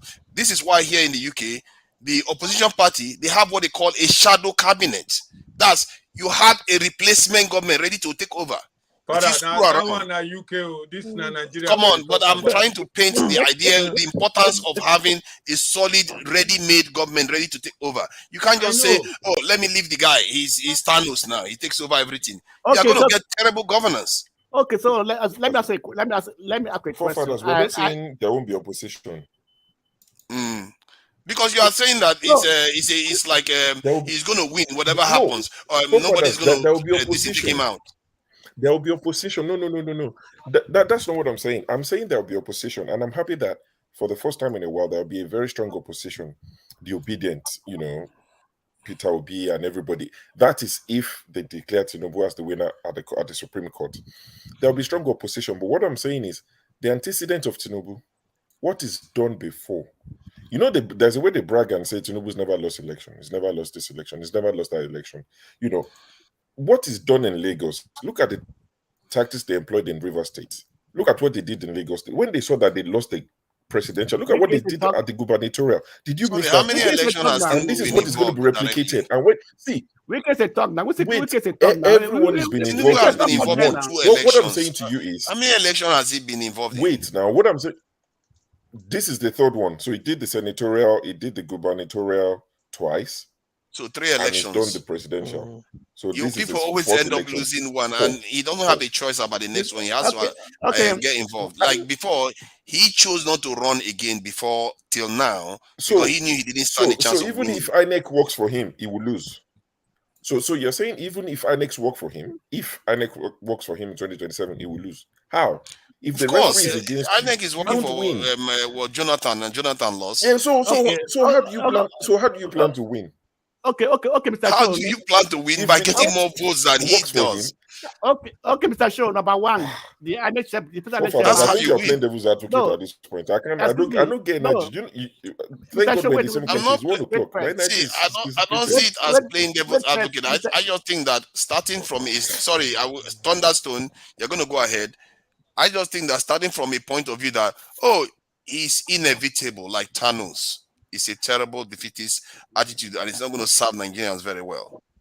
How can you start from the first go that this guy is inevitable? We are done for 8 years. Because they're the one who own Nigeria. They own Nigeria for now. See, now that's the kind of thinking. I don't subscribe to that. I totally disagree with it. Let me tell you, first of all, this INEC chairman, his term is ending after this election. I'm going to get a new INEC chairman. How? Who told you? It's 8 years now. It's not 8 years now. Which one again? One continue again. It's 2 terms. They will bring a new person that will be also under their. Why do we always have negative thought about Nigeria? Excuse me. Let me tell you why. Many things about Nigeria is negative. So how can you be more positive? Okay, wait. How do you patriotic? How can you be so negative about your country? Brother, let's hear excuse me. I don't know.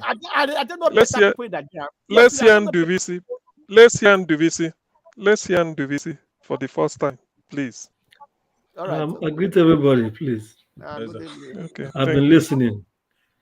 There is something we are forgetting here, just like Mr. Dan just spoke. All these people who did this charade, they are all in the same club. They belong to the same system. So that is why they had their way. It has been planned ab initio to make it work this way. Why they have the way of deceiving Nigerians that are going to conduct a free and fair election. And Nigerians, for the first time, had more interest to get their PVCs and to vote. And INEC was really not figures. So we have over 90-something million registered voters now. And over 80-something million or 70-something million had their voters card. But on the election day, from the results they declared, we can see that the total number of vote cast is even lower than that of 2019. So people are not even asking that question, what went wrong? INEC is just making us, the more we look, the less you see. Thank you. So it's a ploy. They have packaged these things very well. The only way we can have a respite for this election that was just conducted is if, like somebody said, if somehow one of the judges, having seen clearly the evidence, or 1 or 2 or 3 judges, and say, despite what is going on, our country has to turn around and decide to do the right thing, because it is clear that we never even won. Some are even saying, some who have followed, who have looked at, who have monitored the results very well. They said, if the true result is declared, Tinubu even came in distant third. Yes. So that is by the way. Then, if by the way things are going, it is becoming clearer that they are going to have their way, and it's one in and it goes the same way. Do you think that they will allow the opposition, like the Labour Party, to gather the same steam they gathered in 2023 for 2027? They will begin now. Part of their work will now be to how to destroy the opposition party, particularly the Labour Party. Except if Nigerians, if we are really tired of what is going on, we decide to take our country, take the bull by the horn by insisting on the right thing, by insisting that the right thing should be done, by ensuring that whoever they bring in as the new INEC chairman, if there's going to be a new person, because Nigerians should start insisting that this man should go. Whoever person they bring in, each person should be scrutinized very well and all that. But beyond this, the constitution gave them a lot of loopholes to do what they are doing. Yes. The constitution is so porous in many ways. How can a president appoint INEC chairman that is going to conduct an election where the president will participate in? Tell me. Wouldn't there be some bias? Because they will call him and put gun to his head and say, you must do it the way we want it. No, please let me finish. The whole thing is really going south. I mean, going wrong. That's what I mean.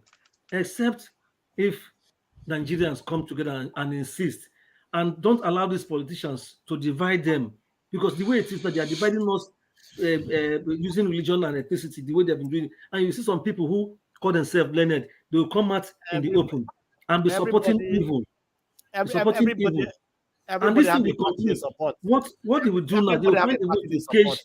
That cannot change. They will find a way now to gag even other Nigerians under this man's government, this regime that is going to come, if it is Tinubu. The press will not have it easy. They will not go through the normal way. They will be looking for a way. You see a press man will come out openly and challenge them. The next day, he will start saying something different because they must have warned him and all that. The only option is that that person will leave that particular media and maybe run into exile. Yes. It will be like a quasi-military government because they don't want to give up power. Except Nigerians will say this suffering is enough. Enough. We have to take our country back. And they're too docile. I don't know how that is possible because if you look at this thing, disagree. Can I finish, please? If you look at the way this election turned out, APC is powerful. Tinubu is part of APC, and they got 37% of the votes. This Thanos thing that we are doing is really defeatist, and maybe that's why we are here in the first place, because we're already giving up. I don't know what the point of discussing is. The numbers don't suggest this Thanos mentality. What INEC declared, they didn't get the real vote. All these things. So you think they got 45% or 50%? They got far less than. They've got far less. Then it means that they are even less powerful than you think. Because they had their way. That was how they were able to gather what INEC declared. No, I disagree with you when you say if they get in, what they will try to do is to make sure that they sort of, it might not be the right word, to destroy Labour Party so that Labour cannot pose the challenge again. No, that's not what they will do. Sorry, I didn't mean it that way. I mean, they will destroy the opposition is what I'm trying to say. But bro, they started it now. No, it's okay. It's okay. Hold on. You see what they're doing now, bringing wait. And some renegades in Labour. I know. It won't work. Wait. They will keep doing that. They will keep doing it. Sorry. Excuse me. That won't work. The strategy, because the mistake they made, INEC didn't rig it the way they want. So their stronghold will be do whatever you want to do. They will appoint the next NEC chairman and perfect it at the level of INEC. If they bring anything that is more than beavers, they will find a way to invalidate it and see, because there's no point. Tell the opponent, because if you are Labour Party or PDP, vote and get your 1 million. It is then that we reduce it to the number they want to give you, just like what happened in Lagos and Port Harcourt. So their own rigging is not to mind the party, just to make sure that the person in INEC is their man and you do what they want. That's just the thing. That's what I want to put in. They did it. They did it to some extent. This one, like in Rivers, after they declared Tinubu winner of the election in Rivers, later we saw the real result, showing that Obi won clearly. So how are they going to defend that in court? I mean, INEC. How are they going to defend that? The Lagos vote is even there, and some other states. That's what I'm telling you. APC did not get 25% in Rivers and Lagos State. Yes. They didn't get 25% in Lagos. Yes. They didn't get 25% in Rivers State. But we don't have evidence for all this now. We don't necessarily know that. That's the problem with all these things. Don't be too forward. Evidence day. I just like us to be based on evidence, because we'll just be second guessing everything. We have not seen evidence day. We have not seen what the Labour Party figure is, so we can't give you evidence. But all we are telling you, even the Nigerian politicians themselves, even Governor Wike of Rivers State, know that the APC did not get 25% in Rivers State. So it's not something that is hidden or let us begin to debate. Lagos State, APC did not get 25% in the presidential election. In Lagos State. They didn't. They didn't. Okay, the Lagos one, I don't know about that, but the River State one, the one that I know for sure is that even if I don't have evidence against it, for it, but my own impression of River State was that there's no way APC will win River State. Fairly, there's no way. The question is excuse me, sir. The question is this, even though these other states we are talking about now, if they actually can't come up with the right result, would Labour Party still have a majority vote? That's the question. So would they that be able to turn the yes. To turn, Yes. If they bring the evidence out, then we'll see. You know that, I think you know we'll that see in that. Plateau State, do you know that in Plateau State, Labour scored over 1.3 million votes? Yes. See what they gave them. They still declared them winner, but they gave them 400 and something thousand. Yeah, so that they reduce it. Yes, Labour even won Benue. Their members. Where did you get these numbers from? Do we have any form of source? Sources there. This dark guy. He just like to say stuff. Even where like sources there. See, I need information so I can present it to other people to come back. Don't worry, haven't you seen some records where they will cancel Labour, take away the Labour score 120, they'll take away the one. Top it to I would like to have River State one. We've got River State one now that he won. We need to get evidence for the other states too. Excuse me, it's a terrible thing. Okay, let's even that one. What about the violence? What about the violence that people? They're not going to overturn the election for that. What about the violence? I think what they are going to overturn the election on to bury the dead. Every election, we're ready to bury the dead. The election has become. You know one thing. Wait. See all the killings. And if the numbers is how they are going to overturn the election. If the number shows that TPW won, no judge is going to decide against him. I can tell you that. The number is widespread across the country. But are we going to have judges who are Labour Party asking for? Excuse me. Where's Labour Party asking for? What is the party asking for the court to do? Labour Party is asking. Number one, Labour Party is saying that Tinubu should not be declared winner because he did not satisfy the condition. One of the conditions, which is at least 25% in FCT. Thank you. So that's one of the conditions. Then the rest are something like the overall number. They mentioned Plateau, they mentioned Lagos, and then think about 10 states. If I pull up the petition, because valid votes. A total valid vote. Yes. So said P2B won the highest number of total valid votes in up to 24 so I'm to third of the states. Yes, okay. Let me continue because of this man. Then one of the grants of the appeal is they get now. Come on, it's not fair. The guy is calling people one of the and you're up.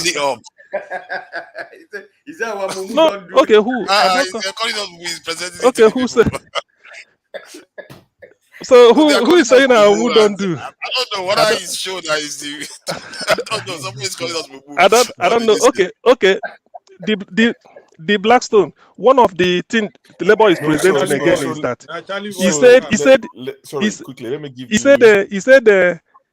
he said Shetima, who is the running mate to context Tinubu. to that comment that I highlighted by TJ. TJ Majek, isn't it? Okay. Sorry, I was going to give. I was going to. Okay, let me go. Okay, let me continue. Let me continue. Yeah, they're saying that to be on the presidential ballot, Shetima is already contesting for Senate and also on the presidential ballot. So that is double registration. It should be disqualified. They said it, and they cited the electoral law to show for it, whereby you can't take form for this, you are going for this, and you are this again. So they said that one. Then part of the other one was Tinubu's drug case. But of all these things they mentioned, all of them, if they can uphold one to disqualify Tinubu, because that 25% in Abuja, you must satisfy it. Otherwise, you can't be the president. That's what they're arguing. So they have about, I think, 5 strong pillars they want to argue. If I pull it up, but I can't. If I pull it up, I can be reading it out. Meanwhile, I saw somewhere. I think the case will resume on the May 11. They have, I think, 3 days to May 11. the beginning, the start of the hearing. I think 3 days, and I don't know when they will continue, but I saw it somewhere in the papers. That is 11, the start of 12, and 13. May 11. But what you have to know that 11. That is 5% of Abuja. 11, 12, and 13. It's the biggest That's controversy. the beginning, maybe the preliminary hearing also. I don't know. In your issue, that is the 20. That should be They Abuja say, issue. they say it's not because Supreme Court has ruled on it before. The Supreme Court has ruled when Buhari challenged the Yaradua, I think in 2000 and is it not 7 or so. Supreme Court ruled on it before. 25% of Abuja, and every president since then has satisfied it. Even Buhari last time, Jonathan did it, everything. So they are happy, and that's why I'm saying they did not rig it, because if APC really took note of that, since they are changing figure, they would have changed that. So that is why I said INEC, if they venture swear Tinubu in, they will never bother campaigning anymore, because they know they will appoint INEC and then rearrange it in future to put all these loopholes, because all these things are figures they are putting. They are giving themselves figures here and they are adjusting it. Now they can't even defend what they've uploaded. So there's a strong case. However, we know that Nigerian judges are corrupt. We know Nigerian judges are corrupt, because if they can return Ahmed Lawan, who didn't take former, who didn't even contest for senatorial seat, and yet they brought him in. And then what is the name? This one, the one of Godswill Akpabio, who the so if they can bring these two, so people are citing, say it is not the same judiciary that did it. So that is why you say when you have hope again, you have to balance it with this judiciary can look at what they are the way they are stuck in trade. They can easily mess it up. So, but truly, if the judiciary refuse to overturn this election, it has really set a very bad precedence for the next one, if we get to that next one. Because what I see is that some desperate politicians, both at state level and the federal level, they will do whatever they want to do and get away with it. See what they wanted to do in Adamawa State. I tell you, how can a rep exactly. to announce results? He's not the returning officer. He went and announced results. Let me bring one thing up also. Apart from this tribunal, at least if any Nigerian can go to court and say Tinubu committed perjury for not declaring that it's a dual citizenship, he has a dual citizenship. Because he lied that he doesn't have a second passport. In that form, he lied. He lied. So that's true. So anybody can take him to court for that, and he cannot deny that. Sorry, nobody can. There's a new law that says only those who are contesting with him. No, this is not an election issue. That's not to do the election. That he, as a candidate, for lying. In his contrary on the form. The question is now, is he lying? Because the Guinean president said that. Can I just finish? The Guinean president said that the citizenship was honorary. So that doesn't necessarily apply. It doesn't matter. It's not honorary. It's not the Guinean president. That's other man, Usman Diarra. Did they ask for a passport, whether he holds another passport or whether he's a citizen of another nation? It's a citizen. It's a citizen. It's a citizen. That is what I'm saying. Now, the Guinean president said it's not a citizen. That is just honorary. What is honorary? So that is honorary citizenship. Is that hold on. If they give you an honorary degree, PhD, don't they call you doctor? Yeah, they call you doctor, but it's still honorary. But you're not a real doctor. Don't confuse this. Don't confuse it for a real doctor. They will not let you touch anything that relates to that profession because you're not a real one. But let us talk of what Nigerian Constitution says. They give you a PhD. Brother, Nigerian Constitution says that as far as you are born in Nigeria. Nobody's saying that he's not allowed to be a president because of dual nationality. But he said he lied. He did not declare that he has another passport in his INEC form. You have not seen it again. The question was, were you a citizen of another country? Are you a citizen of another country? Have you ever been a citizen of another country? And he said no. That is the question. And the truth is, if the Guinean president is correct that it was honorary citizenship that he gave him, That is not real citizenship. Just like honorary PhD Okay, doesn't make you PhD okay. of engineer. Yes, Don't let you do anything. No, listen. Honorary, if they honor, if they give you, what is happening is a diplomatic. What is happening is a diplomatic. Diplomatic passport they can give I you know separately too. what they have. What Tinubu is having is a diplomatic passport. Not every citizen of Nigeria has Nigeria diplomatic passport. Not every citizen of Guinea has a diplomatic passport. Diplomatic passport is higher than the normal passport everybody has. Diplomacy, because you have to have some measure of immunity at the airport when you are traveling, because you're a diplomat. It's like a diplomat of that country. Yes. So Tinubu, You are the official of the government. Tinubu, because you are the all of official of the government. A higher hold on, please. So exactly, Tinubu is a citizen by having a diplomatic passport of a country, because you are higher than even an ordinary Guinea citizen that has their Guinea passport. Anybody having Nigerian passport, like ambassadors, are higher than me and you that are having only the normal Nigerian passport, because it's called diplomatic. So Tinubu he should have answered yes, but he perjured by saying no. So that's an offense, because he says there is not whether they are trying to this APC narrative. He's having a diplomatic passport which is higher than any ordinary passport of a country. Nigeria has their diplomatic passport. I've seen one, but I don't have it because I'm not a diplomat. I'm not in that. That's a big difference. Nobody asked him about the passport. Does he have anything to say, or is she just chilling? That's true, actually. I was thinking of calling her, but I was got thrown in again. No, come on, don't do this to me. How can you do this to me? Now the fight is between me and you. I'm ready. Don't do this to me. It was carried away. Don't be angry. They are very tempting. They are very tempting. They drew me away. Okay, fire on. Sorry. Please go ahead. No, good evening, guys. I don't have anything to say. Mike was here earlier. Going back, I had to log out because, he was completely out of control when I was talking. So, but honestly, I'm enjoying the conversation. I don't have anything to say. So don't worry about me. Thank you. Okay. Thank you. Forefathers, we are still fighting. Next week. No, we can't fight now. You are my sister. We never fight. You know that. And stop harassing me when I'm eating. Stop harassing me. You are constantly typing on the comments. I'll put up my camera, but not let me talk. Let me stay for a while, then I'll put up my camera and eat. Then come back. I'm just warning you for what is to come, because Rudolph was saying it the other day that some people are drafting.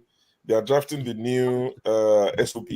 So going forward, eating will not be at the show. So I'm just warning you for what's to come.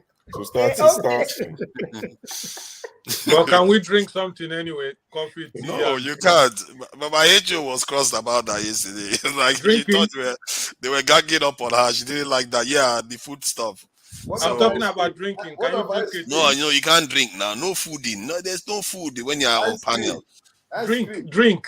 Seriously, I don't know. I didn't write it. I think when he presents it, everybody. No. I want to drink water. I'm sure drinks will be allowed. I think on TV channels they do drink on TV channels. Because drinking water is allowed.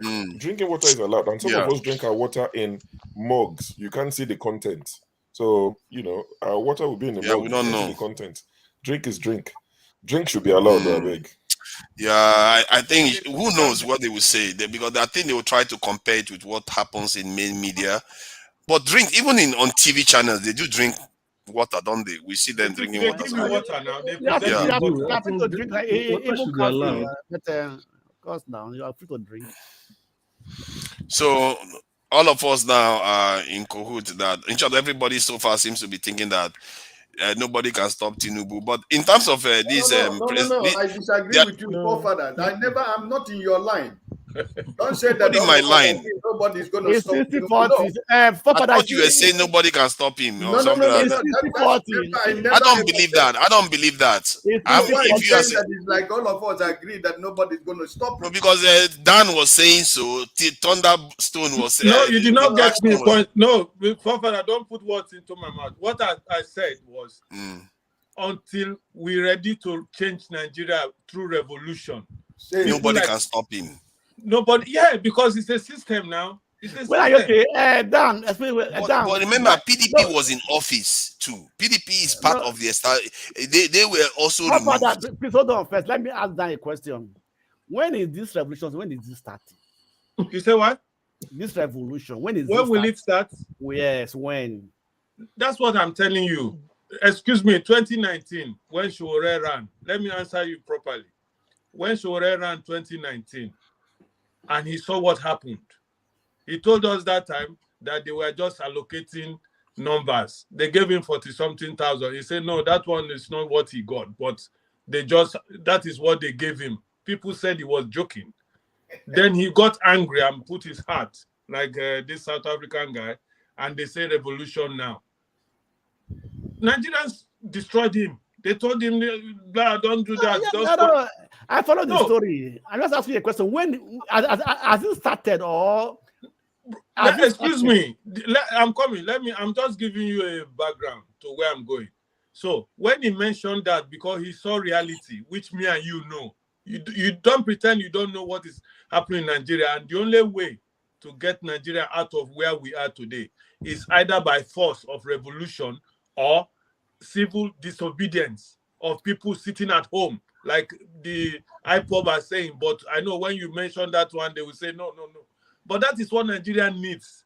I understand. When everybody sit at home, and when is it going to happen? Then we know that we are being hurt. For them, they don't care what we feel. No, my brother, you're not answering my question. I said, when will it start? Now, it has started already. It started already. Okay. Yeah, but you have not joined. Blackstone, let me let you know something. Yes, let's joke go apart. Let me remind you something. You see Nigeria today, you're asking when the revolution is going to take place. Yeah. I want you to remain calm and cross your finger and let the judiciary finish their work. Thank you, sir. And if that decision did not go the way Nigerians, not me personally, but Nigerians, majority of Nigerians, if we didn't see the truth, because what we are asking for is the truth. Thank you. If Abubakar wins the election, let him go become president of Nigeria. Okay, if it is Kwankwaso that wins, let him go become president of Nigeria. If it is Asiwaju that won convincingly, Nigerians are ready to stay by his back. If it is Peter Obi that wins, let the truth be made. All I am saying, me personally, all I'm saying, let the vote that Nigerians casted on 25th of February, let the vote be counted. Simple. I don't care who wins. That's all. Yeah, count the vote. So that is it. And INEC created this problem because if they had followed the process that they laid down, this confusion wouldn't be there at all. And this would have been one of the best elections from the point of view of reporting. Forefather, don't tell you, say, when INEC chairman go to eat privately with the president, why do you expect to get a good result? But okay, but think about it. If you look at, sorry, let me add this point. Let me ask you a question. You live in UK. Yeah. Who's the election officers in the UK? Do you know the body that conducted the election in the UK? I think it's this in the National Electoral Commission. They call them to, not INEC. No, I know. They didn't have to be an independent one. Yeah. No, I know, but nobody cares about the head. It's not important. So that's what. So this is supposed to. That's why call it. That's why they're independent. Like in Germany, I can tell you that in Germany, I don't even know how. What don't you receive that I have a letter? They're going to be election so and so day. This is where I'm going to vote. You see. So the difference. There's a big difference. This is the difference. I'm not in Germany, but whatever obtains in Germany obtains in the Western world because they're all civilized. They know how they do their things. But this is the difference. An average German may know how the process works. They will know that this is the way it works. An average Nigerian, based on INEC, what they dictated us, we now know how beavers, what they will do. But in presidential election, they didn't follow the guideline. That is what Labour Party is contesting. That is what Labour Party is telling them, that you told us, hold on, you told us this is what we are going to do, and we look forward to that. And because of that, people collecting PVCs spiral to almost 80 or 90 million, hoping that the system will be transparent now. Obviously, it was used in Anambra, transparent, used in Ekiti, transparent. I mean Ondo, used in what is it called? Oshun, transparent. Used in Edo, transparent. Then we now come on presidential. You use it for House of Reps, House of Senate, transparent. People uploaded. Then why was the presidential? Why? That is the case. So that's why people are contesting. That is a fraud. Yes. That's why I come back to my question. Yes. If the INEC chairman can have a private meeting with the president 3 times, what did they discuss? That's my question. What did they discuss? Well, I wasn't there. I wasn't there. Whatever answer I give, you know, I'm lying because I wasn't there. So, but whatever they discussed, you see, whatever they discussed. Hey, listen. Whatever they discussed. Okay. See, let me finish. What I'm trying to say, understand me? INEC said it's independent. You understand me? So INEC has no right.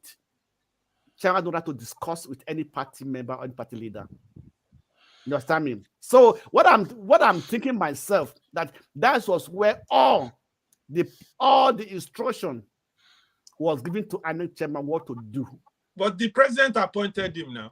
If he doesn't appoint, it was sent to the House to be approved. Somebody appointed. Maybe you have evidence. I don't know. But all we know is we know what the procedure is. We know what the procedure is, and the INEC didn't follow it. Yes. That is the thing. That means quote me. If, for example, now you appoint me, you understand me? Then something special, I want to go to work for you, no, to work for the country. You invited me, you discussed with me. You understand, privately. The press will not know what they discussed. It was not made to the general public. You understand me? At the end of the day, then they came out and do what they said. Do what they against what they said they're going to do. You understand me? Yes. For example, when they said that the server was down, you understand me? I can AWS be down. So if AWS was down, excuse me. Wait now. You wait. Let me finish. Let me finish. No, let CM tell you what happened. I know what happened. Yeah. Listen. Server, listen. Let's let Thunderstone finish. Then one person at a time. I said they said the server was down. I'm asking a question. How can AWS server be down? If AWS server is down, they have breached their contract. They can be taken to court. Okay. You understand me? That's what I'm trying to say. That no server was down. They know how they manipulated everything. Because if server was down, why was then the House of Assembly and Senate was going freely, and the President was not going? So there must be a reason for they know how they manipulated everything. That's why that you're not able to upload that. And as from 10 p.m. midnight, they started uploading it after they already taking the result to their own local government area collection center. I followed the election. Last time I logged into the server by 10 o'clock in the morning. It was working. You understand me? By 6, I log in. I could not log in anymore. I followed the election. I find it difficult to understand the point you are trying to make. So what I'm trying to make this that there was a master plan between INEC and the APC chieftains. Okay. And the president was a part of it. That's why it was having a private meeting with the INEC chairman. So we're on the same page now. Now I'm saying at the same thing with they come from another side. I can't believe that the Southeast strongly, even more strongly supported Buhari's government the first time around. That's I when I'm looking at the numbers here, the Southeast voted Buhari government more strongly than even the Southwest. Although there are a few states that didn't vote for this in the South very strong for Buhari.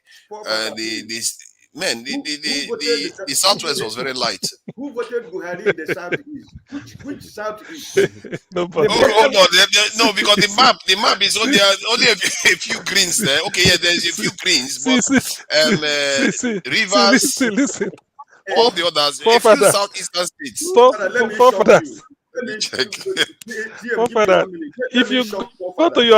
If you go to your account, hold on, please, Ike, let me put this in. If you go to your account tomorrow, suddenly you see £100 million. Something is wrong. You must know it.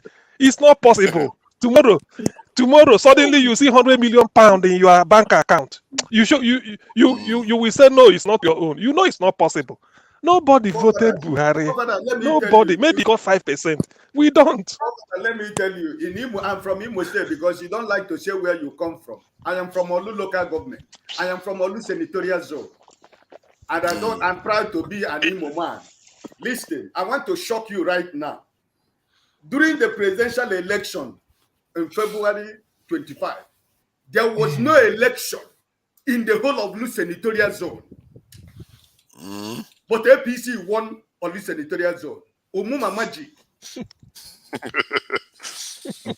Maybe they had it online now. What I'm giving you online voting session.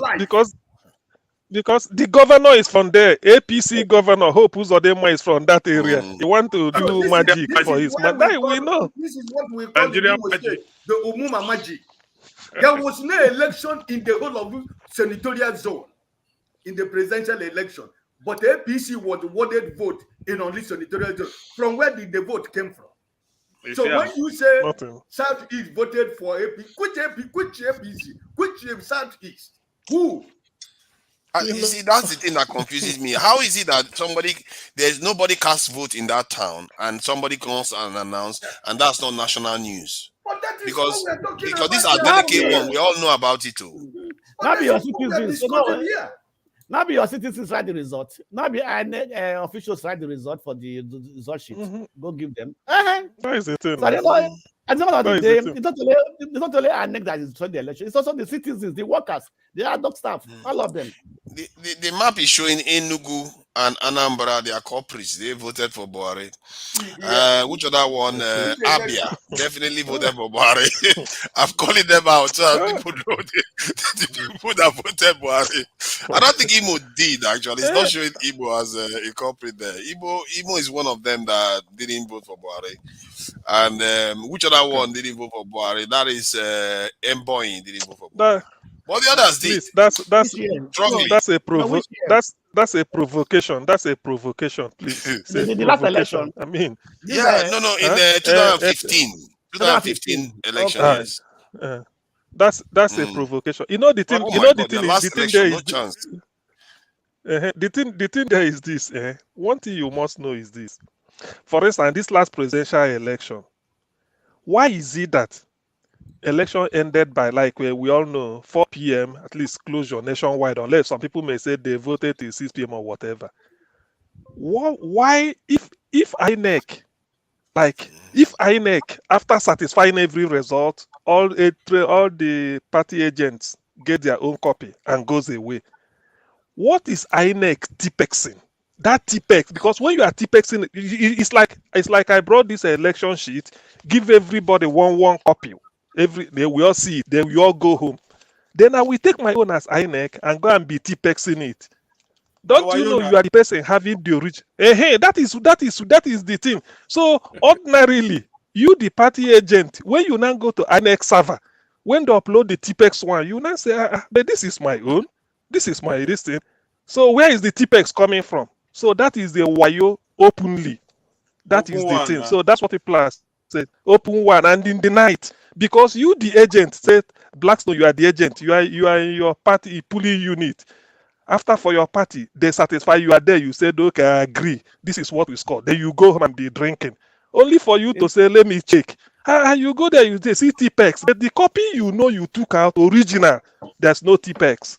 So where did that one coming from? So when do you think we are going to start hearing evidence of these actual numbers? Because 11. I think they say it's 11th May. I don't know. I think it's 11th. That's when it's going to start. But do you think they will present the actual election rigging numbers that to correct it Yes, in that, because they might want party, to deal with the every passport and Abuja issue and all those The things parties are first. going to submit their own copy of the result they had.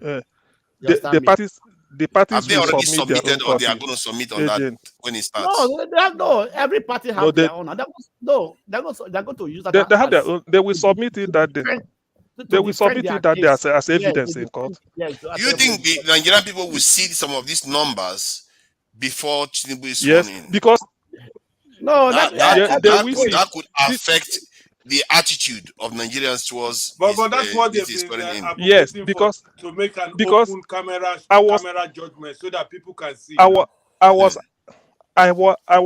asking somebody from Labour Party. I phoned somebody from Labour Party. I said, look, what people are saying is that INEC has uploaded what they feel is the right figures.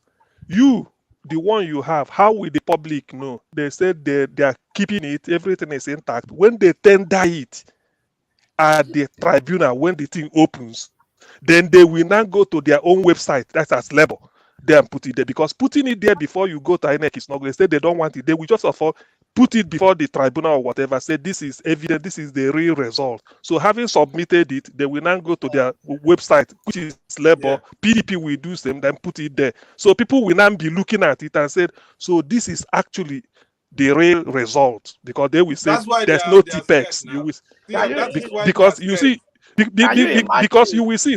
So just one moment, let me land. So you will now say, if you go to your polling unit, say you go there and see the one Labour put on their website, you go and compare it with that same polling unit, the one on INEC site, you see the difference. Say this one hasn't got TPEX, this one has TPEX. So that tells you where this is just a practical way to demonstrate it, because INEC is putting their own with TPEX, because has to upload it after doing all those rubbish.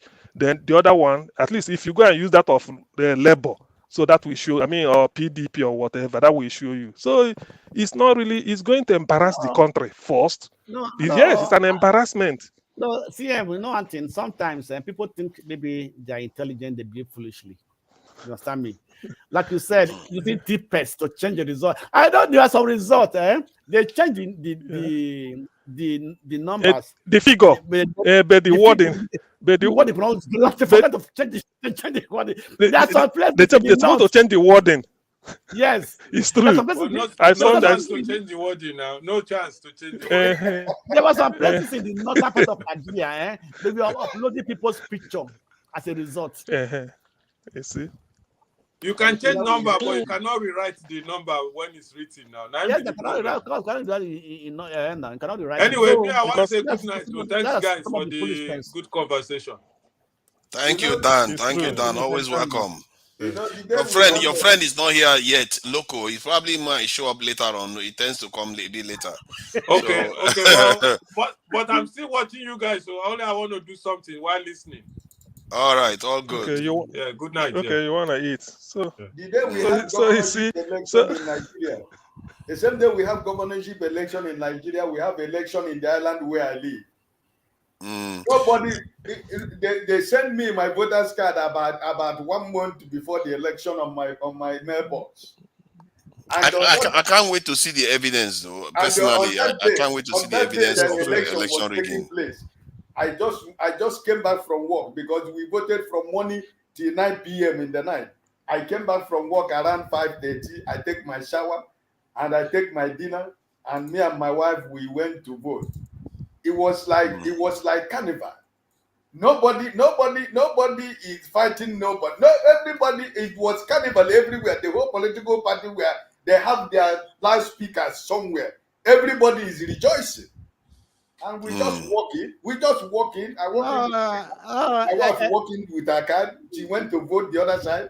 I went there to vote. Under 2 minutes, we finished. We come home. Around immediately it is 9 o'clock. The voting end. Immediately it is 9:45. They begin to call the result. Oh my God. Loco, you just miss your friend. How did he just show up now? I hear you you. just miss your friend. He just stepped out. Those are advanced. Where did that go? In Where did Germany, that go? they both He just stepped out. they both in 6 o'clock. So tell me why you My will friend, not don't be interested to play politics when you don't find talk yourself about in a situation like this. Germany is advanced country now. Germany is advanced. You can't use Germany to be comparing. Germany is No, that's what I'm saying. it's like signing signature. Yes, now just advanced democracy. Cannot use the how many people has address? When they send you letter, apart from DHL, send letter now letter. The post doesn't even know the street where the street is located in that state, apart from DHL. So how are you going to do all those things? Even so, we have to talk about. It's really a shame. Something as basic as election we can conduct. Something as basic as a simple election. I can relate to what Ike was saying in terms of because that's the kind of future we want to create for ourselves now. We want to create a future where people are going for election. It appears almost as if it's carnival, and they want to go and vote for somebody, and they know that the result is not going to tear the country to pieces. I've always wondered why we like to do things where one side is jubilating and the other side is in mourning. I don't get that. It is the Because politicians. of rigging. It's two things. It's two things that It's politicians because of and rigging. poverty and the politicians. They have used poverty as a weapon against the people. You understand me? And the people the Nigerians are people that just listen to. It's like they don't think for themselves. It's like when they are using this, so when they are talking about these things, they don't even think for themselves. You understand me? Even some of the literate Nigerians, they're even worse than the illiterates. The way they think sometimes, the way they behave. You'd be surprised that Nigerians they know what is wrong because they are there's a logic now I want to introduce because it's funny. Just let me we say it and then I will explain. Keyamo said that the money refunded 460,000 is not Tinubu, it is his account. Now what I should have asked Keyamo is, if I go to your account and withdraw the money there, will you complain? After all, it's not you, it's your account I took money from, isn't it? If I go and they deplete your account, are you going to complain? After all, it's not you, it's not your money. It's the money that belongs to so account. Do you see it? So that's why sometimes, yes, how can you say Tinubu's account? It's not Tinubu is involved, it's his account. It's a account, it's separate. Okay, so Keyamo, if I know your bank account, if I go and do Yahoo and remove your money, tomorrow will you say, the money I remove belongs to account number 1, 2, 3, 4, 5, 6. So that is the person that is concerned, not you. So you see, you hear funny things in Nigeria. When you hear this type of thing, you tend to wonder. And this is a logic being made on national television that the for money is not really Tinubu. Tinubu is not involved. It was the account. It was the account. So I'm really surprised that you are lending ears to those kind of, I don't call names, but those characters you are referring to are the people who go look you koro for eye. They will call you John Thomas. In your own eyes, when you know that your name is not John Thomas, those people would, before you, just think about it. So I'm surprised. Sometimes I'm wondering whether they have conscience. That thing called conscience. No, they don't have it. A bunch of them have blocked out the reality of what makes them human being. I'm sorry to say it. Because anybody who can make that kind of a koro statement, even if all lawyers were liars and all liars are lawyers, that Kayamo of a person, those kind of human beings, when you see them going forward, never regard anything that comes out of their mouth, no matter how intelligent they present it. I fear that it's more benign than that. They don't see themselves going to hell. That's the problem with these things. These people, the reason why they don't see themselves, you think they go to sleep and worrying about their judgment. They probably think what they are doing is somehow agreeable or acceptable. They are not seeing it the way we see One it. of them That's said the to problem. me that heaven is here on earth, that hell is here on earth. Oh, you see what I mean? They literally believe these things. No, And asking me, sir, do you know the Nigerians I fear most? The Nigerians that criticize the government when they are not there. And when they are given a portfolio, they become the praise singers. So these are the people I fear most in Nigeria, you know, because those are the majority. Keyamu was one of the first lawyer that sued Tinubu to court in Nigeria when he was a governor over this issue of fraud and paper and everything. You understand? So when they are talking, when they are not in government, always criticizing the government. So, and once they begin to test that money, when they are appointed, given a portfolio, you see them changing, you know. So that's the worst thing that is happening to Nigerian politicians. Those so-called they are critics of the government, you know. So when you're outside it, when you are on opposition, you talk and talk and talk. But once they bring you in, you become their praise singer. So that's why they don't have conscience. You said they don't have conscience. That's why I like Okech when he came here the other day, when he made it clear that out of 10 Nigerians, 8.5 would take the bag of money. And that is what we forget. Yeah, all these people, they will fight and fight and fight for justice. Until they get that bag of money, they will forget about justice. 8.5 and just take it and go home. 8.5 is even too low. I was 90.5. What are you talking? You know why I subscribed to him to an extent? Because he said he was part of I think NLC or something. They were doing something and the others just backed off and took bribe and everything. They went off. So you can see that if people are okay, if that's before they threaten you, you're already accepting money. Yeah. It tells you that we are very, very few of us that will make it to the top without compromising. And you know, and these people, they don't believe they are bad people because the politicians, the good thing about the thing politicians do to them is that they'll be like, you know what, take this money, this is what you're going to do. You're going to oppose us, so we're not saying you should compromise. They'll make you feel like what you're doing is not too bad. You're doing a good job. And so in other words, they will take this money and they will go to bed fine, like nothing just happened. But while they've sold their country. So it's a very, very insidious, that's why it's so hard to destroy. It's so hard. And okay, go ahead. Let me give an example of a true life story. There was a Nigerian lady. He was appointed to one of this ministry. I think was one of the during that of Yaradua. You understand me? He was appointed and was I think the head of the ministry. You understand me? So when she came there, right?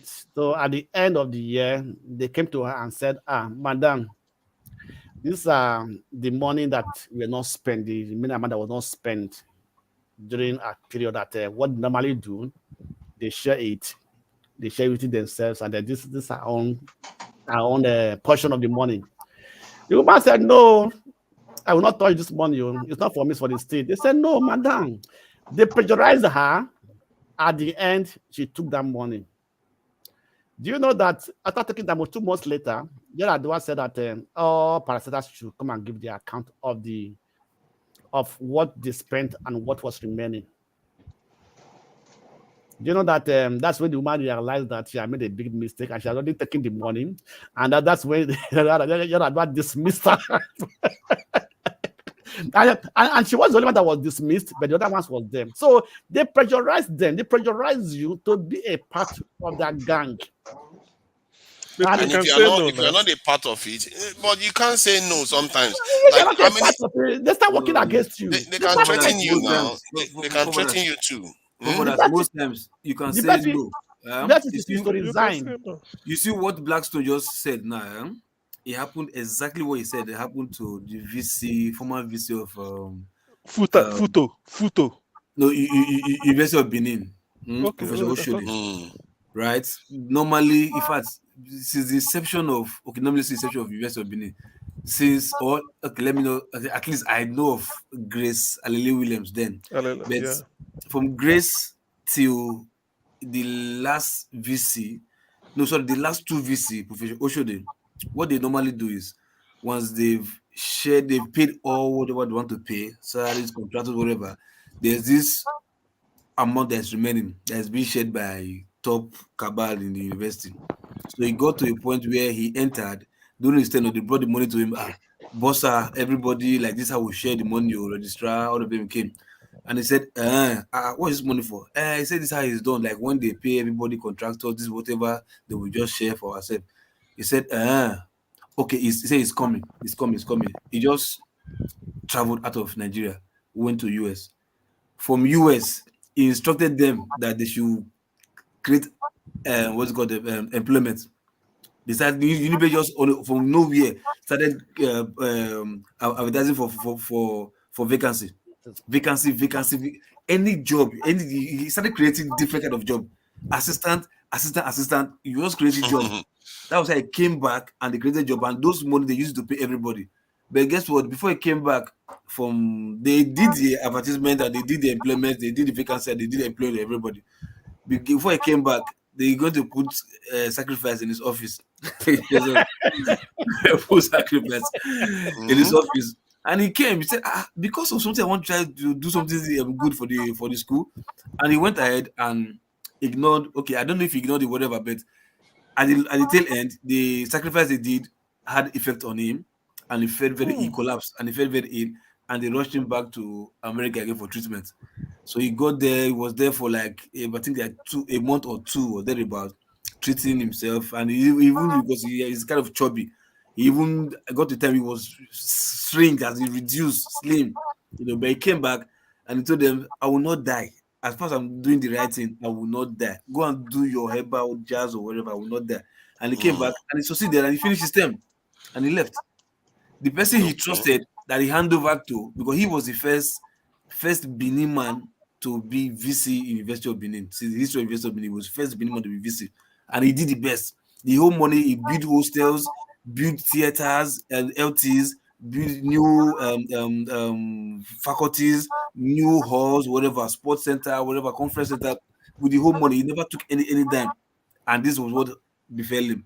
So he left. He thought somebody was going to take after him and continue that, but he was surprised. The person that he anointed did worse than another Benin man that he anointed, did worse than other visits that was there. So, but one of is that there are people like that who can do, but because we don't announce them, we only announce the bad people who collect money and do the wrong thing. Those who don't collect money, who don't compromise, we don't announce them. Few of them, like Dora, though Dora really was announced anyway. By the long run, she died not because of the threats. She died maybe brief illness or whatever. But we are supposed to tell her story, continuously like a heroine, so that people will learn. We only tell the story of those who needed the money and who is Margaret Okadigbo? Do we know who she is? The former wife of Chuba Okadibo, the wife of Chuba Okadibo. Is this his wife? Where is she from?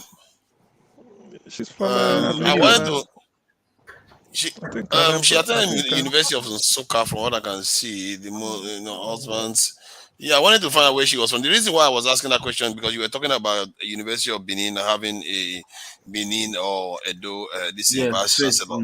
So I was that took me to whether Nigeria has had a southerner or even a Niger Delta head of NNPC, something like that. Because recently I was just watching on the channel where this lady was talking about Obaseki. I think Obaseki was the head now. GMD NNPC. Obaseki. Was he? Yes. Andrew. Yeah, I should check. Yeah. During Obaseki just tenure, he was the one that bad now. It was not bad. Evil people. We're not the one who. I'm just saying. When something is not right, you should commend it. Do you know that the VC of Uniben? Was it not the one who wanted to sell NNPC before? They didn't want to sell NNPC. But at least you cannot now say that a southerner has not been head of NNPC. That would have been bad. Obaseki was there. Do you know Obaseki just tell me? Do you know that Oshodi, the Uniben VC, he has died? The one you're talking about, Sayuki Oshodi. Sayuki is dead. He's dead. Huh? He's dead. I see. I think the way for me anyway, if I'm approaching politics, we have to take this thing out of politics, because I think in a country that is so diverse with different interests, you have to take this thing out, because whenever anybody wins, the other side is crying, and some of them not just crying, they are going to be looking to pull the country the other way around because they don't want the other side to succeed. It's out of greediness and wickedness, because we're very good. If all is fair, if it is transparent, why should you be angry that you lose? You sure? Yeah. No, if all is really fair, why should you be angry that you lose? But sometimes you lose, it's unfair. No. Just by losing, it's already unfair. It's only in Africa that failure is a bad thing. If you are robbed, you feel bad. If you know that you are robbed, your conscience says you are wrong. Okay, let me give you an example. If you go and do an exam, and you know you wrote and you passed, you give the right answer, and you are giving fail in your mark. Yeah. Will you be happy? Will you say you have won, or you just go out like that and be happy? Also, you feel very bad. If you can fight, but you fight back. Sometimes you go and contest it. Sometimes it doesn't necessarily have to do with justice or whether the stuff was fair. Maybe it was very fair and you actually deserve to lose. But the fact that you lose will still make you feel bad. Nobody deserves to lose. Understand me? If you know you are good, you don't deserve to lose. Nobody exactly. Then you know that what, but you lose anyway because the election makes people are bad, lose. do you deserve to lose if you are bad? Huh? If you are bad, do you deserve to lose? If you don't do who it, is bad in their own eyes? Most people are not bad in their own eyes. You know that, don't you? When you say bad, if you are bad in what is it? I think somebody was saying like you write an exam and then you are given a bad. So if you are bad in an exam, is that what you mean? You didn't perform well, then you lose now. No, if I say you perform very well, you understand me? How would that's you what know I mean by you are bad. Okay. I cannot be the student and at the same time be the examiner. Okay, How would you know hold on. Let me give you an example. Okay. You can know. Wait, my daddy was doing his PhD. I know. Wait, excuse me. My daddy was doing a PhD in the University of Benin, right? Then his instructor, his lecturer. So they were now discussing. So at that time, my daddy just came back from UK, you know, I think about 3 years later, you understand me? They were discussing about the topic gave to and everything. Then my daddy told me that this you are talking now, they already are outdated. Outdated, yeah. The man became very angry. And this man is also, we live in the same area and also in Benin and everything, you know. So he became very angry. From that time, because of that very thing, when he gave a paper for my daddy to answer and everything, he gave my daddy 0/10. You understand me? So normally they have visiting professors. Yeah. So the one I visited when I came from University of Ibadan, you never do my daddy, no, you never do my daddy. So he now went through that same paper and gave my daddy 6/10. So how will you feel when you know that because you argue with somebody, he deliberately failed you? Then you said that because he didn't do well or something like that. No, so in this case, we are saying if all is fair, all things being equal, will you accept failure? Yes, will you accept defeat? No, if all being equal, you can accept defeat. You do because you know that. That's just my point. That's my point. If you know all be equal, you can accept defeat because you know that you didn't do well enough. That's why you had the defeat. That person did better than you. If it's all fair. Who is hybrid 10? It says Obasuyi, not Obaseki. Where you from come? If you are hearing me, hybrid 10. It says Obasuyi, head of NPC, not Obaseki. Which Benin city are you living? Or which information do you get that from? Obasuyi. I won't argue, Sha. Look, okay, you win, Obasuyi. I won't argue with you. You win. Yeah. I see. For me, anyway, lose or win, one side feels bad. I see that in the UK. I see that in America, where the country is so divided. There is something that it creates. Yeah, it has some advantage where you know ideas clash and all the rest, but it's not doing Switzerland a lot of harm when they are a little bit more collegiate. Yes, sir. I won't argue with you. You win. I won't argue with you. You win. Yes, sir. Who is Ivory? Okay. I won't argue with you. If I argue with you, I'll have it. Sorry, let me argue. That guy's funny. Win. That is like Switzerland is not doing Switzerland any harm from not being so confrontational in their politics. I fear that if we carry on with this our politics, sooner or later, look at what the opposition was saying when they thought Buhari won. They were saying they're going to form a parallel government. When you start having that kind of, serious, even this election, it could have gone very, very badly. P2B wasn't so disciplined. Most of his followers were ready to go on the street and start tearing things up if he too came across as being angry and wanted to react. So I feel like maybe we should need to take this thing out of politics. We need to take the power out of it too, because the center is powerful. That one without doubt it can be achieved. But I'll show you one thing. If the tribunal return P2B to be president, the whole entire trajectory of politics in Nigeria will change immediately. It will change immediately, because I say this because that people will now say, I don't have I don't have this. Why are you explaining? You have time to explain. One more. Why So should you he explain? said people will say if P2B can become president by not dishing money out. He said it hasn't got shisha and then they had followership. Just go and verify. You will now see there are some good people that must have done something for their community or in one way or in any society that people will say, go and represent us. He said, I haven't got money. He said, don't worry. The bonds will rise if it will be its return. Exactly. That is what we say, because you will see that country jubilate, and then the politics will change. So people will now know that you do not have money. You don't have Godfather. Doesn't mean if you have something to do, come out. People will vote for you. Convince people they will vote for you. And under P2B, INEC will mess up all these things they are doing. He said something. He said if he's to be president and conduct the election, he said it will be cheaper and it will be better than what INEC is doing. He said he knows what to do. So that's why the revolution probably we are asking for, it might be this type of thing.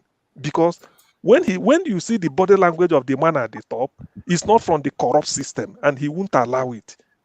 People will have more confidence to now say, okay, if P2B can be where he is because of the way people voted for him, I can come out. And then people will now say that, look, giving money is no more in vogue.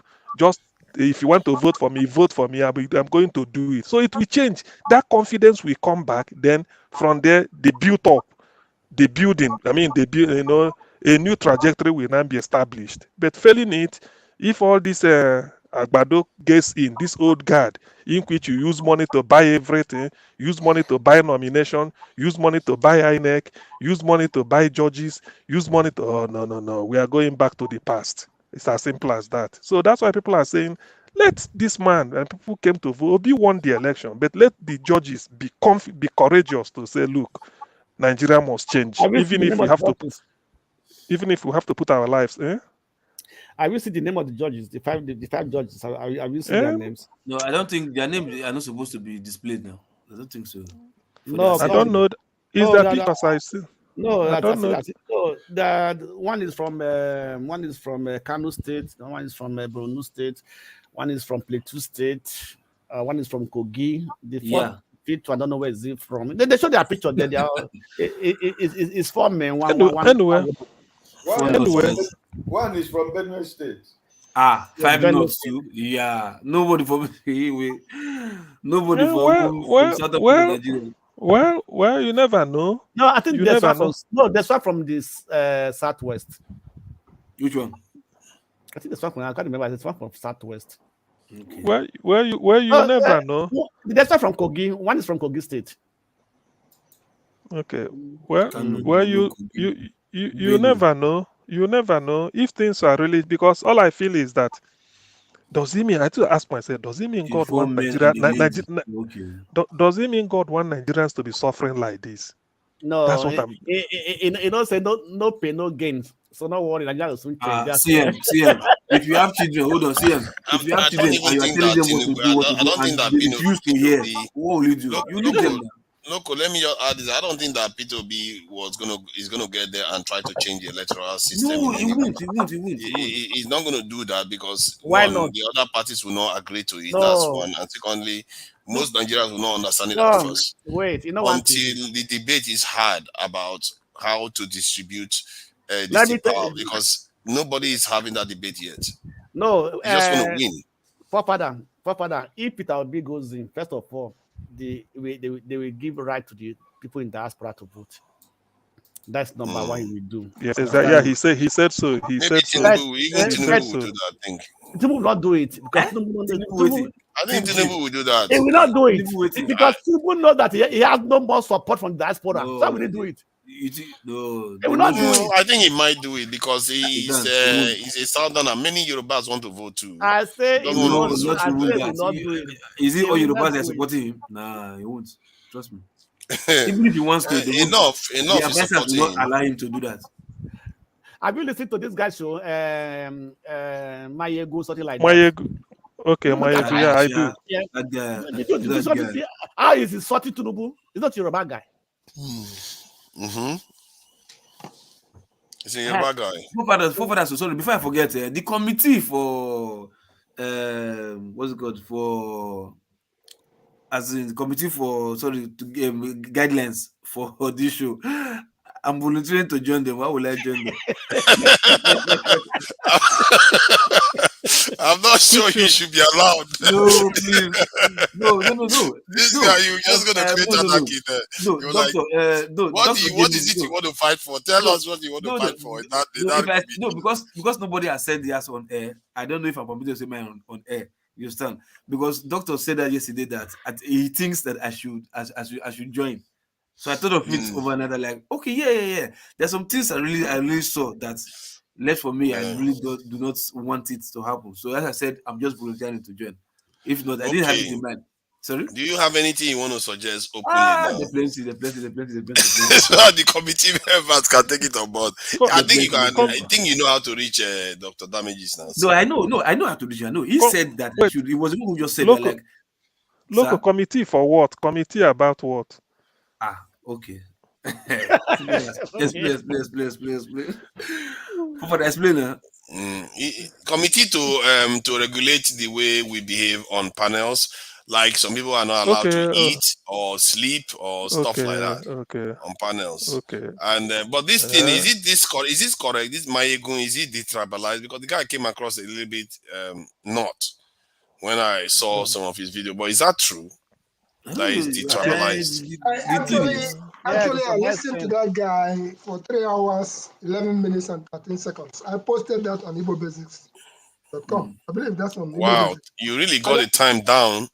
13 seconds. 3 hours, 11 minutes, and 13 seconds. He was interviewing David Hundeyin.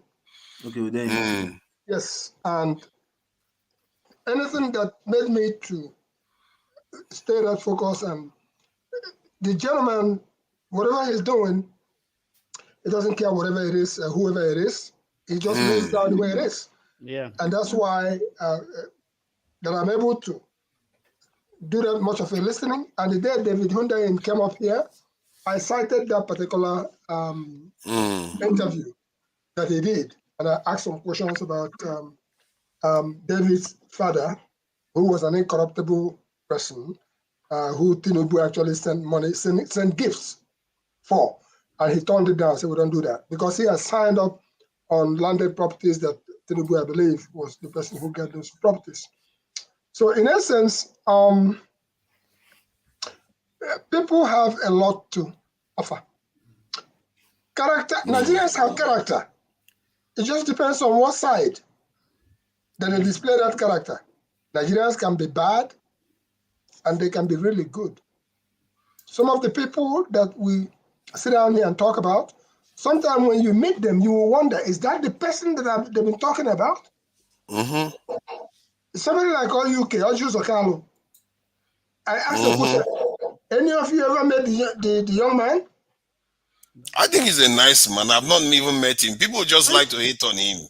It's not even a matter. It's not even a big matter of being a nice man. I know that's going to get CM going.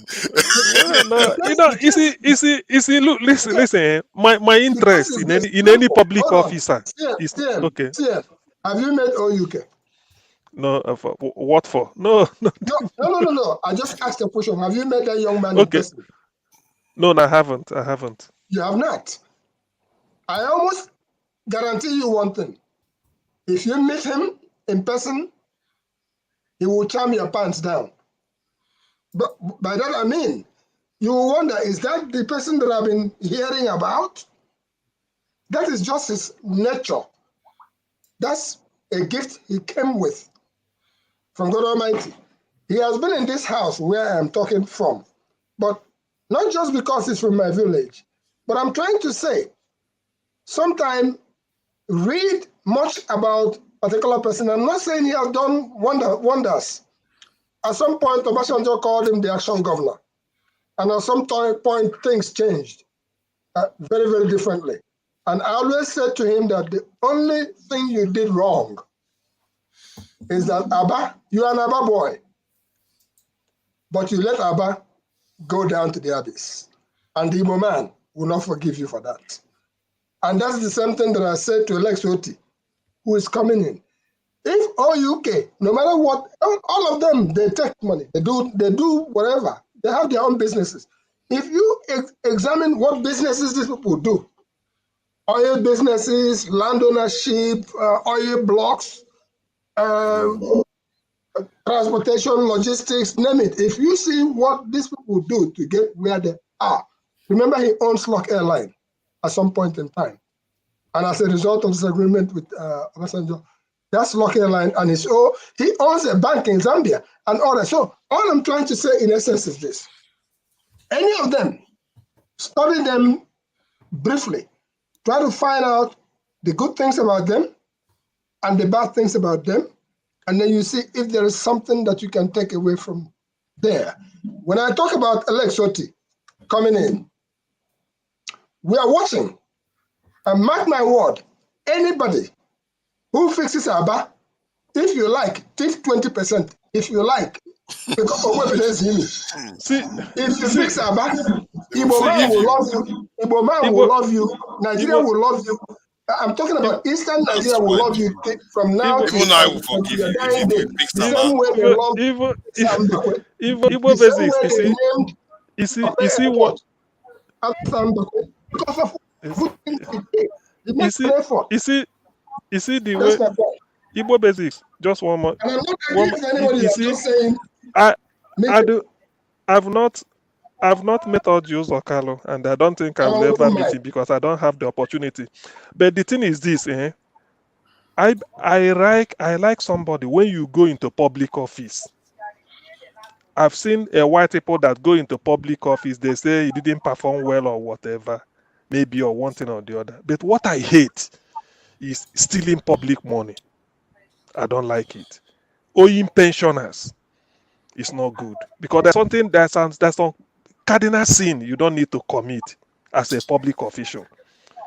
When you go in, the money there is to work for the public. I can understand that you are incompetent, you didn't do anything, but the money is there, such that when the next person coming after you can come in, he can now use the money to do something. But not that when you use the money to, that is you steal the money and use it for your own business and then put the state in debt. Pensioners you won't pay.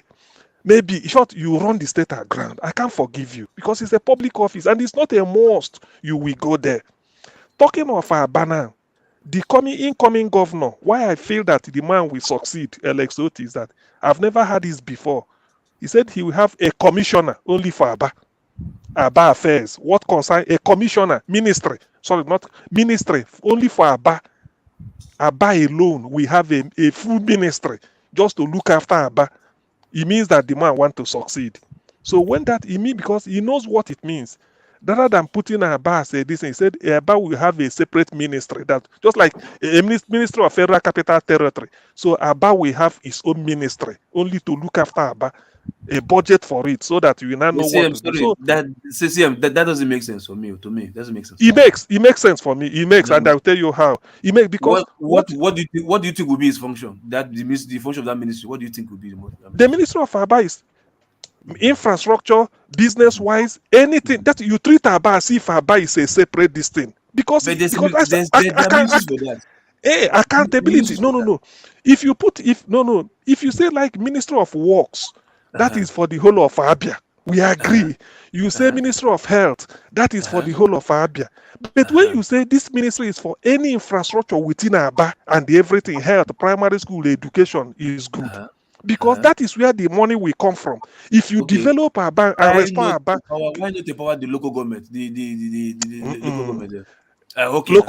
Okay, if you empower the local government, is that not is that okay? If they were performing, why would they have ministry for Aba? That is what you should ask yourself. Okay, so if the chances of the local government, government is not performing, what is the chances of this the commissioner for Aba affairs will perform? Yes, it will perform. It will perform because the commissioner is part of the cabinet. He will sit around the cabinet with the governor and not as a local government chairman. He will sit around the cabinet. Whatever is going to look over, right? Whatever sector is going to be involved in, there's already a ministry for that sector. Whatever sector is going to look into, there's already a ministry in that sector. So that would be like you're creating double ministry. No, it's not double ministry. When you say Ministry of Health for Abia, they've already known that healthcare in Abia for the whole local government, whatever, Aba is not included in that ministry anymore. For that 4 years, it's going to be there. Okay. So the local government in charge of that Aba, are you going to remove their money from the local government and give to the commissioner for Aba affairs? The budget the local government, the local government, because Aba is not just there. There are other towns that are within Aba or whatever. Those local government can be taking care of those ones, but that Aba city, we have a special ministry that we look after. But you know what you mean to say, CM, is that the local government function like every other local government. But what you are recommending there for a ministry of Aba, in other words, what's important here, me, you, all of us here who wish Eastern Nigeria well, we need to keep their foot on fire. Why do I say that? The outgoing governor, Mr. Ikpeazu or Dr. Okezi Ikpeazu, you always say Okezi Ikpeazu, PhD. Pull him down. Permanent endowment. He always puts that. The man passed through my school. We used to claim him as an alumni. But here is the high point. school. Is it no, high school? High school? No, Izema High School. Okay. Izema High School. Ngwa High School is here is the thing. Alex Otti has to choose somebody who truly means well, for not just for himself or herself, somebody who truly understands that Aba is the nucleus of the land. It's true. That's what I'm telling you. It's a special ministry. When he does that, me and you, all of us here who are still talking about this, has to, first of all, for the person who has been chosen to see their character. In other words, from the get-go, we have to start firing. Mister, this is the only reason why we want you to be here. Because and we are not going to let you fail. We will all be participants. Aba, the Taiwan of Nigeria. Aba that can make anything. Aba, everybody has run away. I grew up in Aba, and that's why I'm so passionate about Aba. We will see to it that person, whoever it is, must succeed. If you don't succeed, we'll take you out before you even think about it. But regardless of the good thing, right? It's like you have EFCC and you also created ICPC. Do you understand? Which both of them are supposed to be under police, Nigerian Police Commission. Nigerian Police it's not. Force. You should have used Ministry of Niger Delta to illustrate your point in terms of this ministry, because it is this administrative unit only for one purpose. Even the Niger Delta Ministry of the NDDC it's still the same thing. We are creating double work just because NDDC is born out of to settle somebody. I know that one. That one you can't tell me. Do you know? It's like you are investing money and you want a return. Aba is decayed because if you bring up the infrastructure in Aba and all these things we are talking, Aba will fund Abia State beyond recognition. Okay, why not allow the government itself to face it instead of creating a ministry? Excuse me. To call it doesn't mean it's not just to call it minister of it's a good concept. Because you have head of service there with that ministry. Head of service will be no, it might not be. Loco is a good concept. All of them will do their job. Nobody's interfering. But we are saying the character of the person that is put there. And I'm saying all of us are responsible to make sure that in that ministry, loco. It might not be. It might not be. I know it might not have all the paraphernalia of a typical ministry the way you know ministry, because this is only ministry only for one city. Only for one city. Remember, the basic thing they want is develop the infrastructure there. Yes, only in that city. When you develop the infrastructure to support business and investment, so that the return will come, because they feel land. That is it. So what about the Ministry of Commerce and Industry? That's fine. The Minister of Commerce and Industry. Okay, there's one here. There is what are the towns? There is half here. There is do all those things. Leave Aba alone. That Aba takes. This is the thing. Leave that Aba. Minister of you don't mess up. Not this time. Nobody's going. Okay, Zikbazu. Hold on. Okay, Zikbazu was commissioner for environmental protection in Aba. That's how he rose. He went there, he destroyed more than you can ever think about, just in the name of chop. He did not do the work. Sam Bakwe, when he was governor of Imo State, Sam Bakwe brought in Sulu of West Germany. Sam Bakwe made sure that landfills, things were happening. We were proud of Aba. I grew up in Aba. But today, Go to Aba. The last time I went to Aba, I was crying. People are running away from Aba. Let me paint you the picture of Aba. Let me paint you the picture Aba was before. You have Liver Brothers in Lagos. The next branch, Aba. PZ Lagos. PZ in Aba. You have, what is it called? All this industry. ACOA Motors in Lagos. You have it in Aba. You have, I think, there is all it's like whatever you have in Lagos, they will open a branch in Aba. No way, not even Port Harcourt in Aba. So what they are trying to say is this: when you say this is the ministry for Aba, what it means is that this is the money you want to be spent in Aba. Whatever budget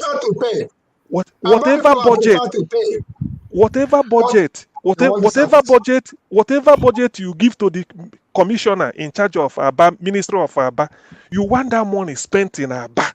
So the commissioner for Aba is directly answerable to the governor. It's not like under before he said Commerce and Industry, Ministry of Health, the hospital in Aba, hospital no more. This is just like this is for if they say 1 billion, that 1 billion to be spent anything concerning Aba.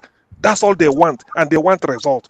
Let me tell you, if this model works, so many people, some states might adopt it. If you feel there's something to regenerate, because you are not doing it for Aba alone. I mean, you are not doing it with the intention that you love Aba. It's because of what Aba will generate. Because if you resurrect Aba will sustain no more here in the southeast because of what it is. So that's why they said let's give it a special care. It's like when you come to a hospital, that's what they call intensive care, and they say there's what they call a executive ward. Say rich men will just be in this ward, lock them. That is where you treat them. That type of thing. Because of the money. Before? The Aba that I've seen, it used to be the dustbin of Nigeria. No, my question is local. Have you been to Aba before? Oh yeah, I've been to. Which Aba did you go? In all these things, I think no, I don't think I drove past there. Let me know that I drove past there. I don't know the area. You drove past Aba. I grew up in Aba. I went to school in Aba. Asking me, Igbo business. What I say in all these things, understand me. The most important thing, not the ministry for Aba, is the ease of business that matters a lot. Yes. That matters a lot. If there are still many bottlenecks, understand me, no matter what you do, no matter how you invest on it, companies to be afraid to come. First, the dirty in Abia, Abba, they should remove the dirty in Abba. You see, that's why a separate ministry is good, because can you imagine? Excuse me, local. Can you imagine? You are the commissioner in charge of Abba, only Abba. Whatever comes from the budget is under that. Just you spend it on Abba, use it. See, that effort that the governor wants to use. Why don't the governor put that effort, pressurize the commissioner for environment? Commissioner for environment. You do this thing. Local is more than that. Local is more than that. There is a whole culture. There's a whole culture in the place called Abba. Okay. When I say I grew up in Abba, I'm proud of being from Abba. If Nagota, I go take my leg, enter up to show you, say, I pass them. You understand? Okay. Because we are so, if you can survive in Abba, you can survive anywhere in the world. Yeah. And Abba people know the taxi show, they know the play. So you think the governor cannot say, okay, I want to do something. Commissioner for Works, I want to make sure Abba is clean. I give you the mandate, I give you some time, I give you the fund. I support you financially, okay. I give you logistics, I give you everything, material you need to make sure Abba is clean. The commissioner will not do it. Is that what you're telling me? That's not what I'm saying to you. What I'm saying is that commissioners can be there and all that. But we are picking one person and saying you are responsible for Abba. For Abba, I'm saying only. The commissioner for Works. We need to keep it. We need to keep him in front corner. If you did in front corner. The issue is that is even if we have if it's set up that ministry for Abba, if what is the continuation of that ministry? Because Nigeria is continuation. No, if it's good, you see, listen, if it achieves results, people will, some of these things, some people have conscience. If the result is being achieved, and which I hope it will achieve, I don't think they will scrap it. Because it's getting the result you want. You can't. Not scrapping it, you understand me? But can they continue with the... Yes. Why? I don't see why not. Any good model continues. Please, I want to come from another perspective before I lose my line of thought. Let's hear you. I want to honorably speak to my big brother, big Igbo basis, concerning Orji Uzor Kalu. I do not have anything personal against Orji Uzor Kalu. Of course, I don't know him. Yeah. Or any Igbo political elite in the Southeast.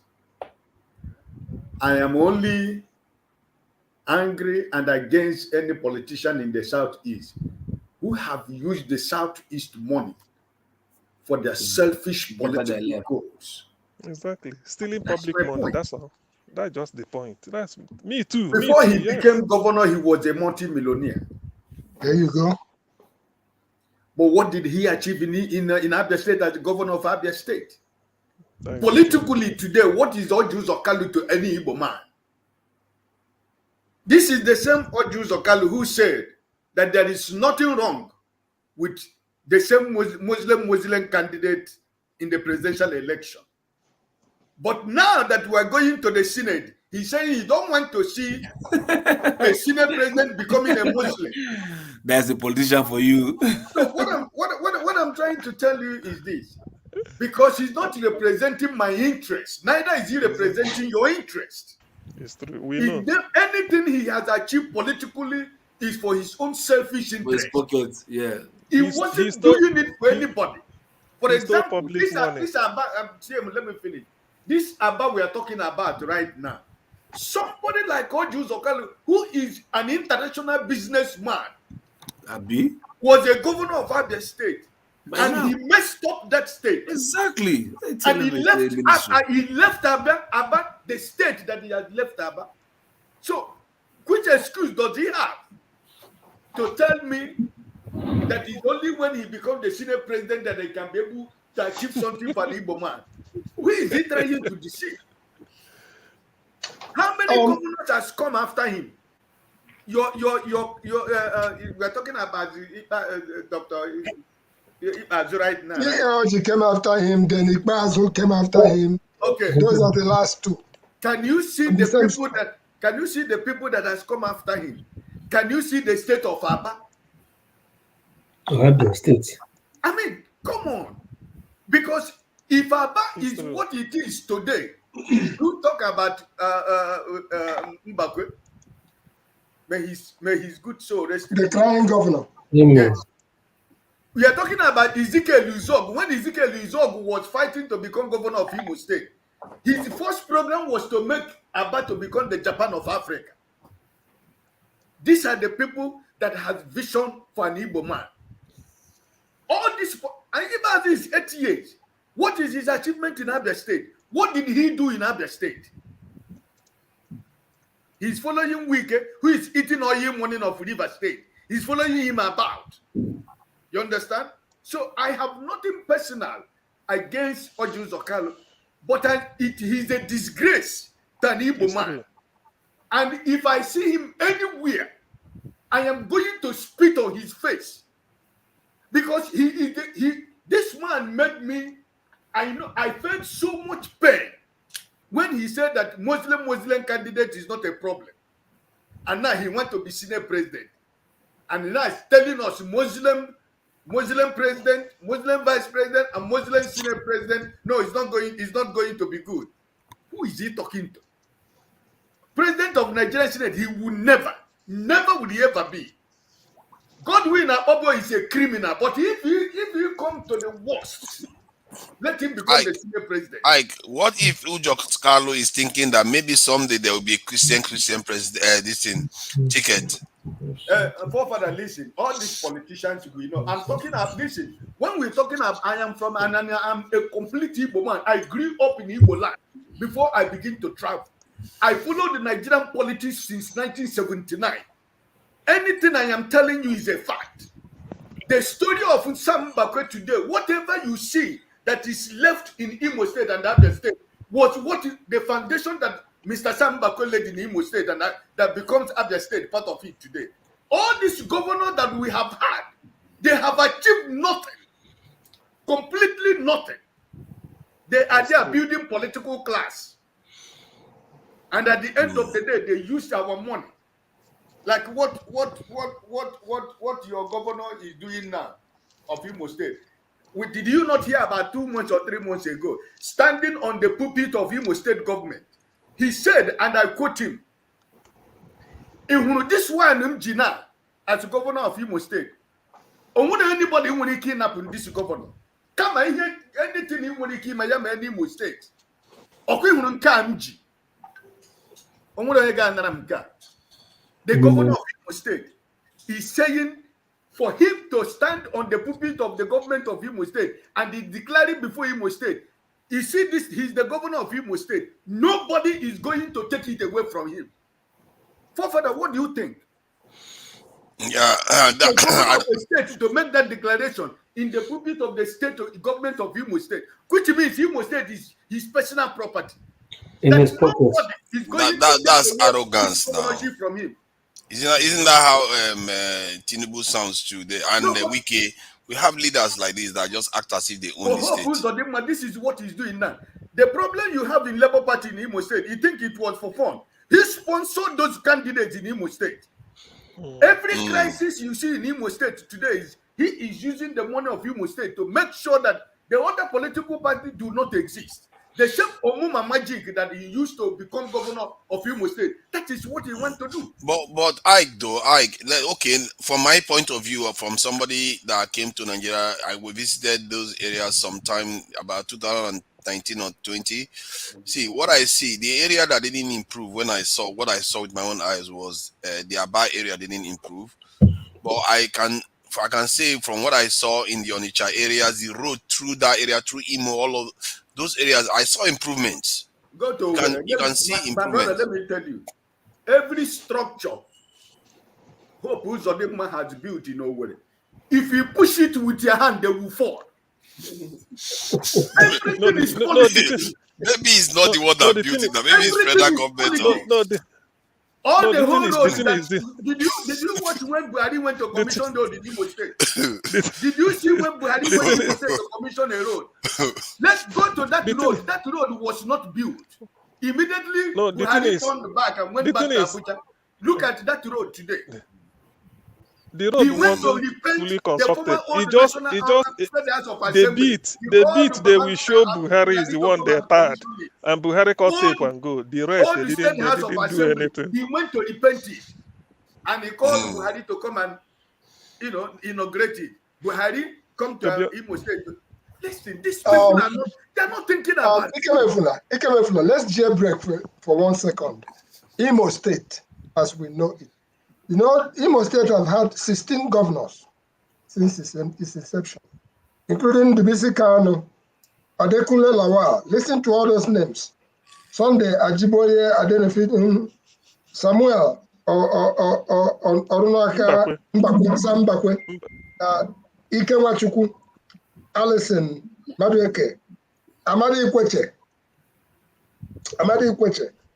Anthony Ogugwa, Ivan Enwerem, James Eneke, Tanko Zubairu, Achike Udenwa, Ike Hakim, Orocha Sokorocha, Emeki Nadja, and now Hope Uzodema. Those are the governors that have come through before it was split somewhere along the line. Exactly. Igbo basics, please allow me. I want to say something so that I laugh.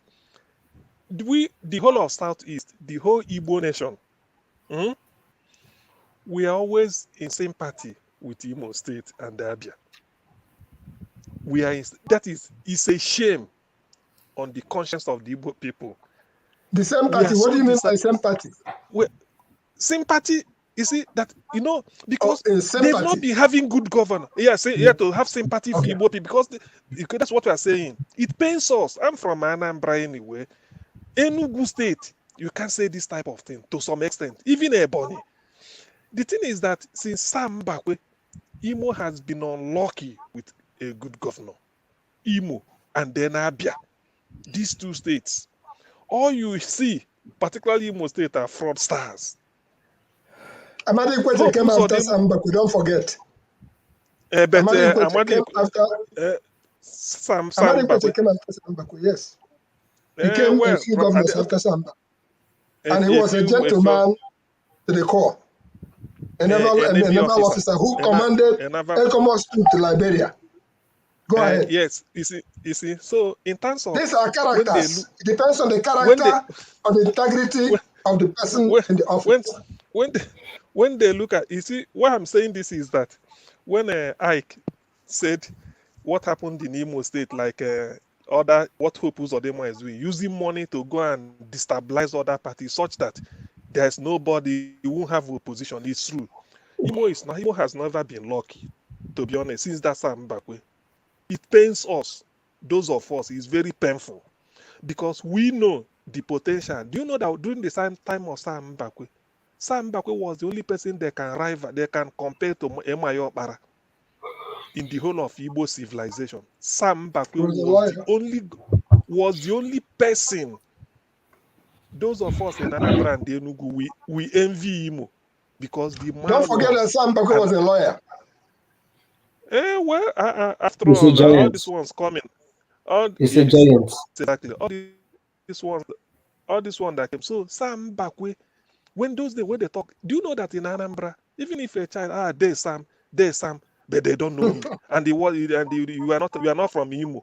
But when they mention Sam Mbakwe, everybody will say, "Oh, Sam Mbakwe did what he did." Imo State since then has fallen to the dogs. These are all fraudsters. Who is Hope Uzodinma? Retired fraudster. That's what they are doing. It's very painful. Our happiness, let me say this as an Igbo, is that Alex Oti is coming.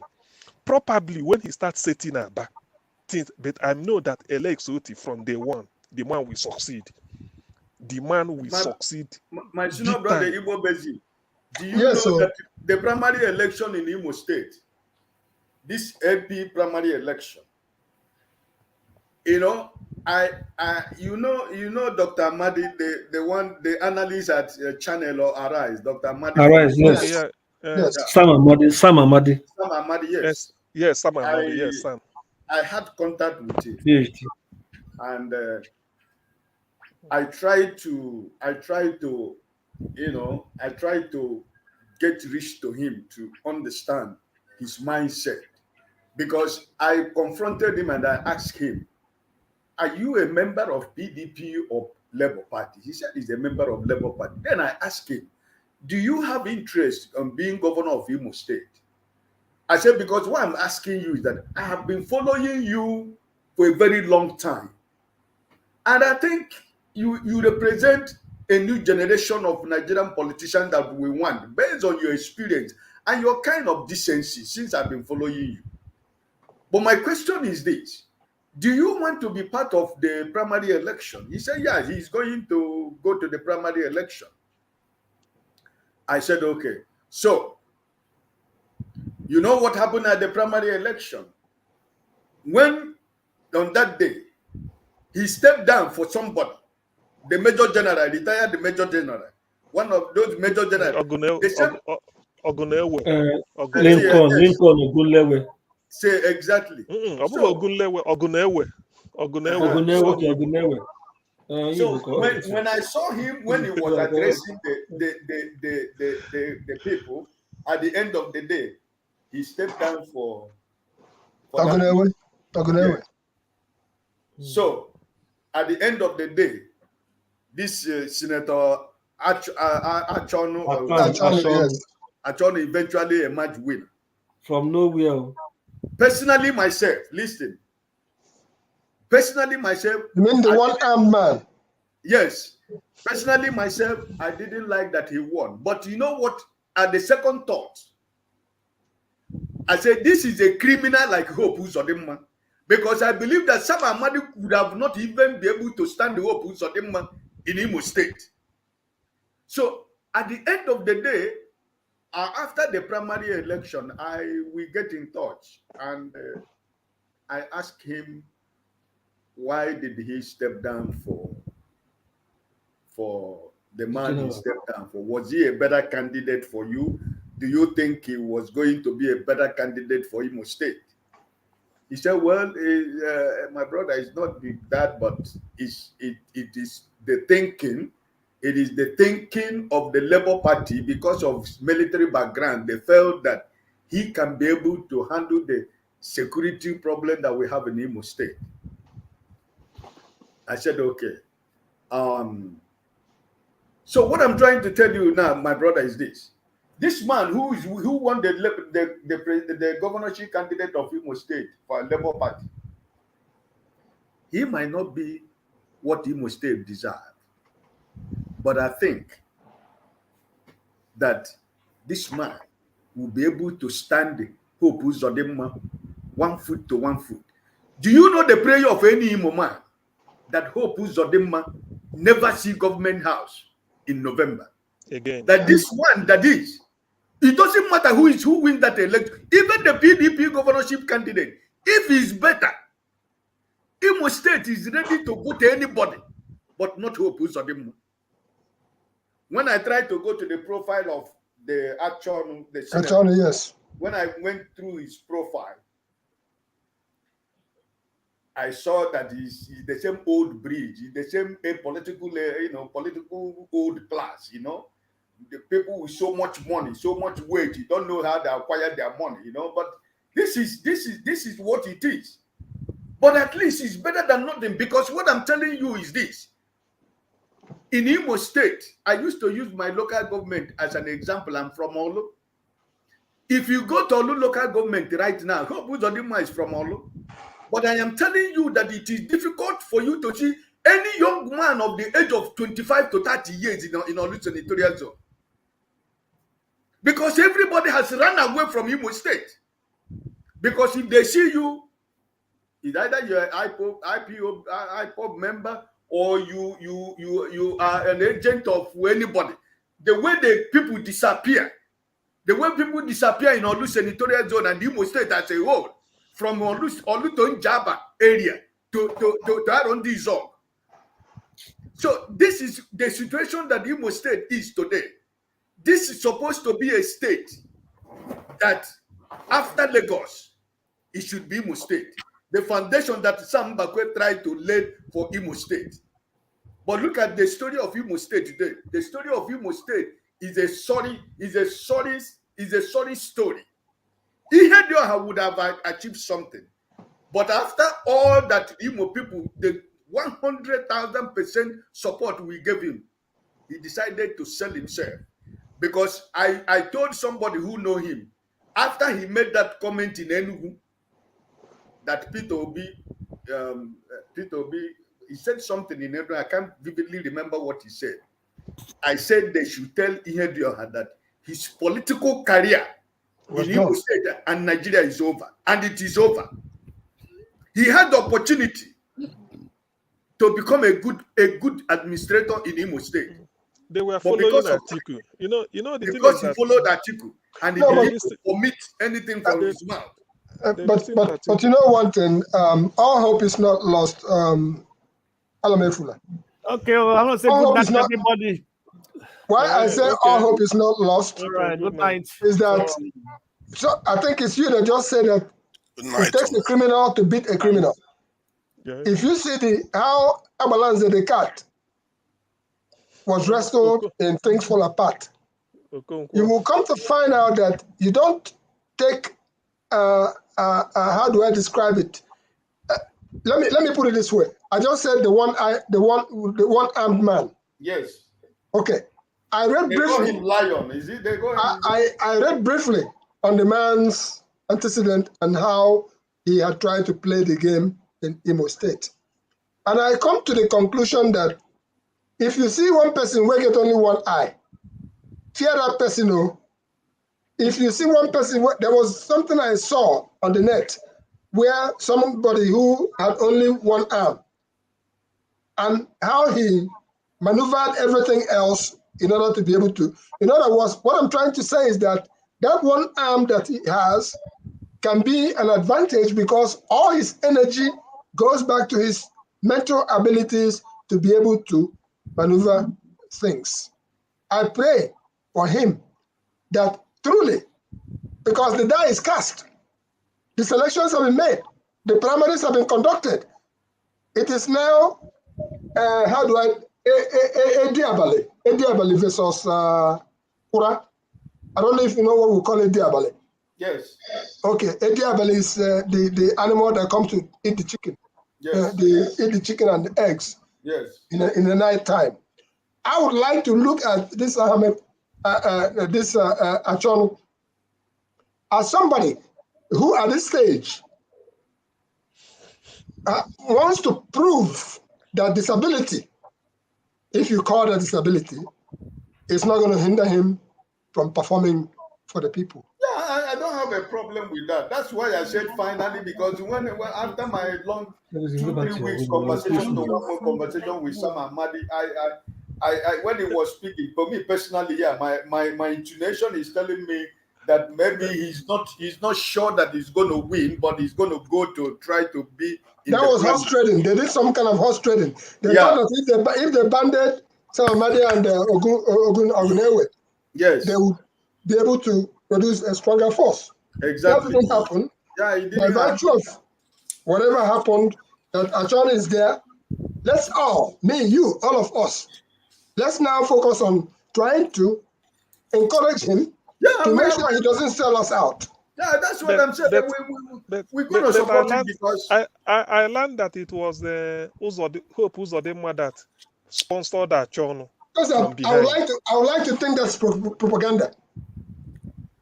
I would like to think so. Okay. Can I ask that? Is there any national Southeast politician that the Igbo people support? How do you mean? Igbo well, that's like because I hear Oji Uzo Carlo is a thief. I hear the other one is not good. It's like any politician they mention from that region. None of the Igbo people like them. No, so is there anyone that they like?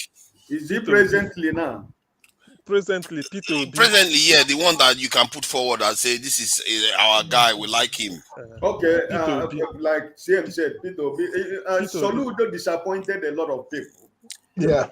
Wow, it's already disappointing people. Yeah, hold on. Peter Obi is not even on the running because he's running for president. So that's different. I'm talking about like in other positions now.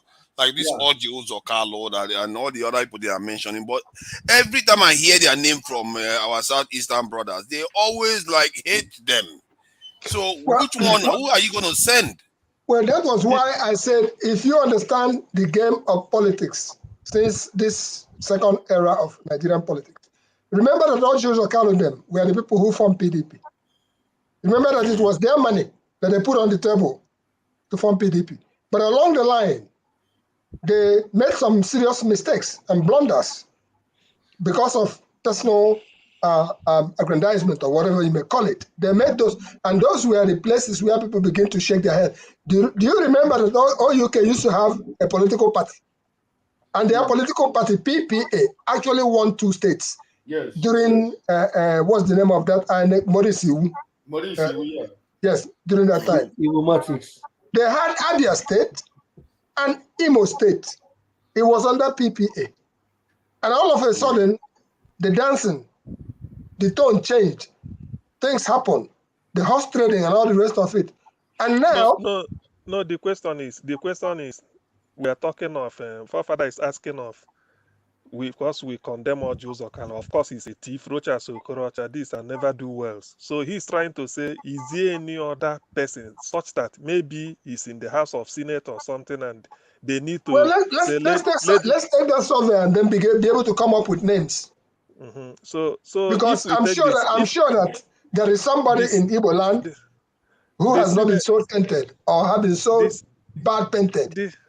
Because we paint our people the way we paint them. Hello, wait a minute. Umaru Diko, Umaru Rice, the rest of Zulu. Name the Northerners who have done worse than what they is. I'm not trying to defend that any Igbo man should know better. But what is happening is this: they look at it as a game. And unfortunately, when they look at it as a game, they get in there. If you followed what they did, when people like OUK was putting the Senate President Talawan to go and contest in the APC presidential nomination, this is brutal battle for their own personal survival that was going on. But we should be able if we look around, you know, the tragedy in this type of thing is that if not that a Labour Party came, Okezie Ikpeazu would have been going to the Senate. Of course. Another thief. If not that Labour Party came, this Buruburu of Enugu State, who failed again, would have been going to the Senate. And then all these all these their own. So, in fact, it's like this revolution, Labour Party revolution, was much more pronounced in the Southeast. And I tell you why. In Enugu State, about 11 members of House of Reps, I think about 10 are from Labour. And these are new people. Yes. So, these are new people, imagine. So the only old politician I can think of going to the National Assembly, something like all these Ojus or Carlo, Rochas Okorocha is out of the way. I don't think Rochas is going, no. Oster Izuna saw one chap, we replace him. So virtually, to answer Forefather's question, people like Uche Ogbuagu came back as a state rep. Only probably Eyin Naya Baribe. Did he have the election? Uche Ogbuagu won as a Labour Party. Yeah, they don't know if he won. Yeah, he did. House of Reps. Yeah. So in the Uche Ogbuagu, by the way, has been in this particular studio. In the Senate, it's only Eyin Naya Baribe, who is an old politician. And then that man, if you mention P2B and mention Eyin Naya Baribe, people will say it's like people will tell you, telling people who to bring.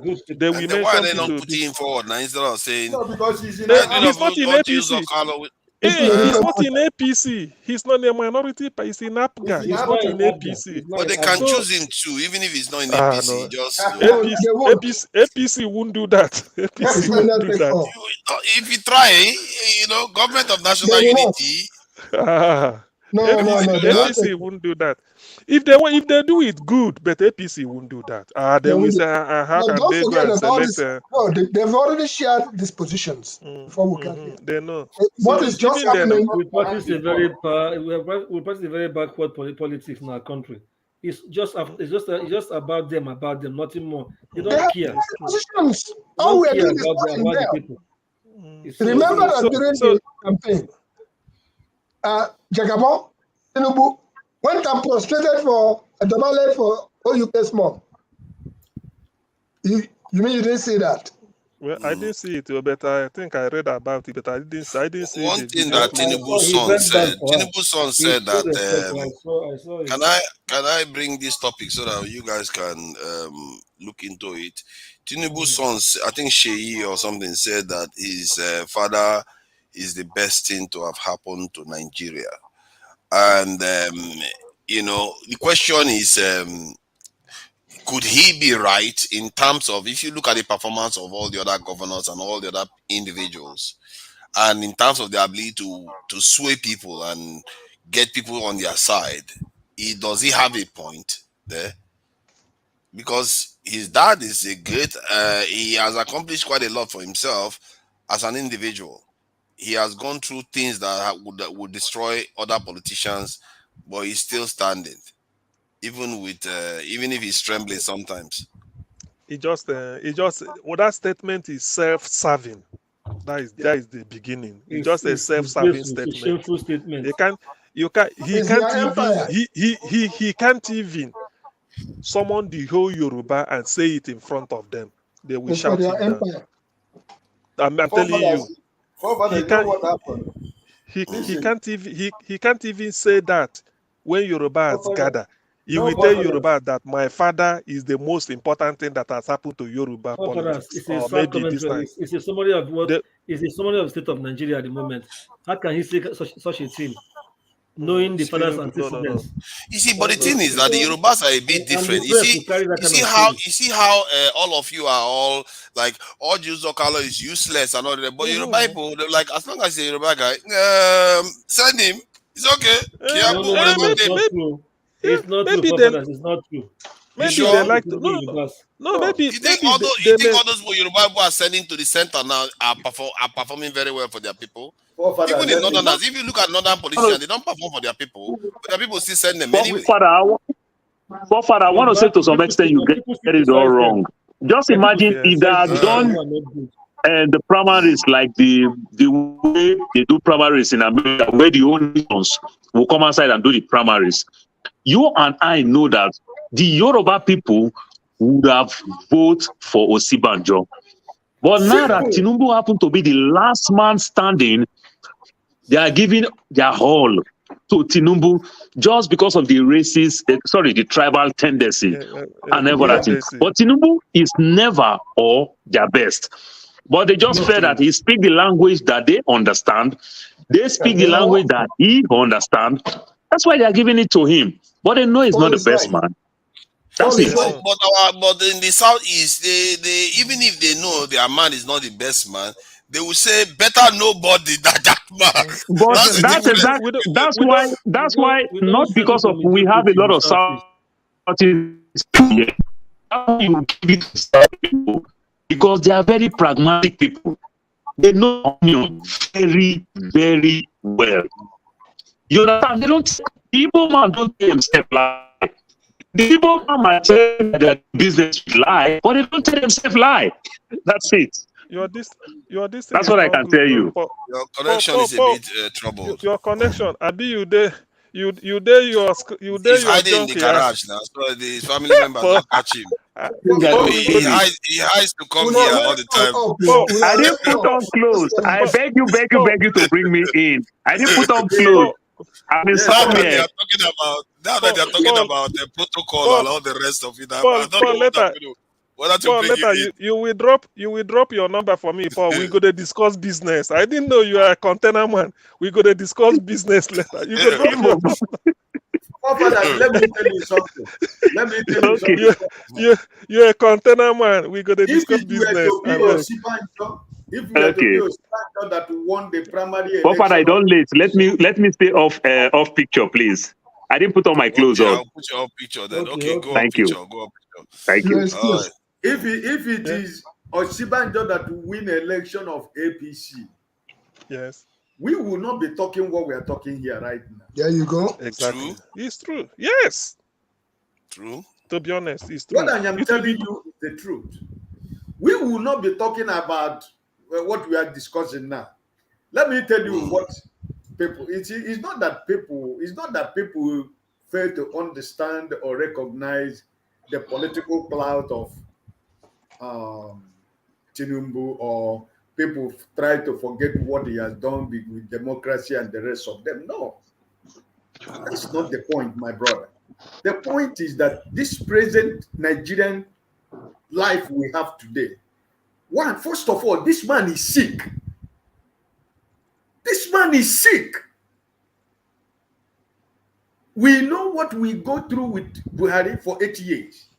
You know how much we spend. Every time you, forefather, you stand here, you talk about the medical, you talk about the, what do you call it? Medical trip abroad. Medical tourism or whatever you call it. Every day, that is your campaign. You don't want that thing to happen. But you are trying to sow a seed in our mind, like, okay, let's leave Tinubu to. Listen, this man is sick. He's not well. It will make nonsense of I don't support Tinubu now. What am I going to do? No, let me finish what I'm trying to say. This man is sick. Yes. It's a fact. And old age is a blessing. My prayer is for me to grow old. And when you get to a certain age, you can never cheat nature. I used to tell my kids or my grandchildren, I say, listen, what I did about 30 years ago, if you're expecting me to do it now, I might do it, but it is by the grace of God, because the bones and the marrows and the nerves are no more there. That's a fact. And everything I am doing now, I put into consideration my age. I'm not trying to show off anybody or trying to impress anybody. No, because it's my life. So what we are talking about, Nigeria of a population of 200 million. Are you saying that Nigeria don't have a capable young man of 45 to 50, 60 years that can be president of Nigeria? Is it what you're saying? Come on. We have them. The problem with them is that they've not proven themselves. Second thing, my brother, is that the way he won the primary election in APC. It is fraudulent. Everything is all about Emiloko. So we're in a situation whereby most people who are talking about Tinubu today is based on the fact everybody that has opinion about this man right now is about 75% of the opinion is concerned on his health. The rest 35% is his credibility. There are so many stories. There are so many stories about this man that even you can't explain. Because this man is like a mystery man. Nobody knows actually who this man is. Because everything about him will end up to being a lie. Yeah, but see, let's not see the thing. This is the reason why I try not to have a highly polarized situation, so that we can peer into the other side and try to see what other people see. People that are close to Tinubu, if you see when they are following him, when you look at Tinubu, you don't see him like a dictator. You don't feel like they are afraid of him, but they are enamored by him. They are following why? They are following, the reason why. For money. Money. They're not following you for anything. Money is more. Maybe. No. The way you know it is this. If you take the Yorubas, are you not amazed that people who are well-learned, professors, sons, and PhD holders are following him in across the country? It's all because of money, nothing more. They know his past. This time now, it might happen for the first time that somebody whose past secrets have come out, his connection to drugs and all that, and yet he may be sworn in as our president. Something that has never happened before. So it tells you the kind of people we have ruling us, the kind of morality. They have thrown morality away with all the evidence. Are you sure though? If you look at Shonwolu, if you look at all some of the capable people around him, Erufai. Those court records are very clear. They are all there, very clear. No, I call them capable because these people are able to go into. Why I call them capable? They are some brave people. Look at Erufai is a brave man. You have to give that guy credit. The man, that guy. them are after money. The man says whatever money. What money cannot do, more money can do it. That is Tinubu's motive. Let me add something. CM, just wait for a second. Wait for a second. Erufai gave this Buhari armored vehicle, and because of that armored vehicle he gave Buhari survived a bomb attack. That guy seems to have, he's more powerful than people give him credit for. He's not just the man you see on the road. That is why he's the governor that went and defied the commander-in-chief in Nigeria. That Erufai guy is not an ordinary guy. You have to have you been able to tame insecurity in let me say this. I don't know. He hasn't been able to do that. That for me, that's a mystery too. Because the guy seems to be very powerful. They do what is convenient for them. They do what is convenient for them. That's what you don't understand. When it serves their purpose, they will do it. That is what all of them do. It's Kwakwaso. Oh my God. Sorry. I think I'm correcting it. Not Erufai, it's Kwakwaso that gave it. Oh my God, forgive me, Kwakwaso. It was Kwakwaso that gave Buhari that vehicle. That's not nice. Can you guys hear me? This thing. Can you guys hear me? Loud and clear. Let's allow someone to talk. He just came in now, please. Igwe Nago. Yeah. So you got it right. Okay. Igwe Nago. Yeah. So let's put it this way. The problem with Nigeria is the fact that we have very powerful governors. You see what I'm saying? We have very, very powerful governors. We're not supposed to have governors so powerful. No country whereby you see hierarchy as number one hierarchy, the most powerful person in that country is the president. And then the next person that is powerful is the 36th governor of the states. So powerful. But mostly in countries, the hierarchy of strength is usually the president, the vice president, you have the chief of defense staff, or maybe secretary of defense, secretary of state, which is minister of foreign affairs. So you see how they go by it. They go by those hierarchy to showcase that the federal executive is the most powerful body. So before you get into state governors being powerful, it's down the road. And in most states, like in America, the governors don't even really have power. Like Texas, the governors don't really have power. But the corruption in Nigeria comes by what you guys said earlier, money. Money is our biggest corruption. And in the sense that you have somebody like Tinubu running for offices, the first thing he did was to start buying professors, start giving money to professors, because he understands that most politics in Nigeria are local, but local if you have the money. So if you don't have access to money, you don't have access to power in Nigeria. So you can be somebody that is a professor of a university or a vice chancellor of a university, but as long as you have money, you can do the undo. But the thing is this, based on what I always tell people all the time, Nigeria is a system we cannot change by just speaking. What we have to do as a people, how can we isolate the government and develop a system within ourselves whereby we can then build a system with money to then challenge the government? America did it.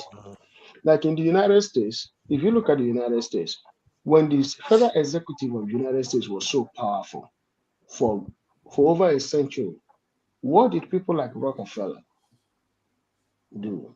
They went and started building the commerce system.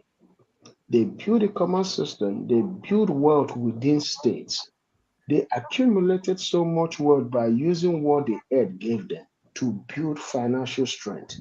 And then they become very wealthy. So once in a while, the federal government reign on those corporations. But in America today, the United States system work in tandem with corporations. But in Nigeria, the state governors are richer than corporations.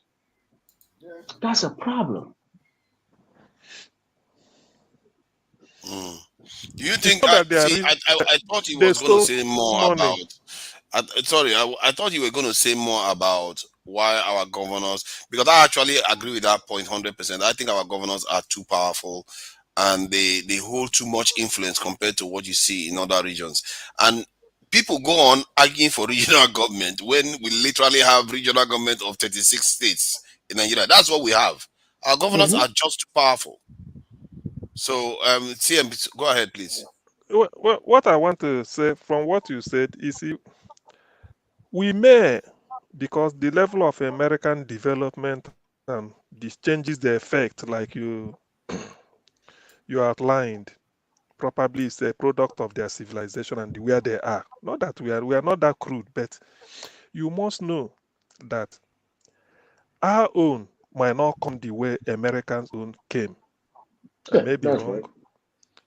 I may not come, but the outcome, what we want is to change, to challenge the system or whatever. This people say disobedient, the type of hurricane that it came and everything.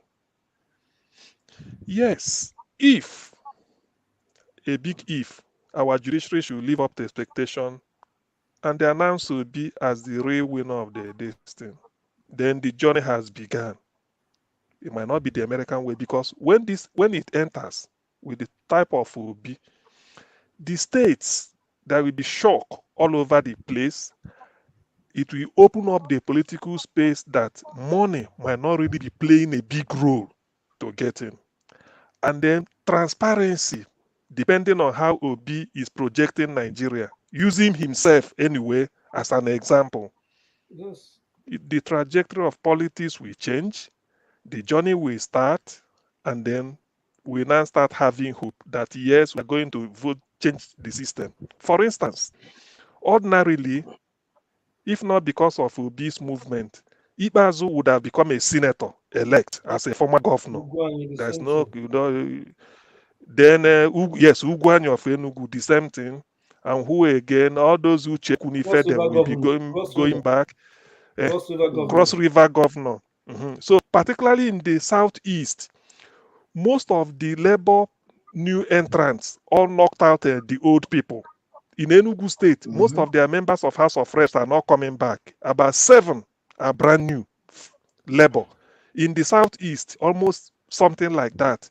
In the in the Anambra State and all those things. So I subscribe to the idea that though the governors, of course, we say they are powerful because they are thieves. They only go there to amass money and then use it to organize talks, and they intimidate anybody. That is their power. That is the extent of their power. But in removing them or trying to suppress them or neutralize them, it's a revolution, voting revolution like this. We sweep them away.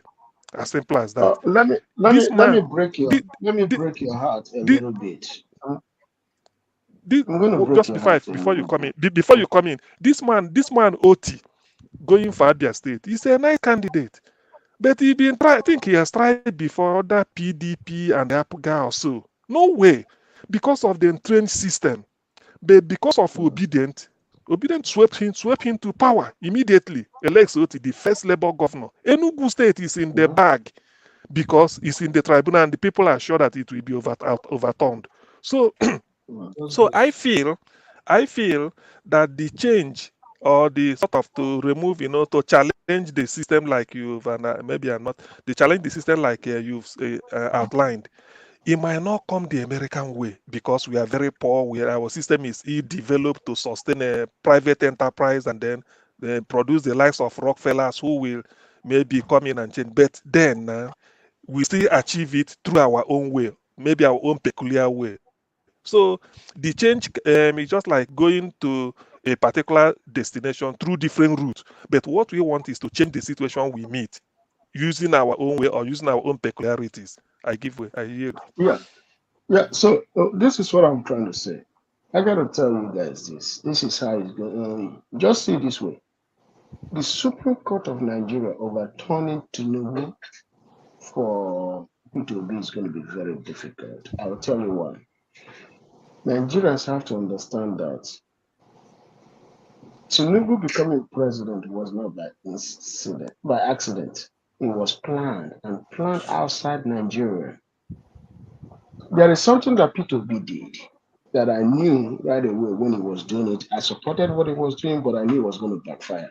When P2B started discussing about turning Nigeria into a production country, that was a threat to countries beyond our shore. You see what I'm saying? These are countries that are seeking mineral resources that's on our shore, beyond Nigeria. But for you to have a production Nigeria, that means we have to negotiate with these countries on equal level, shoulder to shoulder. And they are not ready to do that. Because if you look at what happened as soon as Tinubu was declared president, right? What happened? The British High Commissioner to Nigeria congratulated Tinubu. 2 days later, she turned in her resignation, right? Either resigned or recalled to England. It was planned. Katrina Lang, yeah. It was planned because they told her to declare, and they knew that the obedient were going to be pissed off. And as soon as it happened, they told her, come home. Don't stay there because you're going to be the center of attraction. They will call her right away. But that's to tell you, that's what I'm trying to tell Nigerians. We have to understand that the problem we have back home, if it's Nigerian problem, would have been fixed long time ago. It's not a Nigerian interference. So, in order to counter that, when we start finding out that there are people that are actually interfering in our country in different ways, right?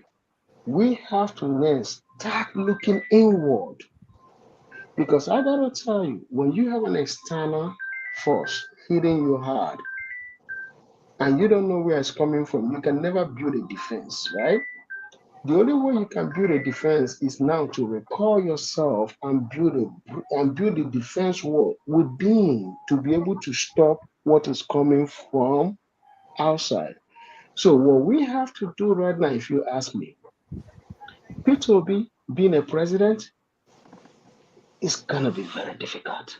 It might never happen on this challenge, right? It's possible. But I know nothing is impossible. Nothing is impossible. Okay, everything is possible. Okay.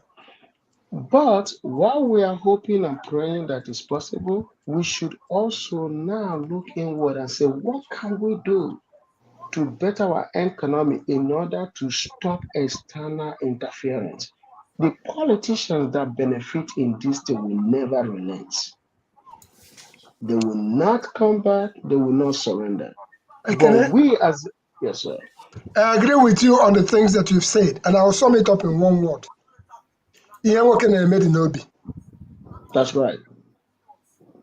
That should be the strategy. That's right.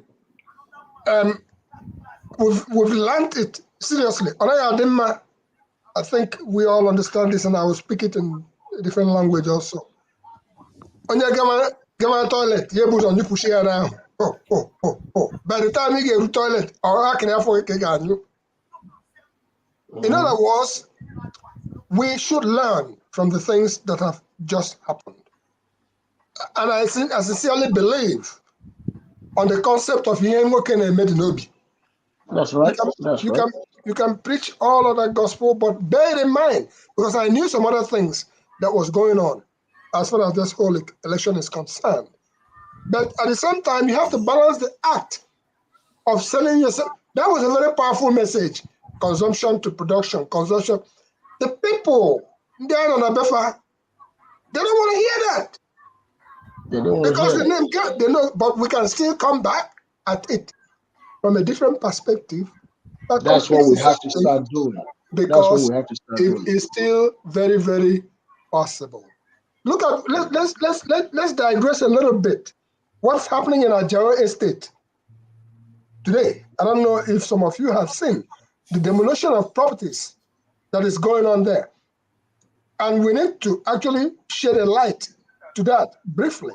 These are $1 million or million naira properties that are being torn down in Ajawa State, and somebody is saying it's retaliation because that's the Igbo stronghold and stuff like that. And the government of Lagos State is coming out to say, oh no, those people, we've been telling them for the last 2 years and we're going to pull them down if they don't. First of all, did they buy those properties? Because I don't think you just go and build a property in any place without buying the land, without getting the certificate of occupancy, without getting permissions, even though Nigeria is a place where anything goes. So we need to kind of sympathize with, I don't know if you've seen what I'm talking about. I saw the Well, what you said about something that will be in the heart, what is that supposed to mean? That's when you said what somebody is going to do is going to be in the mind. Yeah. So a surprise element in a nutshell. Surprise element. If I'm coming for you, I better throw you You'll be pragmatic. You'll be pragmatic.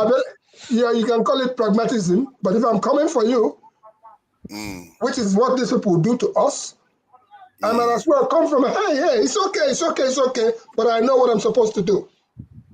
Surprise element. For me, when I hear that, it comes across as if is what we do often, where we don't talk to each other honestly. No. Point of view.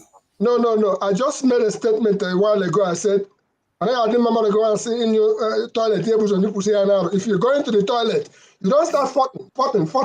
By the time you get to the toilet, is it your intestine that you are going to shit out? That's a crude way of putting it. The game that if you not fear the hair where they for my head, bite me there. If I bite you for us, I don't go fear the shit where they bite you. It's the point I'm trying to make. It's about time that we don't say everything that we have in mind that we're about to do. When we get there, then we'll get it done. But you see, the revolution of P2B was that consumption to production. Nigeria was almost, people gave up hope. Really, remember, the PVC people collected was because P2B's message inspired them. And people started taking PVCs because people has given up hope. So when you see P2B say production to, of course I know, something like it has to backfire somehow, maybe because of the West might not be happy with it and then felt that this man will be a danger. Like they told Chinua Achebe, said after writing Conrad, he said a white man wrote that if they allow Africans reason like this, they will be in trouble, but that is by the way. So, what P2B did, because when you meet people that are down, hope lost, in this world, when Obama came, Obama said, if anybody selling you, what is it called, fear and hope, he said, go for the man selling hope. Because hope is what, because Nigerians, we are down, practically, people are giving up. Most people have given up. Until P2B came to the scene, galvanized them with all this message, people were listening. Go and verify. You look at the man, okay, not cut from the same cloth like the rest. Okay, go and then the youth, let me just say this, took interest in him. But particularly when what shot P2B to limelight, apart from saying this consumption to production. When they are talking of structure, because when he joined, hey, no structure, where is Labour Party? He said, look, all the students that are 9 months in school, 9 months out of school at home are my structure. All the ASU lecturers they've not paid are my structure. All the market women that this is are my structure. When he was saying this, people said, and then he said, these are my structures. The structure of criminality, we must destroy it. So that sort of galvanized people. Although, there is this fear because in politics, being a president of a country, I know that no white man will be saying it here. When you see a black president, a black head of state loved by the West, it's foolish. They are not doing the people well. If you are good to your people, the West will hate you. They may not tell you openly, but they know that this man is trying to open up these people's eyes. He's trying to help them. PM, I disagree with you. See, to some extent, I disagree with you. You started making points. You see, what Ekene said, to some extent, I want to tell you, I want to disagree with him. But because of we've have this perception for a very long time, there's this funny thing we get, like growing up in Lagos. You see a downfall driver, somebody use a Mercedes Benz to hit the downfall driver. Then the man who hit the downfall driver will sit in his car, will not even come out. The downfall driver will run out of his car and discover that who hit him is in the Mercedes Benz, didn't come out. The downfall driver will start making noise. Before you know, people will say, you know that man, now the head of Ogboni for this area. The downfall driver will get panic. Sometimes we accept defeat before the battle even starts. Yeah. I will tell you that. How did other countries survive? How did Barack Obama that you use survive? He's a black man. So if you also want to say Barack Obama will not go anywhere, that is the defeat we accept before even start the battle. See, Obi did great. The West support Buhari, punish Jonathan, stop June 15, 2014. United States of America stop buying our crude.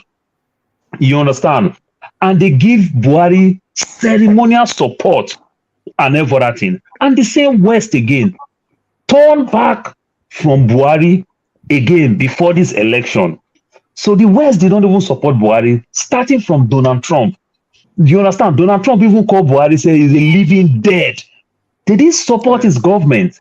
So when this thing happened, let's not quick to blame the West. Even from what Ekene said, even though Katrina, that the British ambassador, you understand, the consulate there that even congratulate Buhari, she was recalled.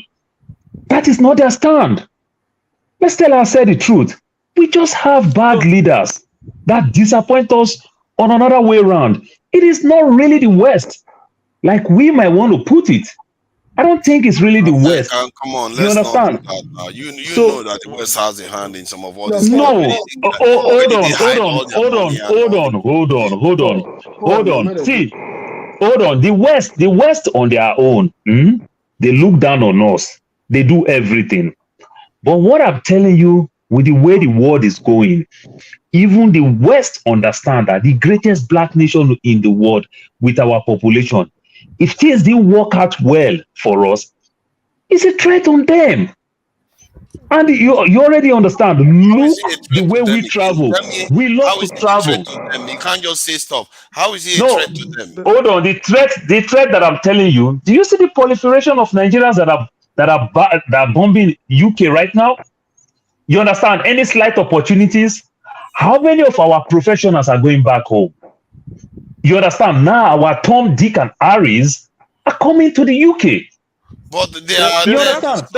It's to the advantage. It's to the UK.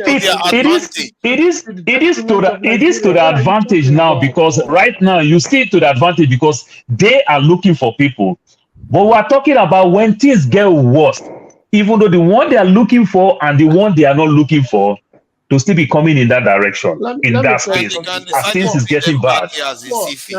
Any country that gets Nigerian mass exodus is a country on a hill. You know why? Because it's those Nigerians with talents that will move to those countries, not the very poor Nigerians. That's true. I understand. Yeah, so what I'm trying to tell you is this: I'm not saying that Nigeria should give up hope in terms of the election. No, Peter Obi has to keep going to the Supreme Court, keep banging on that door, try to break that door down. Yes, he should be doing that. We support him, but we also have to start building an economy that is parallel from the federal government so that we can build a strong defense internally by using that word of P2B, from consumption to production. Right? The great Dim Odimegu Ojukwu have said that. Sorry, my brother, sorry, I'm so sorry. The great Dim Odimegu Ojukwu said that. I was in Lagos. I was there myself. I didn't even know what led me to that area. When Ojukwu come to trade fair, when Ojukwu was campaigning 2006. You don't start. You don't start. When Ojukwu came to trade fair, because I used to go to trade fair every year. They moved trade fair from the normal. They used to do trade fair in TBS. So they take it that year, they take it back to the real place, trade fair. You understand? In Ojo there. So when they take trade fair to Ojo, after Tinubu kick the Igbo people from Idumota to trade fair. And trade fair, that trade fair, when you go inside, it used to be waterlogged area. The Igbo people developed that place. Ojukwu went there to campaign to his people. Ojukwu forget campaign. Ojukwu said, see what you turn this place to. And you people have Aba that is your own China.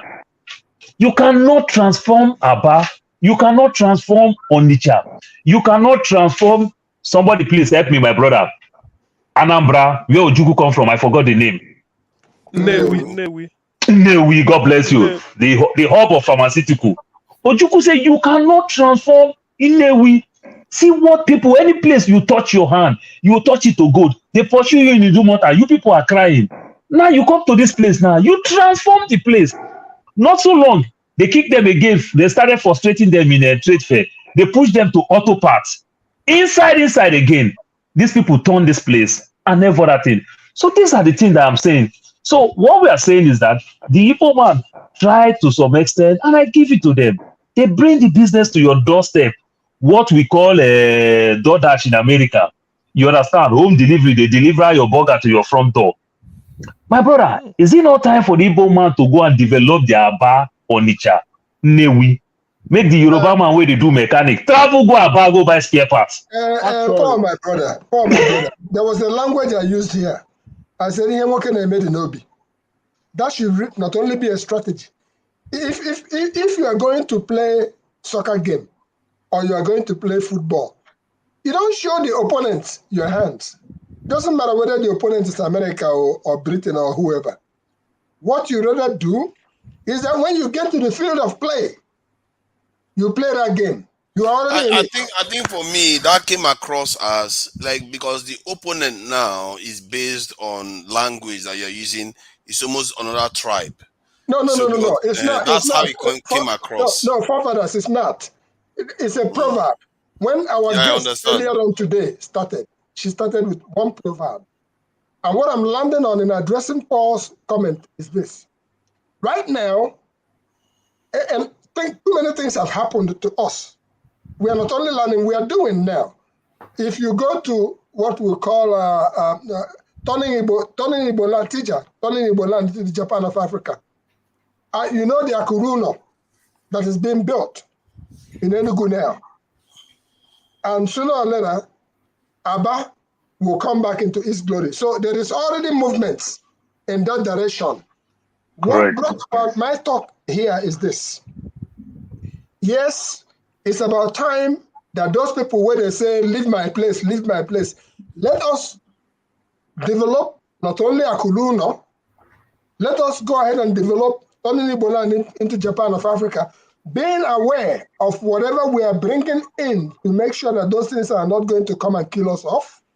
Let us go back and do what Aba does best, which is becoming the Taiwan of Africa. Let's do that, and we will see the result. Let's get it done without announcing so much. I'm going to put it this way. Right? We as Nigerians have to be very, very careful when we say something, especially on the open space like this, about moving out of certain part of Nigeria or moving resource and logistics away from a certain part of Nigeria. It's only going to cause sentiment. It's not going to make us achieve what we need.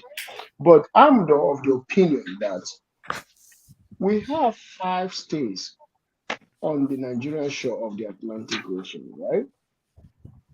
We have to build seaports on those 5 states, just like I discussed on my channel. We have to build seaports on each major city in those 5 states. I am not doing it to punish the Yorubas or punish the Lagosians, but I'm saying this: we can build in Ondo, we can build in Edo State, which is right after Benin at the Atlantic Ocean, right? Yeah. We can build in rivers, we can build in Akwa Ibom, we can build in Cross River. Those 5 states, right? 6 states, we need to have seaports in all of them. Then we can have satellite seaports on major cities across, along the river banks of River Niger and river banks of River Benue, right? In order to develop our trade. But at the same time, if you tell me that people should move from Lagos and move to the east, I got to tell you, the eastern Nigeria is the most dirtiest region in Nigeria. Our traders do these things because if you go and watch my show, my program, or maybe you drive from Asaba into Onitsha, you see the way that place look. Is a dirt. We're supposed to have high rises there. Do you know that my brother-in-law, that's my elder brother-in-law, moved from Jos to Nnewi with his business, with his computer business, only to have to fold the computer business into selling beer. Why? Is because you can't sell computer accessories in Igbo land. Nobody's buying it, but they will buy your beer. 95% of gross product in eastern Nigeria is trade. No technology, no anything to do with the 21st century market, no law firm, no real estate management, nothing that has to do with the 21st century. Everything there is buying and selling. 95% of gross domestic product in eastern Nigeria. Wait. When you say one moment, when you say no law firm, you mean law firm? I'm talking about no law firm, no insurance company. I'm talking about corporations. Do you know that Anambra has almost the highest number of SANs, senior advocate, Onisha and Nnewi alone? They are bar association. They do have individuals, not companies. I'm not talking about individuals. I'm talking about companies. If you go to Lagos, you can see KPMG as an accounting company, right? Okay, yeah, that's what PricewaterhouseCoopers. You don't have KPMG in Anambra, in the whole of eastern Nigeria. We don't have accounting firms. We don't have nothing. But you know that we have 95%. Let's just make this argument simplistic. We do have 95% of traders in Nigeria. That in eastern Nigeria, that's our gross domestic product in eastern Nigeria. Am I right? That's true. But Ekene, I think the mistake where we get it all wrong to some extent, you see the way these three major hubs in the east is domiciled. To some extent, they abused it. Aba is the industrial hub of Nigeria. What is traders? Yes, it's the industrial. Onitsha supposed to be the commercial hub. Onitsha is supposed to be where you put corporate offices. Onitsha is supposed to be, but the mistake that government are making, government all over the world compensate, because Onitsha is an ancient city to some extent of its own. So if you will develop Onitsha to bring it to where you call a better commercial city in terms of offices and the likes, which means you're going to redesign Onitsha, you're going to destroy structures that cost millions because they've been there for a very long time. And one of the ways you will do it very well, you have to compensate. You understand? Because if I can buy your building is still there, but I'm putting 10 structure on top of your building, which means I'm giving you 2 apartments, but I'm putting 24 apartments in that same plot of land. That is what we call high-rise building. You have to uproot the whole building and that building. Exactly. That's why I said if I'm putting an high-rise building of 24 and I'm giving you 2 out of it. Yeah, based on this design that I'm looking at, to make Onitsha a viable city, you have to look at Hudson River. You see how New Jersey on the other side and New York on the other side, right? Correct. Hudson River. That's what you need. The bridge. Asaba on this side and Onitsha on that side. Onitsha on the other end. High rises.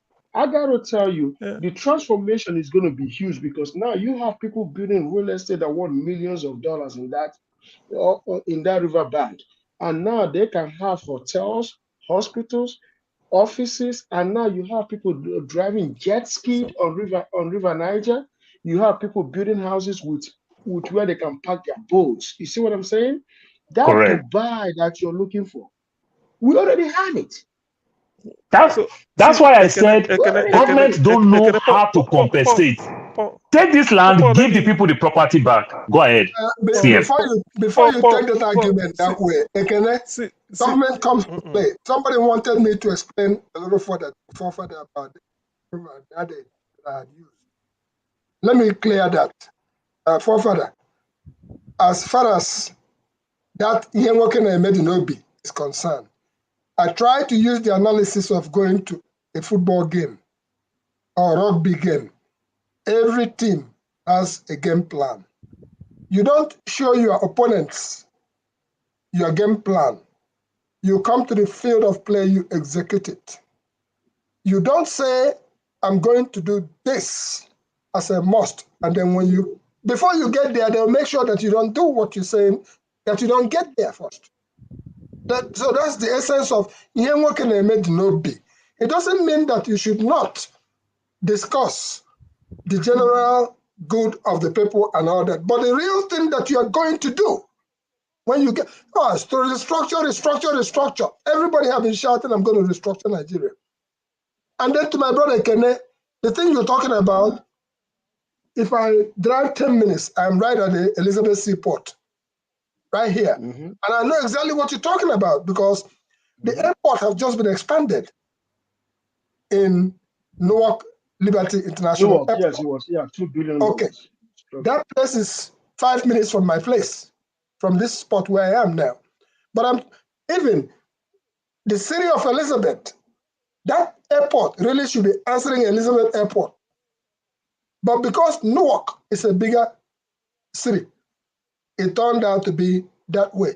So all I'm trying to say is that government, even if you want private parties to say, okay, we're going to dredge River Niger down to the Atlantic so that our ships can begin to come in from there, government would not allow you to do that. Don't forget that somebody said that some of the oldest seaports around was around Onitsha in those days. But they killed it and let it die so that Lagos can thrive. Don't forget that Calabar used to be the capital of Nigeria, but they moved everything down to Lagos. And don't forget that while Lagos was doing so good and has become the hub of everything else, they moved to Abuja, where we spent all our money to build a new city. That's all well and good. But coming back to what can we do as people from a particular place?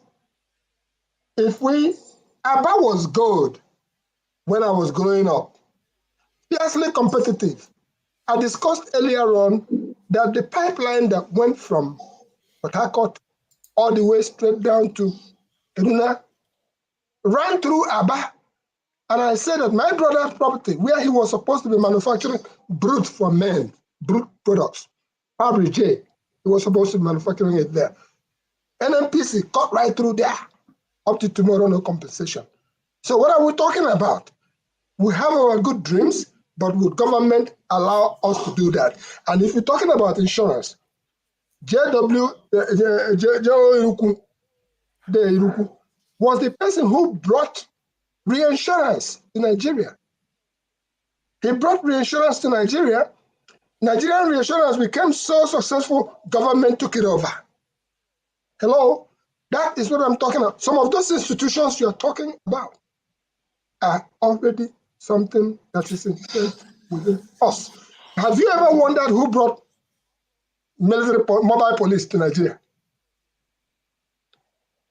Go back to Dr. M. Akpara and check out the history of how that came about. So there are good things that are about to happen, but look, the rail line that was built from to Daura or wherever Buhari said he was heading to. Go and Google Jude Igwemezie, who's in Canada. Funny man. He's a railroad expert. Those are the people who, come on, we have people who have the ability to be able to think in every way. But let us, again, in these forums, as we keep discussing, appreciate the views that Paul holds on some of these things, but let us know that in these forums, we have a hand in making sure that a proper change comes into play.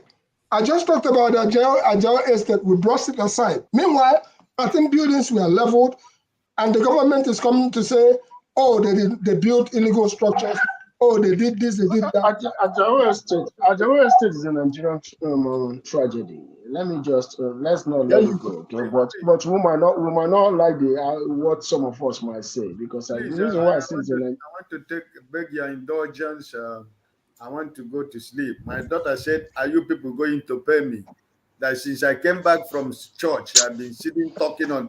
Are you people going to pay me money for me to be? We are not going to have another 4 a.m. announcement. Daddy, go and sleep. It's late. It's late for you. If I come back again, I will break your computer. So please, I'll have to listen to my daughter. I need to go to bed. And please continue with the good discussion. Can we talk again next time we meet? Okay. God bless all of you. And have a blessed week. Okay. God bless you. Yeah, thank you. God bless you too, sir. Like my American people will say, we love you, but you gotta go. Yeah, that's right. That's right. Hey, but you went to live in Arizona. Upon all the whole cities in the US, you went to live in Arizona. What are you looking for in Arizona? Okay, so now let me explain to you now, Mr. Hike. Arizona is the 48th state in America. Yes. But Phoenix, Arizona is the 4th largest city in America. Really? There you go.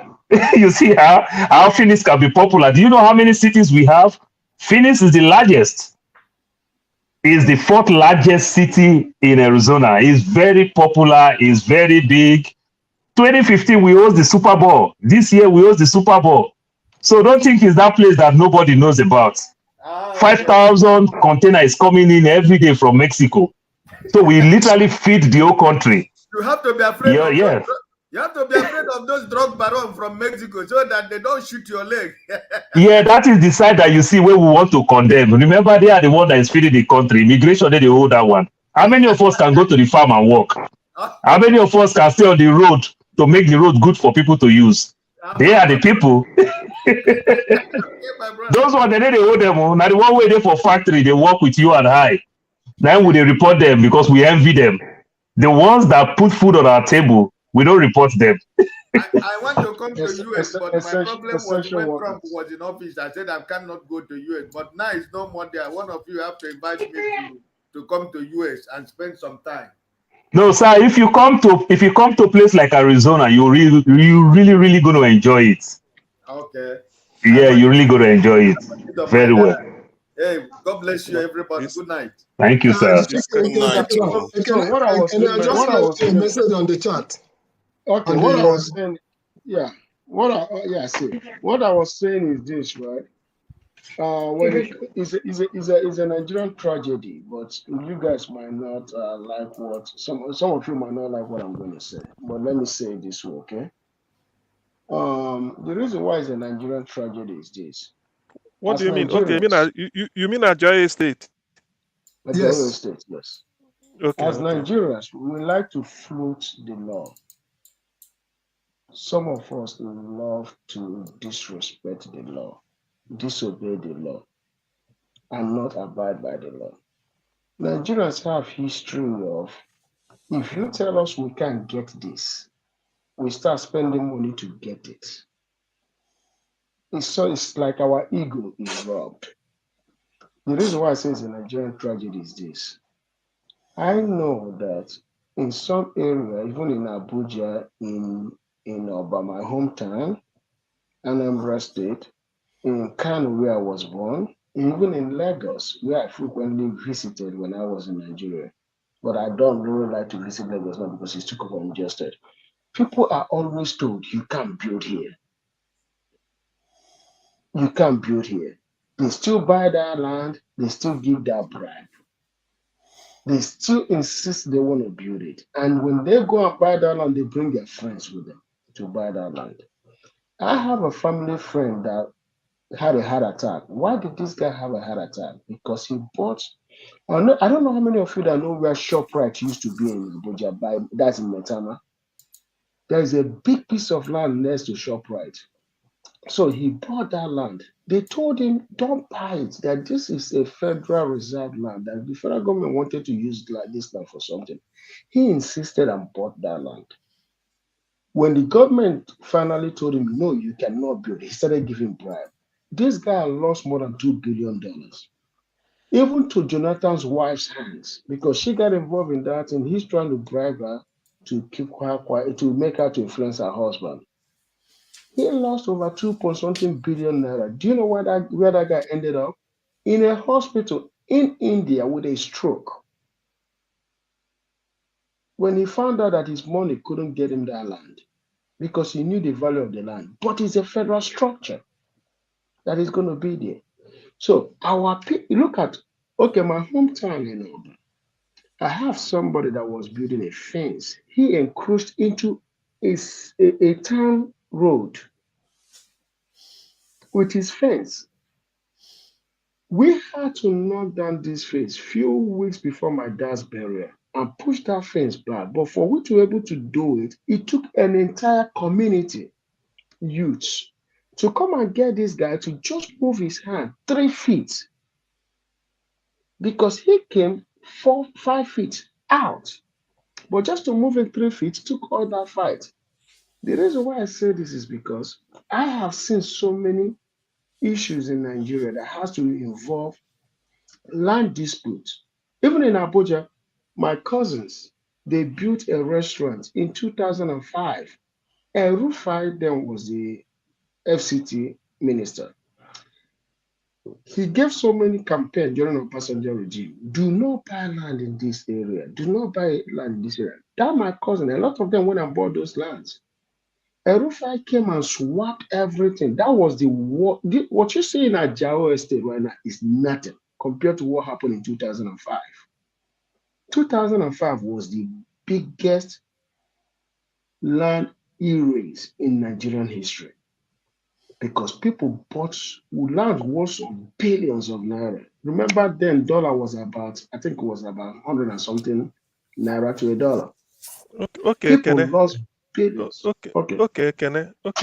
Let's do it this way because it takes two to tango. What the scenario you've painted in some places it may not take place. It's like saying accusing somebody of giving bribe. But what if the receiver refused not to take? It means that a bribe taking didn't go through. What if this is government land, they've said don't sell it or whatever, then maybe one hooligan we forge one paper and say, come and I sell it, I'm the owner, you buy. By the time you are looking for certificate of occupancy, they will tell you, no, that land is not for sale. But because the person there want to take money, they complete the cycle and say, okay, bring it, I do it for you. But if the person said, no, in fact, if you come here again, we arrest you and prosecute you, and insist on the system. Do you know what you just described can happen in the UK? But because of the fact that they tell you that, no, this is not for sale, that is the council will tell you, no, it's not, and that ends it. You don't need to go back to go and see who to bribe because by even mentioning bribe, you are putting yourself in trouble. So in Nigeria's own case, people will say, one, this land they say is not for sale, go and give them money. If the person try and say want to bribe and the bribe didn't go through, that culture stays. That culture stays. CM, please, I have to contribute from where you stop. Let me just add to what you said. CM, how do you say somebody built a house in an illegal structure? Let's say, for example, even though the state did not use all the ministries and parastatals to come and check anything, you understand? You are paying what we call tenement rate on the house. Are you paying tenement rate on illegal structure? Exactly. How do you explain that part? I've been paying my tenement rate every year for a property. Then the same state is saying that the property that you build is illegal structure and you are making profit from it. It don't make no sense. You see what? Before you come in, let me tell you what El Capone said. When they come to, he said you can't collect a legal tax from an illegal business. You can continue. El Capone God bless you. In Chicago, IRS came. He said you can't collect a legal tax from an illegal business. The thing is this: we all know one thing. The both people are playing each other. The people that bought the land and the government that knew that an illegal land was sold to that And they're person. collecting tenement rate. That's what I'm trying to tell you. They're all playing each other. The reason why I have to say this is this: who is going to lose? You that bought the land. Yes. If you know you're going to lose your money for buying the land and then lose the structure that you built, and probably your kids have lived in that house for 4 or 5 years. Now they've developed memory. They are attached to that house. Ekene, to some extent, you are just blaming the vulnerable. You know what I'm saying? You are blaming the vulnerable. Ekene, I know it is easy to some extent for you to renew your passport. If you are doing your first passport in Nigeria, can you tell me how much is the amount to do a passport in Nigeria? None of us know the amount. Guess what? I know it's a rhetorical question, but this is what I'm trying to say. We all know Nigeria because we were born and raised there. I believe most of us, or all of us, we were born and raised there. And we know how stubborn our citizens are. But due to our citizens are so stubborn, we also know how manipulative our government is. Which means the government knows that we always want something. And when we want it, we don't back down. And it dangles that in our face. And when we purchase it, the same government will come and take it back from us. But to avoid that, there is something called Ministry of Land. You go to before you buy any land in Nigeria, go there and investigate about that area. What is this area going to be used for? Is in the plan. If they start speaking Dogo Turenchi, according to the Hausa people, they say Dogo Turenchi, which means long English. Request for the map. So that's another thing again that I want to disagree. Sorry that I'm interjecting you like this. Somebody go bought a land in purely industrial area, commercial and residential area, because we have agric area, we have industrial area, we have commercial area, we have pure residential area, and everything. This is well mapped. Like I'll tell you from Lagos State, because I've ventured into that. My parents own properties. So when you talk all these things, when you go to Lagos State, you go check what you get there. It's completely settled. They tell you the family that owns that land. And if you bought property from that same family, I think you are doing the right thing. So government did not even prepare their books very well. You understand? Like say, this is where we design on this place. These are places that we want to put park. This is own government own reserve area in that area. What we mean government reserve area in residential area, maybe where you want to put park, where you want to put school, where you want to put fire service. This is government reserve area in residential area. But it's not there. It's date. What you just get, you just know that the family that owns property in that area. Go ahead. Let me counter you real quick. Nobody owns a land in Lagos. Nigeria has what we call, yep, I'm sorry for saying this. You might be surprised. Nigeria has what we call eminent domain, just like United States. Government can come and say, you know what, the whole of this area has to go because we have to build a highway. Now they have to come, but in a true democracy, you have to compensate people. Government can always take over. Correct. So you do not own land. Even if, no matter who it is, the government can come and say, you know what, like I said, through democracy, you have to compensate the people, but government can build structure through that area because they have to create movement of so this is where I still want to disagree with you. This is where I want to disagree with you. You just use your word. You say government want to use, which is true even in the US. But what we are telling you in Lagos State, for example, Lagos State is the first state, if not the only state as of now, that enact everywhere in Lagos State. Draw the whole map in Lagos State, 1978. It's been done 1978. But when Lagos State still did everything, Lagos State still give credence to the family that owns that property. Why That's Lagos State design everything? So no, Lagos, it's not Lagos, it's Nigerian law. no, no. Now you are getting it all wrong. It is state that owns land, not federal government. So you cannot say it's Nigerian law. It is state that owns land. No, it is state that owns land. Okay, every state in So Nigeria, right, recognizes family-owned land. So exactly. So, but what I'm telling you now, I'll correct you on that one very well. It is state that owns land. But when states draw lands and every other thing, I didn't doubt that. I said so when states draw lands and every other thing, if it is place where federal government needs something, they give federal government. Where state owns property in that area, it is what we call, for example, now this is what when you call park belongs to the state, because the state, the local government manage that part. Where they design for schools, where they design for, say, fire service, you understand, those type of things belong to the state.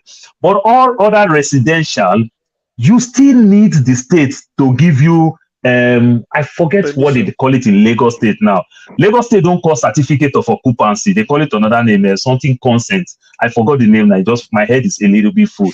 Lagos State have nothing. While you're talking about that, let me tell you how it's done in Anambra State. In Anambra State and every other state that I've lived in Nigeria, a family owns a land. There is family-owned land, there is state-owned land.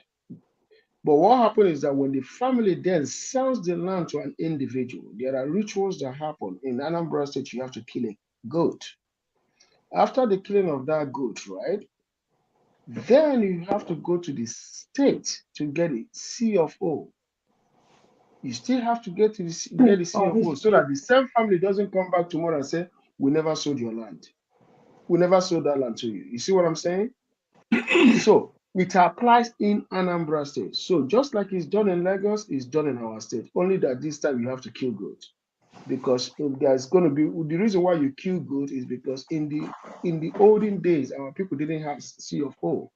So they use that killing of goat as the C of O because there are witnesses that witness that the goat was killed, which means you sold your land. So going back to what I was saying, yeah, when people buy land in Nigeria, I will tell you, huge percentage of them don't investigate. You might investigate, Paul, but a lot of people don't investigate. Do you know that even in Nigeria, that over 70% of people that buy land don't even own C of O to their land, especially in Eastern Nigeria? They don't have the C of O. Not because they don't want. It's part of what Soludo want to sort of what is it called? Streamline in Anambra State. The thing is this. It takes forever. Everything. To be honest with you, Ekene, I will blame government about 90% because government is overriding power. Whether you do illegal land, I'm so sorry. I'm so sorry. Before I forget, I just remember that it's called governor's consent. That's what they call it in Lagos. Okay. It's called governor's consent. Yeah, that's so right. That's even if you do any illegal business, you bought from a madman or mad woman or from third party or whatever, as long as you now come for that C of O or whatever, at that point somebody will look at it and say, "Oga, that place you are buying land is government reserved area. There's no point issuing you C of O because it's gonna be demolished in future." Do you understand? I'm coming. So yeah, what you just said right now is 100%, because in Akwa Ibom, let me just throw one thing so that you can continue. In Akwa Ibom, right, what Paul just said is also correct to add to what you're saying in CM. When you buy land in Akwa Ibom, the governor has to sign the C of O. So at that point you want to get C of O, because when you get C of O, it's like it's not legal. Everything is they will tell you no. So no amount of billions you bring to bribe those officials to issue it, because the person you must have issued it, probably the person must have resigned, give you one C of O. In future, even if you are showing it, they said no, you made a mistake. Even when you are showing, but this is C of O, like this Ajao, I got my C of O, this is it. Is it not government? So If in government circle, by the time you come, they say, look, Oga, no need bribing us. It's not gonna work. Better go and collect your money back. That place is reserved for a teaching hospital or for diseases in future. So when they frustrate you at that level of CFO, and this story goes out everywhere, this thing will self-regulate itself. But the thing is, the government will take a bribe. You build the house, they are collecting tenement rate from you. One governor will now come in future and say, let me implement this and start to demolish it. Then the people will shout, say, hey, you build. No, no, no. If you are making a mistake, by the time you get to the government will say, look, it's our own. We don't need your money. Go back. We're not issuing CFO for that area. At that point, you Yeah. will not know So that, CM, yes, CM, that let me correct one myth that every one of us make mistake in Lagos, which I will say to some extent it might cut out to other states too very well. Because I know Lagos very well. It concerns me. I have a stake on that. So in Lagos, the way they draw the map between your property and the road, now you started all these things from local government to states to Lagos state. Now, this funny thing, you started doing the right thing. You see some people started doing the right thing. You understand that 30 meter that they save from your house to the road to the gutter. Before you know what's up, anything, you just look like you the wasteland. You start building stuff front of your house. You start encroaching. So if states now want to break that small structure that you put on your front house, they also assume that it can affect the structure of your house. So what do you think will happen? They demolish the whole of your house. So sometimes it is not illegal property, but it is you build against the state code. Now, like my backyard, they put a small door on my backyard of my house. And me now they do mbuka, and they buy cars. The back of my house, I can put like 20 cars in the back of my house. But my new property, it is small gates that I can't drive car to the back. Now, I want to break that gate to put bigger gates so that I can drive all the cars, all the chairs, school chairs and computer I put in my backyard instead of me to be going one by one. What do you think you do? You have to contact city. City will approve it. You understand? For safety, for crime, and everything. So that in case of somebody call 911 or anything, they draw map. They understand the city plan the way it is.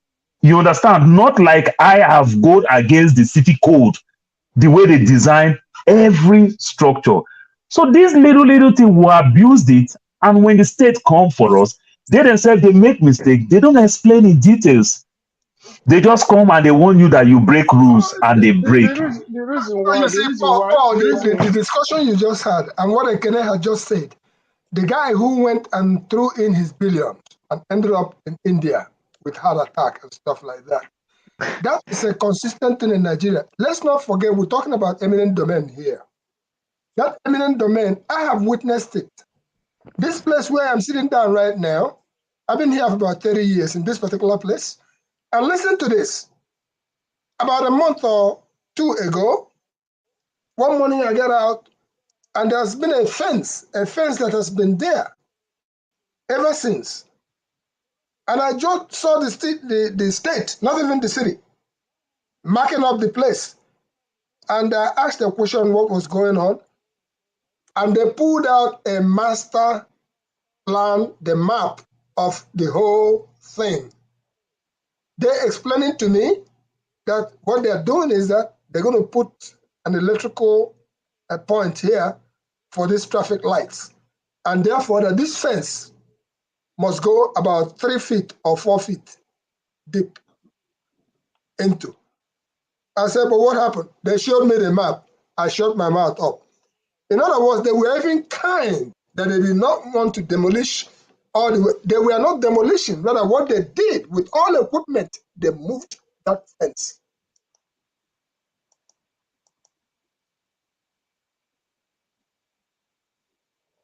I think we froze. His internet. Never don't take like that man there for new work. He appears to have frozen. I support what Ekene was saying Let me about go to bed. private people Okay, getting good night. NWC, good night. NWC, yeah. Nubisi is very quiet when other people are talking, but when he Don't starts, be already there for bed. I didn't see us in a room in there. yeah. Okay, good night. Yeah, Good once night. Nubisi is in the mood to talk, you can't stop him. All right. I suppose what the Kene was saying about private people can also contribute to the change that we want to see, because we can't always leave everything for the central government to handle everything. Sometimes the stimuli comes from the private individuals that are acting. The American government, when the Carnegies and the Rockefellers were doing what they were doing in America, they were watching and they were working with them now and again. And but the impetus, the fact that they existed, benefited the American state, so the government worked with them. And because you can see signs of that in Nigeria already, like the Proforce, Innocent, some actors are getting in there trying to change things for the better. And if you look at even airpiece, look at airpiece. exactly. How much Nigerian government spend on airpiece all the time? So I think there's room for private listening. I said it even last week. Or I think one of the arguments I made was that we as Nigerians need to get invested in Nigeria. And if you have a stake in a country, you tend to care about it more. Because the way you criticize is you don't just criticize it just based on ideology. Now you're criticizing based on something that is actually pragmatically going to work for the progress of that country. So the way you approach it tend to be shaped to achieving good results, not just based on ideology or stance. So that is why I advocated that, that could be a way of changing things without necessarily going to burn the whole place down. Because most people just want to, revolution. Let's go for a revolution. And maybe a revolution is already happening and we don't even know it yet. It's true. Now that is from the ballot, isn't it? From the ballot. So Dan is talking about revolution, the hot revolution. Some people are advocating for ballot revolution. Me, I'm advocating for economic revolution. Yeah, that's what I advocate for. Because ballot revolution is one thing. Revolution doesn't have to be. If we try to do ballot revolution, we have to come back another 4 years. But economic revolution is constant. It's every day. People invested in Nigeria. People begin to do things. Do you know that? Okay. Check this out. Let me tell you guys this. Do you know that in Nigeria, who built most of Nigerian roads? The Chinese company, right? Those are the ones that are building most of Nigerian roads today, Chinese companies. But do you know that the reason why the federal government stopped giving contract to the indigenous Nigerian firms is because most indigenous Nigerian firms don't even go past the first phase of their contract, and they are gone with more than 50% of the money that the mobilization fee and every money that they've given, up to 50%, they've gone with it. They'll come and dump sand on a road and take off. Niger Delta is the worst case scenario. I was discussing with somebody in Ibini. We were going from Ibini. I don't know if you guys know Ibini. Eket area, all the way to Uyo. So we're driving, and this new road is being done by Chinese people. And I was pissed off. Why are Chinese people building this road? The guy looked at me and laughed and said, say this road, they don't give them one Akwa Ibom man. And this Akwa Ibom man, they give us 800 million naira and make it take, that's the first space. That's a disbursement. Make it take build the road. This man carry money, go Abuja, go lodge for hotel. No do a single thing. Federal government still they push the guy up to tomorrow to get the money back. This guy left his wife and children and 2 girls to Abuja. He has been there for 3 years.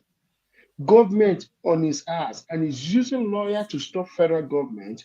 And his wife is going to the banker, begging the banker to give her some money because the kids are hungry. The banker end up giving this woman over 5 million naira out of the federal government money that he's not supposed to touch. They fired that guy. Is the guy not a member of APC? But he might be a member of APC, but the government is still chasing him. But See, we don't come. this is the same Niger girl that, APC now. If you join their but party, the reason why I'm saying this is this. Do you know that Akpabio, right? Akpabio was so mad at his own people that if asked Buhari to probe NDDC, right? Yes. They found out over 6 trillion naira worth of project is